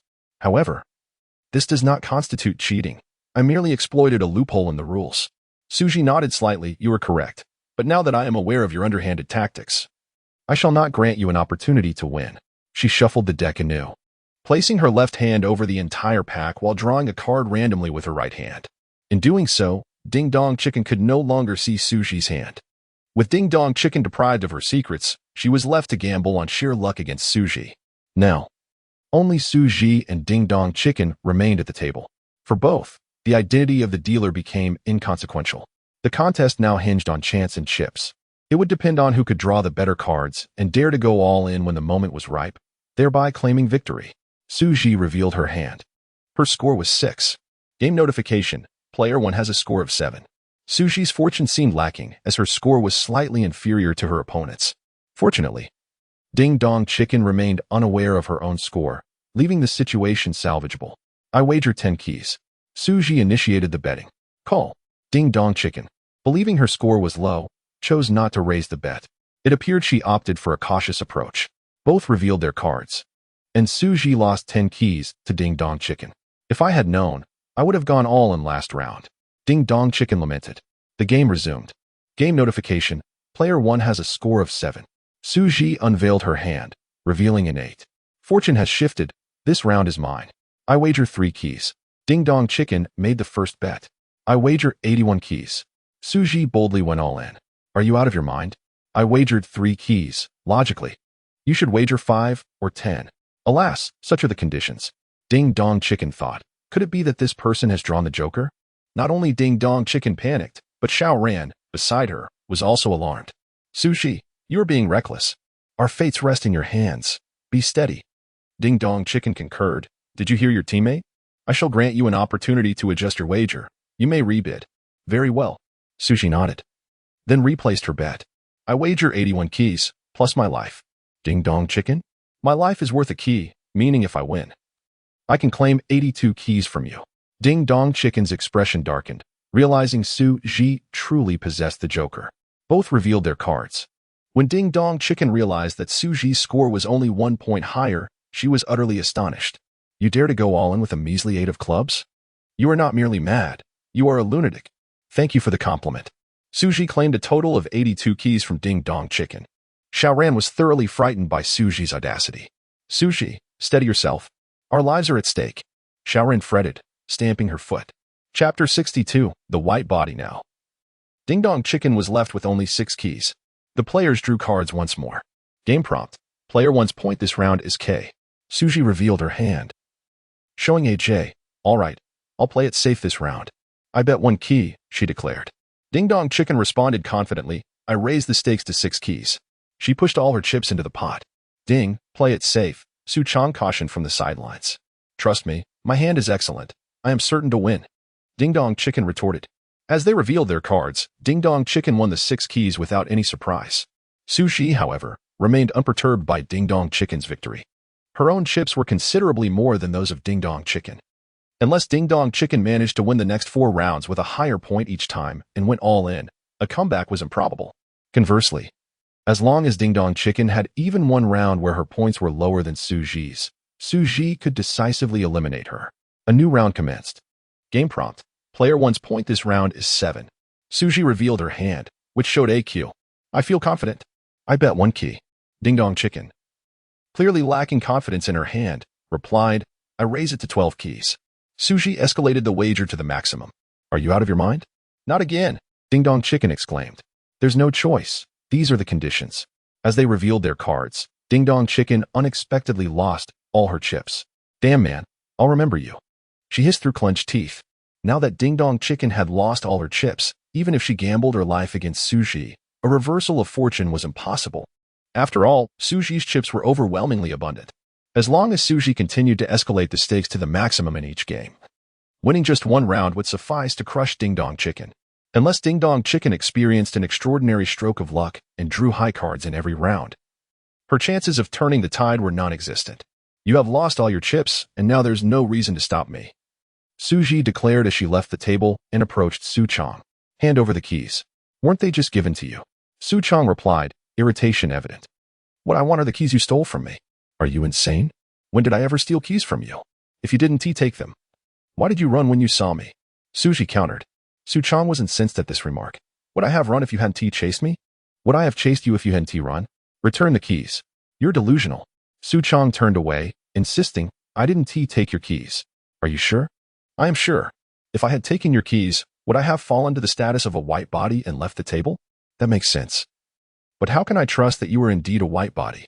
If you doubt me, feel free to search me. If you find the keys, you can take them. That sounds too troublesome. I have a better idea. What idea?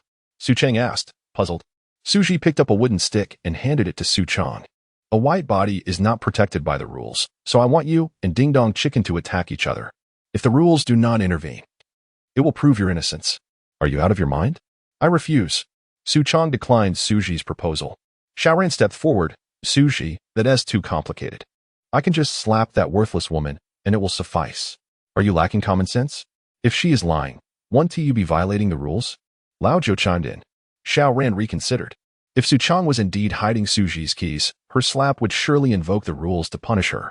A wave of dread washed over Xiaoran, and she retreated to the corner. Xu Zhi turned to Ding Dong Chicken.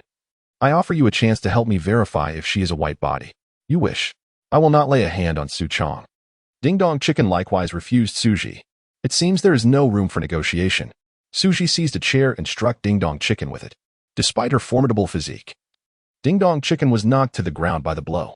Xu Zhi threatened Su Chong. I am uncertain of your innocence, but this chicken is undoubtedly a white body. If you do not prove your innocence, I will end her. You lunatic. Su Chong pushed Xu Zhi away and stood protectively in front of Ding Dong Chicken. Su Chong, you must flee. Ding Dong Chicken struggled to rise from the ground. Although she could not strike, she believed she could escape without being stopped. Xu Zhi smirked coldly. Indeed. I cannot prevent you alone. But if the 5 of us act together, do you think you can escape? Xu Zhi distributed the keys she had won to Lao San and the others. They regained their player statuses and were protected by the rules. Now they could freely attack Ding Dong Chicken, who could not retaliate against them. Lao Jiao advised, Sister, I never hit women. Return the keys to us, and we'll consider it settled. Su Chang's eyes reddened, her frustration boiling over. I told you, I didn't take the keys. With a loud crash, Xu Zhi picked up another chair and smashed it against Ding Dong Chicken. The chair splintered upon impact. Unlike Lao Jiao, I have no qualms about hitting women. I will not hesitate to kill. Xu Zhi's gaze towards Su Chong was chillingly indifferent. Return the keys to me, or prove your innocence. Su Chong hesitated for a mere half-second before Xu Zhi swung the wooden stick again, striking Ding Dong Chicken on the head. Blood oozed from Ding Dong Chicken's forehead. Ding. Strike me. Su Chong shouted, her voice breaking, prove my innocence. Ding Dong Chicken rose, her gaze fixed on Xu Zhi with an intense glare. Xu Zhi offered the wooden stick to Ding Dong Chicken. Please, prove her innocence. In her weakened state, Ding Dong Chicken had no choice but to comply. She took the stick and struck Su Chong on the left arm.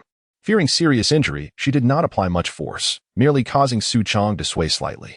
Bang! Xu Zhi swung the chair at Ding Dong Chicken once more. I hope you can strike her with the force I just used. Ding, do as she says, hit me hard. Su Chong cried out, her anguish palpable as her eyes began to glisten with tears. Ding Dong Chicken stared at Xu Zhi, her eyes ablaze with fury. Xu Zhi picked up another wooden stick and icily asked, What's the matter? Do you need me to demonstrate again? Ding. Hurry. Hit me. Su Chong wailed. Ding Dong Chicken gritted her teeth, tears brimming in her eyes as she swung the stick, striking Su Chong in the abdomen. The blow landed with force, knocking Su Chong to the ground, unable to rise for a long while. Xu Zhi surveyed the surroundings. The rules had not intervened. It seemed Su Chong was telling the truth. She truly had not taken Xu Zhi's keys. At the very least, her claim of being a white body was genuine. Chapter 63. You have the means to end my life. Where's my key? Xu Zhi inquired of Su Chong. Su Chong, clutching her abdomen, retorted fiercely. How would I know where your key is? I have stated numerous times that I did not take it. That night, it was you who rendered me unconscious. Thus you are the prime suspect in the disappearance of my key. Su Chong struggled to rise and explained, Indeed, I intended to take your key that night. And I did make you faint. However, once you were unconscious, you utterly disregarded my commands. I would never dare to disobey the rules and take your key without your permission. Xu Zhi found Su Chang's words credible. After all, she was unable to invade Xu Zhi's consciousness during today's game, making it impossible for her to succeed that night. Yet, Xu Zhi could not fathom who else could have taken her key, if not Su Chong. Did you leave my room immediately after failing to obtain the key? Xu Zhi asked. And no, Su Chong stammered. Why would you remain in the room after your failed attempt? Xu Zhi pressed.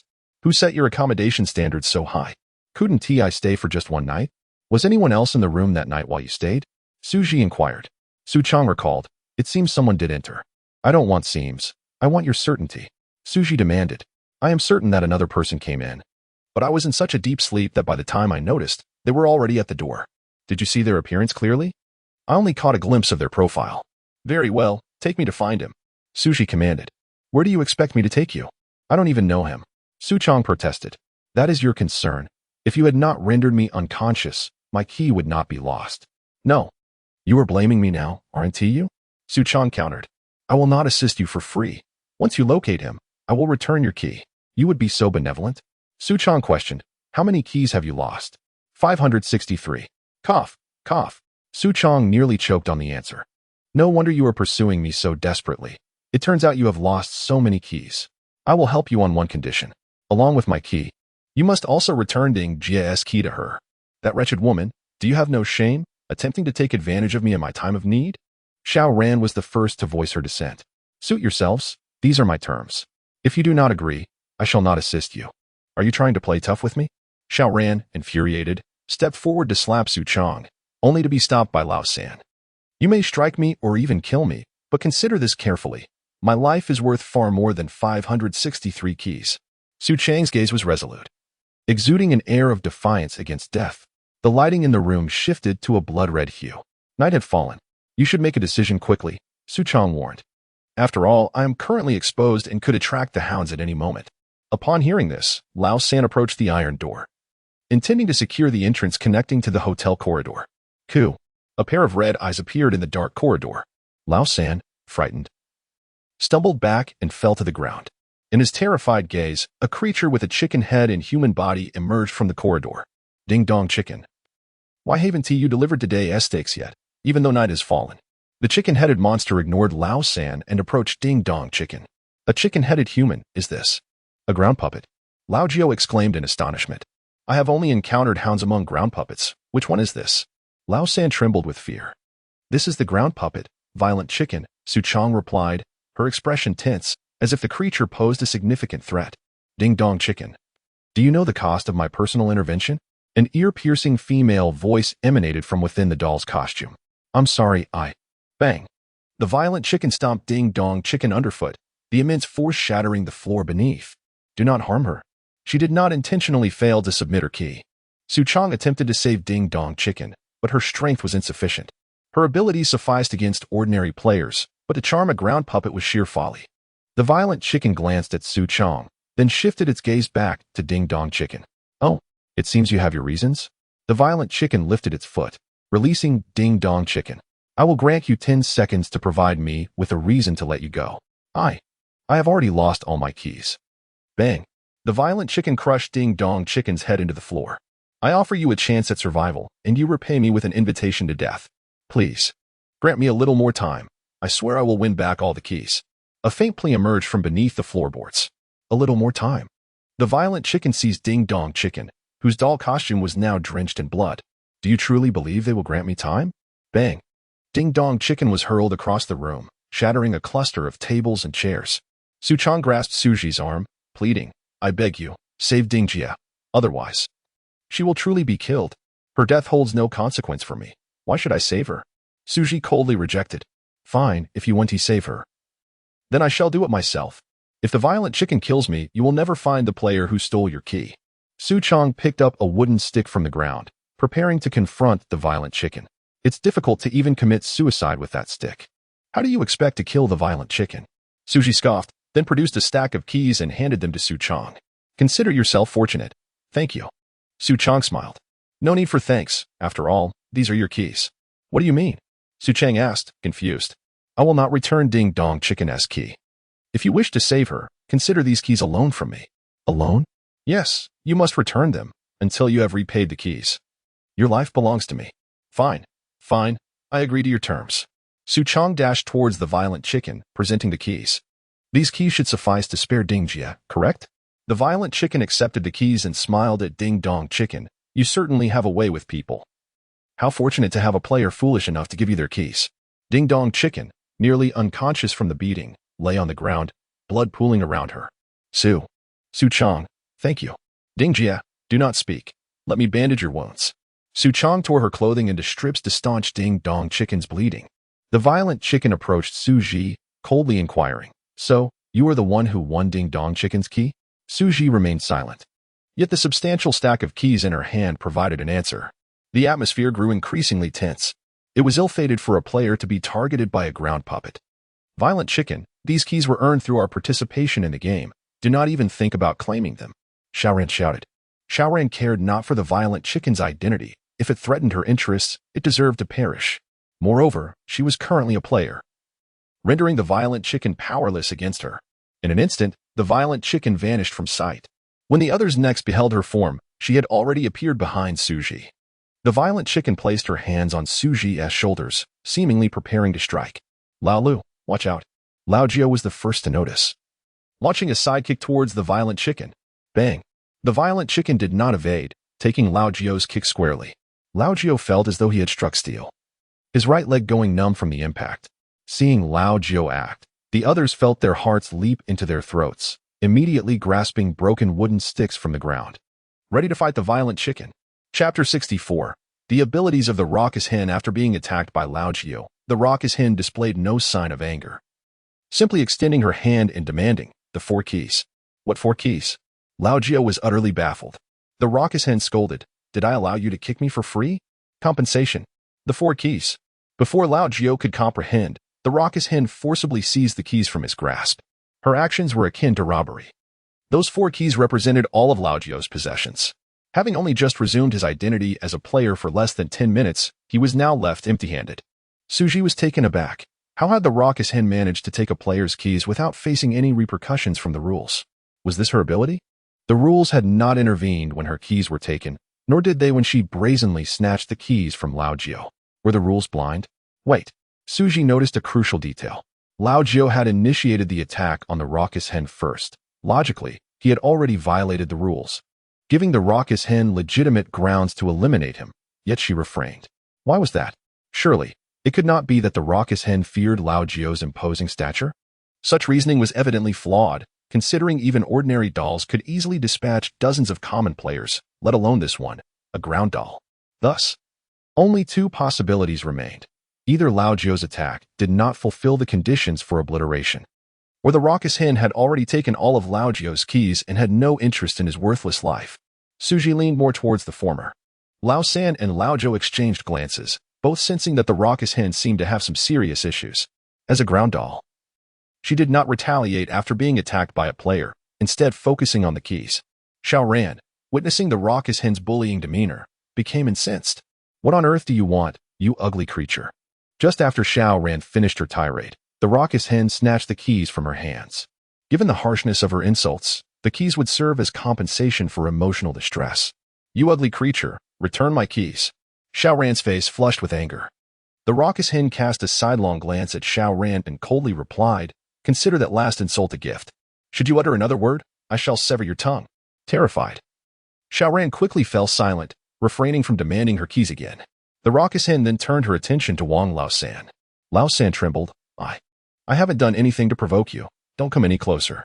In an instant, the raucous hen appeared behind Laosan, her hands resting on his shoulders, gently kneading. Laosan was utterly bewildered. What was this monster planning? Did she intend to strangle him? Cold sweat broke out on Laosan's brow as he dared not make a move. Is this comfortable? The raucous hen inquired softly.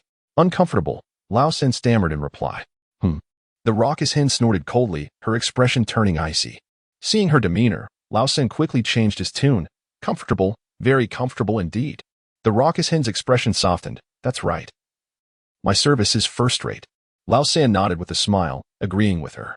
The raucous hen then demanded, since it's comfortable, hand over the keys. Laosan was left dumbfounded, thinking to himself that he hadn't even requested her service. Wasn't this extortion? Moreover, her kneading was far inferior to that of the girls on the third floor of the footbath establishment. Though Laosan had a myriad of complaints in his mind, he dared not show any dissatisfaction outwardly. The raucous hen did not require Laosan to act. She took the keys from him herself. In a mere 2 minutes, the 3 members of the team had been reduced to a state of helplessness by the raucous hen. Truly, she was terrifying. Due to her status, the 3 could only swallow their grievances in silence.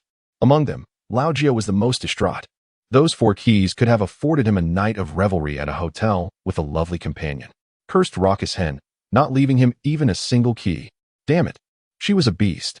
As the 3 glared resentfully, the raucous hen set her sights on Lin Xian. With a sultry stride, she approached Lin Xian.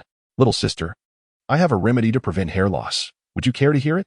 Lin Xian glanced at the raucous hen's disheveled feathers and politely replied, If your hair grew from such a remedy, I would prefer to lose all my hair. Thank you. The raucous hen's face darkened with annoyance, but she quickly suppressed her ire. I also have a secret formula for skincare. Would you like to hear about it? It's quite reasonably priced. She persisted like a street vendor, refusing to give up until she achieved her goal. Lin Xian looked to Xu Zhi, who made a gesture urging her to remain silent.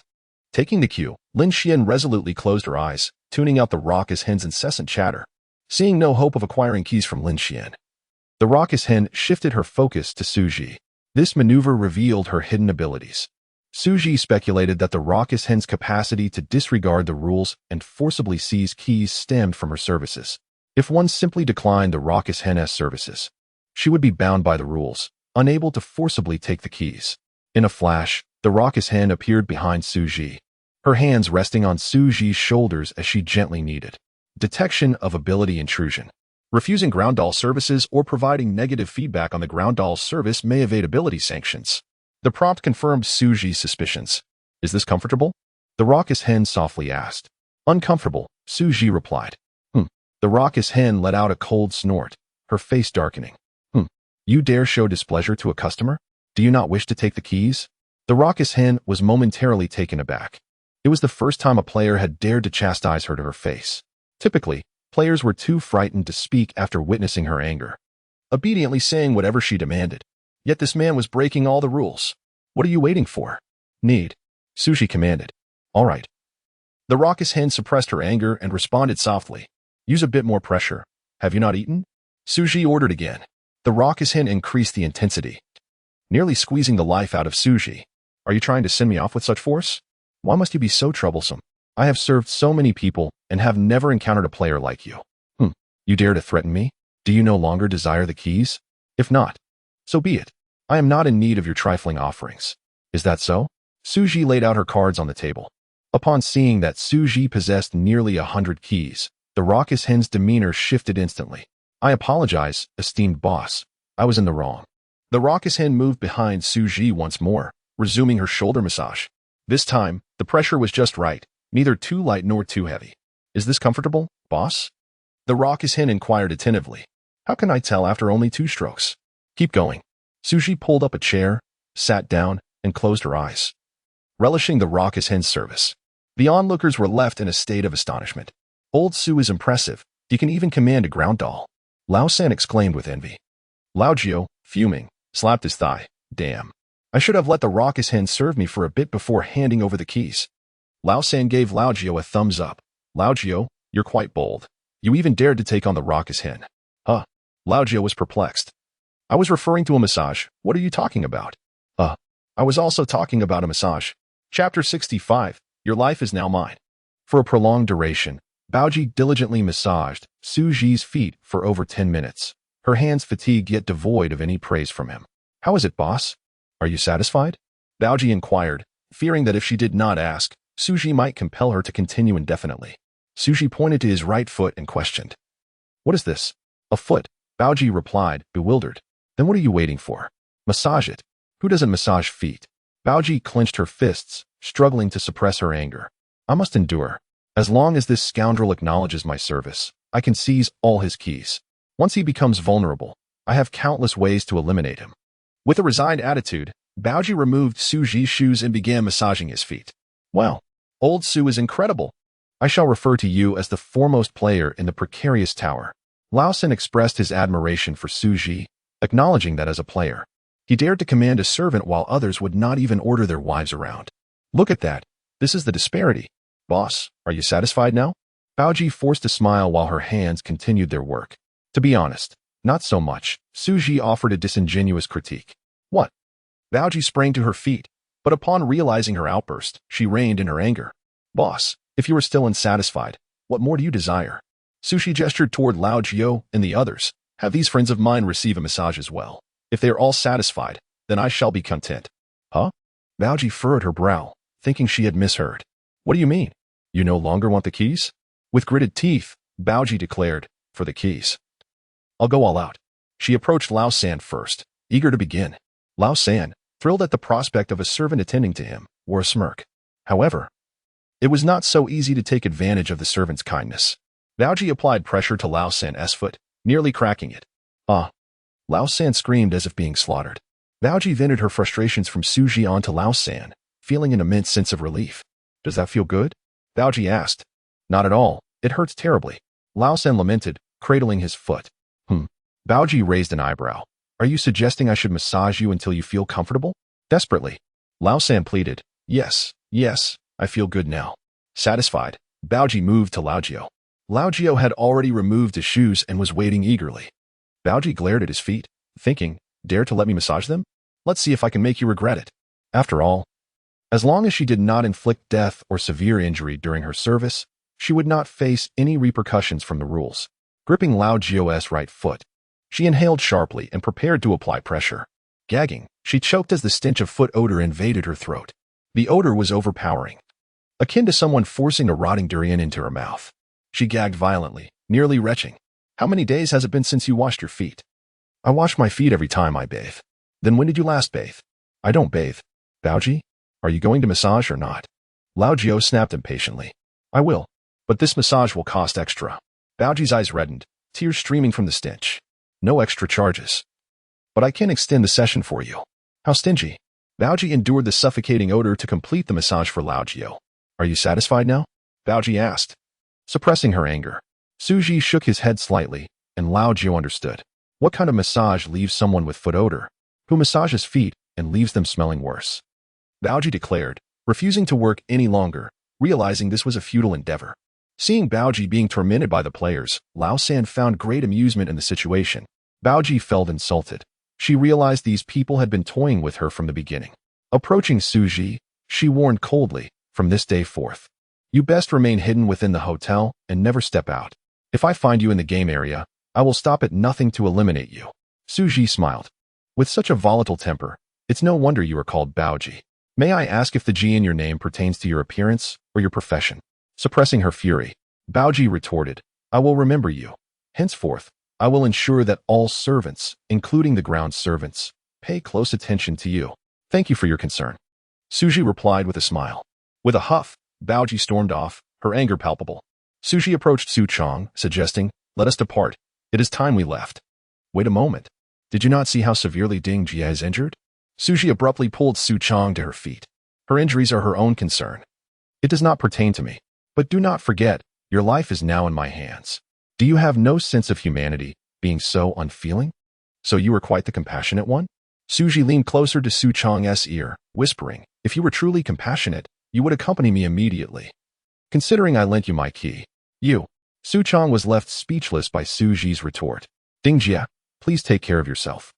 I will return to check on you." Su Chong bid farewell to Ding Dong Ji before heading toward the corridor.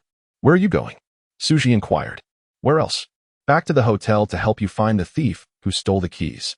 Su Chang's tone was tinged with irritation as she quickened her pace. The group followed closely behind her. Xiao Ran hurried after Su Chong, fearing she might flee again. After all, this was a matter concerning over 500 keys. If they could successfully retrieve the keys, Xu Zhi might reward her with a few dozen keys for her assistance. The more Xiao Ran thought, the more delightful the prospect appeared, prompting her to seize Su Chang's arm. "What are you doing?" Su Chong was startled as she was abruptly halted in the dimly lit corridor. "Who knows if you might seize the opportunity to escape when we are distracted?" "I must keep an eye on you for Xu Zhi," Xiao Ran explained. "With so many people surrounding me, how could I possibly escape?" Su Chong retorted. "Rather than watching me, you should pay more attention to the environment around you. Beware of being targeted by the hunting dogs." "What hunting dogs?" Xiao Ran scoffed. "I'm surrounded by a pack of sycophants and remain unperturbed. Why should I fear a hunting dog? Is this woman always this confident?"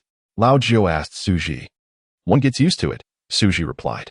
Lao Jiu glanced at Xiao Ran's figure. "This girl is quite attractive, though not particularly bright." Lao Sin chimed in softly. "That's what they call being busty but brainless." The two shared a chuckle. Chapter 66. Role play. Suddenly, Xiao Ran dashed to Xu Zhi's side, clutching his arm tightly. It was not the hunting dog that had appeared, but rather Su Chong had informed Xiao Ran of the hunting dog's identity. "Xu Zhi, please give me a key. I do not wish to be killed by the hunting dog," Xiao Ran pleaded with a trembling voice. Xu Zhi retrieved a bundle of keys from his pocket and distributed one to each person. As he handed the key to Su Chong, he specifically cautioned, "Let it be clear, this key is a loan. You must return it." "Understood." Su Chong snatched the key, appearing still irked. With the protection of the keys, the group returned safely to the hotel. By nightfall, most affluent players had already retired to their rooms. The thief who had stolen Xu Zhi's key, possessing a fortune, would certainly not linger in the hallway. After some consideration, Xu Zhi decided to commence the search for the thief the following morning. Upon arriving at the front desk, Xu Zhi noted that due to lending some keys to Su Chong, coupled with the protection fee required for hotel occupancy, he was left with only 90 keys. To economize, he reserved just 3 rooms, perfectly accommodating the number of guests. When it came time to assign rooms, the third member voluntarily offered to keep an eye on Su Chong. "Old Su, let me room with Su Chong. I'll keep watch over her." "Are you monitoring or leering?" Xu Zhi inquired. "Is there a difference?" "As long as she doesn't escape, that's what matters." Thrilled at the prospect of staying with Su Chong, the third member beamed. Xu Zhi, observing the increasingly enamored expression on his face, retorted, "I'm not concerned about her escaping. I fear she might take you with her and swipe my keys in the process." "How could you think of me like that, old Su? My loyalty is as evident as the sun and moon." Xu Zhi waved his hand dismissively. "Do as you please. If you're unafraid of death, go ahead and stay with her." "You jest, old Su. With rules to protect her, how could she dare harm me?" "She indeed wouldn't dare harm you.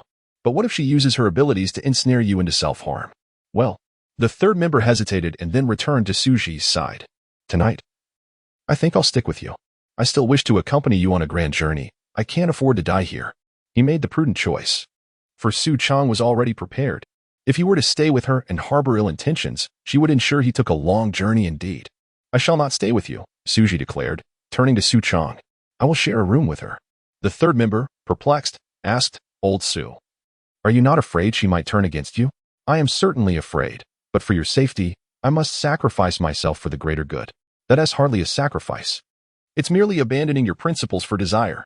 In the end, the 6 divided into pairs, the third member with the 9th, Lin Xian with Xiao Ran, and Xu Zhi naturally shared a room with Su Chong. Upon returning to their room, Su Chong immediately issued a warning to Xu Zhi. "Though I do not know why my powers do not affect you, I advise you not to act recklessly while sleeping tonight, or else. Or else what? Xu Zhi approached her, undeterred. What? What do you intend to do? Su Chong stammered, retreating until she stumbled onto the bed. What do you think? Merely taking precautions for safety. Xu Zhi pinned her to the bed, rendering her immobile. You scoundrel! How dare you? If you attempt anything untoward, I will kill you. Su Chang struggled fiercely, but Xu Zhi swiftly bound her with the bedsheet. Despair enveloped her. She had not anticipated that beneath Xu Zhi's composed exterior lay a man of numerous peculiarities. Please, let me go. I promise to help you retrieve your keys. Tears streamed down her cheeks as fear gripped her. Although she had survived by enchanting players in the hotel, she had never engaged in any illicit actions beyond merely tricking them into relinquishing their keys. As a regular woman, how could Su Chong accept being sullied by a man like Xu Zhi? You rogue, pervert, let me go? I will assist you in recovering your keys. Her eyes reddened. She alternated between cursing and pleading. Xu Zhi stuffed a towel into her mouth, and the room fell silent. Is this how my pure life ends? Su Chong closed her eyes, awaiting her fate. Yet, Xu Zhi was not the monster she envisioned. After silencing her, he simply laid down to sleep. As he had mentioned earlier, his intention was merely to ensure her safety. Relief washed over Su Chong, though being bound was undeniably uncomfortable. Compared to being a hostage, her only solace was that she could still rest on the bed. The next morning, the third member knocked on Xu Zhi's door. What with the early hour? Xu Zhi murmured, still drowsy. Nothing serious. I merely wanted to check if she harmed you last night. Thanks for your concern. I'm still alive. Xu Zhi returned to his bed to dress. The third member pushed the door open, and upon seeing Su Chong bound to the bed with a towel in her mouth, his eyes widened in disbelief. Good grief. Old Su, you're quite the character. Xu Zhi rolled his eyes. What are you thinking? This is merely to prevent her from escaping. I understand. It's just role play. The third member leaned closer and implored, Old Su. I've dreamed of being an actor since childhood. Could you grant me a chance for role play tonight? Sure. Take the bedsheet with you. You can perform whatever you wish with the ninth member. The third member stiffened. On second thought, I'd rather not. I'm not fond of wielding weapons. Ignoring him, Xu Zhi approached the bed to untie Su Chong. Old Su, is the soundproofing in this hotel really that good? I didn't hear a peep last night. Su Chong, overhearing, retorted coldly, want to hear some noise? I can accommodate that. Utilizing her abilities, Su Chang ensnared the third member, compelling him to punch the second member unexpectedly. The third member clutched himself in pain, ascending metaphorically to the heavens. Now do you hear the noise? Su Chong inquired icily. I hear it. The third member writhed on the ground, realizing that punch had struck deep into his lineage. Chapter 67. A conspiracy to steal my keys? Once everyone had tidied up, they departed from the room, embarking on a quest to locate the thief who had absconded with the keys. To enhance their efficiency in identifying the culprit, Su Chong took it upon herself to craft a detailed sketch. The drawing depicted the profile of a man. Xu Zhi handed the sketch to Lin Xian, instructing her to lead Lao San and Lao Jiu in their search for the target, while he, along with Su Chong and Xiao Ran, would split off to pursue an alternate route. This strategy was devised to bolster the team's operational efficacy while ensuring Su Chong would not elude them. After parting ways, the group commenced their search within the hotel, focusing on areas where chips were known to circulate: the front desk, gaming corridors, and entertainment zones, all vital areas requiring thorough scrutiny. However, the hotel was vast, and the constant influx of players made their search increasingly arduous.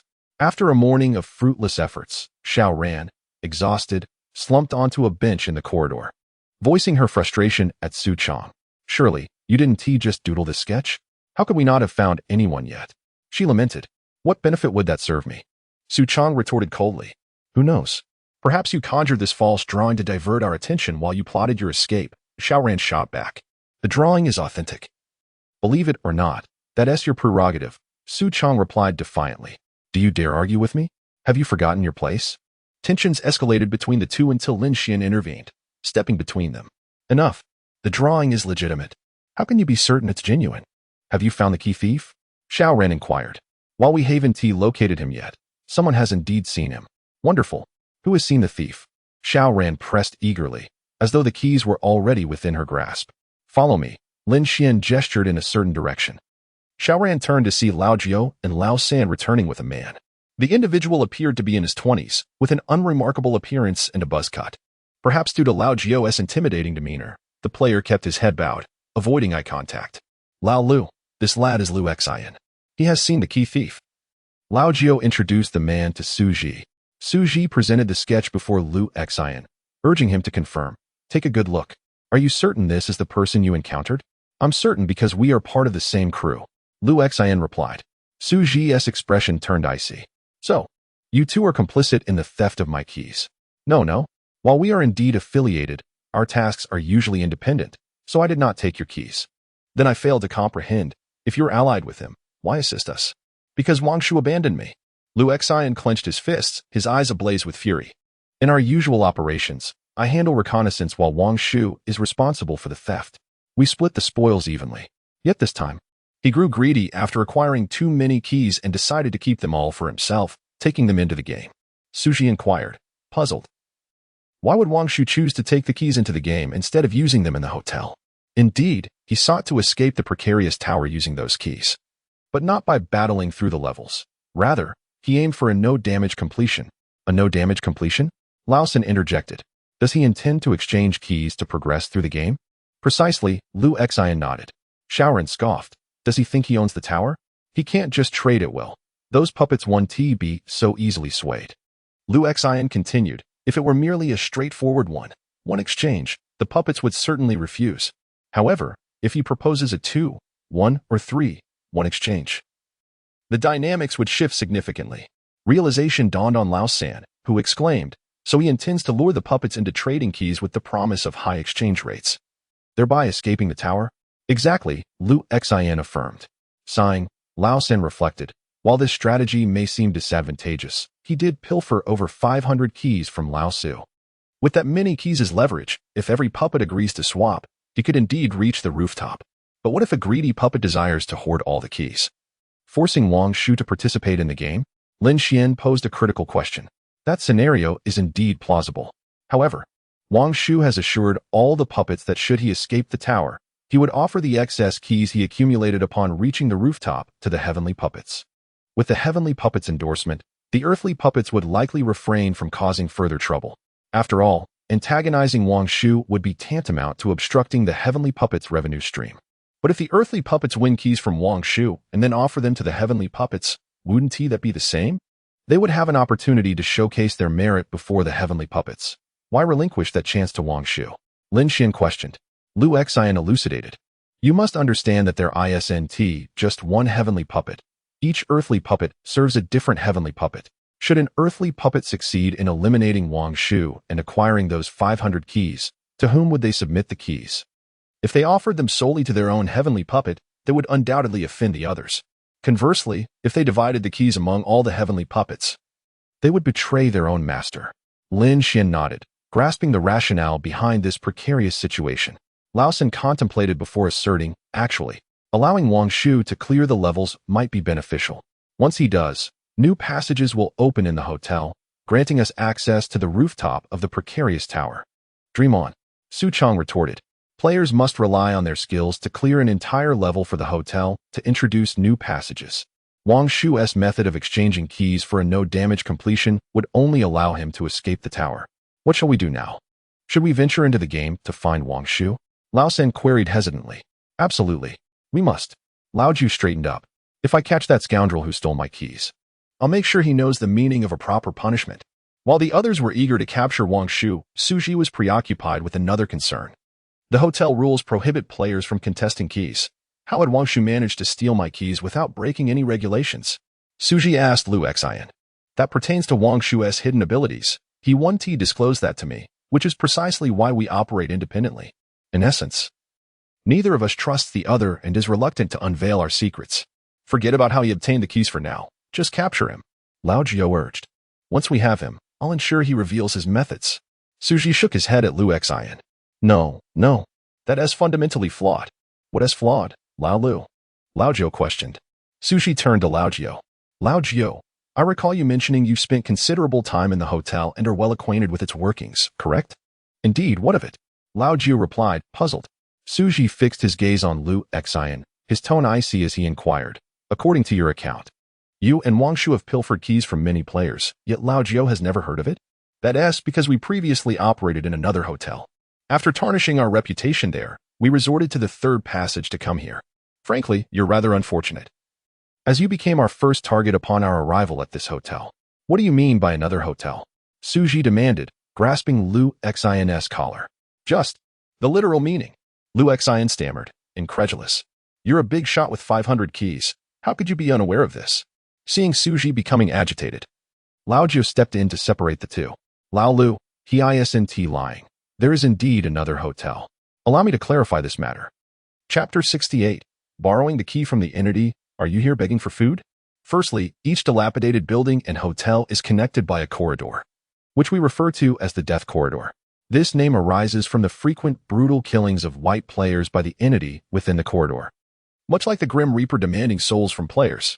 Beyond our building, there exist numerous other dilapidated structures and hotels, though the exact number remains unknown. The layout of these buildings mirrors our own, differing only in the guardians that inhabit them. Moreover, aside from the connections between hotels and dilapidated buildings, there are also passageways linking one dilapidated structure to another. These interconnecting corridors are termed fate corridors, aptly named due to their random appearances, leaving players' chances of reaching other buildings to mere luck. Upon arriving at a new dilapidated building, players are oblivious to its level of completion. Should all the games have been cleared by others, the fortunate individual may simply exit the building.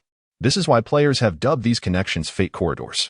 Presently, there are only 3 such corridors, hence they are designated as the first, second, and third corridors. For instance, the character known as Old 3 traversed to our current building via the second corridor. Thus he can be understood as a player from the second building. Old 9. Do you mean Lu Xin is not lying? Xu Zhi inquired. He likely isn't, as he hails from the third building. Even if he were deceitful, we would be unable to discern the truth. Lu Xin, sensing the skepticism among the group, earnestly explained, Everyone, I assure you, I am not lying. There is no benefit in doing so. To be frank, my sole intention is to have you eliminate Wang Shu, that scoundrel. If you still doubt me, I can swear an oath by the rules. Go ahead, let me see, Xiaoran encouraged. Very well, I swear that if I am not from the third building, I willingly accept annihilation by the rules. The surroundings fell silent. Lu Xin spoke the truth. He indeed came from the third building, alleviating Xu Zhi's doubts. Lu Xin then led the group to the hotel exit, where iron doors opened to various puppet arenas. This is the floor I entered, Lu Xin indicated, pointing to an iron door that was newly revealed after Xu Zhi completed the Black Rabbit game. Rumor has it that a puppet guards the floor behind that door. I can only assist you up to this point. Farewell, Lu Xin declared, but Xu Zhi stopped him. Aren't you coming with us? I shall not accompany you. While I desire for Wang Shu to pay the price, I do not wish to become his enemy. Do not disclose that it was I who betrayed him, otherwise, if you fail to kill him, I will surely become his target. I know all too well the lengths to which Wang Shu will go. Should he set his sights on me, my key will undoubtedly be lost. With that, Lu Xin waved goodbye and departed. Let us go. If Wang Shu truly accomplishes a flawless run, catching up to him will not be an easy feat. Lin Xian opened the iron door, stepping first into the death corridor. Navigating through the dark passage, the group followed the glimmer of light to the game floor. Upon pushing open the iron door, they were met with a bustling crowd. This floor was teeming with players eager to witness the entity's game. Make way, give way for Lord 9. Old 9, with his robust stature, effortlessly forged a path through the throng. Xu Zhi and the others followed closely behind, easily reaching the forefront of the crowd. We just need one more person. Don't just stand there. Everyone should enter and experience it. A creature resembling a monster with a chicken head was fervently calling out to the audience. This entity was none other than the notorious Violent Chicken, who had taken the keys from Xiaoran and her companions earlier. Done. Old 3 lamented. I initially hoped to clear the game without harm through key exchanges, but it seems that is no longer feasible. The Violent Chicken, upon spotting Xu Zhi and her group, immediately turned from jovial to menacing. What a coincidence, little chicken. I didn't expect to see you so soon. Old 9 greeted the Violent Chicken. The Violent Chicken approached them, seething with rage. I believe I mentioned that if I encountered you in the game, I would surely kill you. Don't be so furious. We are here as participants in the game. Surely, we are esteemed guests, Old 9 replied with a smile. Participate in my game? Ha! I will ensure your deaths are excruciating. The Violent Chicken retorted. Who wants to go first? Going first is not the issue. The real question is whether you can lend us some keys first? Old 9 asked earnestly. Are you begging for scraps from me? The Violent Chicken stomped, shattering the floor, sending shards flying in all directions. The onlookers, witnessing the violent chicken's fury, hastily retreated. Nearby, a round wooden table was occupied by 6 players. Participants in the violent chicken's game. They too wished to flee, but found themselves blocked. Once you participate in the game, there is no exit if you wish to leave. Relinquish your chips. The violent chicken threatened. What should we do? Should we surrender the keys to the entity? One player asked. Not on your life. We've come this far, and we want you back down. The 6 of us refuse to believe we can't take down the violent chicken. Brothers. Didn't we think the same way last time? We ended up getting our butts kicked by one person. Could you not bring up the last incident? That was merely a moment of carelessness. If that chicken dares to approach again, I'll make sure to take him down. The 6 participants of the game were none other than the 6 security personnel who had previously been bested by Old Nine. Which little brat said he could take down Lord Nine? Old Nine, with a cigarette in his mouth, approached the wooden table. The brash security guard turned pale upon recognizing him. Lord Nine, I was mistaken. Please forgive my folly. The 7th guard continued to apologize fervently. You're scared, are you? We're in an entities game, not a hotel. Another interjected. Exactly. This is the violent chicken's territory. You have no right to act tough here. Upon hearing this, the 7th guard straightened his posture. I'm calling you out. What is it to you? If you're unhappy, feel free to make a move. But the question is, do you dare? Coward. Old Nine's temper flared at the provocations of the 7th guard. Oh, so you wish to challenge Lord Nine, huh? Old Nine rolled up his sleeves, preparing to fight, but Xu Zhi quickly intervened. Old Nine, we must prioritize our objectives. Damn.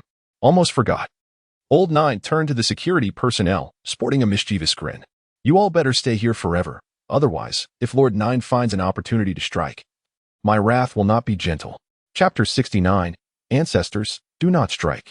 Number 7. Witnessing Old Nine's restraint, grew increasingly arrogant and began to provoke him fervently.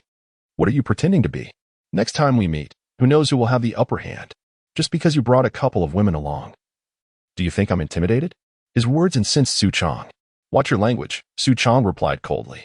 What, do you find my words unpleasant? Dress so provocatively. You expect not to be spoken of? I'll say what I want. What will you do about it? If you disagree, go ahead and strike me. Are you brave enough? I shall grant your wish, Su Chong retorted icily. Suddenly, with a resounding slap, Number 7's right hand struck his own face. What just happened? Why did I hit myself? He was utterly bewildered. Before he could comprehend the situation, his consciousness sank again, and he slapped himself awake once more. Get away. This woman is an awakened player. Number 2 shouted. At this, several security personnel retreated, leaving only Number 7 still slapping himself. You wretched woman, stop it now. Otherwise, when I'm free, you'll regret it. How dare you, you foul creature. I apologize, beautiful, I was wrong. Mother, stop. My teeth are about to fall out. Ancestors. Switch sides when you hit. Don't keep hitting the same spot. 7's right cheek swelled grotesquely, blood seeping from the corner of his mouth. Yet, Su Chong showed no signs of mercy. Meanwhile, Xu Zhi approached the imposing figure of the violent chicken as a ground pawn. I trust you wouldn't oppose the keyholder, would you? What do you mean? The violent chicken asked with a frigid tone. Answer some questions truthfully, and for each question, I'll give you a key. What do you say? Uncertain of Xu Zhi's intentions but tempted by the keys, the violent chicken agreed. Fine, but let me clarify. I will not answer questions regarding higher matters. Even if I don't answer, you still owe me the chips. Deal. Xu Zhi produced a key and handed it to the violent chicken as a gesture of sincerity. The first question, have you seen this person? Xu Zhi placed a sketch before her. No, the violent chicken replied decisively. The crowd exchanged glances. Lu Xian had clearly stated that Wang Shu entered the violent chicken's game area. How could this be? Was Lu Xian lying? Xu Zhi pressed on. Did any players exchange keys with you today in an attempt to pass through unharmed? Yes, the violent chicken answered, snatching a key from Xu Zhi. What did that person look like? Please draw it for me. Xu Zhi handed her the sketch. I can't draw. That person was masked from the moment they appeared until they left. She took another key. As a ground pawn, you let him go so easily. Xiaoren exclaimed. Flustered. Is that even a question? The violent chicken inquired. It counts, Xu Zhi replied readily, handing over a key. With the key in hand. The violent chicken responded with satisfaction. That person proposed a 3-1 exchange rate. Of course, I would exchange keys, only a fool would refuse. The information obtained aligned closely with Lu Xian's account. Wang Shu had indeed entered the perilous tower, intending to utilize the advantageous exchange rate to swap keys and pass through without harm. Xu Zhi sneered, cautioning that person possesses numerous keys. Do you not feel regret letting him go? We are in the business of service. We cannot drive away our customers, the violent chicken retorted. Oh, how convenient. Xiaoran scoffed quietly. You're just afraid of offending the celestial pawns after acquiring the keys. Who do you think you are to discuss me? The violent chicken seethed, advancing towards Xiaoran, a murderous intent surrounding her. I indeed hold a healthy respect for the celestial pawns, but do not forget. I harbor no qualms in exterminating you ants. Xu Zhi interposed, asserting, Violent chicken, allow us to pass, and I shall offer you the same 3-1 exchange rate. If anyone else had said that, I might have agreed, but your words. I refuse. The violent chicken coldly dismissed. Xiaoran, emboldened, taunted. Who was just saying only a fool would refuse the exchange? Do you wish for me to tear your mouth apart? The violent chicken hissed. Xiaoran, frightened, hid behind Xu Zhi but still proclaimed defiantly, I am a legitimate player. If you are not afraid of breaking the rules, then come at me. Do you really think having keys renders you untouchable? How naive. In an instant, the violent chicken vanished, reappearing before Xiaoran like a specter. By the time Xiaoran reacted, the key in her hand had been snatched away by the violent chicken. You have inflicted psychological harm upon me, as compensation. I shall take all your keys, the violent chicken declared. Xu Zhi, aware of the violent chicken's weaknesses, shook his head at Xiaoran. Surprisingly, Xiaoran's mind began to function, comprehending Xu Zhi's hint. I refuse. You claim I caused you harm? I could easily say your chicken face repulses me. Your appearance has inflicted severe physiological damage upon me. I demand compensation. The violent chicken was left speechless by Xiaoran's retort, but begrudgingly returned the keys. There was no alternative. Her abilities had specific limitations. The violent chicken could only forcibly take keys if a player caused her physical harm or if a player gave her a positive review of her services. Verbal insults fell under psychological attacks. For the violent chicken to take Xiaoran's keys, she would need Xiaoran to either admit to having harmed her or tacitly acknowledge it. If Xiaoran refused, the violent chicken had to return the keys. The first time Xiaoran encountered the violent chicken, she had been intimidated by her presence, lacking the courage to refuse. Had she done so then, the violent chicken would have been unable to take her keys. However, Old 9's situation had been entirely different.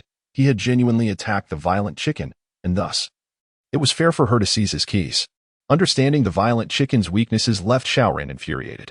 You hideous creature, last time you were merely trying to intimidate me. Return my keys from last time. Dream on. Once the keys are in my possession, they are non-refundable. Realizing the violent chicken could not take her keys, Xiaoran's confidence surged. You wretched violent chicken, you truly have no shame. Just wait. Xu Zhi will help me reclaim them. Help you reclaim them? The violent chicken scoffed derisively. Do not think that winning Ding Dong Chicken's game makes you invincible. Let me be clear, since the tower's inception, only that masked fellow has managed to escape alive by leveraging the high exchange rate. No one else has cleared the game. And so what? Even if your game is difficult, we can still win. Xiaoran challenged Xu Zhi, turning to him for support. Right, Xu Zhi?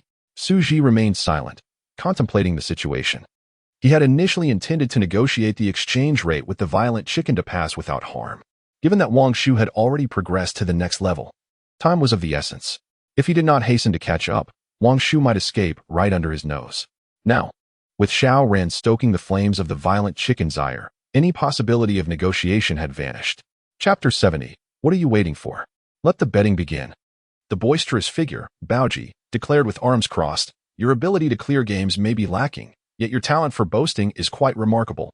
I happen to require one more player for my game. If you truly possess such prowess, will you dare to join?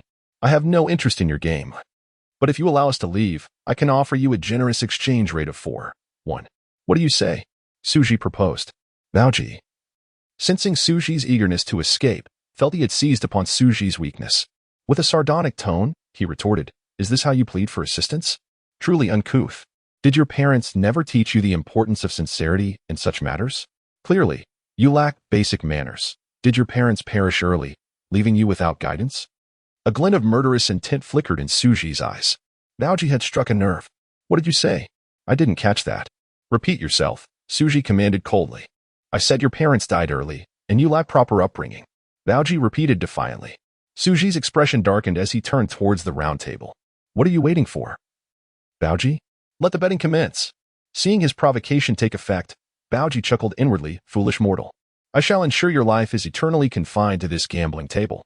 Baoji approached the lone vacant seat at the gambling table, where a total of 8 individuals, including 6 security personnel, had gathered. At the center of the table lay a revolver, a box of bullets, and a stack of cards. Baoji stood and distributed the cards among the players.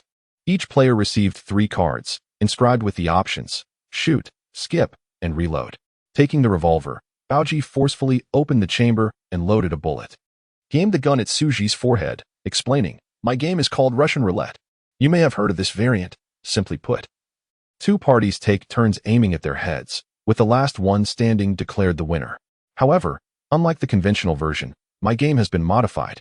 First, we have 8 players instead of 2. Additionally, I've provided each player with 2 extra options: reload and skip. Once the game begins, players will take turns in a clockwise manner. When it is your turn, you may choose any card to play. The selected card becomes void for that round. The round concludes when someone is shot. After each round, the cards reset, and the bullets remain unchanged. Do you all understand? We understand the gist. But how do we place our bets? Asked player 2. Bets? Baoji scoffed. There are no bets in my game. We will play indefinitely until only one winner remains. At this proclamation, the 6 security personnel exchanged fearful glances. They had heard that Baoji's game allowed for small stakes to yield great rewards, which had lured them into this perilous gamble, hoping to achieve overnight wealth. Little did they know the grim reality of the game. Only one could emerge victorious. With an eighth of a chance for survival, the odds were disheartening. Despite their reluctance, it was too late. They were already aboard this treacherous vessel. Now, their sole focus was to survive until the end. Initially, the 6 had intended to use their numerical advantage to overpower Baoji, but having grasped the rules, their plan lay in ruins. Each participant at the table had become their own adversary. To win, one must resolve to eliminate each competitor, even if it meant turning against former allies. Listen, everyone, I don't care who survives, but we should unite against our common foes first. Player 2 asserted. Agreed. Let us eliminate Xu and Baoji first. Yes, let us do it. In an instant, the 6 reached a consensus, with only one survivor allowed at Baoji's game. This was their last opportunity to band together. The bullets are loaded. Who will go first? Baoji inquired. Silence enveloped the 6 security personnel. Xu Zhi lowered his gaze, contemplating the game rules. The first player to shoot would have an 8-to-1 chance of survival, making it the most favorable position among the 8. Yet, no one was willing to take the first shot. They all hesitated, hoping someone else would take the plunge. If a misfortunate soul were to perish on the first shot, the remaining 7 would have a better chance of survival, along with one less competitor. Since no one is stepping up, I'll go first, Baoji declared, picking up the handgun. A strange glint in his eyes. Xu Zhi, seated to Baoji's right, realized that he would be the last to receive the gun as the turns progressed. He rose and pressed Baoji's hand down onto the table, stating, "Allow me to go first." "No, I must go first," Baoji insisted, leading to a dispute between them. The 6 security personnel watched in disbelief. Who would willingly march towards their demise? Player 2, unable to contain himself, derided Xu Zhi. "Are you out of your mind? Let Baoji shoot first. If she hits, we can simply divide Baoji's keys." Xu Zhi looked at player 2, his eyes filled with sorrow. "Fool, how could you possibly think you are fit to participate in this deadly game? What? Am I wrong?" Player 2 replied, bewildered. Xu Zhi's voice turned cold. "If Baoji shoots first, both you and I will surely perish." Player 2 shuddered at the realization. "You, don't try to scare me. I won't fall for your tricks." To persuade player 2 to side with him, Xu Zhi revealed the dire implications. "Player 2, remember, there is already one bullet in the chamber." And so, player 2 remained unconvinced. Xu Zhi continued, "We each have 3 cards. So Baoji can choose to either shoot or reload. If Baoji opts to reload, the others will likely follow suit. After all, no one would choose to shoot unless absolutely necessary. If this continues, and everyone chooses to reload, by the time it reaches my turn, the gun will be fully loaded with 8 bullets. At that point, my reload card would become useless, leaving only the options to shoot or skip. If I shoot, I am certain to die. If I skip, Baoji and the subsequent players will also skip. Eventually, the fully loaded revolver will return to me, leaving me with only the option to shoot. At this juncture, he would possess nothing but one shooting card. Thus, the round would conclude." Player 2 shrugged dismissively. "Isn't that fine? You'd be the one to die, not me." "Oh, is that so?" Xu Zhi's lips curled into a sly smile. Chapter 71. The inevitable deadlock upon witnessing the cold smirk that graced Xu Zhi's lips, number 2 trembled. What are you laughing at? Am I wrong? Number 2 questioned angrily. Xu Zhi let out a disdainful snort and elucidated, do not forget, after one round concludes, the cards will reset while the bullets in the gun remain unchanged. At this juncture, if the violent chicken continues to play the ammunition card, you will find yourself in a deadlock, just as I am. Number 2, regaining composure, pondered this and realized the truth in Xu Zhi's words. After Xu Zhi's demise, the gun fell into the hands of the violent chicken, who opted to reload, thus rendering the chamber full. If number 2 chose to skip, the following players would do the same, ultimately resulting in the fully loaded handgun returning to him. Undoubtedly, he would be left with no option but to pull the trigger. A wave of dread washed over him as he acknowledged the grim reality of the situation. Beside them, Lin Xian furrowed her brow slightly. Do not fret, sister. Since Old Six has discerned the violent chicken's intentions, he will surely not allow her to prevail, Old Nine reassured her. Lin Xian shook her head gently. I am not concerned for Xu Zhi's safety. I simply fail to comprehend the violent chicken's strategy. Oh, what do you mean? Old Nine inquired. Lin Xian expressed her confusion. If we follow Xu Zhi's logic, the next events should see number 4 and number 6 eliminated in succession. However, after number 6's demise, the gun would fall into number 7's hands. In that case, the next to perish should indeed be the violent chicken. Having played so many games as a judge, she ought to foresee this outcome. Yet, why would she corner herself into such a perilous position? Old Nine contemplated this and responded. Perhaps the violent chicken has not considered the implications? After all, the game is exceedingly complex, and what Old Six posited was merely a conjecture. If any participant deviates from Old Six's predictions during the game, the entire scenario could take a different turn. Lin Xian asserted confidently, rest assured. If the first round unfolds as Xu Zhi has predicted, all participants will adhere to this trajectory. Whoever alters their play will meet their demise. Why is that? Old Nine queried. Lin Xian elucidated, take the first round as an example. If the violent chicken opts to reload and number 2, fearing for his life, chooses to skip, the gun would then transition to Xu Zhi, who would possess only 7 bullets. At this juncture, Xu Zhi would face 2 choices, reload or skip. If he chooses to reload, the gun will return to the violent chicken, now fully loaded. It is a foregone conclusion that she would choose to skip. The gun would then reach number 2, and since it is fully loaded, his reload card becomes ineffective, having already played a skip card in the previous round. Number 2 would be left with no choice but to pull the trigger. Thus, the game concludes. Number 3 interjected, but what if? After number 2 skips in the first round, Xu Zhi, with only 7 bullets, also chooses to skip? Wouldn't that spare number 2? Indeed, Lin Xian acknowledged. But Xu Zhi would never make such a choice, for it would lead him back into a deadlock. Consider this. If Xu Zhi, upon acquiring the handgun with 7 bullets, opts to skip, the gun then passes to the violent chicken, with only the options to shoot or skip remaining, faced with an eighth of a chance to survive. The violent chicken would undoubtedly also choose to skip. The gun would then arrive in number 2's hands, leaving him with only the options to shoot or reload. To ensure his survival, number 2 would have no choice but to reload. The fully loaded gun would then circulate to number 3. At this point, all players from 3 to 7 would possess only the skip and shoot cards. If all these players chose to skip, the gun would eventually return to Xu Zhi. By then, he would have only the shoot and reload cards. With the gun fully loaded, the reload card would become void, and Xu Zhi would once again find himself in a deadlock. Number 3 and Old Nine nodded, seemingly grasping the essence of Lin Xian's reasoning. Fearing they had not understood her logic, Lin Xian summarized, in essence, under these rules, the last player to acquire the handgun is doomed. Oh, I see now. Number 3 exclaimed, an expression of enlightenment crossing his face. Meanwhile, at the gambling table, the realization struck the others, prompting widespread protests against the violent chicken's game. Among the 6 security personnel, only number 3 and the violent chicken stood united, as the trajectory of Xu Zhi's reasoning indicated that number 3 would ultimately emerge victorious. As the debate over the gun escalated, none were willing to relinquish their claim. The atmosphere had shifted dramatically from initial indifference to fierce contention. Xu Zhi remained seated, observing the uproar with quiet amusement. Silence. The violent chicken bellowed, quelling the tumultuous crowd. She turned to Xu Zhi, accusingly stating, "It is your fault that the game cannot proceed. Clearly, the flaw lies within your game's opposing mechanism. Do not cast blame upon me," Xu Zhi retorted nonchalantly. "What do you propose as a fair method to commence this game?" The violent chicken demanded angrily. "I am all ears," Xu Zhi beckoned. gesturing for the violent chicken to lean closer. As she complied, Xu Zhi coolly whispered, "Get lost. Are you seeking death?"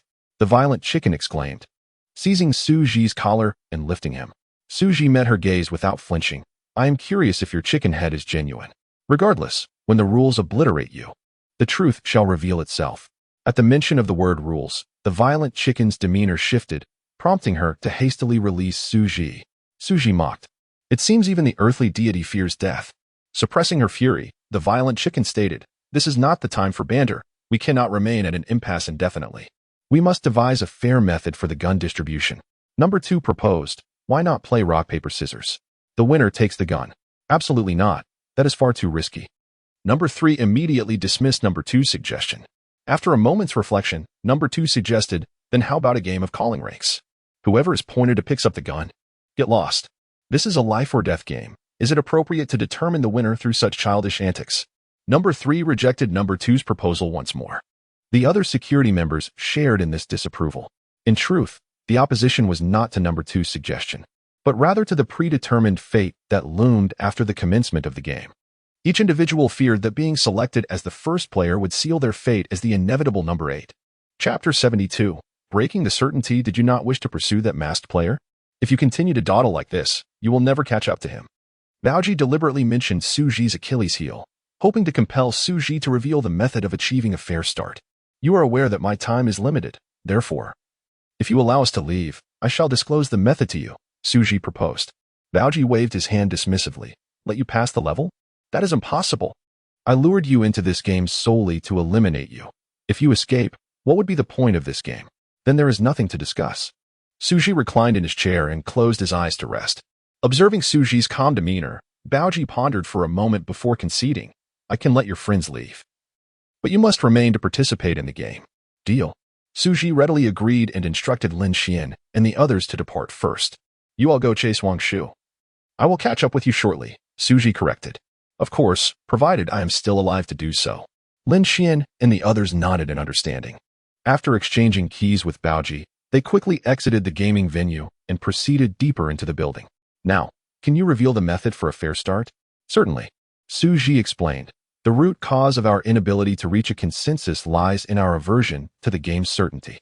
If we can dismantle this certainty, transforming the flow of the gun into randomness with each step among the participants, the issue will be resolved." Baoji, perplexed, responded impatiently, "Speak plainly." "I have been speaking plainly. Did you not comprehend?" Xu Zhi turned to Baoji. "Oh, my apologies. I forgot you were a chicken, so I should communicate in chicken language. Cluck, cluck, cluck, cluck. Cluck your mother. Must you complicate things to the point of absurdity?" Seeing Baoji stomp in frustration brought Xu Zhi a sense of satisfaction.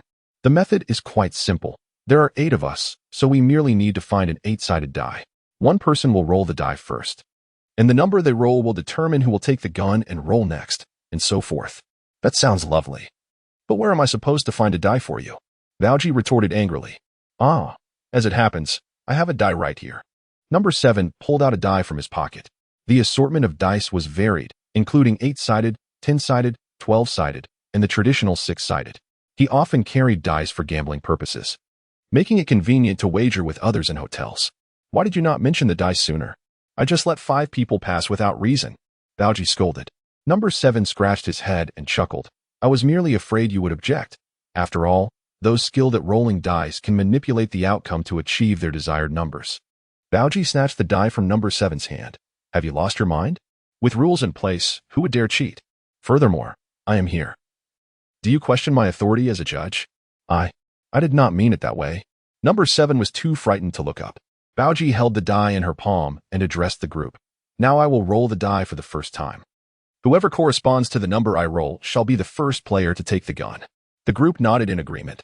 Xu Zhi added, "Each player who obtains the gun must play their card before rolling the die, ensuring the game's unpredictability." The group nodded once more. After all, if the die is rolled first, the player would know in advance whether they would be next, allowing them to play the most advantageous card. Only the player who plays first remains unaware of the game's circumstances, relying solely on courage and luck to prevail. If there are no objections, I shall begin rolling the die, Baoji declared. "Wait, I have a question." Number 2 inquired. "What if a player is rolled multiple times in succession?" "A good question. Bao Ji looked at Xu Zhi. What do you say? Xu Zhi had already anticipated the answer and replied directly, if someone is rolled multiple times, that player will continue to play cards until they are eliminated. If they survive after exhausting their 3 cards, they will exit the current round. The round will conclude once all other players are eliminated, and all players' cards will reset, allowing the game to continue. The group nodded in agreement, endorsing Xu Zhi's strategy. Bao Ji tossed the die onto the table. After a series of rolls, the die revealed its final number, 1. This corresponded perfectly with Bao Ji's position, and according to the rules, she could play a card and roll again. Did you manipulate that, rolling so accurately? Number 2 questioned. After all, the revised rules favor the first player to take the gun immensely. Once the player exhausts their 3 cards, they can exit the current round, distancing themselves from danger. The most perilous card among the 3 is the gun card.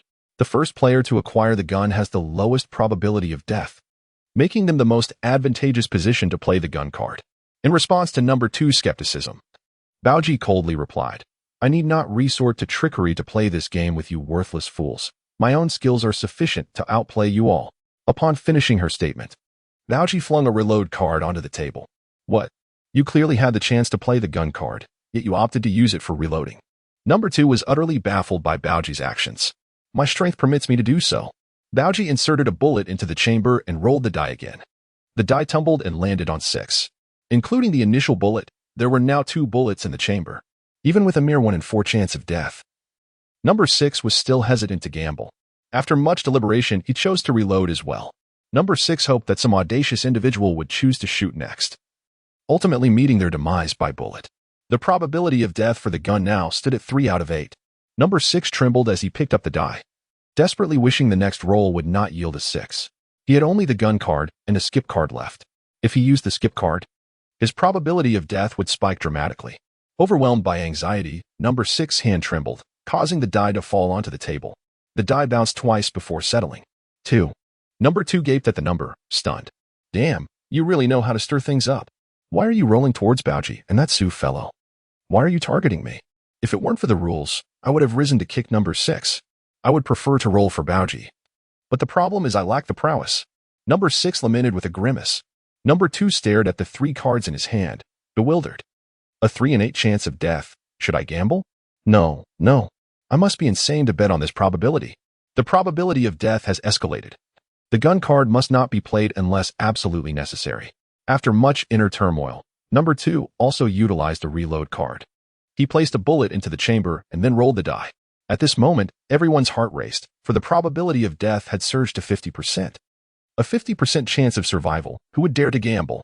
The die rolled across the table, and all present prayed that the final number would not be their own. Chapter 73. Will you help me on my journey? 3 seconds later, the die ceased to roll, revealing the final outcome, a 5. Damn it! Exclaimed player 5. Startled enough to exclaim a traditional phrase. A 50% chance of survival? Who would dare gamble on that? Without hesitation, player 5 tossed out a bullet card. Another bullet was added to the chamber, bringing the total to 5. Trembling, player 5 picked up the dice, while players 2 and 6 appeared even more anxious. Don't mess this up. Throw it towards the violent chicken, she only has 2 cards left. Player 2 urged. I know, be quiet and stop rushing me. Player 5 pressed his palms together in prayer before casting the dice. Under the watchful gaze of the others, the dice finally settled on a 3. Unbelievable. What terrible luck. Player 3 complained, before playing a bullet card as well. Another bullet joined the chamber, raising the total to 6. Heaven help me. I would trade 10 years of the next player's singlehood for this roll to not be a 3. Player 3 rolled the dice, which tumbled before landing on a 7. What the hell are you doing? Player 7 cursed as he threw out a bullet card and rolled the dice again. The chamber now contained 7 bullets. If another player added a bullet, it would be completely full. The dice bounced on the table, ultimately coming to rest on an 8. Everyone turned their attention to Xu Zhi. Presumably, Xu Zhi would also add a bullet. After all, an 1/8 chance of survival was something only a fool would gamble on. Game prompt. This shooting result is a blank shot. Xu Zhi's expression faltered. He had indeed intended to play a bullet card, but to his surprise, he had hit that 1/8 survival probability. In such a scenario, no one would typically take the risk, but knowing it was a blank shot, Xu Zhi felt compelled not to waste it. He produced a shooting card and slammed it onto the table. The others stared at Xu Zhi's card in disbelief. Are you serious? You played the wrong card. Player 2 exclaimed in astonishment. Even Violent Chicken thought Xu Zhi had made a mistake and quickly remarked, "Once a card is played, it cannot be retracted." Xu Zhi gazed at the shooting card on the table, asserting, "This is the card I intended to play." "What? You're using a shooting card with an 1/8 survival probability. Have you lost your mind? You dare to gamble on this?" The others jeered. "With a 7/8 chance of a headshot, if you survive, I will eat my card." "Fantastic. If this kid dies, the cards will reset, and I will be safe. Hurry up and shoot. I can't wait to see you get a headshot." The crowd erupted in mocking laughter. Xu Zhi picked up the handgun and, without hesitation, pressed the trigger against his temple. Click, the chamber spun, but the anticipated gunshot never echoed. What? He is not dead. Su's luck is unbelievable. Wait, the key point is, he actually dared to gamble. If it were anyone else, who would be reckless enough to play like this? Seeing Xu Zhi play the most dangerous shooting card, the others cast envious glances his way. With the shooting card no longer in play, Xu Zhi felt a considerable weight lift from his shoulders. He picked up the dice, preparing to roll when a notification chimed in his mind. Detected the use of a probability-based item. You can alter the roll outcome by consuming chips. Do you wish to proceed? To his astonishment, he discovered that his ability could be utilized in this manner. Suppressing his excitement, Xu Zhi thought, "Yes, use it. This will consume 1 key. Your probability luck has increased to 100%. Please select your desired dice roll." 1. Probability target has been locked in. Please roll the dice. Xu Zhi casually tossed the dice onto the table, and after a brief spin, it settled on 1. Impressive, Xu. You landed on Violent Chicken. Wonderful. Violent Chicken has only 2 cards left. She is nearing her end. Seeing the crowd's excitement, Violent Chicken merely scoffed dismissively. As expected, she played a skip card. Now, she had only 1 shooting card left. If the dice landed on her again, she would surely perish. She carelessly tossed the dice onto the table, seemingly unafraid of the outcome. 1, 1, 1. Give me a 1. If this roll is a 1, then we are all saved. Oh heavens. I would trade 100 years of singlehood for a 1. Forget that. Don't include me in your singlehood. Amidst the eager anticipation of everyone, the dice finally came to rest on 3. What the hell? Why did it land on me? Player 3 lamented. He was left with only a shooting card and a skip card. With 7 bullets already in the handgun and the last empty bullet probability having been used by Xu Zhi, Player 3 certainly could not choose to shoot. Player 3, trembling, pulled out his last lifeline, the skip card. Now, Player 3, like Violent Chicken, had become the player closest to death at the table. The more he thought about it, the more pressure he felt. He simply handed the dice to Player 2. "I'm too anxious. You roll for me," Player 3 said with a grimace. "All right." Player 2 took the dice and tossed it without hesitation. The dice rolled and landed on 3. Player 3? Player 2? Huh? What the hell did you roll? I asked you for help, not to send me to my doom. Player 3 cried out, his legs trembling in fear. "I'm sorry, man. I didn't mean to. Apologies won't save me. You better take the bullet for me." Violent Chicken raised the handgun, aiming it at Player 3's head and pulling the trigger. "Wait, I'm not ready." Bang. The gunshot rang out. A bloody hole appeared in Player 3's forehead, and blood splattered across the floor. "Stop rambling. Why prepare to die?" Violent Chicken slammed the gun down on the table, startling everyone with the sound. Game reset. "Give me all the cards." Violent Chicken collected everyone's cards and began to deal again. Looking at the last shooting card in Violent Chicken's possession, the others felt a twinge of regret. They had been so close to eliminating her. If the previous roll had been 1 instead of 3, they could have celebrated their victory and split Violent Chicken's keys. A new round of betting commenced. With Player 3 dead, the handgun passed to Player 4. There were now 6 bullets in the gun, making it impossible for Player 4 to play a shooting card. The correct strategy was to maximize the death proba Chapter 74. "I just want to smash your rice bowl." The 4th player was utterly stunned. Skip. Skip. In a panic, he hastily played a skip card and rolled the dice once more. After a brief tumble, the dice settled on 7. At present, there were 7 bullets in the chamber. Whoever the dice landed on would be unfortunate. Damn it. Reload, leaving no escape for the next player. The 7th player threw out a reload card, filling the chamber to capacity. 7th, your luck has been so good lately. Play it steady and don't throw it my way. The 4th player warned. He was down to only 1 shooting card. If the 7th player rolled a 4, it would mean certain death for him. "Don't worry, I'll aim at that X fellow," the 7th player replied confidently. "All right, let us take out X first." The 4th player exclaimed with excitement. The 7th player cast the dice, which rolled twice upon hitting the table before finally landing on 8. "I told you I could hit X." The The seventh player declared smugly. Impressive.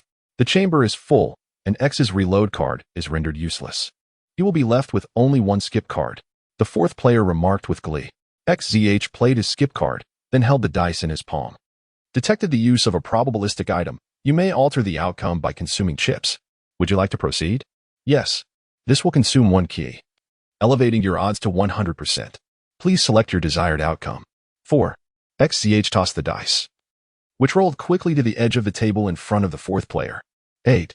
8. Give me an 8. The fourth player pleaded, blowing on the dice. Praying for a miracle. The dice's momentum gradually waned, ultimately settling on 4. What the hell? X, did you cheat? How could you throw so accurately? The fourth player shouted as he stood up. XZH gestured for silence towards the fourth player. Shoo. Earlier, the seventh player rolled the dice towards me. And I didn't yell like you. You still have a skip card to use. Of course, you aren't afraid. The fourth player, desperate, stood up and tried to flee the crowd, attempting to escape the game as punishment. Feel free to leave, but don't forget to take your belongings. XZH aimed his gun at the fourth player's back. Bang. The gun fired, the bullet embedding itself in the fourth player's chest. Though this shot did not kill him instantly, it pierced his heart, leaving him with no chance of survival.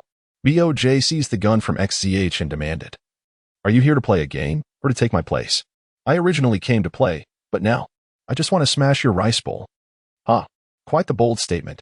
BOJ crossed her arms defiantly. Let me tell you, in this game, no one can kill me except myself. Then let us wait and see, XZH replied, tossing his card before BOJ. BOJ reset all player cards, and the chamber's bullets carried over from the previous round. After the fourth player's demise, the gun transferred to the fifth player, with 7 bullets still in the chamber. The odds of death remained alarmingly high. It was inevitable for the fifth player to play a reload card. With the chamber full, the fifth player rolled the dice. After a series of tumbles, it landed on 1, hitting BOJ right from the start. Victory looks promising, the sixth player exclaimed. Yet, even after being the first to hit, BOJ remained unfazed. Calmly, she played a skip card and casually tossed the dice.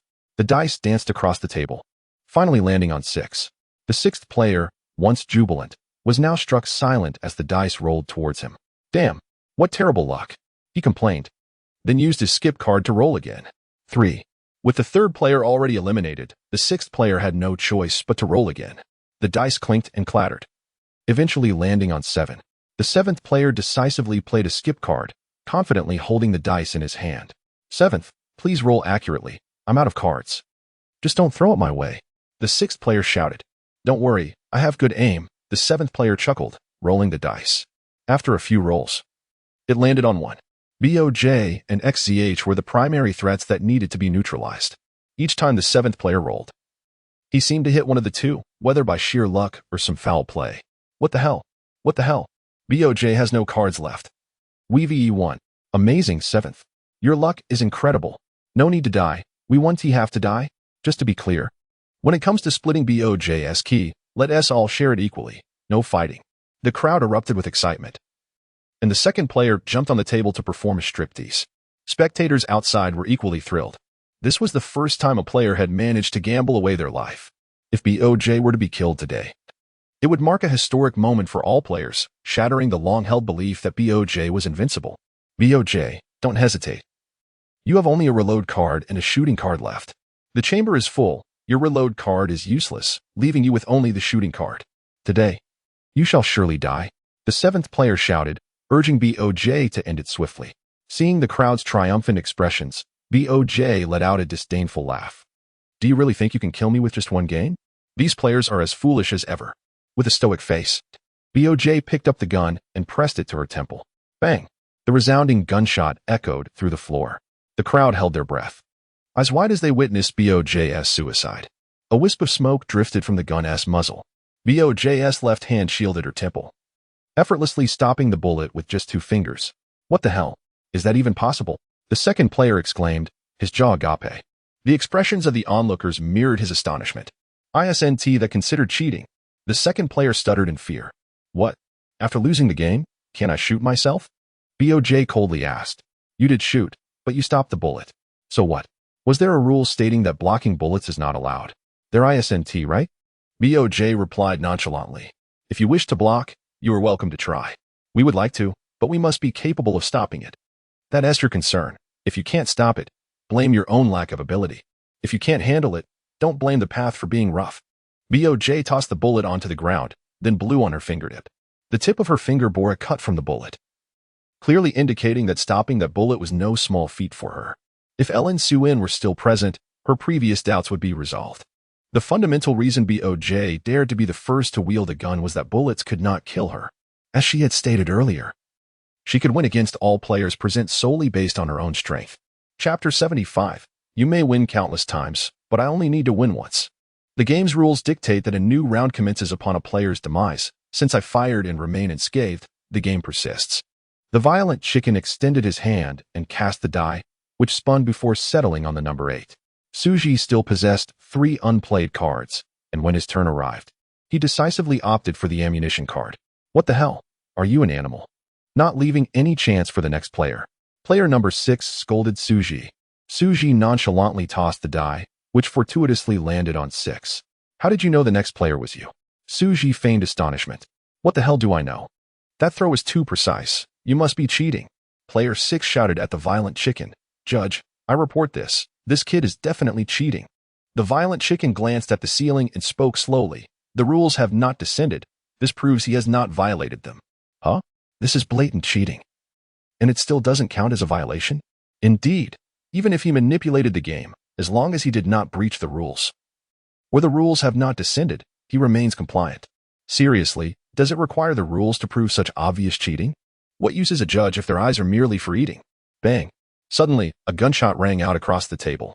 Player 6's eyes widened as he collapsed onto the round table. Vivid crimson blood streamed from his forehead, staining half the surface. What has become of this world? Even such insignificant creatures dare to shout at me. It appears we have been too merciful. I must inform the hunting dogs to take the time to eliminate more players who disregard the rules. The others held their breath in fear, not daring to utter a sound. After player 6's death, the gun passed to player 7. The violent chicken, observing that player 7 was still hesitant to roll the die, declared, I will count to 3. If you have not thrown the die by the end of 3, you concede by default. Upon hearing this, player 7 panicked. Without waiting for the violent chicken to speak, player 7 immediately tossed the die. 7. Player 7 seemed to have anticipated this outcome, swiftly playing the ammunition card. The chamber reached full capacity. Player 7 rolled the die again, which tumbled before landing on 5. Damn. I couldn't escape this. Player 5 played a skip card and rolled the die. The die rolled again, landing back on 7. What the hell? Why did you send it back to me? Player 7 exclaimed, bewildered. What can I do? Blame your bad luck. And besides, weren't you the one who rolled it towards me first? Fine. If that's how you want it, don't blame me for being ruthless. Player 7 played the skip card and tossed the die. It hit the table and rolled to 5. This throw was too conspicuous. Player 7 had clearly employed some irregular means to achieve this score. Player 5 looked to the violent chicken, who remained nonchalantly seated. The rules had not descended. Evidently, the violent chicken had no intention of intervening. Damn it. You caused my death. I won't let you off easily. Driven to desperation, Player 5 lunged at Player 7, knocking him down. Why are you blaming me? You can only blame your bad luck. This is a perilous building. If you don't die, the next one could very well be me. Player 7 was pinned beneath Player 5, desperately shielding his head with his arms. Bang. A gunshot echoed from the table. Player 5's skull burst open from the bullet, rendering him unconscious as he collapsed into Player 7's embrace. Don't blame me, brother. I'm just trying to survive. Player 7 laid Player 5's body flat on the ground and closed his eyes. No need to mourn for him. Soon it will be your turn. The violent chicken smirked, reclaiming and resetting the player's cards. After Player 5's demise, the handgun passed to Player 7. Gazing at the 3 cards in his possession, Player 7 hesitated to play any, with only 4 players remaining at the table. Both the violent chicken and Xu Zhi had means of defense, while only Player 2 was an ordinary player. After deep contemplation, Player 7 played the ammunition card and turned his gaze toward Player 2. Player 2 felt a chill run down his spine. Wait, do you intend to kill me first? I'm sorry, but in order to survive, I have no choice. Player 7 tossed the die, which, under some ability's influence, inevitably landed on 2. Damn, you heartless bastard. You truly hold no old sentiments. Player 2 fumed, but after venting his anger, he still had to confront reality, with the chamber fully loaded. Player 2's only option for survival was to play the skip card. Trembling, player 2 played the skip card, clasped his hands in silent prayer, and tossed the die. 1. Upon seeing the outcome, player 2 let out a deep sigh of relief. Without a moment's hesitation, the violent chicken decisively played the skip card and rolled the die. The die rolled again, landing on 1. Player 2's face lit up with joy. If the bullet could eliminate the violent chicken, he still had a chance to survive. Another one? The violent chicken hesitated for a moment, then slowly lifted the gun to his own temple. Bang! A deafening gunshot reverberated throughout the floor. The result was identical to the last. The violent chicken caught the bullet barehanded once again, shaking his hand, while he could catch the bullet with his bare hands. He still bore the mark of the bullet's graze. You should be satisfied that I was injured to this extent. The violent chicken's expression darkened as he slammed his fist on the table. The die trembled and rolled across the surface, ultimately stopping at 7. Player 7. Upon seeing the number, decisively played the skip card and hurled the die toward player 2, landing it on 2. Player 2 erupted with fury. You bastard. Bang. A gunshot rang out. Player 7 held the gun with both hands and pulled the trigger at player 2's chest. Even if I become a ghost, I won't. Player 2 collapsed to the ground, quickly soaking the earth beneath him in blood. Killing his own comrade left player 7 in turmoil. He gasped for breath and threatened the violent chicken. Do you see this? I can turn against my own, so if you wish to live, let me exit the game. I have stated before, unless I choose to, no one leaves my game alive. The violent chicken shook his head, dismissing player 7's plea. Why? Can't you see I can roll the numbers I desire at will? Even if I cheat, the rules have not descended. Do you know why? Because that is my ability. You may be strong, but if this continues, we cannot predict who will perish. I do not wish to take that risk. If you let me go, I will leave all their keys to you. I beg you. No matter how player 7 pleaded, the violent chicken remained unmoved. Though you possess the ability to control the numbers, I too hold an unbeatable trump card. You may win many times, but I only need to win once. Player 7 was so intimidated by the violent chicken's words that his legs gave way, and he dropped to his knees. Was he truly destined to perish here? Chapter 76. Is changing dice points really powerful? Just as player 7 believed his demise was imminent, the imposing figure of the rooster unexpectedly shifted his tone and extended an olive branch to him. It is not that I cannot spare you, rather. The person I wish to eliminate has yet to meet their end, thus I cannot conclude this gamble. Player 7 immediately grasped the implication, a glimmer of hope illuminating his eyes. Fear not. With me around, I assure you that I will ensure the death of that Xu fellow.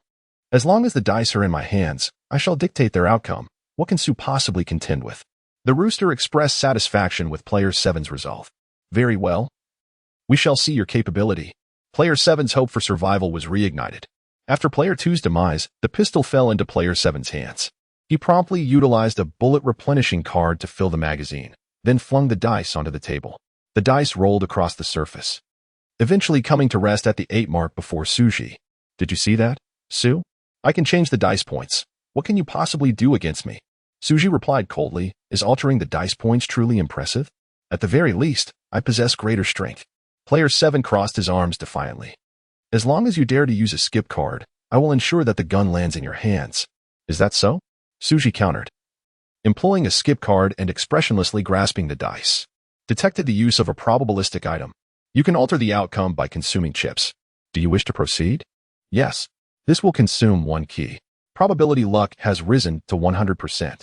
Please select the dice point. 1. With a flick of his finger, Xu Zhi sent the dice tumbling forth. After a brief bounce on the table, it settled on 1. The rooster followed suit with a skip card. Tossing the dice back onto the table, the dice danced back and forth, ultimately landing on 7. Well thrown. Player 7 applauded. He then produced a skip card, gazing scornfully at Xu Zhi. Prepare for your demise. With that, player 7 hurled the dice onto the table. Watching the dice bounce, Xu Zhi silently intoned. Change the dice points. Detected that the current score is locked by the opponent's ability. You may consume chips to break the lock. Do you wish to consume? Yes. This will consume 2 keys. The opponent's ability lock has been broken. Probability luck has risen to 100%. Please select the dice point. 1. Probability target locked. The dice gradually settled on the table, ultimately resting at 1. Gazing at the outcome, player 7 fell into a state of confusion. Is this what you call throwing whatever you wish? The rooster inquired coldly. An error, an absolute error. Player 7 desperately explained, pleading for another chance. With a cold expression, the rooster lifted his pistol and aimed it at his own temple, pulling the trigger. Bang! The sound echoed as he caught the bullet with his bare hands once more. However, after consecutively catching 3 bullets, even the rooster found it taxing. With trembling hands, he reached for the dice, but mishandled it, causing it to tumble onto the table. 1 point. Damn it! The rooster angrily tossed a bullet-replenishing card onto the table, refilling the magazine. Steadying himself, he cast the dice again. Player 7's ability only allowed him to alter his own dice rolls. He could not interfere with the rooster's throw. Now, with only 1 gun card remaining, if the outcome was 7, Player 7 would surely perish. With hands clasped in prayer, Player 7 hoped to escape this fate. However, Xu Zhi would not grant him the luxury of survival. Change the dice points. Xu Zhi silently commanded. This will consume 1 key. Probability luck has risen to 100%. Please select the locked point. 7. Probability target locked. No matter how fervently Player 7 prayed, it was futile in the face of absolute power. Upon seeing the dice's points, his face turned pale with fear. Having spent a lifetime gambling and now armed with abilities, how could he have lost? Xu Zhi aimed his pistol at Player 7's temple. I am curious if your ability can alter the trajectory of a bullet. No. Please don't kill me. I don't want to die. Player 7 whimpered, hiding beneath the chair. Without hesitation, Xu Zhi pulled the trigger. The gunshot rang out, the bullet piercing through the chair and into Player 7's neck. He remained crouched beneath the chair, gradually losing his breath. With Player 7's death, the pistol passed to Xu Zhi, resetting all players' cards. I never expected you to survive this long, the rooster remarked, a hint of admiration in his eyes. I will not only survive, I shall endure until the end, Xu Zhi declared, producing a bullet-replenishing card to fill the magazine once more. Survive until the end? How utterly naive. To increase Xu Zhi's likelihood of death, the rooster proposed, if you truly possess courage, let us alter the rules of the game. How do you wish to change them? Xu Zhi inquired. The rooster held 3 cards in his hand, stating, we shall determine the victor based on these 3 cards. If, after they are exhausted, someone is still selected by the dice, the only option left will be to shoot. Xu Zhi replied coldly. You wish to eliminate the round protection after the cards are played? Indeed, the rooster taunted. What say you? Do you dare? That suits me just fine. Xu Zhi replied decisively. The rooster shook his head with a bitter smile. I truly wonder where your confidence stems from. Knowing full well that bullets cannot kill me, you still dare to accept such conditions. Bullets may not be able to kill you, but that does not mean they are utterly ineffective, Xu Zhi observed, glancing at the rooster's palm, which was already smeared with blood from the bullets.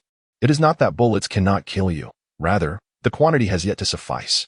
Rooster, I am curious how many bullets you can catch before your demise. What do you mean? The rooster asked coldly. Xu Zhi remained silent, a sly smile creeping across his lips. The rooster felt an ominous sensation. As a being of the earth, she should not feel threatened by a mere player. No. I am the earth. How could I possibly lose? The rooster shook her head, regaining her composure, and snapped at Xu Zhi. Let us begin quickly. Do not waste time. Seems you are quite eager for death, Xu Zhi mused, holding the dice in his palm. Detected the use of a probabilistic item. You can alter the outcome by consuming chips. Do you wish to proceed? Yes. This will consume 1 key.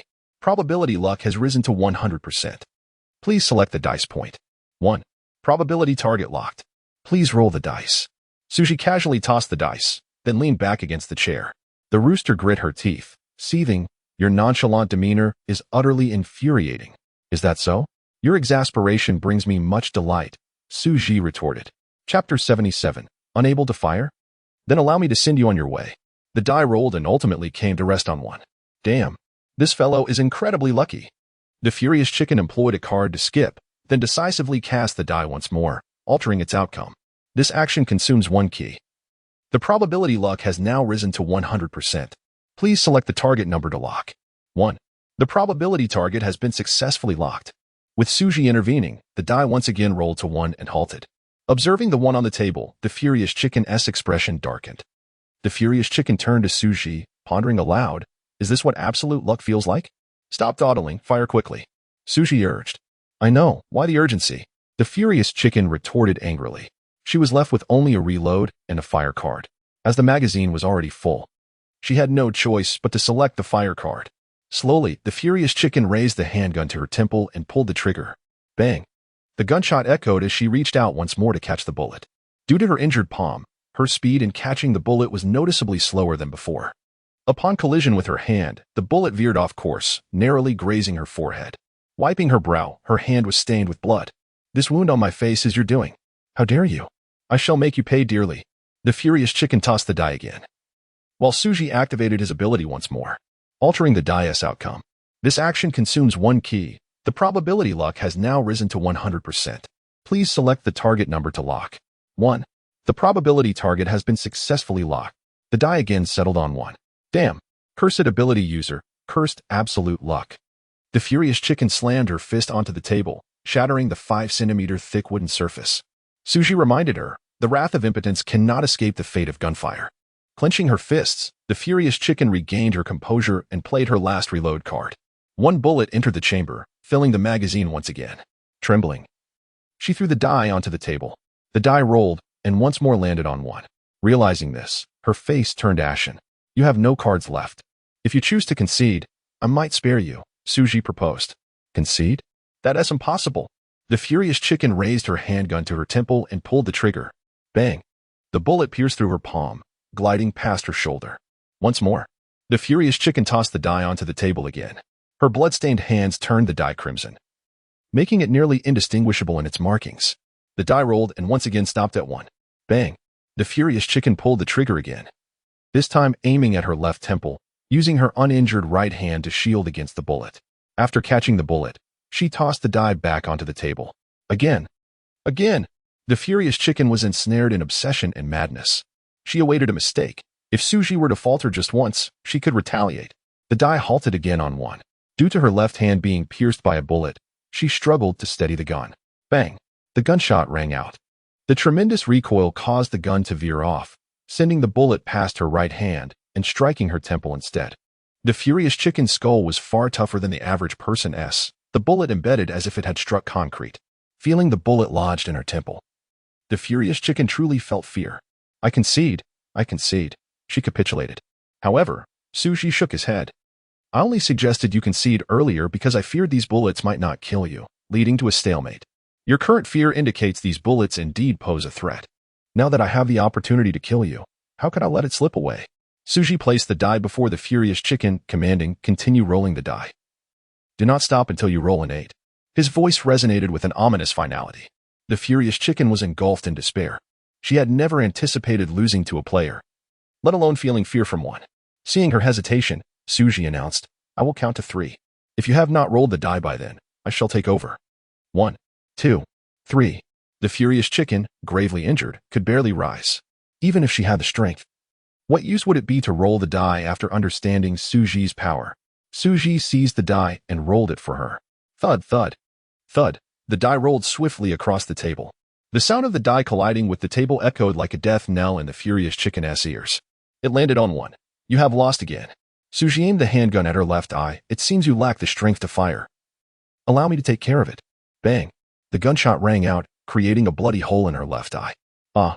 The furious chicken let out a horrific scream. Facing her impending demise, Xu Zhi showed no mercy, rolling the die for her once more. "You are truly fortunate." Another one. Xu Zhi stepped on the furious chicken, aiming at her right eye. Bang! The bullet pierced through her eye socket, blood splattering across Xu Zhi's face. The furious chicken lay on the ground, her body twitching slightly. Xu Zhi rolled the die for her several more times, not ceasing until the bullets in the handgun were spent. In the final shots, Xu Zhi inserted the gun into her mouth, causing her head to explode from within. After several shots, the furious chicken lay on the ground, utterly lifeless. The onlooking players were left utterly astonished. This was no mere game. It was a gruesome slaughter.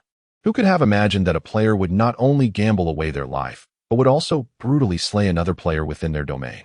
Is this real? I can't be dreaming, can I? He truly killed the furious chicken. He has slain a player. Fantastic. We are one step closer to the rooftop. Does anyone know this extraordinary figure? What is his name? I don't know. He seems like a newcomer. A newcomer? How can that be? Just days ago, there were rumors of a massacre in Black Rabbit's territory. Could this be the player responsible for that slaughter? It must be. Who else could have done it? If I could follow such an extraordinary figure, I would surely have a chance to escape this perilous tower. That makes sense. I must take the initiative. Great one. I wish to be your sworn brother. Please, take me with you to escape this tower. Great one. Include me as well.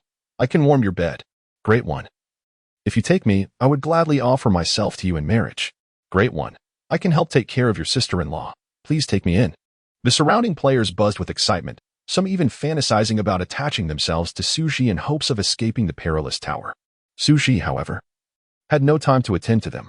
He needed to move on to the next floor, where 500 keys awaited him. Chapter 78. In this day and age, even puppeteers are impoverished professions. Before departing, Xu Zhi managed to rummage through the 6 security guards and the keys belonging to the puppet.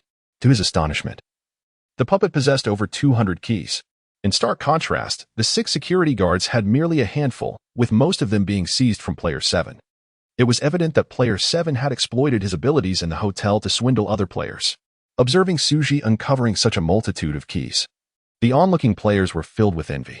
Alas, the puppet and the security guards had perished in the game, rather than being erased by the rules. Otherwise, the players present could have seized a share based on their reflexes.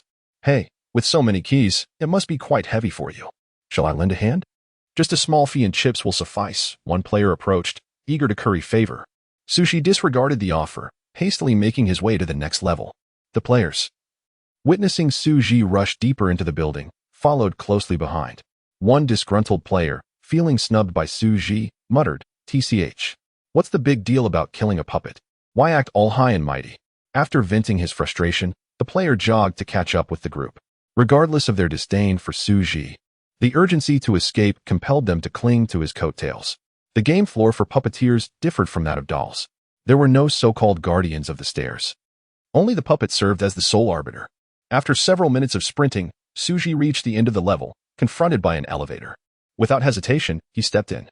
The players trailing behind him surged into the elevator like a swarm of flies. Buzzing, the elevator emitted a warning sound, indicating an overload. "The elevator is too heavy. Any considerate friends should step out immediately," said one fellow. "You seem quite considerate. Why don't you exit? Get lost. I didn't board last, so why should I leave? Who is the last to board? Step out voluntarily. Is that even a question? Who would be foolish enough to admit they were the last one in? Everyone inside. Squeeze a bit tighter to let me in. Stop pushing, it's already packed." The players inside the elevator refused to exit while those outside were desperate to enter. The crowd resembled a herd of sheep, pressing against one another. "For heaven's sake, stop shoving. My 200 pounds are nearly compressed to 50. Hey, the guy in the back, move your waist back. Your stick is poking me.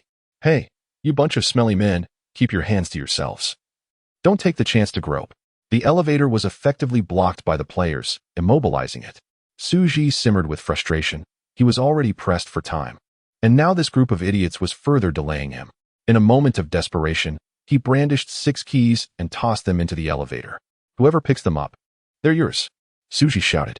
Witnessing the unexpected bounty, the crowd lunged toward the keys like ravenous dogs spotting a meat bun.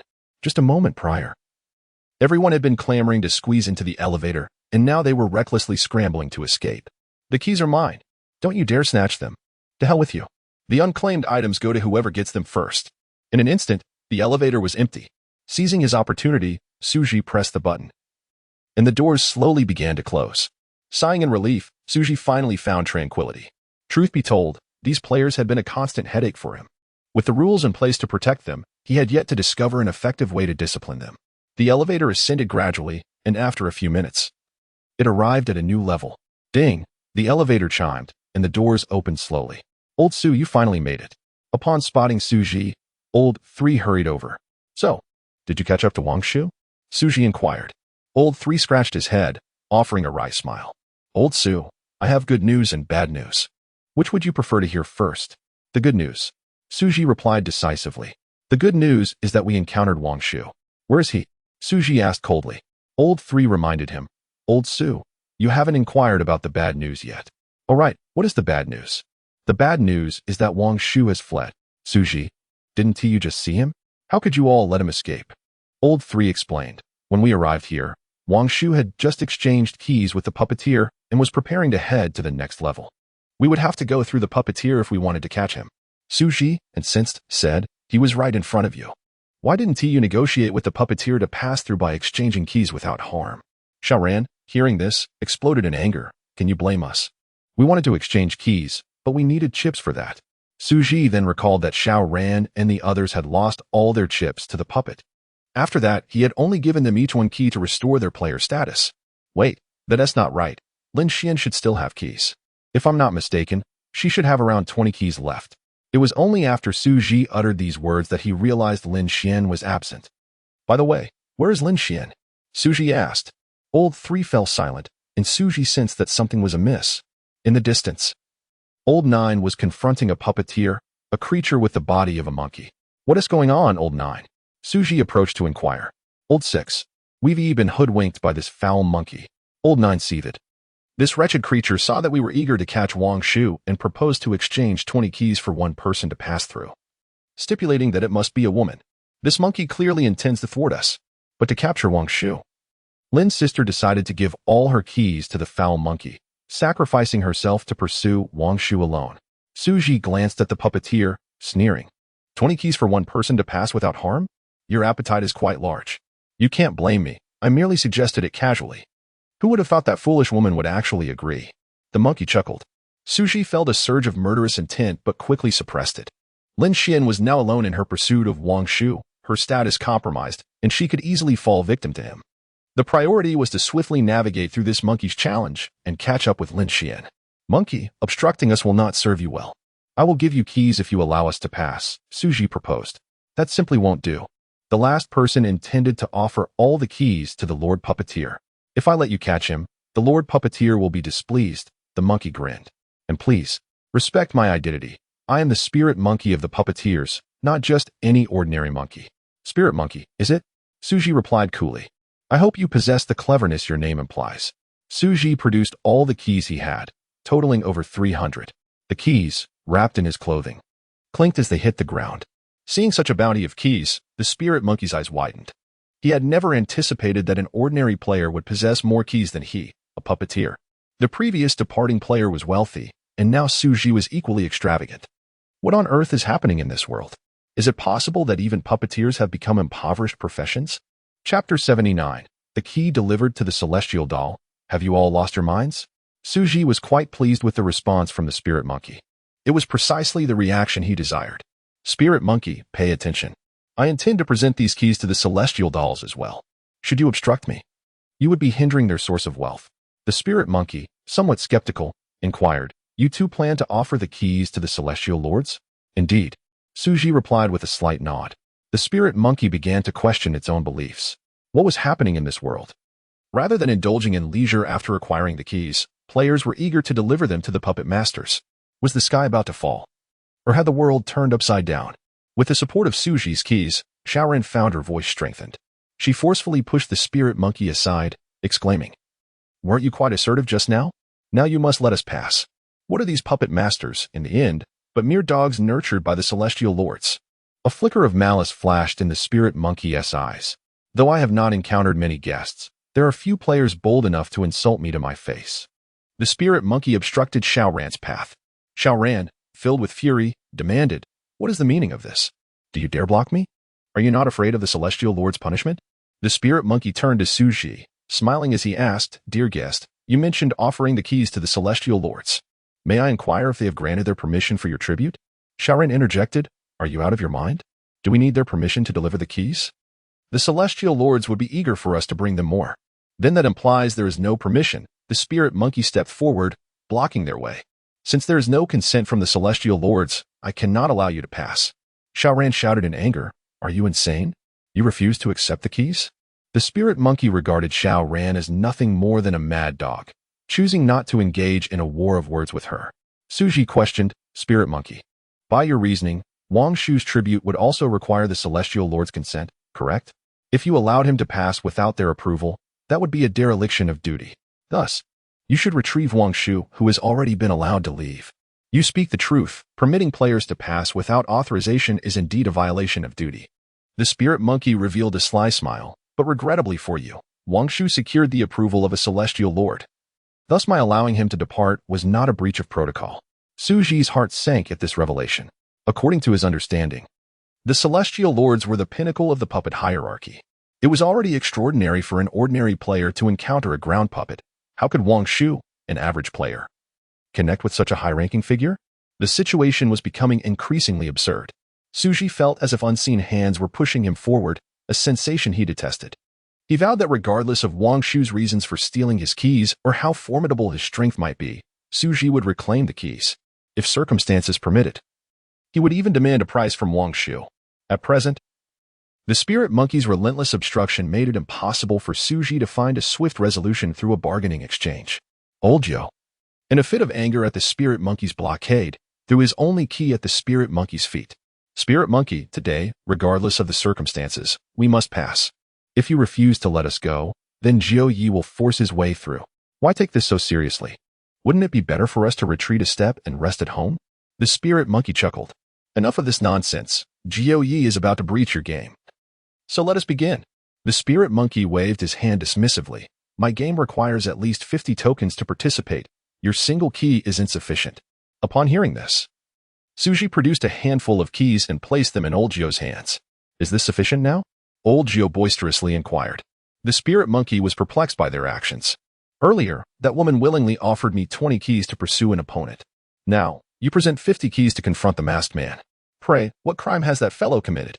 Xiaoran retorted angrily, you wouldn't understand. He has stolen over 500 of our keys. Upon hearing this, the spirit monkey laughed. What utter nonsense.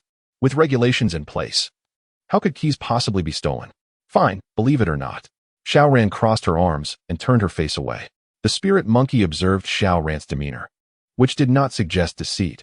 His previously raised smile gradually returned to normal, while aware that players possessed a myriad of unique abilities. It was the first time he had heard of a player capable of violating rules to steal another's keys. It was utterly absurd. Wait. The spirit monkey suddenly had a realization, and his pupils widened in shock. Every hair on his body bristled, and sweat beaded on his forehead. Xu Zhi keenly sensed this shift, though he shared the spirit monkey's astonishment. He did not exhibit the same level of fear that caused the spirit monkey's expression to falter. Spirit monkey, what have you realized? Xu Zhi asked in a low voice. Startled by Xu Zhi's inquiry, the spirit monkey trembled, in nothing. You know how Wang Shu stole my keys, don't you? Xu Zhi pressed coldly. No, I don't know. I don't know. The spirit monkey fervently shook his head, as if trying to escape some dreadful suspicion. Old Zhou scoffed. If you don't know, then what are you so afraid of? Who said I was afraid? I am not afraid. I am not. Ding! Just as the spirit monkey desperately protested, the elevator doors opened. A throng of players surged out. As they exited, the elevator began its descent once more, indicating there were still others waiting below. Seeing the influx of players, the spirit monkey's anger flared. How could there be so many players intruding? What is that wretched woman Bao Ji doing? Observing the large number of players flooding the floor, the spirit monkey finally grasped that something was amiss. Orders had been issued from above, necessitating that the ground puppets exert maximum effort to suppress players within the game. Bao Ji, being a ground puppet, was acutely aware of the whims of those above and would never commit such a fundamental error.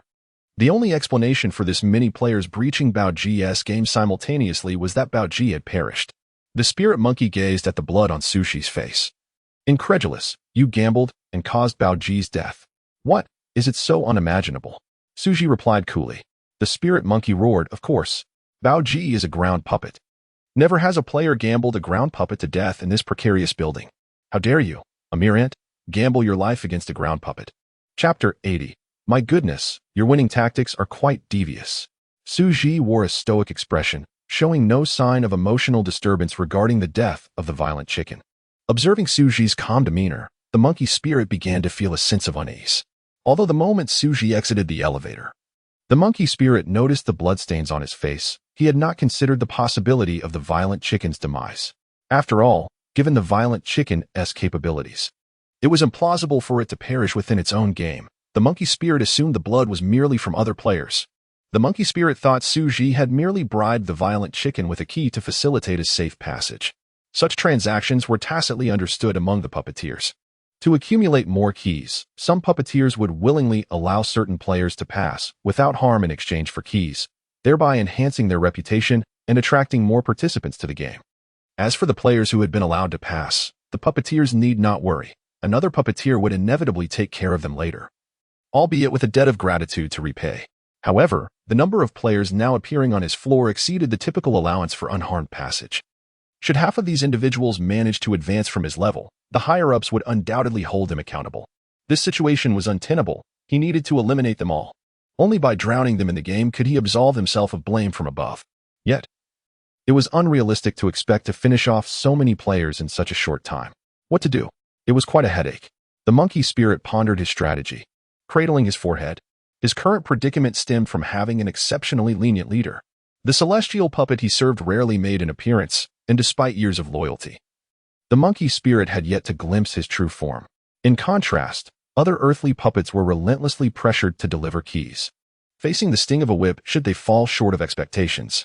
Yet, his own leader was so indifferent that he couldn't even be bothered to collect rent. Thus, while other earthly puppets toiled under difficult conditions, the monkey spirit enjoyed a carefree existence. While they struggled daily to devise methods for acquiring keys to present to their celestial puppet, his time was spent contemplating how to indulge himself in play.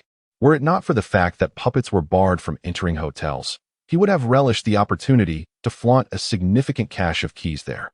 Consequently, to other earthly puppets, the monkey spirit was seen as a lazy rogue. Where others faced trials in the perilous tower, this fellow treated it as a vacation. How could this not incite envy? After all, which earthly puppet lived more lavishly in the perilous tower than in reality? Some, unable to bear the pressure of their work, even knelt before the monkey spirit, pleading for a leadership exchange, but he callously rejected them. This was a matter of his own leisurely existence. He could not simply hand it over. The monkey spirit declared that while he could forgive those who wronged his spouse, he would annihilate anyone who attempted to usurp his position. His indulgent lifestyle fostered resentment among all earthly puppets. While everyone else suffered, he thrived. This was simply intolerable. Thus, the monkey spirit became the public enemy of all earthly puppets within the perilous tower. Over the years, he had grown complacent, and not only had his professional skills stagnated, but he might soon forget his own methods of play. It would not be an exaggeration to say that while he possessed strength and status above the puppets, his proficiency in gameplay was not necessarily superior. Though the monkey spirit squandered his days, it did not imply he was a fool. No matter how amiable his leader might be, he could not afford to breach certain principles, such as obstructing players from passing. The monkey spirit was certainly capable of eliminating these players, but nightfall was imminent, and he was eager to retire to bed. He had never worked overtime in all these years and had no intention of changing that today. After pondering for a full half-minute, the monkey spirit finally devised a method to disperse the players. A smile crept onto his face as he turned to Xu Zhi. Today, he would set an example. If he could convince these players of their inability to defeat him after witnessing his game, they would surely retreat. He called out to Lao Jiao, "Hey, don't you want to participate in my game? Come on." Lao Jiao, not one to back down, approached the monkey spirit with 50 keys in hand. After surveying the surroundings, he inquired, "Where is your game venue?" "Right here," the monkey spirit replied, gesturing to the ground beneath him. "This? There are no props." "How can we play?" Lao Jiao asked, bewildered. "My game requires almost no props," the monkey spirit said, waving to the gathered players to come closer. "Ladies and gentlemen, pay attention. My game is called Learn by Example. It consists of two roles, the scholar and the performer. The performer will showcase a program, and the scholar must replicate the performer's act." With that, the monkey spirit produced a round lamp from his possession. The lamp featured a timing switch that controlled its brightness and duration. He activated the switch, illuminating the lamp with a red glow. "Your role is the scholar, and I am the performer," he explained to Lao Jiao. "Once the red light shines, the game begins. For the duration of the red light, you must imitate my words and actions. Should you mispronounce a word or fail to replicate an action, it will be deemed a failure. Understood?" "Understood. Let us go." Lao Jiao replied eagerly. In the next moment, the monkey spirit snatched the 50 keys from Lao Jiao's grasp. "Wait, what?" Lao Jiao exclaimed. The monkey spirit grinned slyly. "Didn't I say? While the red light is on, you must imitate my words and actions." "No, this is the beginning? I wasn't ready." Lao Jiao protested. "Your lack of preparation is your concern." The monkey spirit shamelessly pocketed all the keys. "This is utterly shameless. Isn't this just a blatant trap for the Navi?" Others chimed in, expressing their dissatisfaction. "At the very least, you should clarify the rules." Exactly. The monkey spirit's actions incited discontent among the crowd, and instead of departing after witnessing a game, the players became even more animated, leaving him somewhat disheartened. Chapter 81. Is this what humans can do? Never mind, to retire early to bed, I shall endure a bit of hardship. The agile monkey gestured for silence among the crowd. Since our esteemed guests have expressed dissent regarding the previous game, I shall engage in another round. The monkey cast a glance at the old ninth and shifted the conversation. But do you still possess the key? Xu Zhi revealed his hand and interjected. We have the key. However, we propose a swap of identities for this round, allowing us to take on the role of performers. That is unacceptable. The agile monkey firmly denied. Xu Zhi let out a cold laugh. It seems you are aware that the scholars are at a disadvantage. Your refusal to exchange roles leads me to conclude that your game is fundamentally unfair, relying on such tactics to secure a win. Are you truly so afraid of the players? Afraid of you? The agile monkey scoffed disdainfully. At that moment, the players began to point fingers at the agile monkey. Clearly, you are frightened. Otherwise, why cling to the position of the performer? Indeed, it is quite shameful for a performer to exhibit such fear of losing. Your courage pales in comparison to other puppets I have encountered. Exactly. If I were the performer, I could easily execute a three-legged race. The monkey would surely be unable to replicate it. This performer is utterly incompetent. Were I in that role, I would annihilate him. The players' doubts and ridicule flushed the agile monkey's face with anger. Who dares claim my game is unfair? Grinding his teeth, the agile monkey declared fiercely. Then let us take turns as performers, and you shall witness whether my victory is a matter of skill. Xu Zhi's provocation had taken effect. Now both sides had a chance to win, particularly for Xu Zhi's team. Winning just one game would grant them passage through the 50 keys. An agreement was reached. Old Ninth proposed. This monkey is too cunning. It would be better if you took the lead, Old Sixth. No worries, you shall go first. Xu Zhi produced the 50 keys and handed them to Old Ninth. He had yet to discern the monkey's tricks. So he wished for Old Ninth to test the agile monkey's tactics first, allowing him to devise a counter-strategy. Old Ninth gazed at the keys in his hand and said solemnly, very well. Let us see what this rascal has to offer. He slammed the 50 keys down before the agile monkey. I shall take the lead as the performer. What say you? Old Ninth exuded confidence, clearly having devised a plan for confrontation. Agreed, but I must caution you not to attempt to exploit the game with nonsensical chatter. According to the rules, if you speak excessively or utter words I cannot comprehend, I possess the right to refuse. Fear not, my performance relies solely on skill, devoid of intellect. Old Ninth replied confidently. Very well. The agile monkey activated the timer on the lantern. Having easily won the previous game, the agile monkey had completely dismissed Old Ninth. In the agile monkey's eyes, Old Ninth was merely a brawny simpleton. Winning against such a foe was a trivial matter. The lantern glowed red as the timer began to slowly rotate. It would extinguish in 5 minutes. Is this the beginning? Old Ninth inquired, pointing at the red light. Is this the beginning? The agile monkey mimicked him. Old Ninth chuckled. Ha! This old fellow hasn't he fallen for it. The agile monkey also managed to smile, amusingly mirroring Old Ninth's expression. Old Ninth acknowledged the agile monkey's prowess in his heart. This wretched monkey indeed possesses some skill.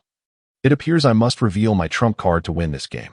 He waved his hand, signaling the onlookers to step back and clear the area. The agile monkey followed suit, mimicking his gesture. No need to imitate that, Old Ninth remarked. This is unnecessary to imitate, the agile monkey echoed. The agile monkey was tense, his attention fully on Old Ninth, fearful of missing a line. Very well, let us see how you perform next, Old Ninth contemplated, a mischievous smile curling at his lips. Under the watchful gaze of the agile monkey, Old Ninth removed his trousers and began to urinate upwards. His force was tremendous, sending a warm stream soaring to the ceiling. The surrounding players were left agape at the extraordinary distance and height achieved. No wonder Old Ninth had signaled for everyone to step back. He was preparing to unleash a spectacle. After finishing, Old Ninth wiped his hands and pointed at the ceiling, declaring to the agile monkey, observe closely. For Old Ninth has reached even the ceiling. Should you fail to match this height, you shall be deemed the loser. The agile monkey gulped, realizing he had encountered a true master today. In the past, he would have struggled to reach such heights. But let us not forget, he is now a performer. As a performer, the agile monkey had not only enhanced his physical capabilities but also improved in other areas. Achieving the ceiling height would not pose a challenge for him. The agile monkey promptly began his performance. Upon lowering his pants, the surrounding players erupted in awe. Only men could appreciate the significance of this moment. Their exclamations of awe signified a profound acknowledgement of a man's exceptional prowess. The agile monkey gathered his strength, sending a warm stream soaring skyward. He not only matched Old Ninth's height, but surpassed him in force. A small hole appeared in the ceiling, a testament to the agile monkey's terrifying abilities. Once finished, the agile monkey mimicked Old Ninth, wiping his hands on his trousers. He turned to Old Ninth with a teasing expression, as if to say, "What is so difficult about this?" Old Ninth gazed at the small hole in the ceiling, reflecting, being a performer is truly exhilarating. If I were to indulge in a grander spectacle, I would surely require additional compensation. The agile monkey followed suit, echoing Old Ninth's words. Old Ninth shook his head and prepared to continue. No worries, my trump card is not limited to this. Victory remains within reach. The agile monkey sensed that Old Ninth was about to pull another stunt and widened his eyes, keeping a close watch on him, fearful of missing any opportunity. Ahem. Old Ninth cleared his throat, then, under the agile monkey's puzzled gaze, expelled a mouthful of ancient phlegm. The agile monkey was momentarily stunned. Truth be told, he had no phlegm to expel, yet the game rules dictated imitation. He only needed to mimic the act of spitting without necessarily producing phlegm. The agile monkey cleared his throat and made a concerted effort to cough up some saliva, spitting it onto the ground. In the next instant, Old Ninth promptly knelt and licked the agile monkey's saliva clean. The agile monkey was left dumbfounded. Is this truly something a living person can do? Old Ninth turned to the agile monkey, a sly grin adorning his face. Go ahead. If you do not consume this phlegm, you shall be deemed a loser. The agile monkey stared at the thick saliva on the ground, swallowing hard, unable to resist the urge to gag. Is this something a person can genuinely consume? To swallow this would surely require a stomach cleanse with detergent. The agile monkey was momentarily engulfed in hesitation. To eat or not to eat, he wrestled with the dilemma. However, this wager involved 50 keys, and he could not afford to back down. After a mental struggle, the agile monkey closed his eyes and knelt, licking Old Ninth's phlegm into his mouth. That taste was utterly exquisite. Steady, you must endure. The agile monkey internally encouraged himself. If he could swallow it, he would secure the 50 keys. It was worth it. All of this was worth it. The agile monkey gritted his teeth, not pausing to savor the flavor and swallowing the phlegm whole. Surrounding players raised their thumbs in approval, marveling at how this monetary reward truly belonged to the agile monkey. Not everyone could endure such bitterness. With tears in his eyes, the agile monkey glared intensely at Old Ninth, as if to say, "What other tricks do you have up your sleeve?" Old Ninth was slightly taken aback by the agile monkey's audacity. He had believed himself invincible, only to discover that there were indeed formidable opponents. Truly, there is always a higher peak. It seemed he would need to unveil his final trump card. Chapter 82. What the hell? Are you playing dirty? Lao Jiao glanced at the round light, noting that there were approximately 3 minutes left before the remaining red lights extinguished. The timing aligned closely with his expectations. Taking a deep breath, Lao Jiao commenced his performance of holding his breath.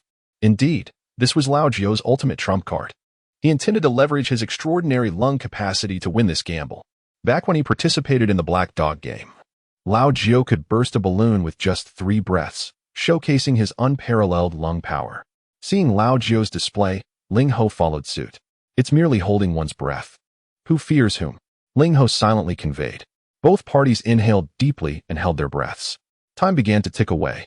A minute quickly passed without any sign of yielding from either side. These two were remarkably adept at holding their breaths, managing to last a full minute without exhaling. Patience. It will come soon. An average person can typically hold their breath for no more than 2 minutes. How can I not last beyond 40 seconds? Buddy, you should get your health checked. Something must be amiss. Nonsense. I have a 40-minute endurance. Do you dare suggest I am unfit? 40 minutes was merely the preliminary warm-up. Right? Don't tell me you're just a 3-second man. Go to hell. As the crowd engaged in idle chatter, 2 minutes had elapsed. This duration had reached the limits of an average person, and both competitors' cheeks began to flush. Even nearing their limits, neither party showed any intention of conceding, especially Lao Jiao, whose determination seemed resolute in outlasting Ling Ho. Ling Ho's gaze was fixed intensely on the round light, hoping for it to extinguish soon. The spectators found themselves holding their breath alongside the two, creating an atmosphere so tense it felt suffocating. 3 minutes swiftly passed, and the moment for the round light to dim approached its critical threshold. Damn it, why hasn't it gone out yet? Ling Ho was nearly dizzy from holding his breath, on the verge of collapse. Observing the time, Lao Jiao gradually moved closer to Ling Ho and playfully jabbed him in the armpit. Pfft. Ling Ho couldn't hold it any longer and exhaled. At that moment, the timer on the round light also reached its endpoint. Are you playing dirty? Ling Ho shouted in frustration. How's this dirty? Lao Jiao responded, grinning. You could have poked me too. The light has gone out. What good would poking me do now? Ling Ho retorted. Lao Jiao, uninterested in further debate, seized the 50 keys from Ling Ho and returned them to Xu Zhi. The group had now gathered enough keys to meet the requirements for passage. As the crowd prepared to leave, Ling Ho once again obstructed their path. Those 50 keys had been deceitfully obtained from Lao Jiao, and he was unwilling to let them go so easily. I refuse to accept my loss. Let's have another round. Ling Ho insisted. Get out of the way. I have someone to chase after and no time to play with you.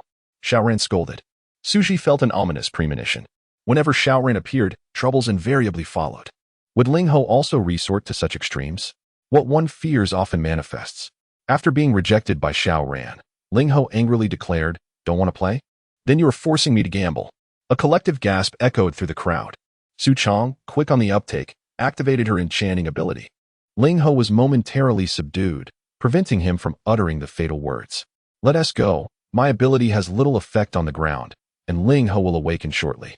The crowd nodded in agreement, but before they could depart, Ling Ho had already regained consciousness.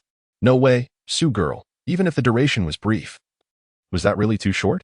Not even 3 seconds, shorter than Lao San. Lao Jiao scoffed. Su Chong looked equally puzzled. What is happening? The time shouldn't be this short. Could my ability have malfunctioned? Xu Zhi shouted, "What are you all standing around for? Run." The group had already won Ling Ho's keys, so fleeing would not be considered a violation. Once Ling Ho regained consciousness, a cold smile crept across his face. "You dare use enchantment on me? You've chosen the right opponent. Conveniently, my ability also involves enchantment. Today, I shall demonstrate the true essence of enchantment." Ling Ho cleared his throat and shouted at the crowd, "Come back." His voice echoed in their ears. Detecting an intrusion of consciousness, forced eviction initiated. In an instant, Lao Jiao and the others found themselves under Ling Ho's control, except for Xu Zhi, who remained unaffected. Their consciousness sank into oblivion, their bodies at Ling Ho's mercy. "I now require you to willingly participate in a game. Do you consent?" Ling Ho inquired. "Willing." The others numbly nodded in response. Among the 6, only Xu Zhi stood still, quietly observing Ling Ho's performance. Ling Ho looked at Xu Zhi with confusion. "Why aren't you answering me?" "I have poor hearing. I didn't catch that," Xu Zhi replied. "Oh, I see." Ling Ho nodded, but soon realized something was amiss. "Wait, how did you hear that clearly? Did I hear it?" "No, I didn't," Xu Zhi countered, feigning ignorance. "No, you didn't just not hear it. You were never under my control." Ling Ho uncovered the root cause. "What is going on? Is it because I tried to control too many people? But I recall my ability's limit is 9 people. Why has it faltered after only 4? It seems my prolonged idleness has led to a regression in my powers. Yes, that must be it," Ling Ho concluded, attributing his blunder to a lack of practice. Xu Zhi chimed in. "Ling Ho, they don't possess keys. What purpose does controlling them serve?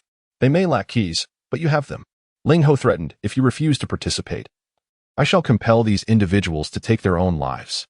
Xu Zhi let out a cold laugh, unconcerned. "Ling Ho, you threaten me with their lives. Do you find that realistic? To risk losing over 300 keys to save these people, would you do it in my position?" Ling Ho hesitated. Indeed, within the perilous tower, lives were the least valuable commodity. As for the notion of friendship, that was merely a childish folly. To risk losing everything to save 4 people was hardly pragmatic. Seeing Ling Ho falter, Xu Zhi pressed on. "Ling Ho, you went through all this trouble for the keys, right? If you desire keys, I can provide them." Ling Ho's eyes lit up at her words. "You would willingly give me over 300 keys? You're dreaming." Xu Zhi corrected.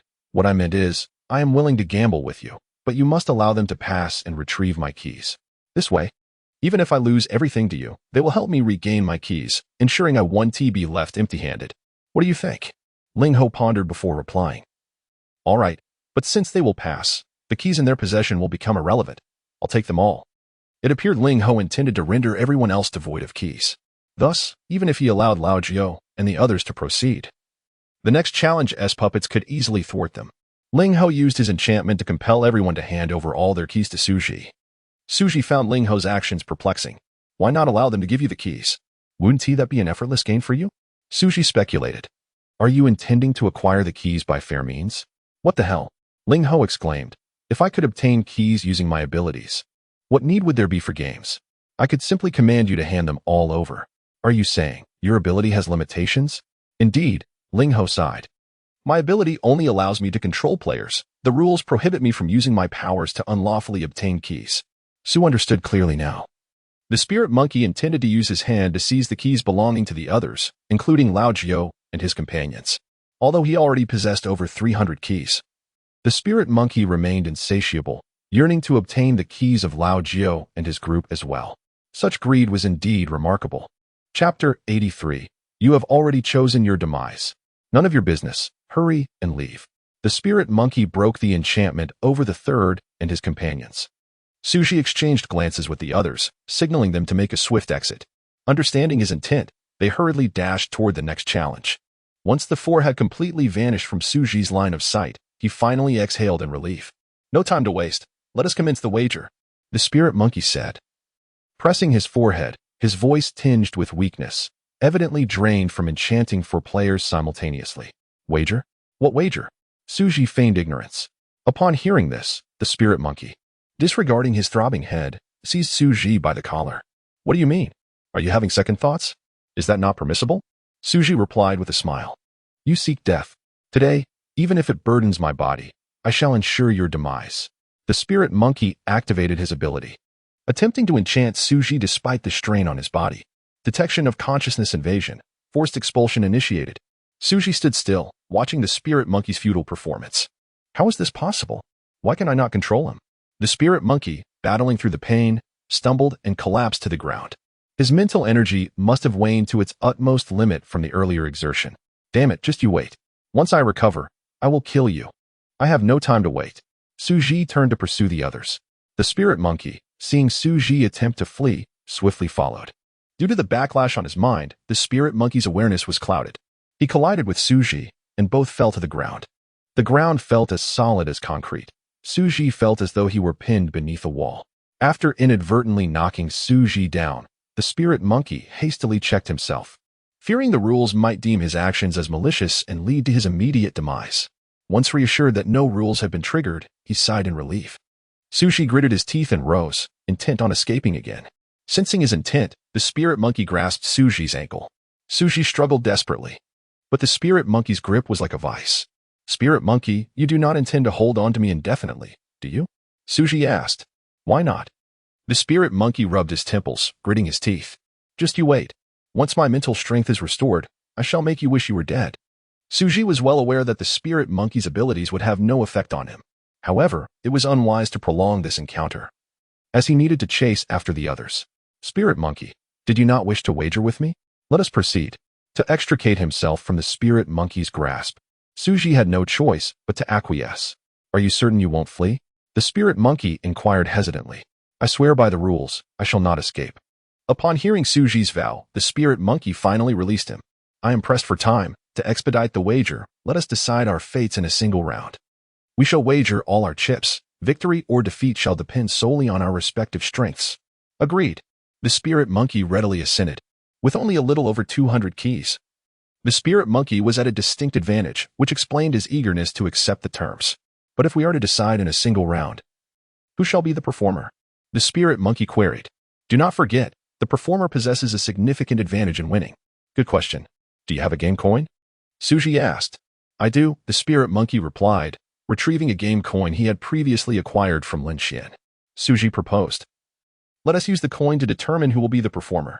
If it lands heads, you perform. If tails, I shall. That seems fair.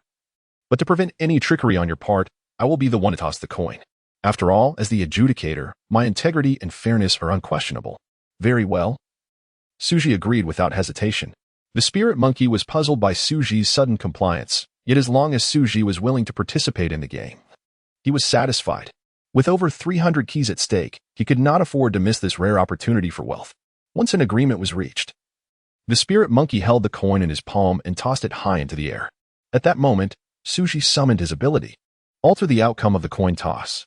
This will consume 1 key. Probability enhancement has reached 100%. Please select the final result of the coin toss. Tails. Probability target locked.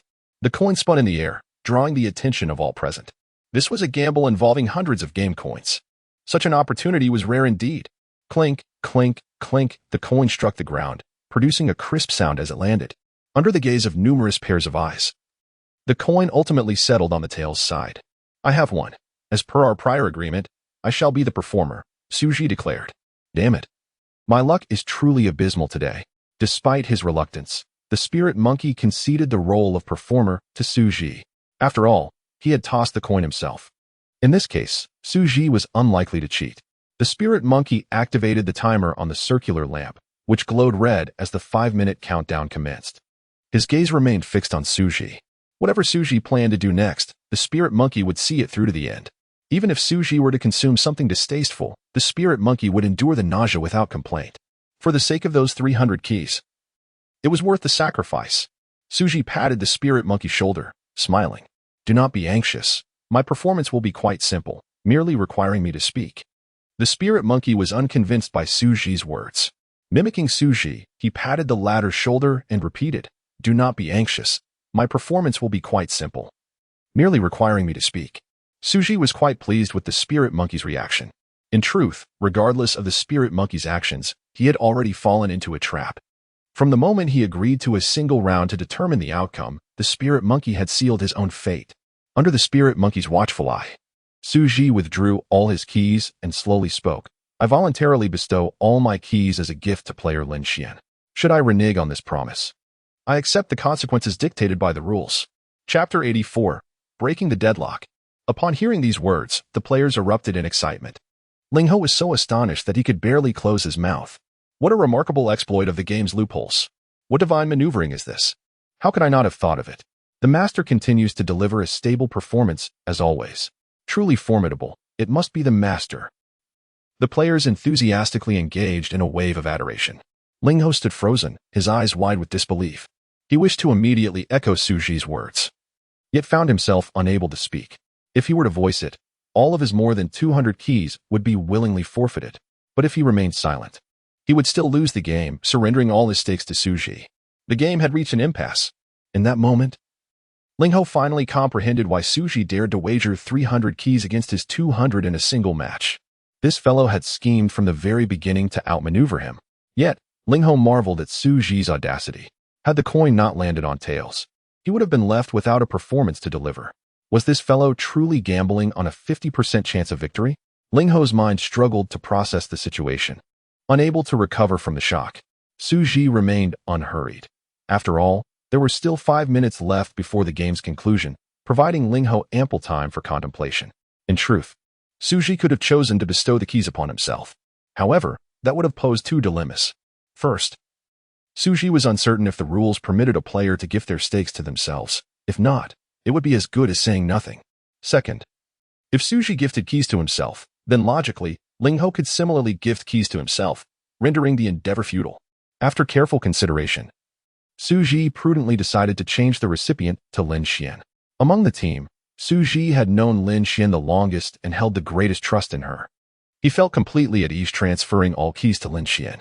This battle exemplified the advantages of having a team. Without trustworthy allies, defeating Ling Ho would indeed prove challenging. Meanwhile, after much deliberation, Ling Ho finally conceived a method to break the deadlock. In the final 3 seconds before the round light extinguished, Ling Ho repeated Xu Zhi's earlier declaration. I voluntarily gift all my keys to player Lin Xian without compensation. Should I retract my statement, I willingly accept erasure by the rules. The surrounding players erupted in ecstatic celebration. The master has triumphed once more. Achieving 2 levels in a single day, truly the embodiment of contemporary luck. Indeed, it seems that after the perilous tower, the emergence of luck 2 is finally upon us.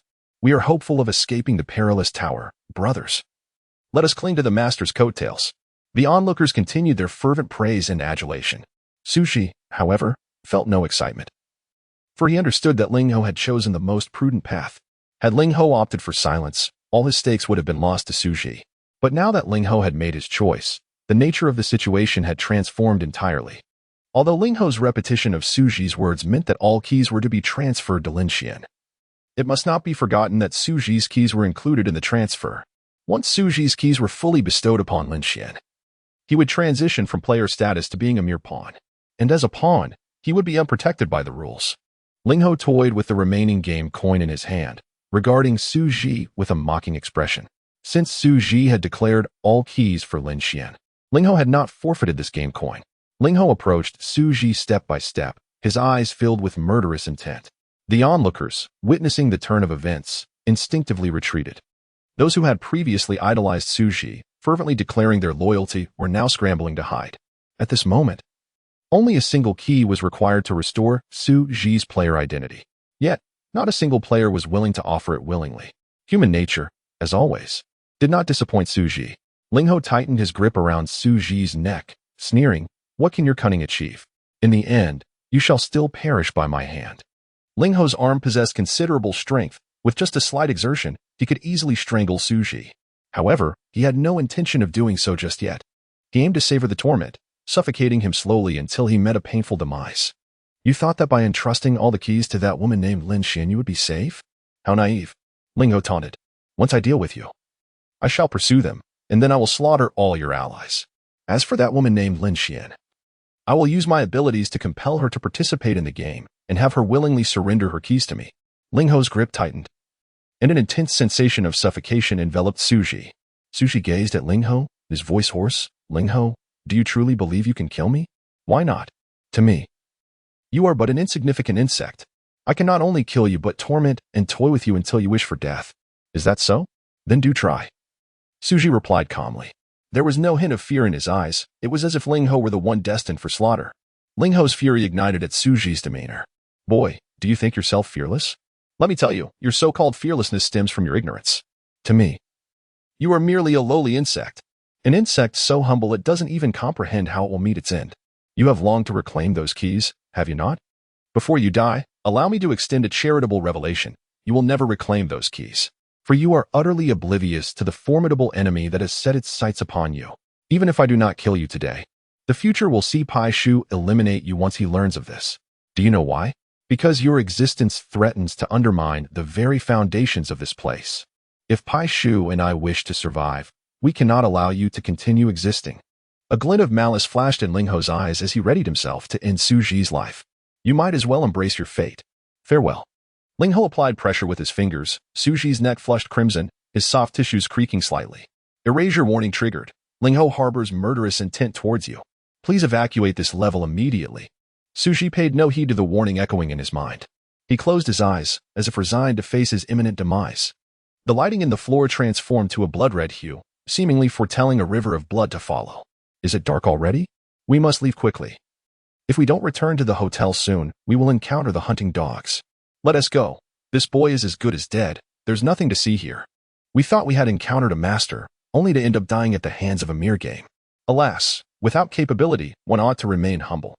Why act so arrogantly? The players began to withdraw one by one. Just then, a deafening buzzing filled the entire floor. Chapter 85. The Cycle of Good and Evil. A chilling scream from the spirit monkey echoed behind the crowd. The players hastily turned around, only to witness a dramatic turn of events. Just moments ago, the spirit monkey had boasted about torturing Xu Zhi, but now it was kneeling at Xu Zhi's feet, wailing in agony.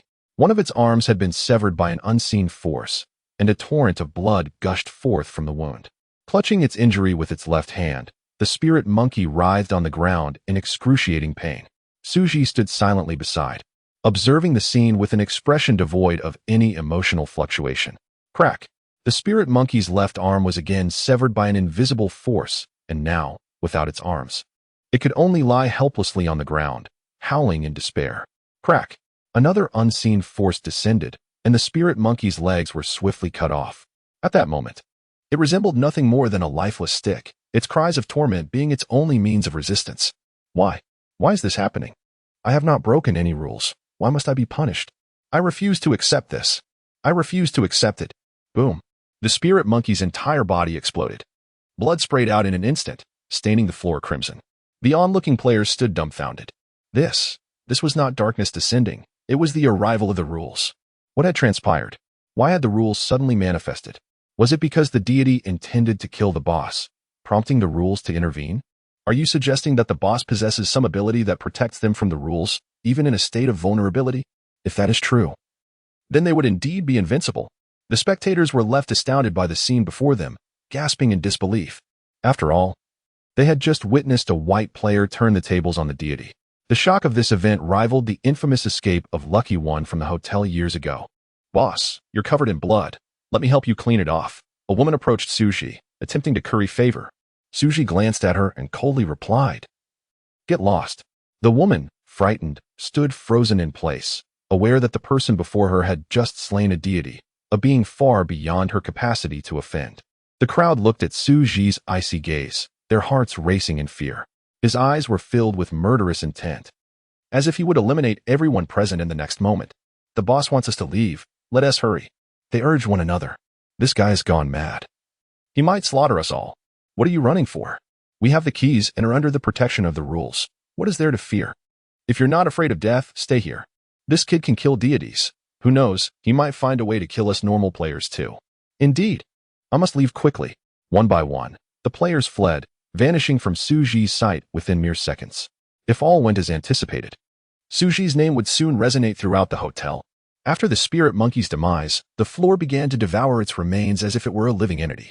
In no time, the spirit monkey's entire body was consumed, leaving behind only a pile of clothing and a bunch of keys, with no trace of its existence left.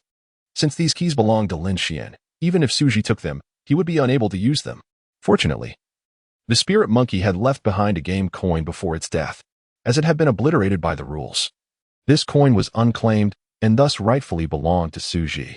Gazing at the game coin in his hand, Xu Zhi felt a sense of relief wash over him. The onlooking players speculated that Xu Zhi possessed a unique ability, claiming that even in a vulnerable state, he was protected by the rules. In truth, such notions were mere fabrications. Only Xu Zhi understood the real reason for the rules' intervention. It was because he was not truly a white player. Initially, Xu Zhi had unknowingly given away a game coin to the now-deceased Garfield, unaware of its significance. Since the deceased cannot receive tokens, that coin ultimately remained Xu Zhi's. Ironically, it was due to this unintentional act that he could now use the coin to counter the spirit monkey. This could be perceived as a form of karmic retribution. Upon the spirit monkey's death, Xu Zhi did not linger. He immediately rushed towards the end of the floor to pursue Lao Jiu and the others. The layout of this level was similar to that of the violent chicken. One would only see the elevator upon reaching the end. Xu Zhi stepped inside, pressed the button, and the elevator ascended slowly. During the few minutes spent in the elevator, Xu Zhi's mind raced with thoughts. What did the spirit monkey's last words mean? He had mentioned that his actions had shaken the foundation of the perilous tower. What did he mean by actions? Was it the incident of his keys being stolen? And what exactly was the foundation of the tower? The more Xu Zhi pondered, the more confused he became, feeling as if he were trapped in an invisible vortex. The spirit monkey had also warned that if Pai Shu learned of this, he would not spare him either. It seemed that if Xu Zhi wished to unravel these mysteries, he would need to confront Pai Shu. However, the pressing matter at hand was to capture Wang Shu, who had absconded with over 500 of his keys. Ding, a crisp notification sounded, and the elevator doors slowly opened. Xu Zhi stepped out, eager to eliminate Wang Shu. Yet, the anticipated scene of Lao Jiu and the others subduing Wang Shu was conspicuously absent. Instead, what lay before Xu Zhi was completely beyond his expectations. Lin Xian lay on the ground, a pool of blood beneath her, unconscious and possibly lifeless. Xiao Ran, Su Chang, and Lao San also appeared to have been attacked, sprawled on the ground in a state of unconsciousness. Before Xu Zhi could comprehend the situation, Lao Jiu's entire body came crashing towards him. Xu Zhi hurriedly braced himself to catch Lao Jiu. Under the immense force, both of them fell to the ground. Lao Lu, run. Lao Jiu's mouth bled, his body gravely injured. Xu Zhi turned to follow Lao Jiu's line of sight and spotted a creature with a ram's head and a human body. The monster was also looking at Xu Zhi, and their gazes locked. You are the player who has recently caused quite a stir in the perilous tower? The ram-headed creature inquired. Xu Zhi remained silent, fixing the creature with a gaze filled with lethal intent. Let us not harbor such malice, the ram-headed creature said with a smile, slowly advancing towards Xu Zhi. Allow me to introduce myself. I am Xiyang, the only ram-headed deity in this perilous tower. Xu Zhi retorted coldly. I am not interested in who you are. I want to know what you mean by having harmed my people. Are they your subordinates? Xiyang appeared slightly taken aback. I apologize. Had I known they belonged to you, I would have ended them swiftly to spare them any further suffering. So you intend to kill us? Xu Zhi demanded. No. I am here on behalf of the esteemed deity to recruit you, Xiyang replied, glancing at the incapacitated Lao Jiu and the others. As for injuring them, that was merely a bit of amusement on my part. What a lunatic, Xu Zhi retorted, his anger simmering. Thank you for the compliment. Though, there is nothing admirable about it, as you will soon become one of us.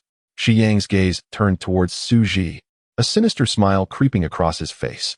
Chapter 86. Are you worthy of my purchase? What does that imply? Xu Zhi coldly inquired. I have already made myself clear. I am here under the esteemed command of the divine celestial being to acquire you. Acquire me? What does that entail? It's straightforward. Western Sheep smiled and explained, "My master values your potential greatly and hopes you will join us. In return, the master will elevate you to become the second sheep-type celestial being in this tower after me." "I'm not interested." Xu Zhi looked at Western Sheep with unusually sharp eyes and declared, "Tell your master that I remember everything he did to me today." "Did I hear correctly? You actually refused the gracious gift of the noble celestial being? Do I need to repeat myself?" "No, it's not necessary. But if you refuse, I will find it hard to report back. That's your concern, not mine." Western Sheep shook his head slightly, a sinister smile curling on his lips. "I've already told the esteemed master that someone arrogant as you is unlikely to choose to join us. Fortunately, I have a foolproof plan. Now, let the second act begin." Smack! Western Sheep clapped his hands, and 3 rabbits dressed in puppet costumes appeared in the corridor nearby. Xu Zhi recognized them instantly, the Black Rabbit Trio, the very same brothers whom Xu Zhi had decimated in the entire game arena. "If not for my use, then for my kill. Since you refuse to join us, I have no choice but to make you vanish from this dangerous tower. Only by your disappearance can the Celestial Masters sleep peacefully tonight." "Are you certain you want to kill me?" Xu Zhi warned. "I have chips on me. If you kill me, the rules will annihilate you. With the rules protecting me, I dare not kill you.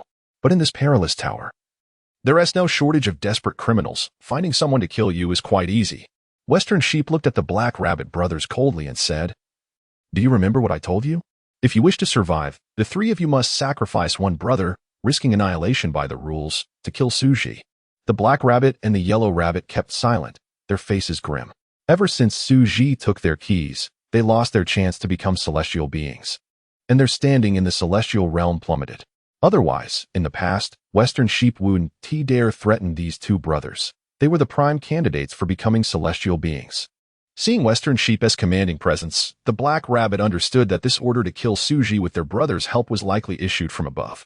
No matter how unwilling they felt, they could not afford to offend their superiors. Offending them might mean the death of all 3 brothers. Better to sacrifice one to save 2, rather than lose all 3. Among the 3, only the Brown Rabbit remained confused about the current situation. He was crouched on the ground, playing with a doll, looking like a child. Western Sheep sneered at the naive Brown Rabbit and said, "Since your elder brother is so foolish, why not let him go kill Xu Zhi? That way, you 2 won't have to die. After all, once your elder becomes a puppet, his body will also be strengthened, and killing an ordinary player won't be difficult." The Black Rabbit's gaze turned murderous. "Western Sheep, I warned you, nobody is allowed to target my elder brother. If you dare to think that again, I will kill you first." Western Sheep let out a grotesque, sinister laugh and suddenly struck, a finger stabbing into the Black Rabbit's back, leaving a half-finger deep wound. The Black Rabbit clenched his teeth and knelt. Fearing for his elder brother's concern, he dared not cry out. Their brother. The Yellow Rabbit, seeing his brother injured, was furious and swung a fist at Western Sheep. There was a noticeable strength disparity between puppet and celestial being. Western Sheep caught the Yellow Rabbit's fist with his left hand and struck him across the face with his right, knocking him away. The Yellow Rabbit crashed to the ground with a loud thud, attracting the attention of the Brown Rabbit. "Brother, are you okay?" The Brown Rabbit helped the Yellow Rabbit up, brushing dust off his clothes. "Be careful, little brother. Mother would be distressed if she saw us fall." "I'm fine, brother." The Yellow Rabbit stretched and resumed his attack on Western Sheep. "Foolish." Western Sheep smiled coldly, waving his hand to send the Yellow Rabbit flying again. This time, the Brown Rabbit saw clearly that his brother was being bullied. The Brown Rabbit, clutching his doll, approached Western Sheep and demanded angrily, "Why are you bullying my brother?" The Black Rabbit, fearing his elder brother's injury, stepped in front of him despite his own back pain. "It's nothing, elder brother. We're just playing." He tried to smile. "Playing? What are you playing?" The Brown Rabbit asked bewilderedly. "We're playing hide and seek. Do you want to play too?" "Yes, I want to play hide and seek." The Brown Rabbit cheered joyfully. "All right, then hide, and we'll come find you," Black Rabbit coaxed. "Okay." The Brown Rabbit nodded seriously and went off to find a hiding spot with his doll. After he left, the Black Rabbit's tense heart finally eased. Watching his younger brother's distant figure, he sighed, "Elder brother, farewell. This game of hide and seek, now it's your turn to find me." The Black Rabbit's mind grew heavy as he turned his gaze towards Xu Zhi. Warning, kill attempt detected. The Black Rabbit's murderous intent surged. "Leave this level immediately." Xu Zhi chuckled bitterly. He wanted to leave, but could he actually escape? Moreover, Lin Xian and the others were gravely injured. If he fled now, they would surely perish. To save his companions, Xu Zhi resolved to fight fiercely. Yet he was uncertain how swift the Black Rabbit's strike might be. If Black Rabbit could end his life in one blow, then even if the rules descended, it would be too late once he was slain. Xu Zhi, you've caused our trio's downfall. Today, I will end you, and that will settle everything. The Black Rabbit advanced slowly towards Xu Zhi, a murderous aura emanating from him. Old 6, run. Old 9 hurriedly pushed Xu Zhi into the elevator before confronting the Black Rabbit alone. Despite his formidable martial skills, Old 9's physical resilience paled compared to Black Rabbit's. Thud. Old 9 delivered a sidestep kick, barely staggering Black Rabbit, who was only slightly hurt. Seeing his attack failed, Old 9 switched to a punch, aiming sharply at Black Rabbit's face.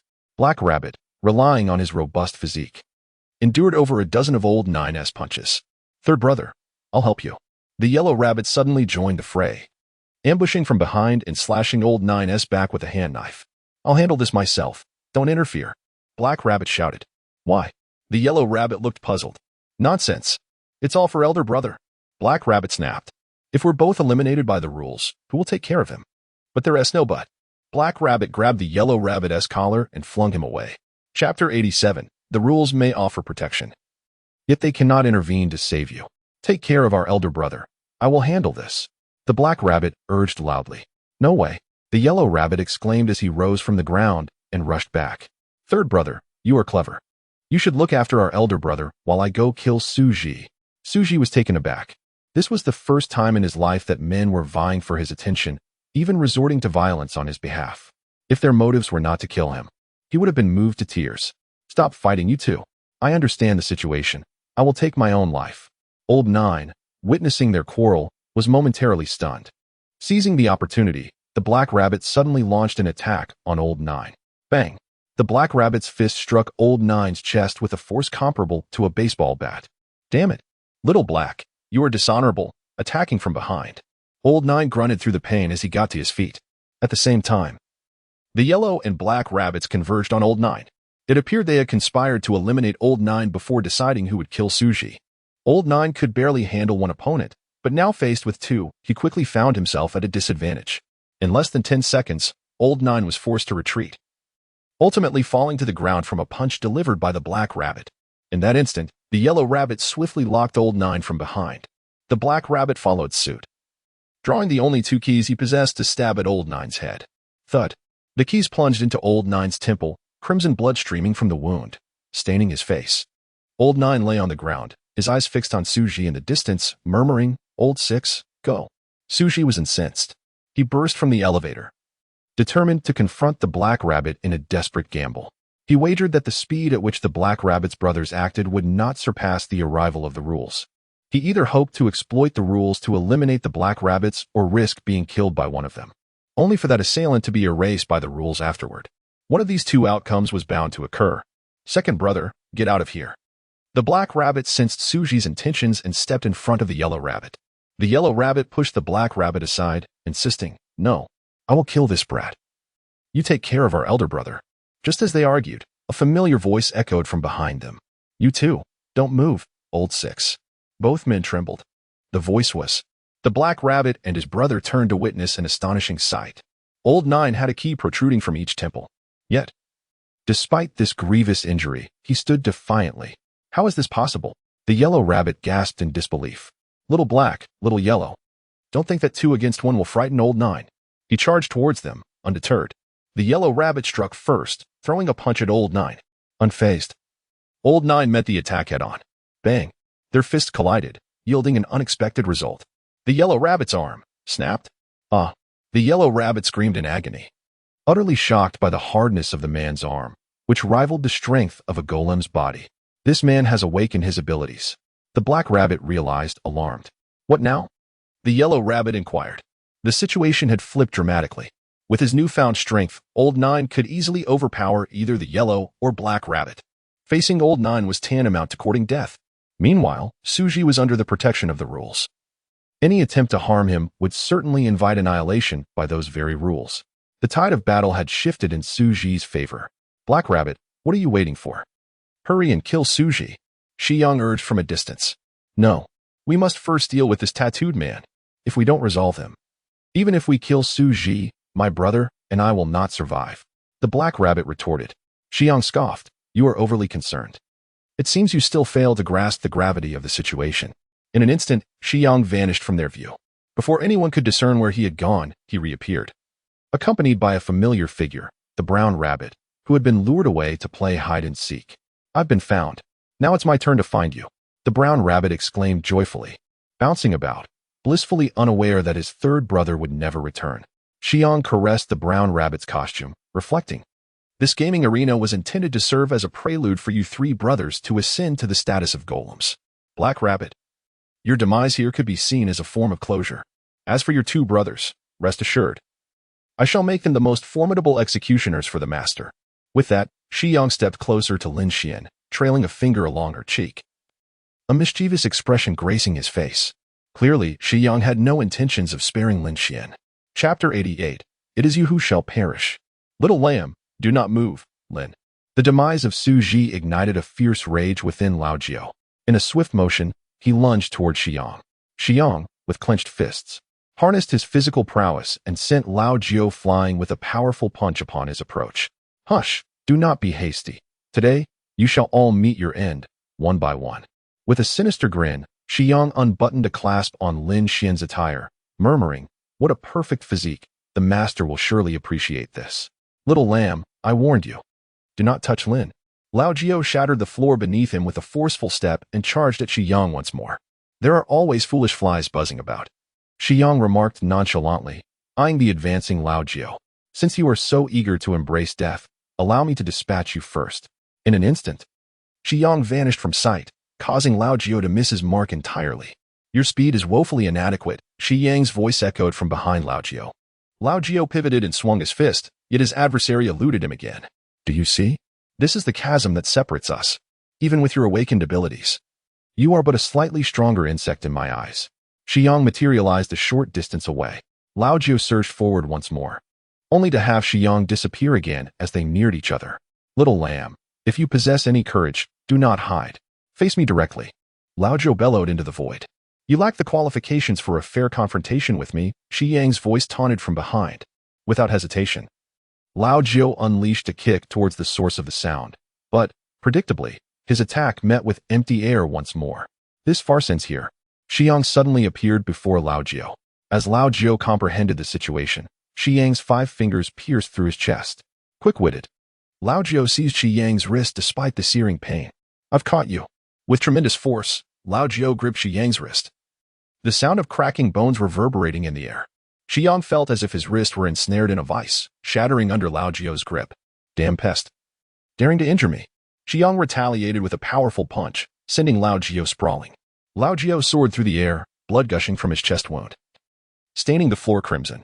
Coughing violently, he expelled blood, his body reaching its limits. Insect, your performance concludes here. A palpable aura of murder surrounded Xiang as he approached Lao Jiao slowly. Cough, allow Ninth Master a moment to breathe. I shall continue to deal with you. Lao Jiao lay weakened on the ground, barely able to speak. Xiang crouched before him, mocking, do not worry. Once I extract your tongue, you will know fear. Cough, with your arms incapacitated by Ninth Master, I shall see how you intend to remove my tongue. Lao Jiao retorted defiantly. Indeed, if that is the case, I shall simply crush your skull. Xiang placed his foot upon Lao Jiao's face, exerting pressure until the sound of cracking bone filled the air. Ah, Lao Jiao screamed, struggling yet finding himself utterly powerless. Just as Xiang was about to obliterate Lao Jiao's skull, an unexpected noise echoed from the elevator. Xiang turned to see He Tu emerge from the elevator shaft, carrying Xu Zhi's lifeless body. Xiang's interest piqued. He momentarily set aside his intent to kill Lao Jiao.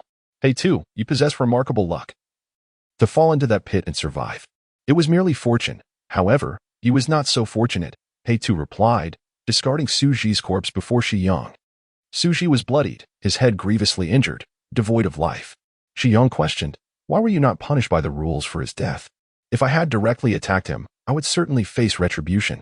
However, I jumped into the elevator shaft with him. His death can only be deemed a suicide. He Tu clarified. Xiang's eyes sparkled with admiration. To devise such a method, no wonder the higher-ups valued you so highly. He Tu sighed. Alas, that is all in the past. Now I am but an insignificant pawn. I hope you can speak favorably of me before those above.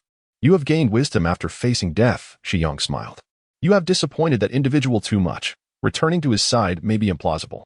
Why not serve under my banner as my most loyal servant? I know your temperament too well. I have no desire to plunge into the inferno alongside my elder brother. He2 replied, nudging Xu Zhi's corpse with his foot. I suggest you take his body back. It would serve as a fitting tribute to your master. Xiyang turned with a scoff. Merely killing an insect does not warrant me claiming credit with my master. Oh, do you truly perceive him as an insect? He2 teased. He never regarded you highly. In his eyes, you were the real insect. Xiyang paused for a moment, then turned and stomped on Xu Zhi's face. Yet this insignificant insect dares to defy the heavens. How foolish. With a forceful press, Xu Zhi's skull began to cave under Xiyang's foot. Suddenly, a blaring alarm pierced the air throughout the floor. Xiyang's expression shifted in shock, his heart racing. As a ground dweller, he understood all too well what this sound signified. Why would the rules descend upon us without cause? He pondered, gazing at the ceiling. Before he could grasp the situation, He2 suddenly turned against him. Bang! He2's fist collided with Xiyang's face, sending him staggering back several meters. He2, how dare you strike me? Are you courting death? Xiyang growled coldly. He2 pointed upward, his expression unyielding. It is you who shall perish. As his words fell, an invisible force severed Xiyang's legs in an instant. Ah! Xiyang cried out, the agony of his severed limbs causing him to wail in despair. At that moment, Xu Zhi's lifeless form on the ground suddenly opened its eyes, reviving with a jolt. Chapter 89 Acquaintances. What a close call. I almost had my head crushed. Xu Zhi moved his neck, feeling less handsome than a moment ago. Seeing that Xu Zhi was alive, Xiyang was utterly bewildered, nearly forgetting the pain of his severed leg. You all, indeed, we have plotted against you. He2 stepped forward, gazing at Xiyang with disdain. Xiyang, how could a person as astute as you fall for my fabricated tales? During our prolonged stay in the perilous building, when have you ever witnessed players being murdered without the rules descending? Xiyang's face contorted with rage at He2's words. He2, you conspired with players to murder the doll. You have committed the gravest taboo against the dolls. The heavenly doll will not spare you. The heavenly doll will not spare me? He2 scoffed. Xiyang, if I am not mistaken, everything you have done today aligns with the will of those above, correct? Those who benefit will use you, and those who do not will be discarded. Since they threaten me with Xu Zhi's death, they would threaten my second brother to do other things after I am gone. In essence, the heavenly doll has never intended to grant us three brothers any chance of survival. To live, I must rebel. This is forced upon me by the heavenly doll. Boom. Xiyang's arms were severed by the rules, leaving only his head capable of feebly speaking. He2, my master will not let you go. I assure you. One day you will meet a fate worse than mine. Boom. Xiyang's entire body exploded, transforming into a cloud of blood mist. Looking at the blood mist before him, He2 murmured, perhaps I will indeed meet a wretched end, but you are destined never to witness it. 5 minutes earlier, Xu Zhi had thought he could not escape his fate. Unexpectedly, after He2 leaped down the elevator shaft with him, he managed to grasp the elevator's base. Observing He2's powerful will to survive, Xu Zhi began to comprehend something. I still need to bring my elder brother out of the perilous building, so I cannot die. Xu Zhi, let us join forces to eliminate Xiyang. What do you say? He2 asked. Certainly, Xu Zhi replied decisively. The two reached an agreement in mere sentences. He2 revealed a strategy he had long contemplated. He intended to provoke Xiyang into committing an act of desecration, thus triggering the descent of the rules. Although this plan was fraught with peril, there was a real risk that Xu Zhi could be killed by Xiyang before the rules arrived, given their current state. The only way to eliminate a land doll was to rely on the arrival of the rules. Despite the treacherous process, the outcome proved favorable. Once Xiyang triggered the rules, He2 immediately sent him flying, ensuring Xu Zhi's safety. Old 6, I knew you were blessed, and not so easily perishable. Old 9 approached with his heavily injured body. Although Xiyang had pierced through him, awakening his abilities had significantly strengthened Old 9. The blood from his wounds had begun to staunch, merely awaiting gradual healing. Old 9, what has happened to your head? Xu Zhi exclaimed, seemingly witnessing something horrific. Old 9 touched his temples, feeling 2 keys embedded there, which He2 had previously thrust into his brain during their skirmish. I wondered why my head felt itchy. Turns out I've grown something. Old 9 pulled out the keys, causing blood to gush from the wounds at his temples. Seeing this, Xu Zhi quickly removed his shirt and handed it to Old 9. Old 9, quickly cover your wounds. You're losing a lot of blood. Old 9 waved his hand nonchalantly. It's fine, Old 6. My body seems to have grown stronger. This blood will stop soon. Gazing at the gruesome wounds on Old 9, Xu Zhi marveled. Is this what you call a slight increase in strength? Every wound on Old 9 was at least 3 centimeters deep. A regular person would either die or be severely compromised. Yet Old 9 appeared unfazed. Still able to converse casually, Xu Zhi inquired, Old 9, what ability did you awaken? It's so powerful. Old 9 shook his head. I do not know, but I have named it strength among strength. As Old 9 shook his head, blood splattered everywhere. Old 9, forget about strength among strength for now. First, take care of yourself, Xu Zhi advised. Oh, right. Old 9 removed his shirt and tied it around his head, revealing his muscular physique. The gruesome wounds were now fully exposed to everyone. Besides those shocking injuries, Old 9 bore many old scars, each telling tales of a life well lived. He-Tu looked at Old 9's bloody wounds in astonishment. To survive such injuries, you are indeed tougher than a land doll. Little Black, are you praising or scolding Old 9? Given your muscular physique, how dare I insult you? It's definitely praise. Old 9, I doubt you have the courage to scold me. Old 9 rushed over to Lin Xian, glanced at her injuries, and shouted to Xu Zhi, Old 6. Lin and the others are gravely injured. We must hurry and take them back to the hotel. Xu Zhi thought, no matter how severe their injuries, they cannot compare to yours. He nodded and, alongside Old 9, helped Lin Xian and the others. Ding! At that moment, the elevator doors suddenly opened in the distance. Huang Tu and Zone 2 emerged first, followed by a doll person. Having witnessed Old 9 and Shi Yang battling, Huang Tu feared for her elder brother's safety. Seizing the chance to slip away with Zone Tuesday, little did they know that upon reaching the next floor, they encountered an old acquaintance. The old acquaintance had just arrived on this floor for an assignment, prompting Huang Tu to return with Zone Tuesday. When Huang Tu stepped out of the elevator and saw He-Tu alive, she could hardly believe her eyes. Third brother, you're alive? Huang Tu exclaimed, rushing forward to embrace He-Tuesday. A blood hole had been made in He-Tu's back by Shi Yang, and the embrace made him wince in pain. Sorry. I forgot you were injured. Huang Tu chuckled sheepishly as she then noticed Xu Zhi's figure. Damn, you brat, you're still alive. Huang Tu marveled. Xu Zhi ignored Huang Tu, his gaze drifting past her to the doll person behind. The other party was also staring at Xu Zhi, their eyes locking, filled with murderous intent. In the distance, Old 9 struggled alone to carry Lin Xian and the others, calling out to Xu Zhi, Old 6, what are you doing? Hurry over to help.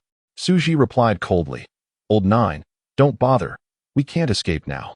Why? Old 9 asked as he approached. Because I've run into an acquaintance. Xu Zhi's eyes fixed intently on the figure before him. That was a doll person clad in a white rabbit costume. Seeing the two staring at each other, Huang Tu jokingly asked, what is going on? Do you know each other? Not just acquainted. It's as if we've been longing for each other, missing one another every moment. Pink Rabbit gritted her teeth, her eyes seemingly burning with murderous intent. Triggering erasure warning, Pink Rabbit harbors murderous intent towards you. Please evacuate this level immediately. Chapter 90, The Rules of Retribution. Xu Zhi lamented that today was not a propitious day for venturing out, as he found himself entangled in multiple life-threatening crises within a single day. After a considerable absence, he took the initiative to greet the Pink Rabbit.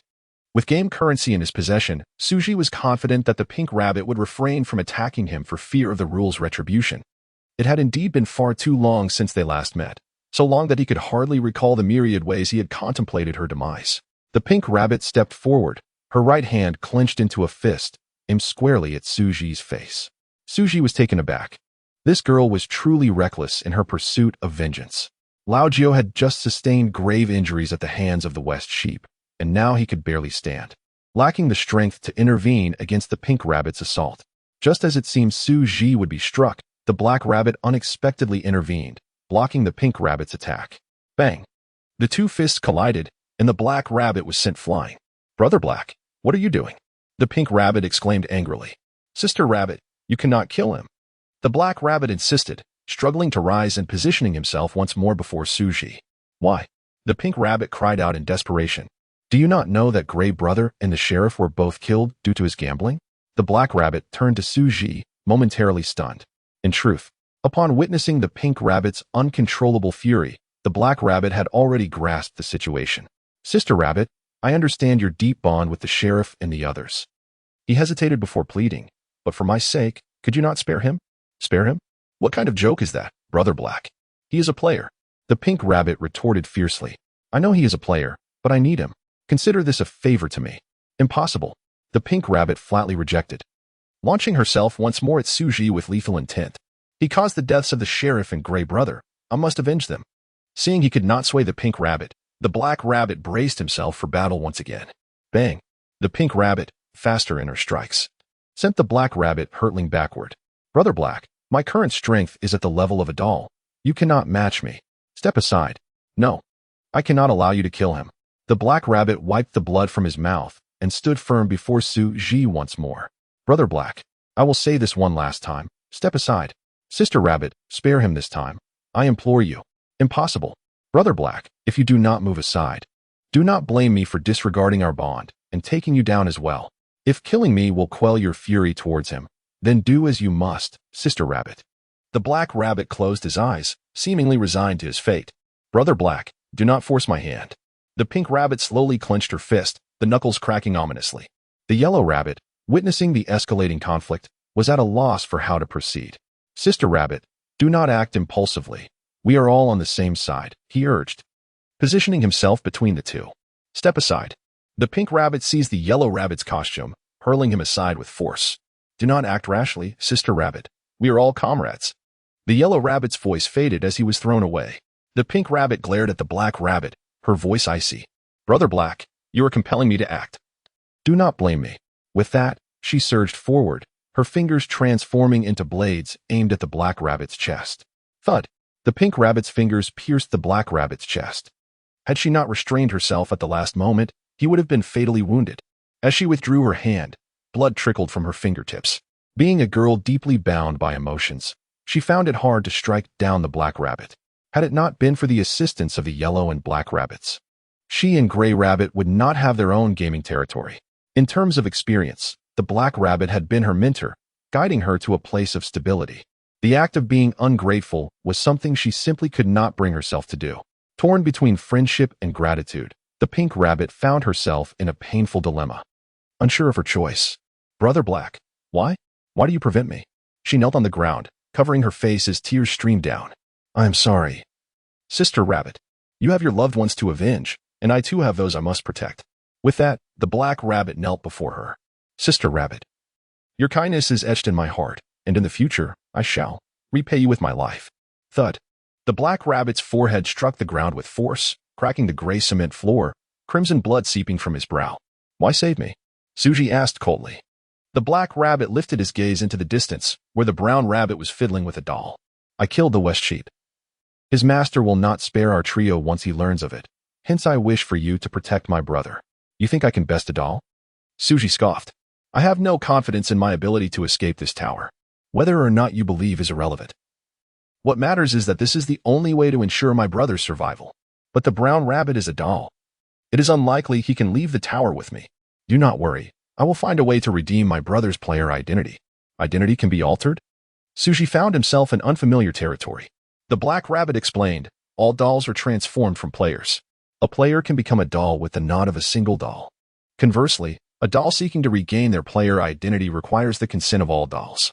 The act of a doll removing their mask to reclaim their player identity is, in theory, improbable, as it necessitates unanimous agreement from all dolls.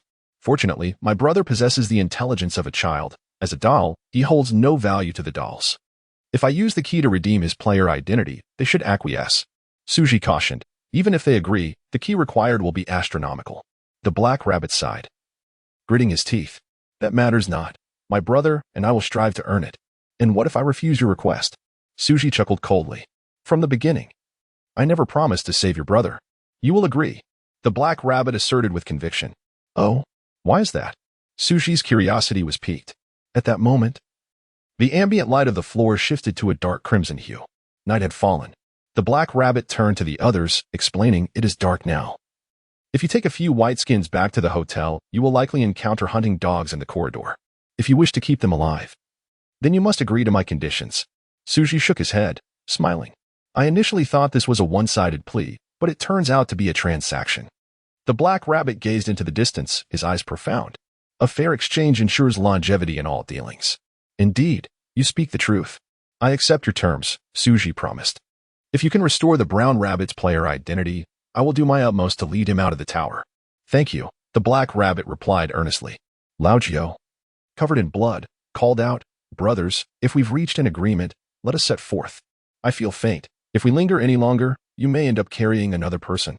Observing Lao Jiao's multitude of wounds, the black rabbit marveled at how he had yet to perish. Chapter 91. The hounds. The group began to divide their responsibilities, each assisting an injured companion. Xu Zhi took charge of Lin Xian, while He Tu supported Su Chong.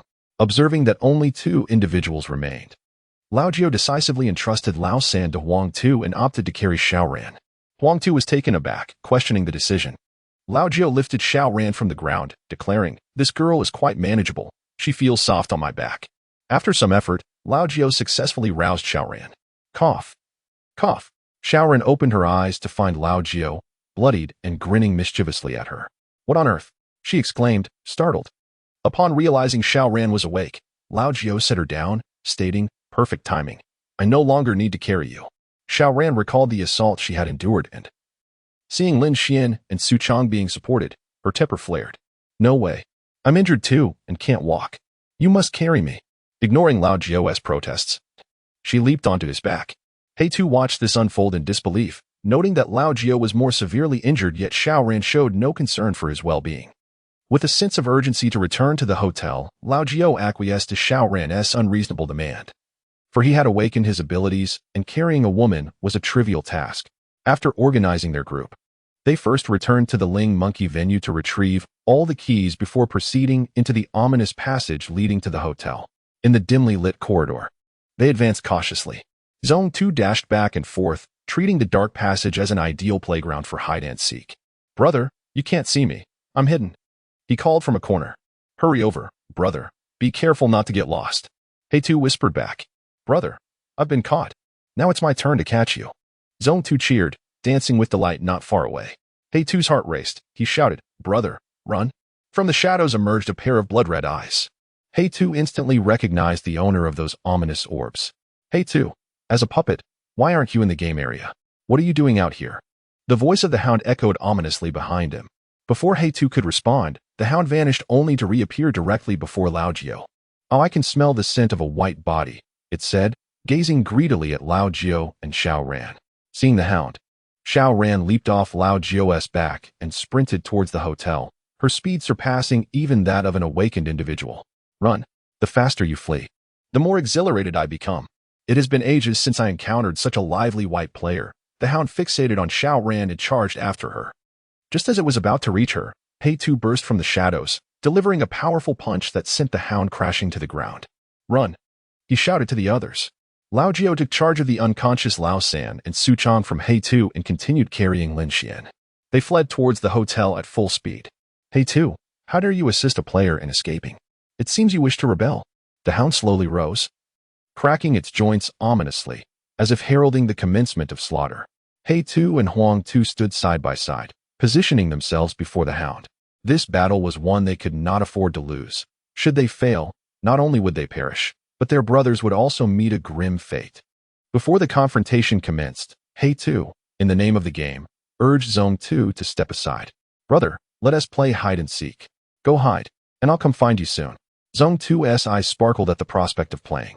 All right, I'll go hide, but you mustn't peek. He bounced away, disappearing into the depths of the corridor. Once Zone 2 was out of sight, He Tu's anxiety lifted.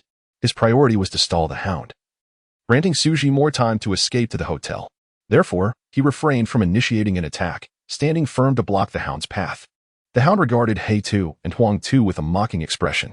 I've grown tired of slaughtering players. Today, killing a couple of puppets will provide a refreshing change. With a sinister grin, it advanced toward them.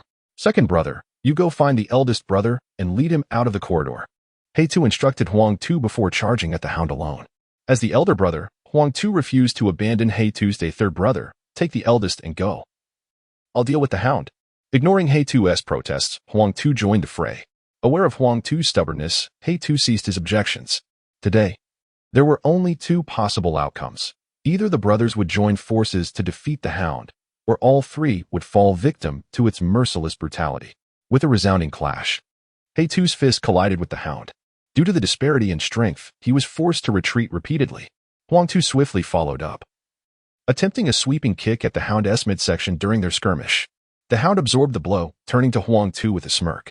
Your strength is still too feeble. The Hound grasped Huang Tu's ankle, and despite his desperate attempts to escape, it was too late. With a forceful toss, the Hound flung Huang Tu away. Thud. He crashed heavily onto the corridor floor, the impact suggesting he was gravely injured. If this is all the strength you possess, be prepared for your impending demise. The Hound taunted, looming over Huang Tu and lifting his head with one hand. Huang Tu murmured something, as if attempting to articulate his final thoughts. Have you prepared your dying words? The Hound sneered, leaning in to catch his words.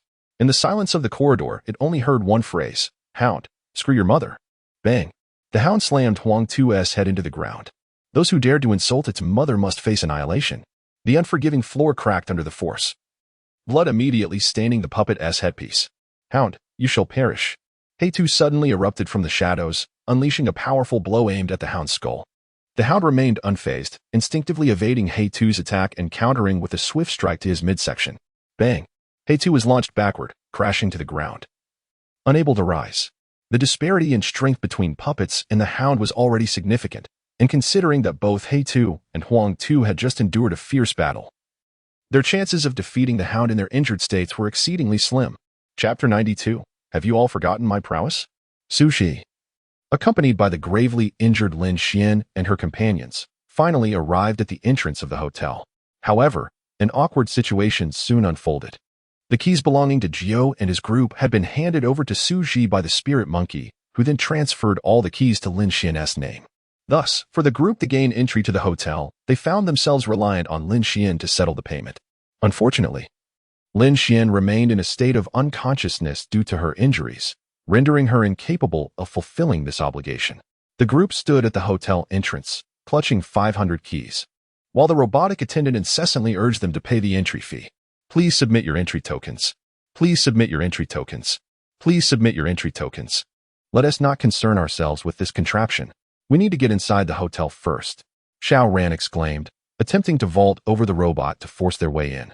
Old Jiao swiftly pulled her back, exclaiming, Are you out of your mind? Forcing entry will lead to annihilation by the rules. Xiao Ran, upon hearing this, felt a wave of fear and quickly retreated into the corridor. It became evident why every player entering the hotel adhered to the rules so strictly. There was indeed a system of oversight in place. What now? We can't just stand here like this. If the hunting dogs catch up, we'll be doomed. Xiao Ran fretted, her anxiety palpable. Desperate to devise a plan, she surveyed the players in the corridor, wishing she could barter her beauty for a couple of keys. Yet, all she saw were middle-aged men, none of whom met her aesthetic standards. How infuriating. Why are they all so unattractive? It feels like such a disadvantage. Xiao Ran lamented internally, yearning for a dashing and affluent player to appear, someone with whom she could negotiate her way into the hotel. Just as she contemplated engaging in dubious transactions for keys, Xu Zhi handed the game currency he had acquired from the spirit monkey to old Jiao. Quickly use this token to enter the hotel and secure 2 keys from the martial arts arena as swiftly as possible, he instructed. Old Jiao hesitated. Lulu, do you truly expect me to rely on my current abilities to acquire keys from the martial arts arena?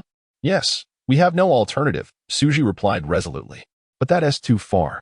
By the time I earn the keys in return, the hunting dogs will have surely caught up with you. Not to worry. Lin Xian and I possess keys. The hunting dogs cannot harm us, Xu Zhi reassured him. That doesn't work for me. I lack a key, and the hunting dogs could kill me. Xiao Ran interjected vehemently.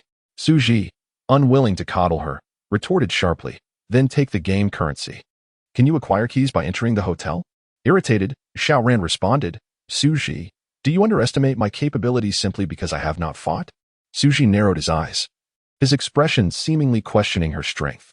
Xiao Ran flipped her hair and adjusted her attire, declaring, It's merely a matter of obtaining keys. Watch closely. I won't even need to return to the hotel, nor will I require any capital.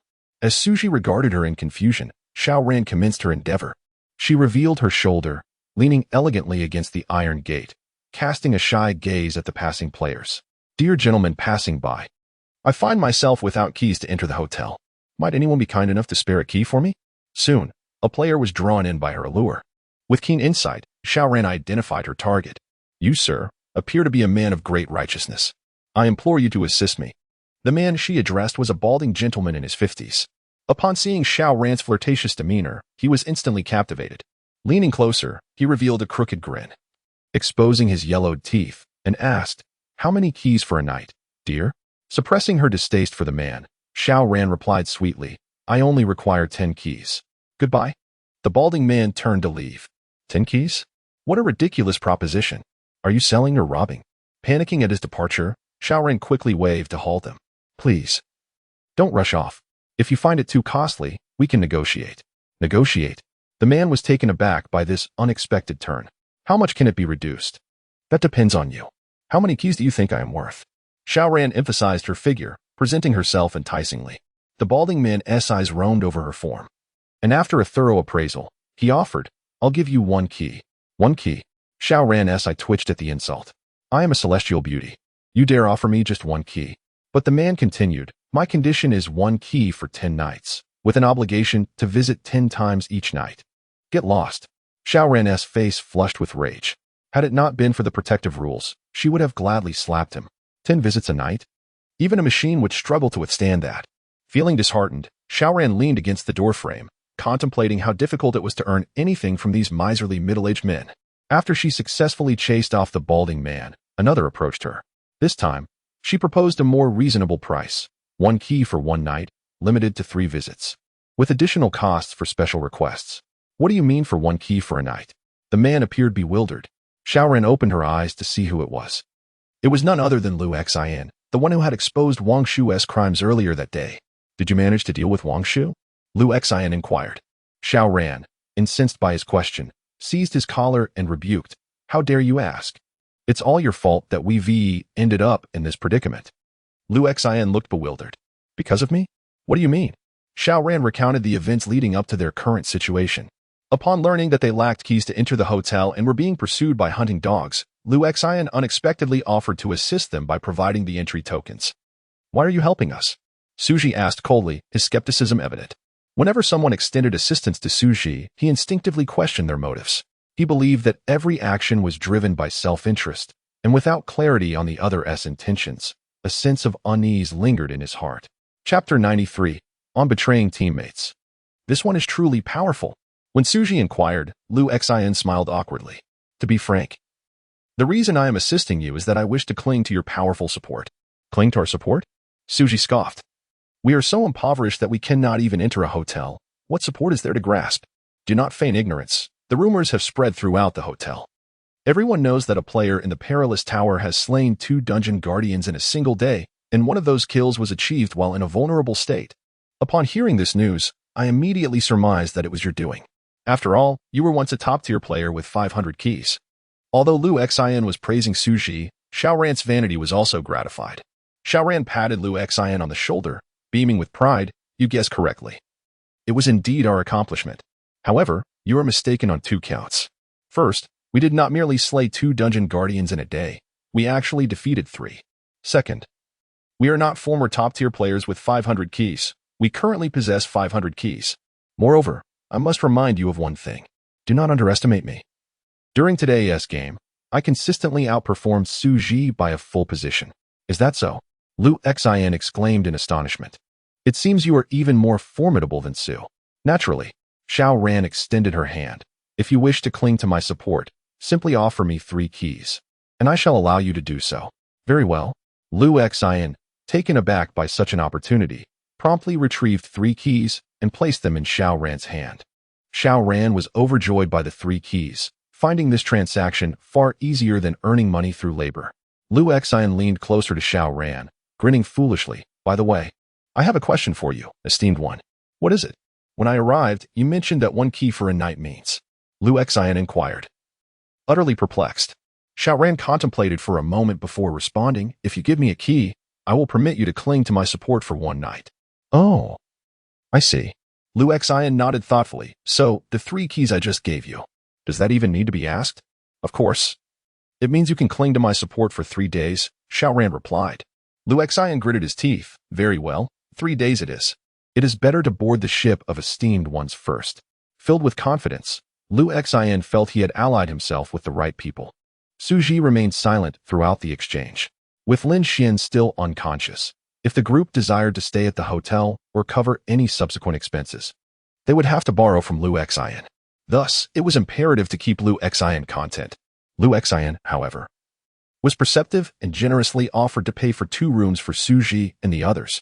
Thanks to Liu Xian's generosity, the group finally had a place to stay. The keys you advanced today will be returned to you, Xu Zhi assured Liu Xian. Oh, come now, Su. We are merely talking about a few keys, which are hardly worth anything, Liu Xian replied, though inwardly he felt a pang of regret. After returning to the room, Lao Jiao casually tore a bedsheet to wrap around himself as a makeshift bandage. Despite suffering the most severe injuries, his recovery was astonishingly swift. Within just an hour, his wounds had completely stopped bleeding. At this rate, he would likely have scabs by tomorrow. Lao Jiao, is there a place in the hotel to purchase medicine? Xu Zhi asked. Lao Jiao waved his hand repeatedly, fearing Xu Zhi would worry about him. No need, Lao Lu. I am quite robust. I will recover by tomorrow. I am not worried about you. I am concerned about Lin Xian, Xu Zhi confessed. Lao Jiao, Lao Lu, you have hurt my feelings, Lao Jiao said with a look of grievance. Didn't you say you were fine? I merely said that to prevent you from worrying. Oh, is that so? Xu Zhi smiled slightly. You were overthinking. I am only worried about Lin Xian. Lao Lu, while we may be ungrateful, do not put it so bluntly. Xiao Ran chimed in. Yes, why do you only care about Lin Xian and not about me? I am injured too, Xu Zhi stated plainly. Your death would not affect us, but if Lin Xian were to die, I would lose my 500 keys. Xiao Ran. Lao Jiu laughed. No worries. Lao Su, if Lin Meizi dies, the keys would become unclaimed, and we could simply take them, Xu Zhi thoughtfully warned. But what if Lin Xian is left in a comatose state? Then, Lao Jiu fell silent. Xiao Ran quickly replied. Then we wouldn't be able to retrieve the keys. Indeed, Xu Zhi nodded slightly. The fate of Lin Xian, whether she awakens or perishes, is beneficial for everyone. Only a comatose state presents the worst-case scenario. In that situation, the keys would remain under Lin Xian's name, and no one could claim them. Furthermore, as a normal player, they could not inflict lethal harm on Lin Xian to obtain the keys. Everything would reach an impasse. At this moment, Lin Xian's life or death undeniably jeopardized the interests of the group. Xiao Ran, in an unusual display of mental activity, pondered for half a minute before suddenly exclaiming, I have thought of a brilliant plan. Let us abandon Lin Xian. We can simply let her starve in bed. Xu Zhi truly wished to give Xiao Ran a thumbs up. When it comes to the ability to betray teammates, this one truly possesses remarkable strength. Xu Zhi inquired of Xiao Ran, if we were to forsake Lin Xian today, would it not mean that one day in the future, should you find yourself in danger, we could also abandon you? That is unacceptable. We are a team. How could you abandon me? Xiao Ran protested. Then how can you bear to abandon Lin Xian? Xu Zhi countered. Xiao Ran pointed at Lin Xian on the bed. Look at her. With such severe injuries, how could she possibly survive? If we truly save Lin Xian, and she ends up in a comatose state, it would not only jeopardize our interests but also be a source of suffering for her. Therefore, I am not harming her. I am saving her. Lao Jiao exclaimed 666 from the side. It was the first time he had witnessed someone rationalizing the betrayal of teammates so justifiably. Lao Jiao asked Xiao Ran, do you think there is any possibility we could save Lin Meizi and ensure she does not end up in a comatose state? Impossible. How could injuries of this magnitude ever heal? Xiao Ran looked at Lin Xian, whose head had suffered a severe blow, and her abdomen and back bore significant lacerations. The extent of her injuries was akin to that of a catastrophic accident. Lao Jiao, do you believe Lin Xian can recover? Xu Zhi inquired. I believe Lin Meizi can be saved, and that she will bear no scars. Yin Jiao, you are merely boasting. Given her injuries, it would be a miracle if she survives, let alone without scars. Xiao Ran crossed her arms, utterly unconvinced by Lao Jiao's assertion. Xu Zhi chose to place his faith in Lao Jiao. After all, he had been around the hotel scene for many years, and anyone bold enough to make such a claim surely had their methods. Chapter 94. The core of the team, what medicines do we need? I'll go buy them, Xu Zhi inquired. Old Jiao waved his hand and replied, although the hotel offers many items, there are 2 things that cannot be procured, weapons and medicines. Xu Zhi was taken aback. If the hotel doesn't sell medicines, how do you plan to save Lin Xian? By relying on a person, Old Jiao responded. A person? Xu Zhi's face was filled with confusion. Yes, a player with awakened healing abilities. All right, where can I find him? I'll go look for him. Old Jiao hesitated, as if grappling with something unspeakable. What's wrong? Xu Zhi pressed. If there's a problem, just tell me. I'll find a way to solve it. Old Jiu cautioned, I've heard this fellow charges exorbitantly. Even if he agrees to save Lin, the keys required might. Will 500 keys suffice? Xu Zhi asked directly. Yes, that should be enough. Old Jiu was momentarily stunned. Then what are we waiting for? Let us go find him. Xu Zhi stood and moved towards the door. Before leaving, he gifted his only game coin to Old San. This way, Old San would regain his player identity. Even if Liu Xian harbored ill intentions after Xu Zhi's departure, he could not harm Old San. One must always guard against deceit. Now, only Su Chang remained unarmed. Given Xu Zhi's limited capabilities, he could only allow her to endure for a while. After all, they had only recently met. And he had no obligation to cater to her every need. Buddy, I'll take old Liu to find the person. You help me look after Lin and the others. Old Jiu instructed Liu Xian. Don't worry, I've got this, Liu Xian replied readily. Old Jiu's striking scars had completely subdued Liu Xian. Without Old Jiu boasting about himself, Liu Xian already recognized that this man was not to be trifled with. Injured but determined. Old Jiu hastened to catch up with Xu Zhi. To be honest, he was astonished by Xu Zhi's willingness to act decisively. Old Jiu had thought himself quite generous. But Xu Zhi had proven to be even more so. For the sake of saving a teammate, he was willing to expend 500 keys. From that moment on, Xu Zhi's status in Old Jiu's mind ascended. However, what Old Jiu did not realize was that Xu Zhi's readiness to invest so much stemmed from Lin Xian's worth. In a sense, saving Lin Xian was also a transaction for Xu Zhi, since Lin Xian had once sacrificed for him. Xu Zhi was willing to spend keys to save her. Conversely, had the injured party been Xiao Ran, Xu Zhi would have decisively abandoned the effort. For under similar circumstances, Xiao Ran would undoubtedly have forsaken herself. It soon became evident that Xu Zhi's assessment was correct. Upon learning that saving a life required a hefty sum of keys, Xiao Ran dashed from the room to intercept Xu Zhi. Xu Zhi, have you lost your mind? Are you really considering spending keys on someone who is on the brink of death? It seems you are quite dissatisfied with my approach, Xu Zhi replied coldly. What do you think I should do? Is that even a question? Naturally, we should do as I suggested. We ought to stay in the room and wait for Lin Xian to pass. Once she dies, the keys will be ours with ease. Your suggestion is intriguing, but I must respectfully disagree. Xu Zhi turned and departed, ignoring Xiao Ran. This woman was truly devoid of compassion. Whoever marries her in the future will indeed be fortunate. Just imagine having to serve her breakfast in bed every morning while she coos. My dear, take your medicine. Seeing that Xu Zhi disregarded her, Xiao Ran fumed and stomped her feet outside the door. Xu Zhi, I sacrificed my own body just for you all to enter the hotel. Can Lin Xian do the same? Can't you see who the real core of this group is? Just keep it up. If you drive me away, you will surely regret it. Xu Zhi acknowledged that Xiao Ran's final comment held truth. If Xiao Ran were to leave out of anger, he would indeed harbor regrets. He regretted not having driven her away sooner. As Xiao Ran realized she could not sway Xu Zhi, she decided to follow him. She was determined to ascertain how many keys would be needed to save a life. If the cost was too high, she would intervene and thwart Xu Zhi's efforts to save Lin Xian. The trio navigated the hotel for a full 20 minutes before locating their target in a plaza. The plaza was bustling with players, and at its center, a long line had formed, extending for several meters. At the end of the queue sat a slender young man. His appearance was peculiar. His eyes alternated between being cross-eyed and gazing in opposite directions, as though each eye held a different intention. Old Liu, this is the person we seek, known as the Crisis Tower Divine Doctor or Quality Guy, Old Jiu introduced. Xu Zhi instructed Old Jiu to queue up while he approached to assess whether the so-called Divine Doctor's skills were as extraordinary as Old Jiu had claimed. As he drew near, Xu Zhi observed the man's working environment. The doctor sat before a rickety desk flanked by two aides. The aides held a pair of scrolls. The upper scroll read, "For sickness, spend as you must, never endure illness stubbornly." The lower scroll stated, "Spend a little, heal a lot, back, shoulder, and leg pain can all be treated." The horizontal inscription proclaimed, "Contemporary Divine Doctor." Xu Zhi shook his head and smiled wryly. Regardless of the doctor's medical prowess, his literacy seemed at least to be at a third-grade level. Thus, he could be considered educated, not entirely a quack. At that moment, a young girl was receiving treatment. The Divine Doctor grasped her hand and inquired tenderly, "Dear girl, where do you feel discomfort?" The girl, with a pained expression, replied, "Doctor, I got scratched on my back during the puppet game, and the wound hasn't healed. Just a minor issue, merely trivial." The Divine Doctor exclaimed, seizing the girl's hand and palpating it. "Allow me to take your pulse."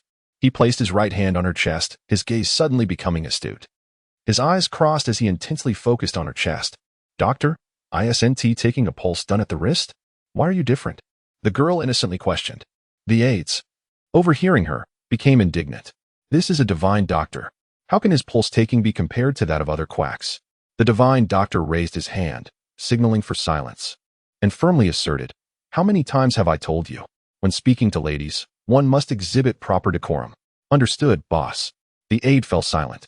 The divine doctor then gazed at the girl with a concerned expression. "Dear girl, your back injury is quite severe." "Is it serious, doctor?" the girl asked, her face filled with alarm. "More than serious, it is exceedingly grave." The divine doctor's hands roamed over the girl's body as he explained. "Your external injury has invaded your internal organs and is indirectly affecting your brain nerves.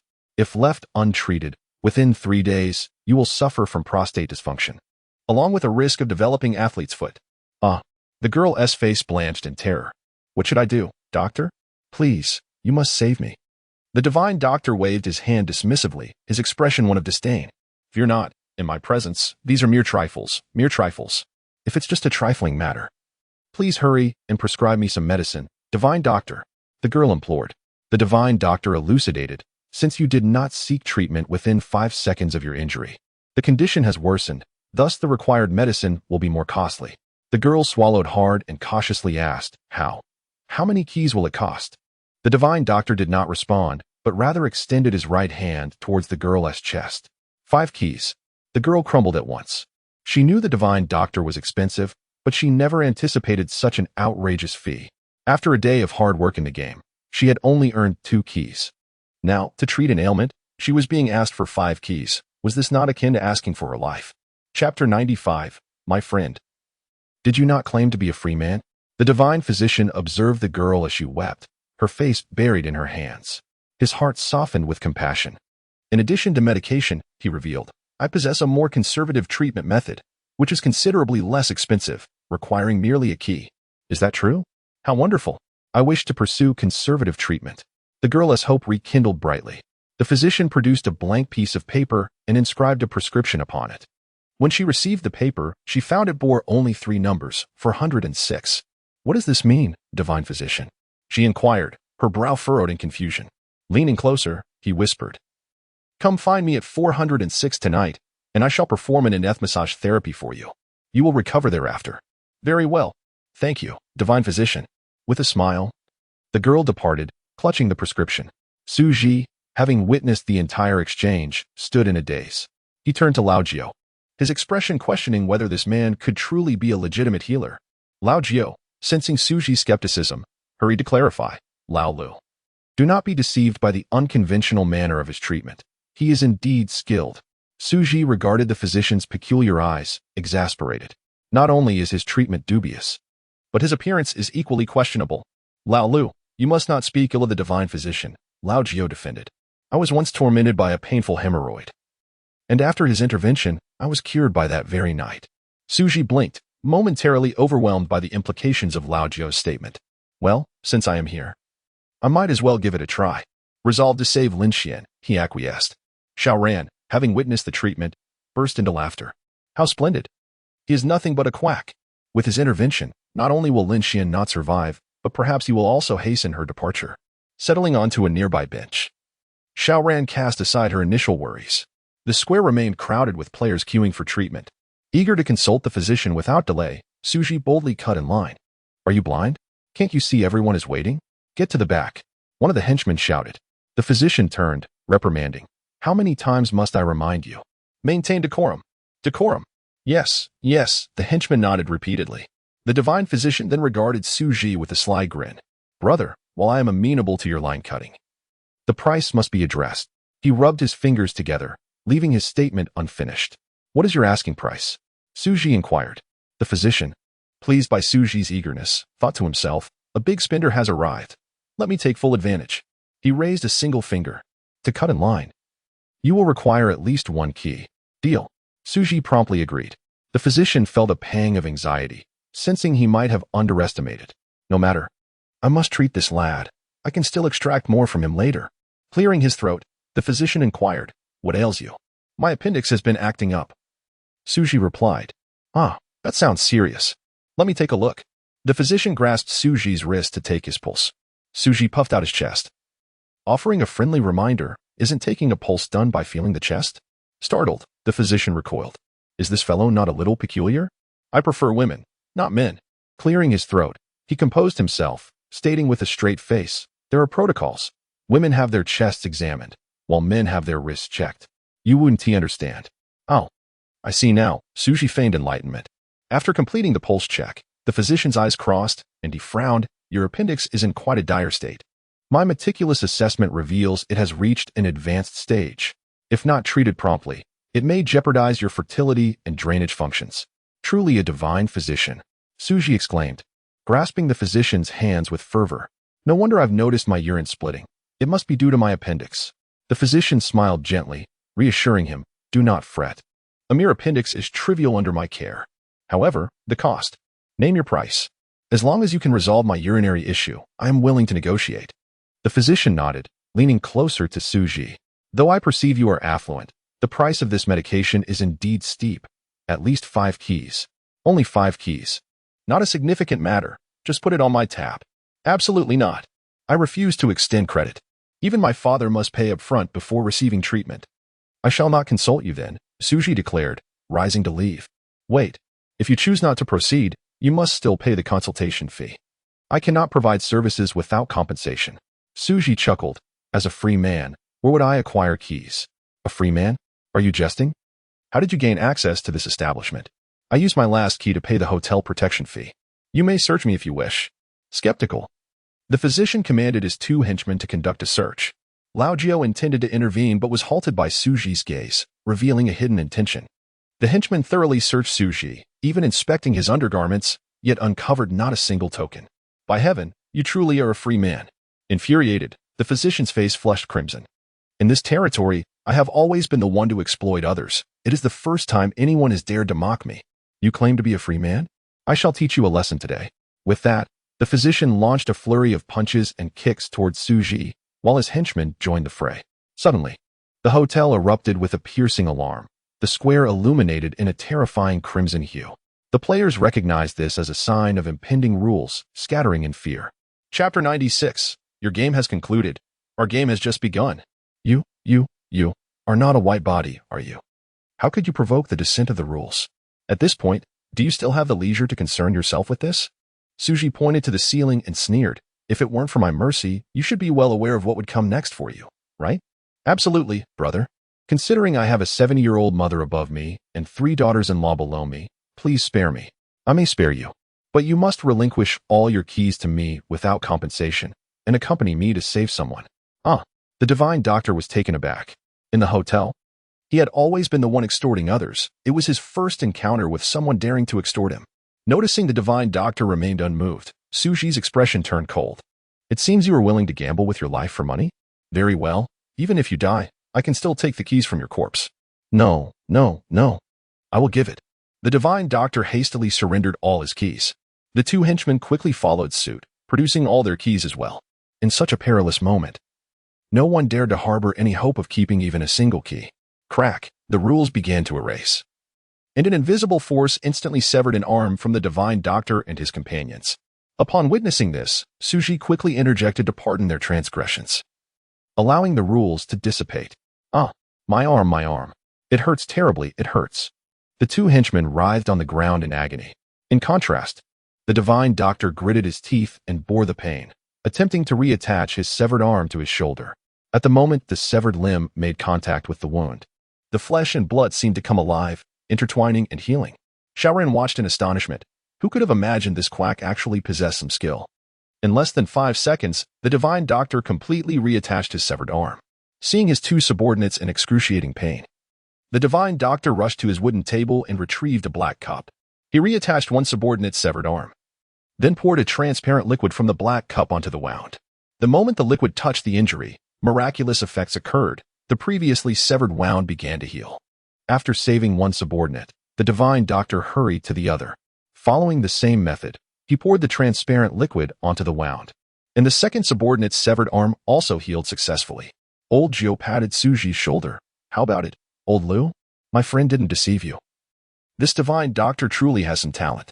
Xu Zhi remained silent, contemplating how to recruit the divine doctor into his team. If he could keep such a person by his side, his chances of safely escaping the perilous building would be greatly enhanced. Xu Zhi approached the divine doctor and coldly stated, "Since you've saved them, you shall accompany me." "Where to?" the divine doctor exclaimed in terror, still shaken from the panic induced by the erasure of the rules. "Of course, we are going to save someone," Old Gio said with admiration, "Divine doctor. We have a girl who is injured and is waiting for your miraculous touch. I want to go." The divine doctor retreated, angrily scolding, "You robbed me of my keys and now expect me to save someone? Not a chance. This is a notification, not a request." Xu Zhi cast a glance at Old Gio, signaling him, "Bind him." "Got it." Old Gio lifted the divine doctor and threw him over his shoulder. Since the divine doctor was in a white body state, Old Gio would face no repercussions from the rules, regardless of how he treated him. "You scoundrels, put me down. I am a divine doctor. Your actions will incite public outrage. My patience will not spare you." The divine doctor struggled desperately on Old Gio's back, leaving him no choice but to gag the divine doctor's mouth with his clothing. However, the shouting attracted the attention of other players in the square. They surrounded Xu Zhi, determined not to allow them to take the divine doctor away. "Quick, put the divine doctor down. My athlete's foot is still waiting for his treatment. If you take the divine doctor away, who will treat young Wei? I don't want to be a real man for 3 more seconds. Return the divine doctor to me." The divine doctor's eyes brimmed with tears, touched by the scene. He had not anticipated his significance to his patients. Henceforth, he would only swindle the weak and the infirm. The young and strong would pay half. Do not inquire whether the divine doctor misspoke. He did not. The young and strong could save themselves, while the old and weak were of no help. The player's siege left Old Gio in a predicament. Although Old Gio had gained strength after awakening, these players were ordinary, and the rules prevented him from taking action against them. "What now, old Liu? Should we charge out?" Old Gio tethered the divine doctor to his waist, preparing for a breakout.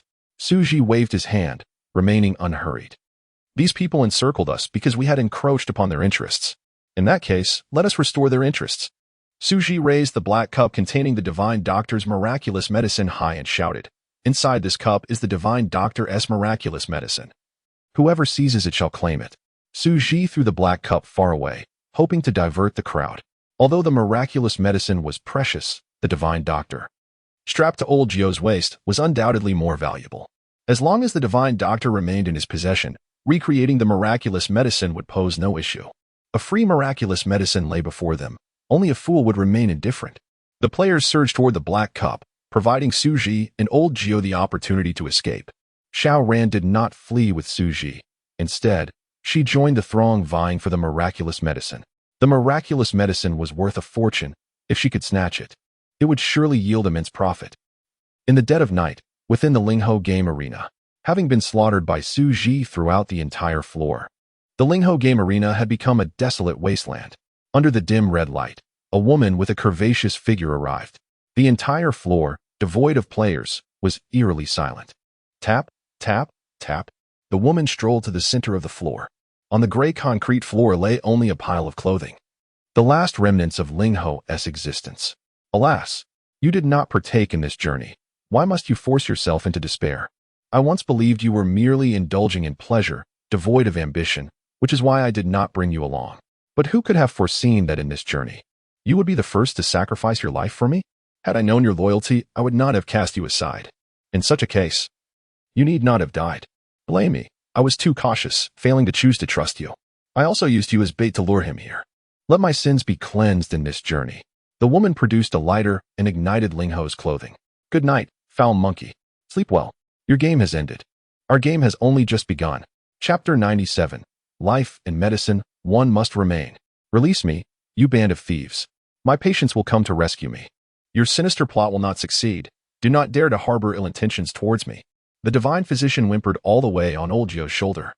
Upon returning to the hotel, he finally managed to free his mouth, only to unleash a tirade of curses. Xu Zhi seized the physician's tongue and coldly remarked, "I am aware of your formidable self-healing abilities, yet I am curious. If I were to sever your tongue and cook it, would it regenerate?" The physician, frightened, dared not utter a word and tightly closed his mouth. "Who is this?" Su Chong inquired, her face etched with confusion. Upon returning to the hotel, Xu Zhi and old Jiao found Su Chang already conscious, while only old San and Lin Xian remained in a stupor. Sister Su, this is the divine physician we invited to treat you, old Jiao introduced. The physician gazed at old Jiao, his expression filled with grievance. Brother, do you have a misunderstanding regarding the term invite? I wouldn't mind being tied to your belt, but why must you choke me with it?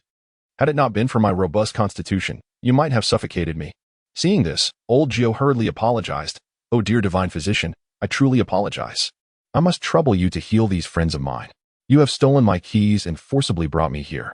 And now you wish for me to assist you in saving lives? Not a chance. Xu Zhi, hearing this, plunged a key into the physician's thigh. Ah, woohoo. The physician clutched his thigh, howling in pain.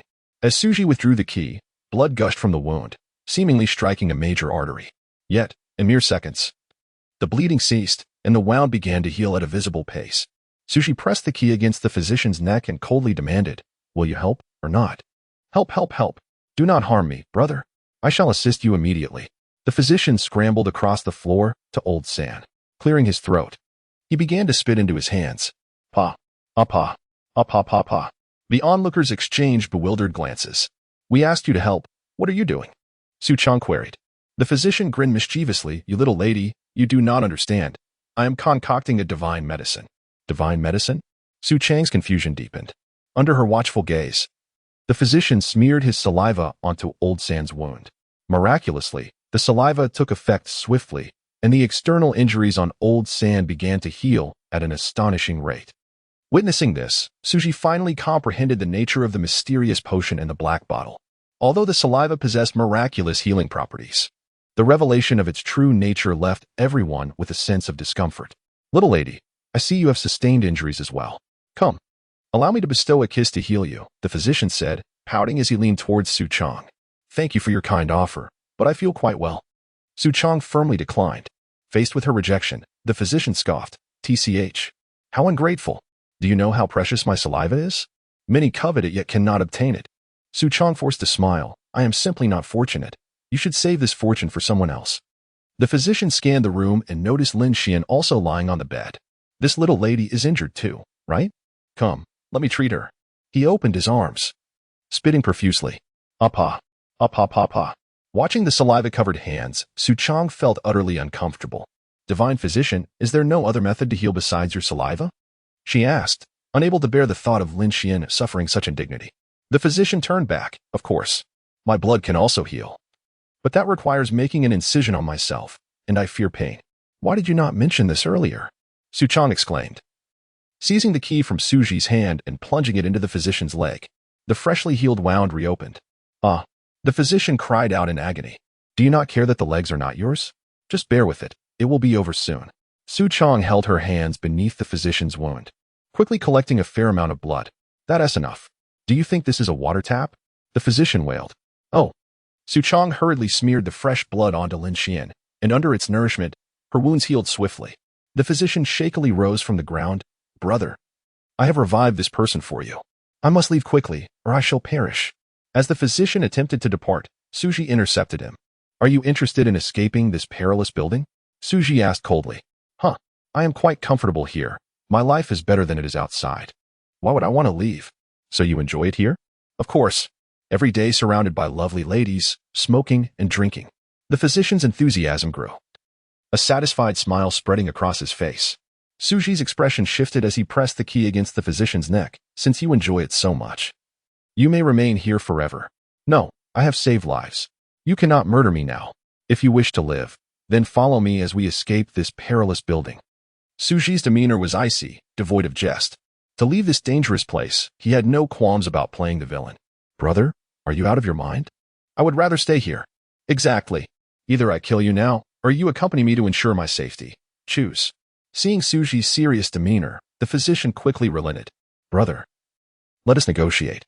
You seek protection, and I can leave you some divine medicine. Whenever you are injured, simply apply it, and you will see immediate results. Xu Zhi pondered for a moment, considering this a viable option. I only require the blood for the divine medicine. Do not give me your saliva. In a bid to extricate himself from this predicament, the physician gritted his teeth. Fine. I shall provide you with blood. Xu Zhi led the physician to the hotel bathtub. We have many people here, So let us draw more blood.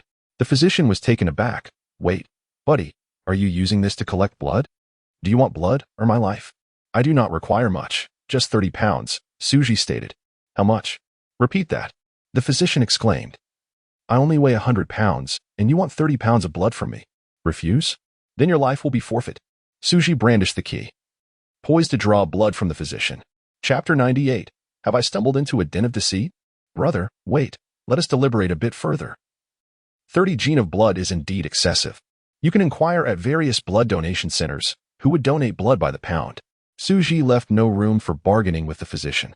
30 gene of blood or your life. Choose one. The physician, in a state of panic, exclaimed. Isn't that a matter of life and death in either case? Seeing that the physician was indecisive, Xu Zhi brandished a key, threatening to plunge it into the physician's neck. Terrified, the physician hastily made his choice. I choose. I will stay. Is that acceptable? Xu Zhi nodded in satisfaction. The physician then proposed a condition. I will stay, but you must return all my keys. That is out of the question. To prevent any change of heart, I must ensure you are in a vulnerable state. But if I am vulnerable, not only can you harm me, but others can as well. The physician pleaded. At the very least, grant me one key for protection under the rules. You possess self-healing abilities. Even if grievously injured, you would not perish. What need have you for protection? Upon hearing this, the physician felt despondent. Was it truly his fate to suffer simply because he had the power to heal? You treat me as less than human. The physician was infuriated, yet Xu Zhi's cold demeanor stifled any rebellion. Ouch. In the room, Lin Xian and the third brother began to regain consciousness after receiving treatment from the physician. Sister Lin, how are you feeling? The ninth brother inquired. I'm fine. Merely a bit fatigued, Lin Xian replied, supporting her forehead. The third brother grimaced. That accursed goat-headed creature nearly knocked my kidney out. Stay strong, third brother. Look at Sister Lin. Her injuries are far worse than yours, yet she complains not a word, the ninth brother consoled. Goat-headed creature? What goat-headed creature? Lin Xian asked, bewildered. The one that injured you, a goat-headed creature, the ninth brother replied, placing his hands on his head to mimic horns. Do you remember that black-haired little lamb? No. Lin Xian shook her head, recalling, I was not struck by any goat-headed creature. I was attacked by a rat. A rat? The ninth brother burst into laughter. Sister Lin. Have you lost your mind? That was clearly a little lamb. How could it possibly be a rat? It was indeed a black rat. Lin Xian lamented. I had Wang Shu in my grasp, and had it not been for that rat's sudden appearance to strike me, Wang Shu would have certainly escaped. The others looked on in confusion, unable to comprehend how the assailant of Lin Xian could differ from their own attacker. When the ninth brother and the others caught up with Lin Xian, she was already gravely injured and unconscious on the ground. The western sheep had appeared on the floor at that time, leading everyone to believe it had attacked Lin Xian. Subsequently, the ninth brother, seeking vengeance for Lin Xian, confronted the western sheep alone. The western sheep, incited by the ninth brother's challenge, ended up dealing with him and the third brother as well. Upon hearing that Lin Xian had been assaulted by a rat, Xu Zhi solemnly asked, Lin Xian, was the rat named Pai Shu? I believe so. Lin Xian strained to remember. I was firmly grasping Wang Shu when that rat appeared out of nowhere and attacked me from behind, so my memory is hazy. What happened to Wang Shu after the rat attacked you? The third brother inquired. It seems he was taken away by that rat. My eyes were filled with blood. And I couldn't see clearly, Lin Xian replied. Xu Zhi fell into deep contemplation. Previously, the spirit monkey had mentioned that if Pai Shu knew of his own affairs, he would not hesitate to eliminate himself. This statement now seemed to hold true. Although Pai Shu had not directly attacked him, he had nonetheless chosen to involve himself in this turmoil. Xu Zhi realized that whether to uncover the truth or reclaim the keys, he would inevitably need to confront Pai Shu. Even if he wished to avoid provoking Pai Shu, escaping the perilous tower would require traversing through Pai Shu's domain. Thus, an encounter between Xu Zhi and Pai Shu is destined to occur. I say, brother, now that everyone is awake, will you let me go? I am merely a humble physician. Individuals like me are plentiful outside. Why do you insist on holding me captive? The physician desperately sought to extricate himself, devaluing his own worth. Xu Zhi was lost in thought, entirely unresponsive to the physician's pleas. You're a doctor? How fortuitous. My back still aches. Please, help me examine it. Physician. The third brother rushed to the physician's side, brimming with excitement. No. My 3 ladies at home are waiting for me to return for dinner. You must release me at once. The physician implored the third brother. Very well. If you can alleviate my back pain, I shall plead with Xu to let you go. It's a deal. The physician's eyes sparkled with the hope of escape. The third brother lay on the bed, exposing his lower back for the physician's examination. The physician cleared his throat and began to prepare his remedy. Ugh. Ah. Ugh. Ugh. Ugh. Ugh. The third brother sensed something amiss. Physician, what on earth are you doing? What does it look like? Obviously, I'm treating you. Just lie down. I assure you, with my technique, your back will be healed in less than 3 seconds. Even if my back were to heal, my mind would remain uneasy. The third brother protested vehemently. Wait a moment, you aren't suggesting that my injuries will be healed by your saliva, are you? Isn't that obvious? Here in this hotel, who else possesses such a skill for painless treatment? Besides, your injuries are trivial.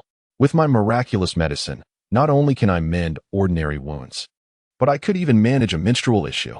So miraculous? The third brother suppressed his disgust and lay back down.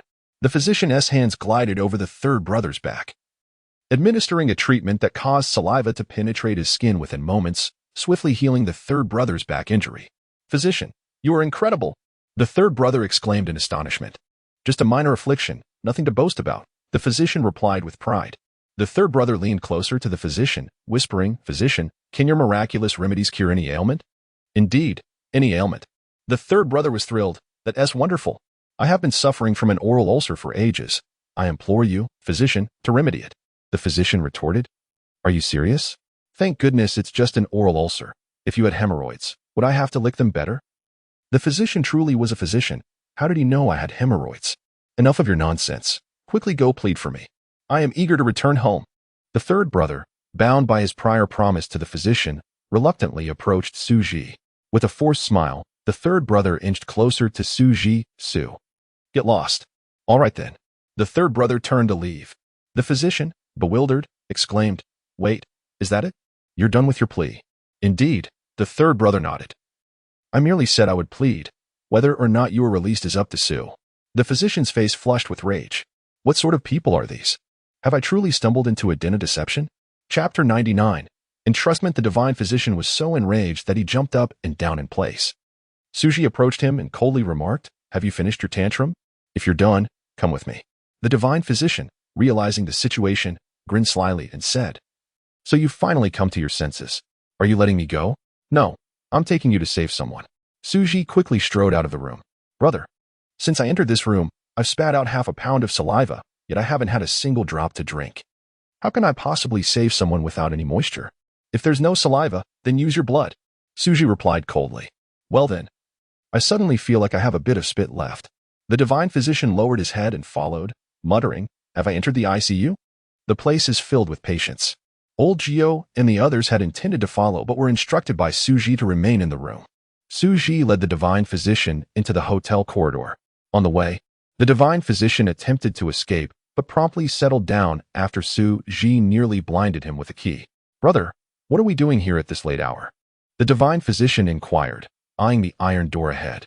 Although he earned a living through miraculous medicine and did not have to participate in the puppet games, he knew where the iron door in the hotel corridor led. I told you, we are going to save someone, Xu Zhi replied icily. No way, brother. I'm currently a white body. If I go out, I'll definitely be killed by the hunting dogs. The divine physician protested vehemently. Xu Zhi pressed the key against the divine physician's neck and warned, If you refuse to go, I will end your life right now. No, that's too much. The divine physician exclaimed, his face filled with bitterness. Xu Zhi withdrew the key and consoled him, Don't worry, with your self-healing abilities. A single strike from the hunting dogs won't kill you. If we encounter them in the corridor, I will immediately grant you a key to restore your player identity. Fine. All right then. The divine physician swallowed hard and asked, Brother, I still don't quite understand. At this late hour, all the players have returned to the hotel. The white bodies outside without keys have likely all been killed by the hunting dogs. Who are we going to save by entering the death passage? It can't possibly be the puppets, can it? After saying this, the divine physician found himself chuckling, as it seemed absurd that players would save puppets. However, Xu Zhi maintained a serious expression. You guessed correctly. We are going to save the puppets. What? The divine physician stood there in shock. Brother, have you lost your mind? You want me to save the puppets? We players would rather they all perish. Why would you want to save them? Stop asking so many questions and just save them. Xu Zhi's expression turned stern. If you can't save them, then you'll die. The divine physician sensed that Xu Zhi was indeed mad and dared not argue further. Xu Zhi pushed open the iron door and stepped into the corridor with determined strides. In Xu Zhi's eyes, there were no players or puppets, only foes and allies. Although the Black Rabbit trio were puppets, they had assisted Xu Zhi in a critical moment. Out of loyalty and reason, he could not abandon them. Moreover, Xu Zhi had promised the Black Rabbit that if there was ever an opportunity to escape from the perilous building, he would help take the Brown Rabbit with him. This was the first step in fulfilling that promise, ensuring the survival of the Brown Rabbit. Naturally, if possible. Xu Zhi hoped that the Black Rabbit and Yellow Rabbit would also survive. After all, the Black Rabbit had become the enemy of all puppets by killing the Western Sheep. As the saying goes, the enemy of my enemy is my friend. If an alliance could be formed with the Black Rabbit, Xu Zhi's strength would undoubtedly increase. Although the Black Rabbit trio might not match the strength of the Earth puppets, taking down a dozen players unarmed should not be a problem, right? The dark corridor was deserted, and Xu Zhi's footsteps echoed with a rhythmic sound. Brother, where are you? I can't find you. Please come out, brother. I don't want to play this game anymore. Brother, it's so dark here. I'm so scared. In the empty corridor, Xu Zhi heard the sobs of the Brown Rabbit. He followed the sound and found the Brown Rabbit squatting in a dark corner, weeping. The Brown Rabbit clutched two rabbit headpieces, those of the Yellow Rabbit and Black Rabbit. The act of removing the headpiece signified the loss of their puppet identity, which ultimately meant death. The outcome was all too clear. In this brutal clash, the Black Rabbit had lost. Xu Zhi did not see the bodies of the Black Rabbit and Yellow Rabbit, suggesting that their remains had been consumed by the floor of the corridor. Brother, where are you? Please come out. I'm so frightened. The Brown Rabbit buried its head in the puppet headpieces, crying. At that moment, these two headpieces became the Brown Rabbit's last refuge in the darkness. The divine physician, noticing the Brown Rabbit's mental deficiency, began to chuckle. Brother, this puppet seems a bit slow. How about we trick him into giving us all his keys, and then we can kill him together? That would count as our contribution to helping players escape from this perilous building. Upon hearing this, Xu Zhi seized the divine physician by the neck and coldly warned. If you dare to plot against him, I'll show you what your own backside looks like. Huh? Are you going to cut off my backside? No. I will gouge out your eyes. The divine physician, terrified, fell silent. He believed that Xu Zhi was indeed capable of such a thing. The Brown Rabbit grasped Xu Zhi's hand, tears streaming down its face as it innocently asked, I can't find my brother. Can you help me find him? Of course. Come with me. I'll help you find your brother. Xu Zhi took the Brown Rabbit's hand and proceeded toward the end of the corridor, under the dim red light. The Pink Rabbit was carving the likeness of a player into the wall with a stone. The player depicted was undoubtedly Xu Zhi himself. If you have a crush on me, you can just say so. There is no need to be so melancholy while drawing my portrait. Xu Zhi's voice called out from behind. The Pink Rabbit whipped around in anger, seeing Xu Zhi looking at her with a smile. Following Xu Zhi were the Brown Rabbit and a slender player. I spared you this time for the sake of Brother Black. But I didn't expect you to have the audacity to return. The Pink Rabbit crushed the stone in her hand into powder, and her fury ignited in an instant. The Pink Rabbit lunged forward, her right hand transforming into claws aimed directly at Xu Zhi's heart. Warning. Annihilation alert triggered. The Pink Rabbit harbors murderous intent toward you. Please evacuate this level immediately. Xu Zhi did not evade. Instead, he opened his arms, ready to embrace his fate. You may kill me. But think carefully. If you perish alongside me, all that the Rabbit Sheriff has done will be in vain. Don't you wish to escape here carrying their will? The Pink Rabbit's body froze, her hand hovering a mere half-inch from Xu Zhi's heart. At that moment, she could take Xu Zhi's life with just a slight forward motion. Yet, doing so would also mean her own demise. Chapter 100. Guess what goodies I brought if one harbors no attachments? Then ending Xu Zhi's life would merely be a fleeting act. Yet the crux lies in the lingering regrets within Pink Rabbit's heart. She had previously heard the sheriff mention that in reality, he had a daughter in elementary school. The sheriff had expressed that if he were to escape the perilous building, his first act would be to visit her. With the sheriff now gone, Pink Rabbit felt compelled to carry forth his unfulfilled wish. She yearned to flee the treacherous edifice and assume the role of caretaker for his daughter. For the sheriff had treated her with the same tenderness as his own child during his life. Therefore, it was imperative for Pink Rabbit to fulfill this regret on his behalf. However, this meant she could not easily embrace death. Nor could she take Xu Zhi's life in a manner that would lead to mutual destruction. On one side lay the sheriff's hatred, while on the other rested the burden of regret. What course of action should she undertake? Pink Rabbit found herself ensnared in hesitation. Xu Zhi interrupted her train of thought. Would you be interested in making a deal? He inquired. What kind of deal? Pink Rabbit retorted coldly. Having previously experienced Xu Zhi's treachery, she now approached him with heightened vigilance. Xu Zhi presented Brown Rabbit before her, stating, "From this day forth, you shall assist me in caring for Brown Rabbit. In exchange, should I ever miraculously ascend to the uppermost level, I will take you and Brown Rabbit away from this perilous structure. Entrust Brown Rabbit to me?" Pink Rabbit sensed something amiss and hastily questioned, "Where are Black Brother and Yellow Brother?" Before Xu Zhi could respond, Pink Rabbit noticed the doll headpiece clutched in Brown Rabbit's embrace. A flicker of surprise crossed her features, swiftly replaced by a glint of murderous intent. "Who did this?" "The hunter," Xu Zhi replied. Pink Rabbit's fists clenched slightly. It seemed her list of vengeance had grown. "What do you think of the deal I proposed earlier?" Xu Zhi asked. "I refuse. Your proposition is nothing but a unilateral sacrifice." "Oh, on what grounds do you say that?" Xu Zhi inquired. Pink Rabbit scoffed. "I acknowledge your prowess, but to think you can conquer the entire perilous building single-handedly is sheer folly. Do you have any idea how many games one must endure to reach the pinnacle? Even if you miraculously overcome the ground game. Do not forget the existence of the celestial game above it. The celestial game, that is the epitome of power within the perilous building." Xu Zhi retorted coolly. "This is a matter for me to deliberate. Your only obligation is to assist me in caring for Brown Rabbit." Pink Rabbit shook her head, still refusing the deal. "Do not be hasty in your rejection. I will not leave Brown Rabbit with you for free. As a second form of compensation, I shall offer some valuable chips." Xu Zhi produced 50 keys from his possession, stating that they were obtained from the Divine Doctor. Upon witnessing Xu Zhi's intent to gift the keys, the Divine Doctor became quite distressed. "Brother, those are genuine keys. You intend to give them to the ground game. What of it? Am I not entitled to give my keys away?" "Of course, I have a problem with that." The Divine Doctor quickly changed his demeanor upon seeing Xu Zhi's icy glare. "I have no objection. The keys are yours to do with as you please. Even if you wish to use them for less savory purposes, that is your prerogative." Xu Zhi, satisfied, extended the keys toward Pink Rabbit. To his surprise, she did not reach for them. "You may keep the keys. I still refuse your deal." Xu Zhi felt a sense of helplessness. Such obstinacy was rare indeed. Although there had been past grievances between them, one would think they could come to an understanding regarding the keys.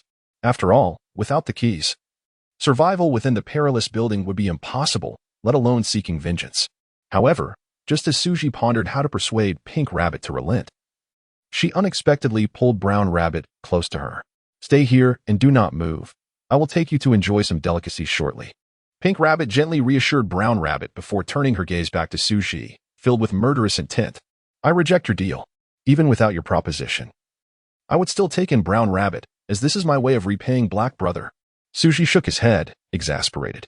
Despite possessing the opportunity to acquire 50 keys for free, Pink Rabbit chose to decline in favor of a so-called debt of gratitude.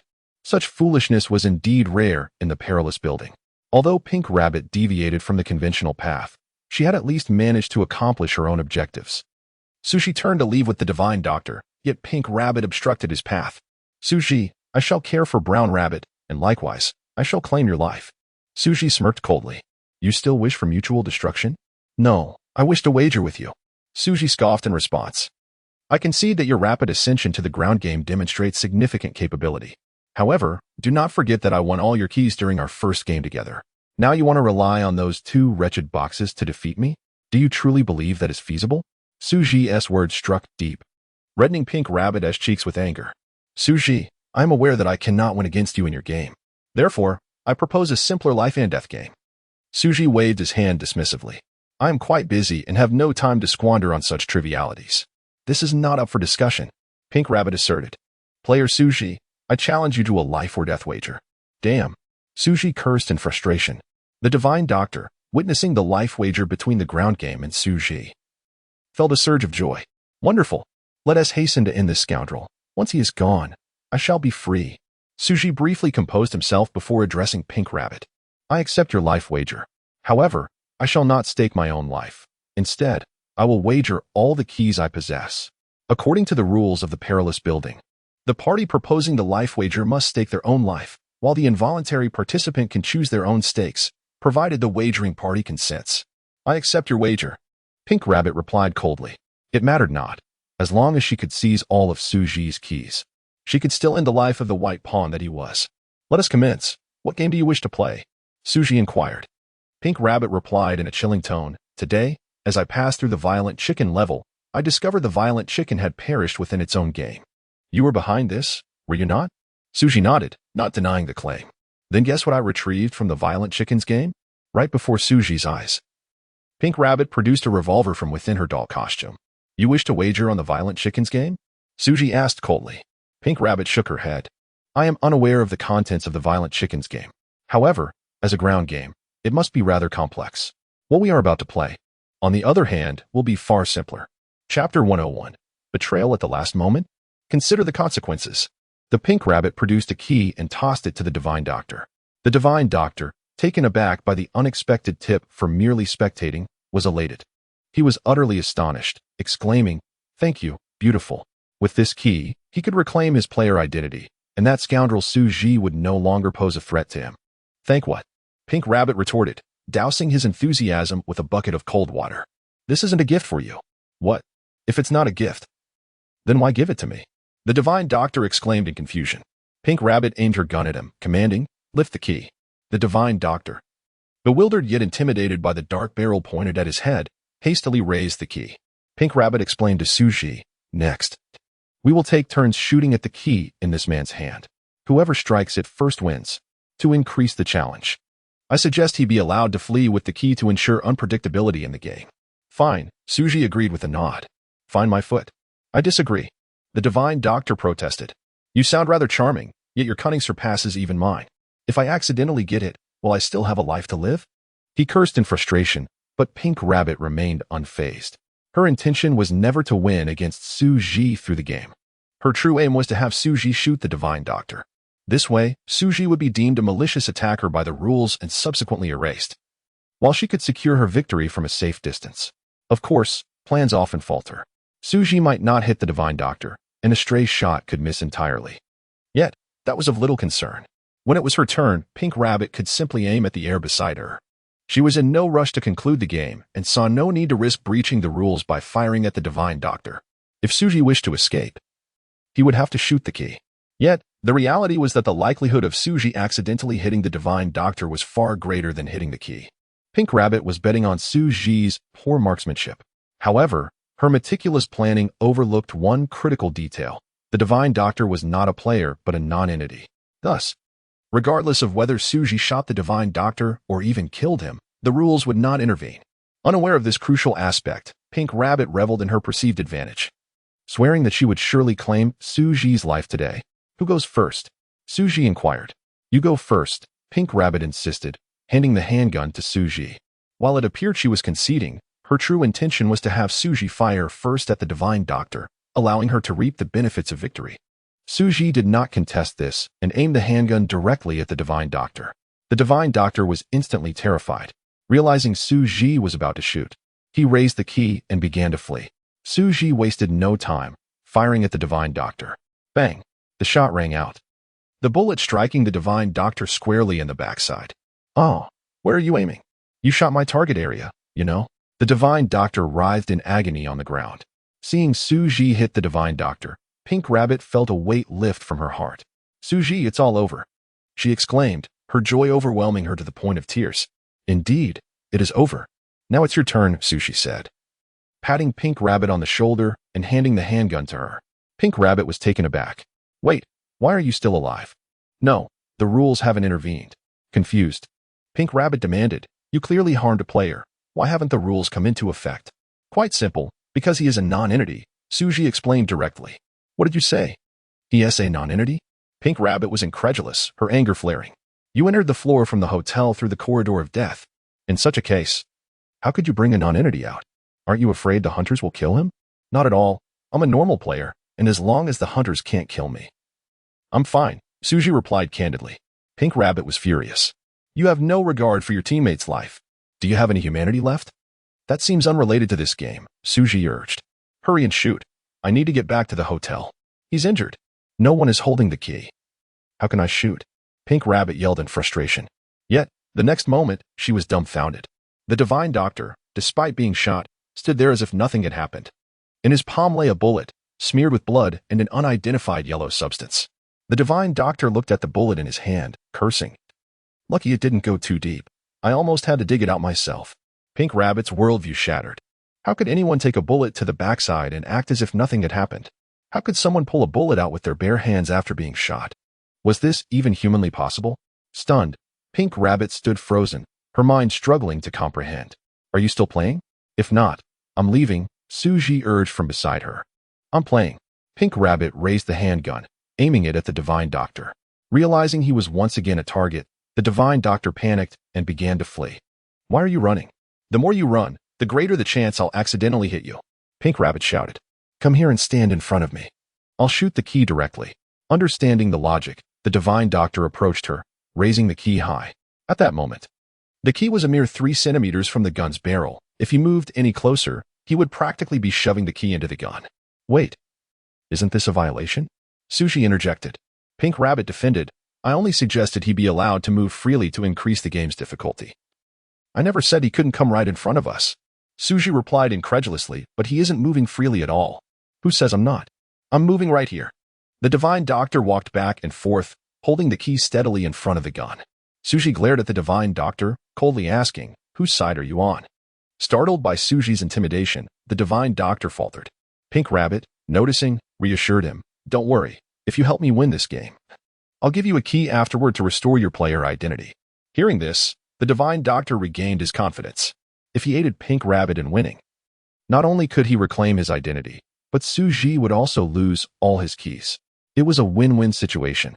Once Xu Zhi became a non-entity, the chance for revenge would finally arrive. With clarity on the situation, the Divine Doctor straightened up. Xu, let's be clear. I'm rebelling. Consider the consequences of opposing me. Xu Zhi warned coldly. Consequences? Who do you think you're scaring? The Divine Doctor shouted defiantly. Let me tell you, the consequence is that once you become a non-entity, I'll personally kill you. With a smile of satisfaction, Pink Rabbit thought, revenge will be mine. Enough talk. You've lost, Xu Zhi. Bang. The gunshot rang out, shattering the key in the Divine Doctor's hand. The game concluded, and Pink Rabbit emerged victorious. Chapter 102, My Friend. Have I just regained my player status only to become a commoner again? Fair lady, you cannot renege on our agreement regarding the key, the skilled healer smirked, rubbing his fingers together. Of course, I never tell lies. In accordance with their prior arrangement, the Pink Rabbit bestowed a key upon the healer. With the acquisition of his player status, he cast off the strings held by Xu Zhi and instantly returned to his former haughty demeanor. Xu, the tides have turned. Now I am the player, and you are the one left powerless. The healer forcefully seized all the chips from Xu Zhi, presenting them with exaggerated reverence to the Pink Rabbit. Eager to make a good impression, he thought that perhaps if he performed well, the Pink Rabbit might reward him with additional keys. However, the healer harbored a secret intention. He beseeched the Pink Rabbit to speak candidly. Fair lady, I have some ties with Xu. Might I be entrusted with the task of eliminating Xu Zhi? Certainly. The Pink Rabbit handed the gun to the healer. He took the handgun and aimed it at Xu Zhi's chest. Xu, kneel and bow 3 times. If I am pleased, perhaps I may spare you. In the face of the healer's life-threatening ultimatum, Xu Zhi merely chuckled coldly. If you wish to die, then by all means, pull the trigger. I have encountered many who talk tough, but none quite as reckless as you. The healer spat. Xu perish. He pulled the trigger. Bang. The gunshot rang out, the bullet piercing Xu Zhi's chest. Simultaneously, the floor erupted with an ear-piercing alarm. Buzzing, the familiar sound exploded in the healer's ears. He was momentarily stunned, collapsing to the ground in a daze. Xu Zhi clutched his wound, revealing a faint smile. Healer, have you forgotten? Even if I lose all my chips, I am still protected by the rules. The healer suddenly realized, horrified, he knelt before Xu Zhi, frantically begging for mercy. Grandpa Xu, please spare me. I know I was wrong. I truly know. The Pink Rabbit was deeply shocked by this scene. She had never heard of a player being protected by the rules after losing all their chips. Even the lucky one who escaped the perilous tower years ago couldn't achieve such a feat, could they? A cold sweat broke out on the back of the Pink Rabbit, and she felt a wave of fear. Had the healer not hastily attempted to kill Xu Zhi, she might have found herself in the crosshairs of the rules now. The healer clutched Xu Zhi's arm, continuing to plead fervently. Grandpa Xu, consider my rescuing so many of your friends. Grant me another chance. I would never dare to betray you again. I will follow you like a loyal dog. You wanted to bring me through the perilous tower, right? Come. I am eager to follow you. The healer's desperate entreaties bordered on the absurd. After a brief moment of contemplation, Xu Zhi decided to spare the healer. It was not out of compassion. Rather, Xu Zhi recognized that his own survival was intertwined with that of the healer. Let us not forget, Xu Zhi was currently pierced by a bullet. While he could rely on the healer's blood for survival after the healer's demise, what lay ahead? Future challenges would undoubtedly lead to perilous situations, and keeping this mobile blood bag close was not a bad strategy. Yet, even as Xu Zhi spared the healer, he harbored no trust in the healer's loyalty. To firmly control someone like the healer, Xu Zhi needed to possess leverage over him. I may spare you, Xu Zhi commanded. But you must hand over the key to me and swear by the rules that from now on, we share our fates. If I perish, you willingly accept being erased by the rules. The healer hesitated. He had not anticipated Xu Zhi's ruthless gamble, binding his life to Xu's. The rules are about to descend. If you wish to live, do as I say. For the sake of survival, the healer gritted his teeth and vowed. I willingly share my fate with Xu Zhi. Should Xu Zhi be killed, I consent to be erased by the rules. The healer produced the only key he possessed and reluctantly placed it into Xu Zhi's hands. Here, take it. It's all yours. Barely a minute after regaining his player status, the healer transformed back into a commoner. Satisfied that he had firmly ensnared the healer, Xu Zhi then dismissed the rules. Once the rules vanished, the healer proactively extracted the bullet from Xu Zhi and treated his wound with a miraculous medicine.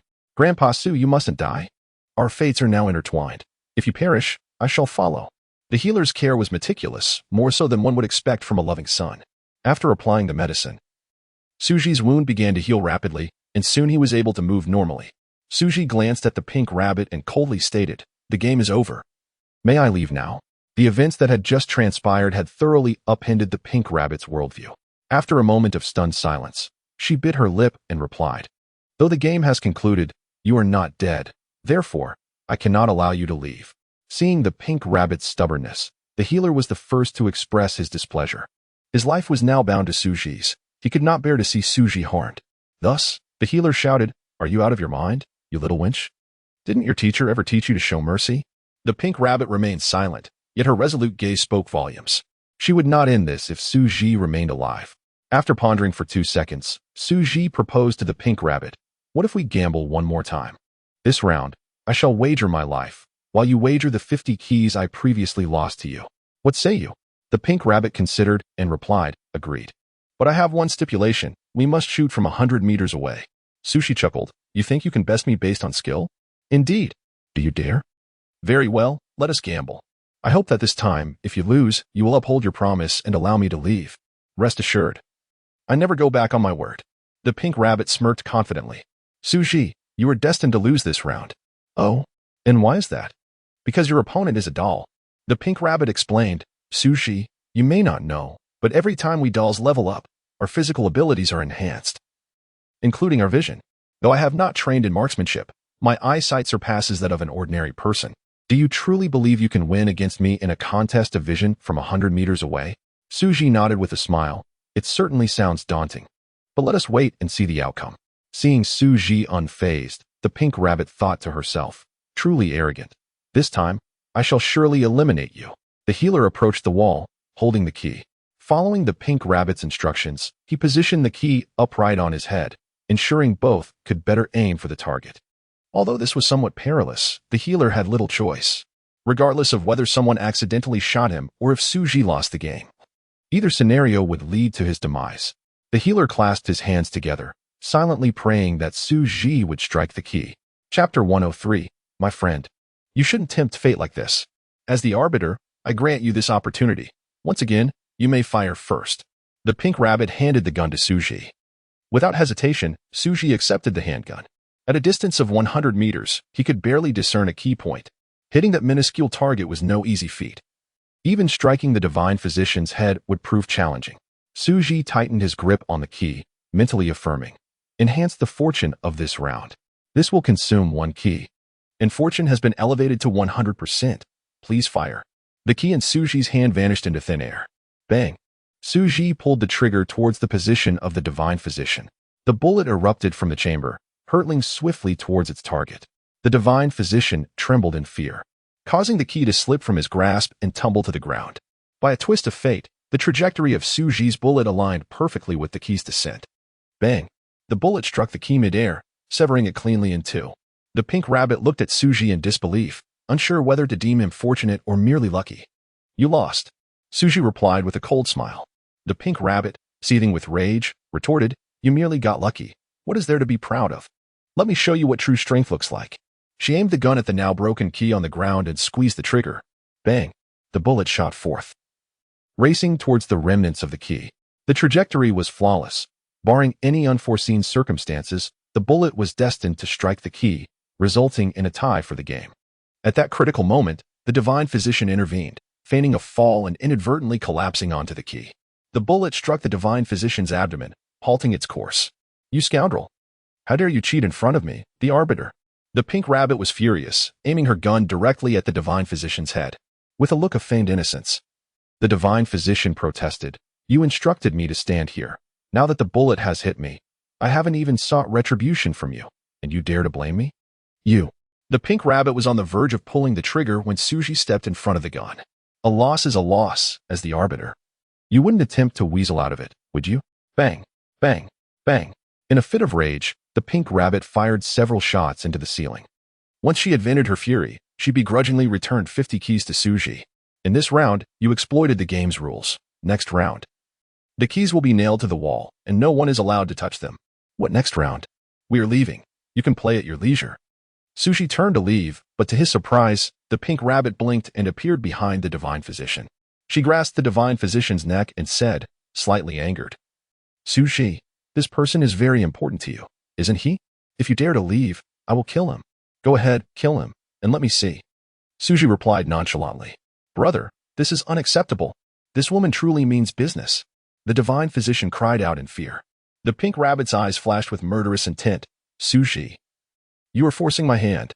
Her grip tightened, and an overwhelming sense of suffocation engulfed the divine physician. His face flushed red.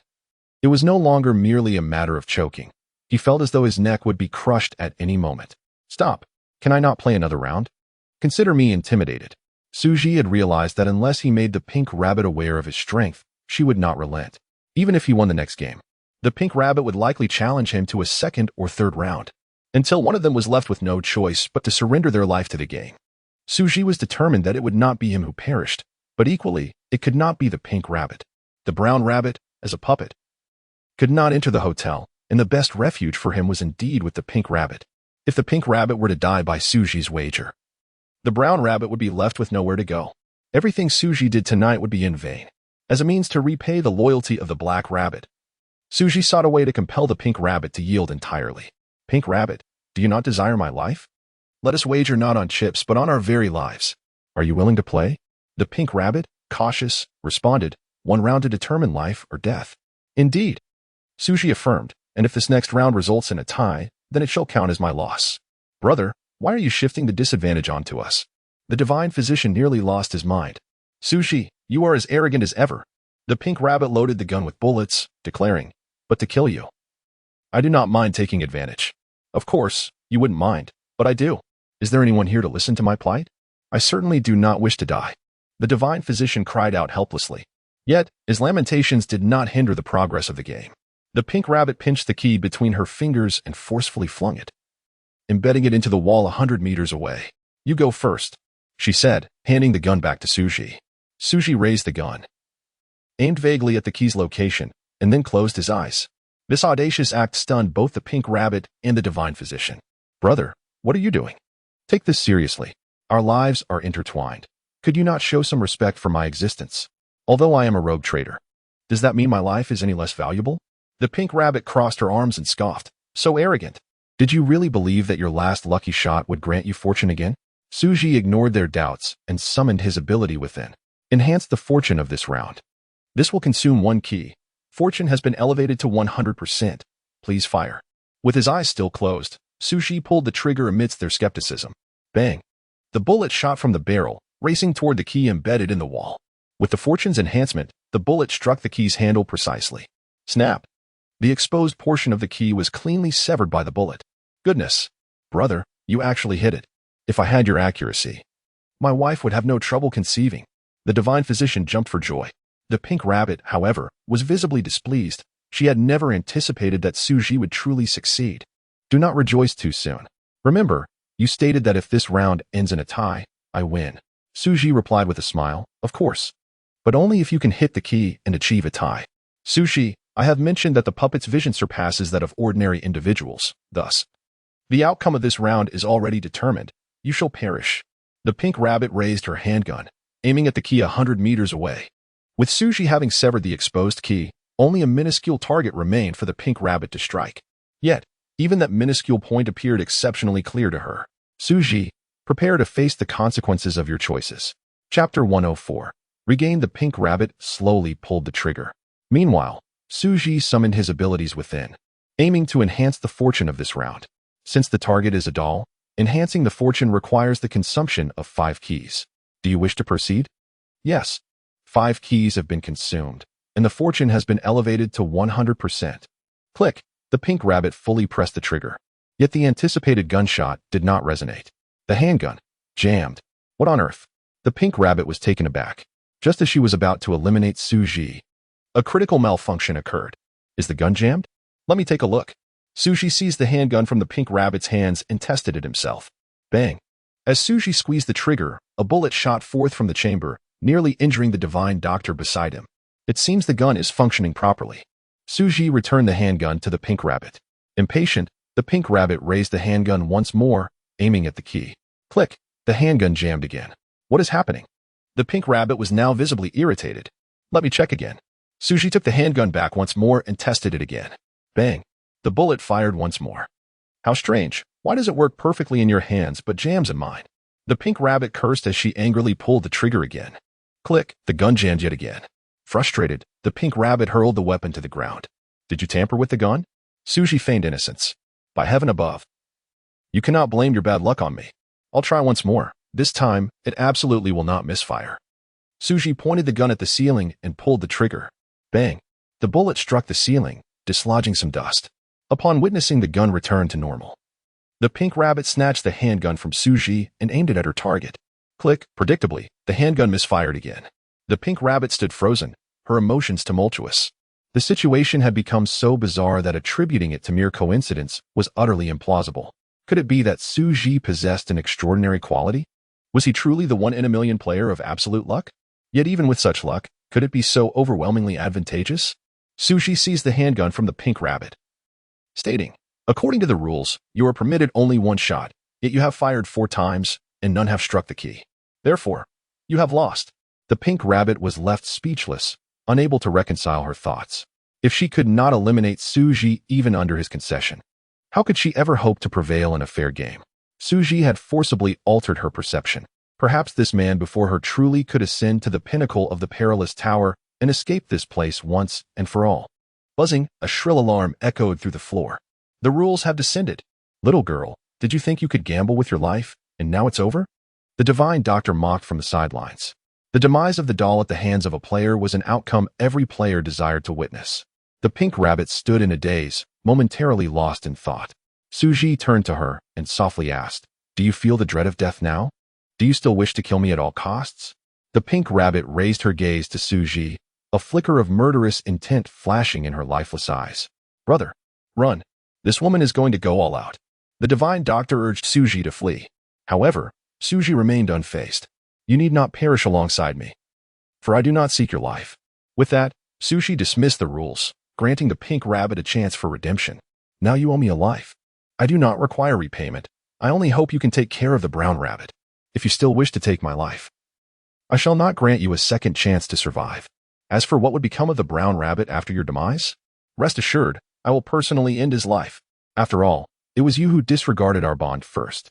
Even if I betray the black rabbit's wishes, it is because of you that this has come to pass. If there must be a sinner to bear the consequences of all this, it must be you. Xu Zhi finished speaking and turned to depart with the divine doctor. The pink rabbit stood still, refraining from further action. No matter how resentful she felt, out of respect for the black rabbit, she could not forsake the brown rabbit for vengeance. Such an act would surely sadden the spirits of the black and yellow rabbits in the afterlife. The pink rabbit was a being of emotion. It was precisely this trait that drove her to pursue revenge against Xu Zhi for the gray rabbit. Now, once again, it was her deep-seated emotions that led her to relinquish her hatred and spare the brown rabbit's life. In the dimly lit corridor, the only sounds were the footsteps of Xu Zhi and the divine doctor echoing continuously. The divine doctor clung tightly to Xu Zhi's right arm. his nerves in a state of heightened tension.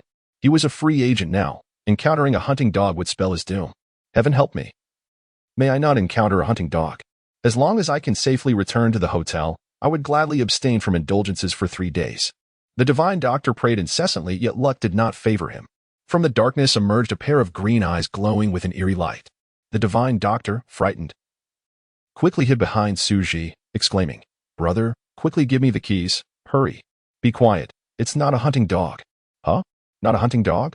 The divine doctor peeked out from behind Xu Zhi. Who else could we possibly encounter in this corridor besides a hunting dog? Amidst the divine doctor's puzzlement, a creature with a rat's head and a human body emerged from the shadows. Xu Zhi immediately recognized the identity of the figure. The rat-headed entity could only be a doll, and the only doll that would actively seek him out was the rat-like doll named Pai Shu. Xu Zhi was aware that this encounter did not bode well, and he promptly gripped the keys in his hand as a weapon, his eyes warily fixed on Pai Shu. "Good evening, gentlemen." Pai Shu greeted them cheerfully. Xu Zhi replied coldly, "Encountering a doll at night rarely brings good tidings." "Oh, is that so?" Pai Shu tossed a burlap sack at Xu Zhi's feet. "Do you still think meeting me is a bad omen?" Xu Zhi instructed the divine doctor to open the sack. As soon as the contents were revealed, the divine doctor's eyes widened in astonishment. "Holy cow, we've struck gold."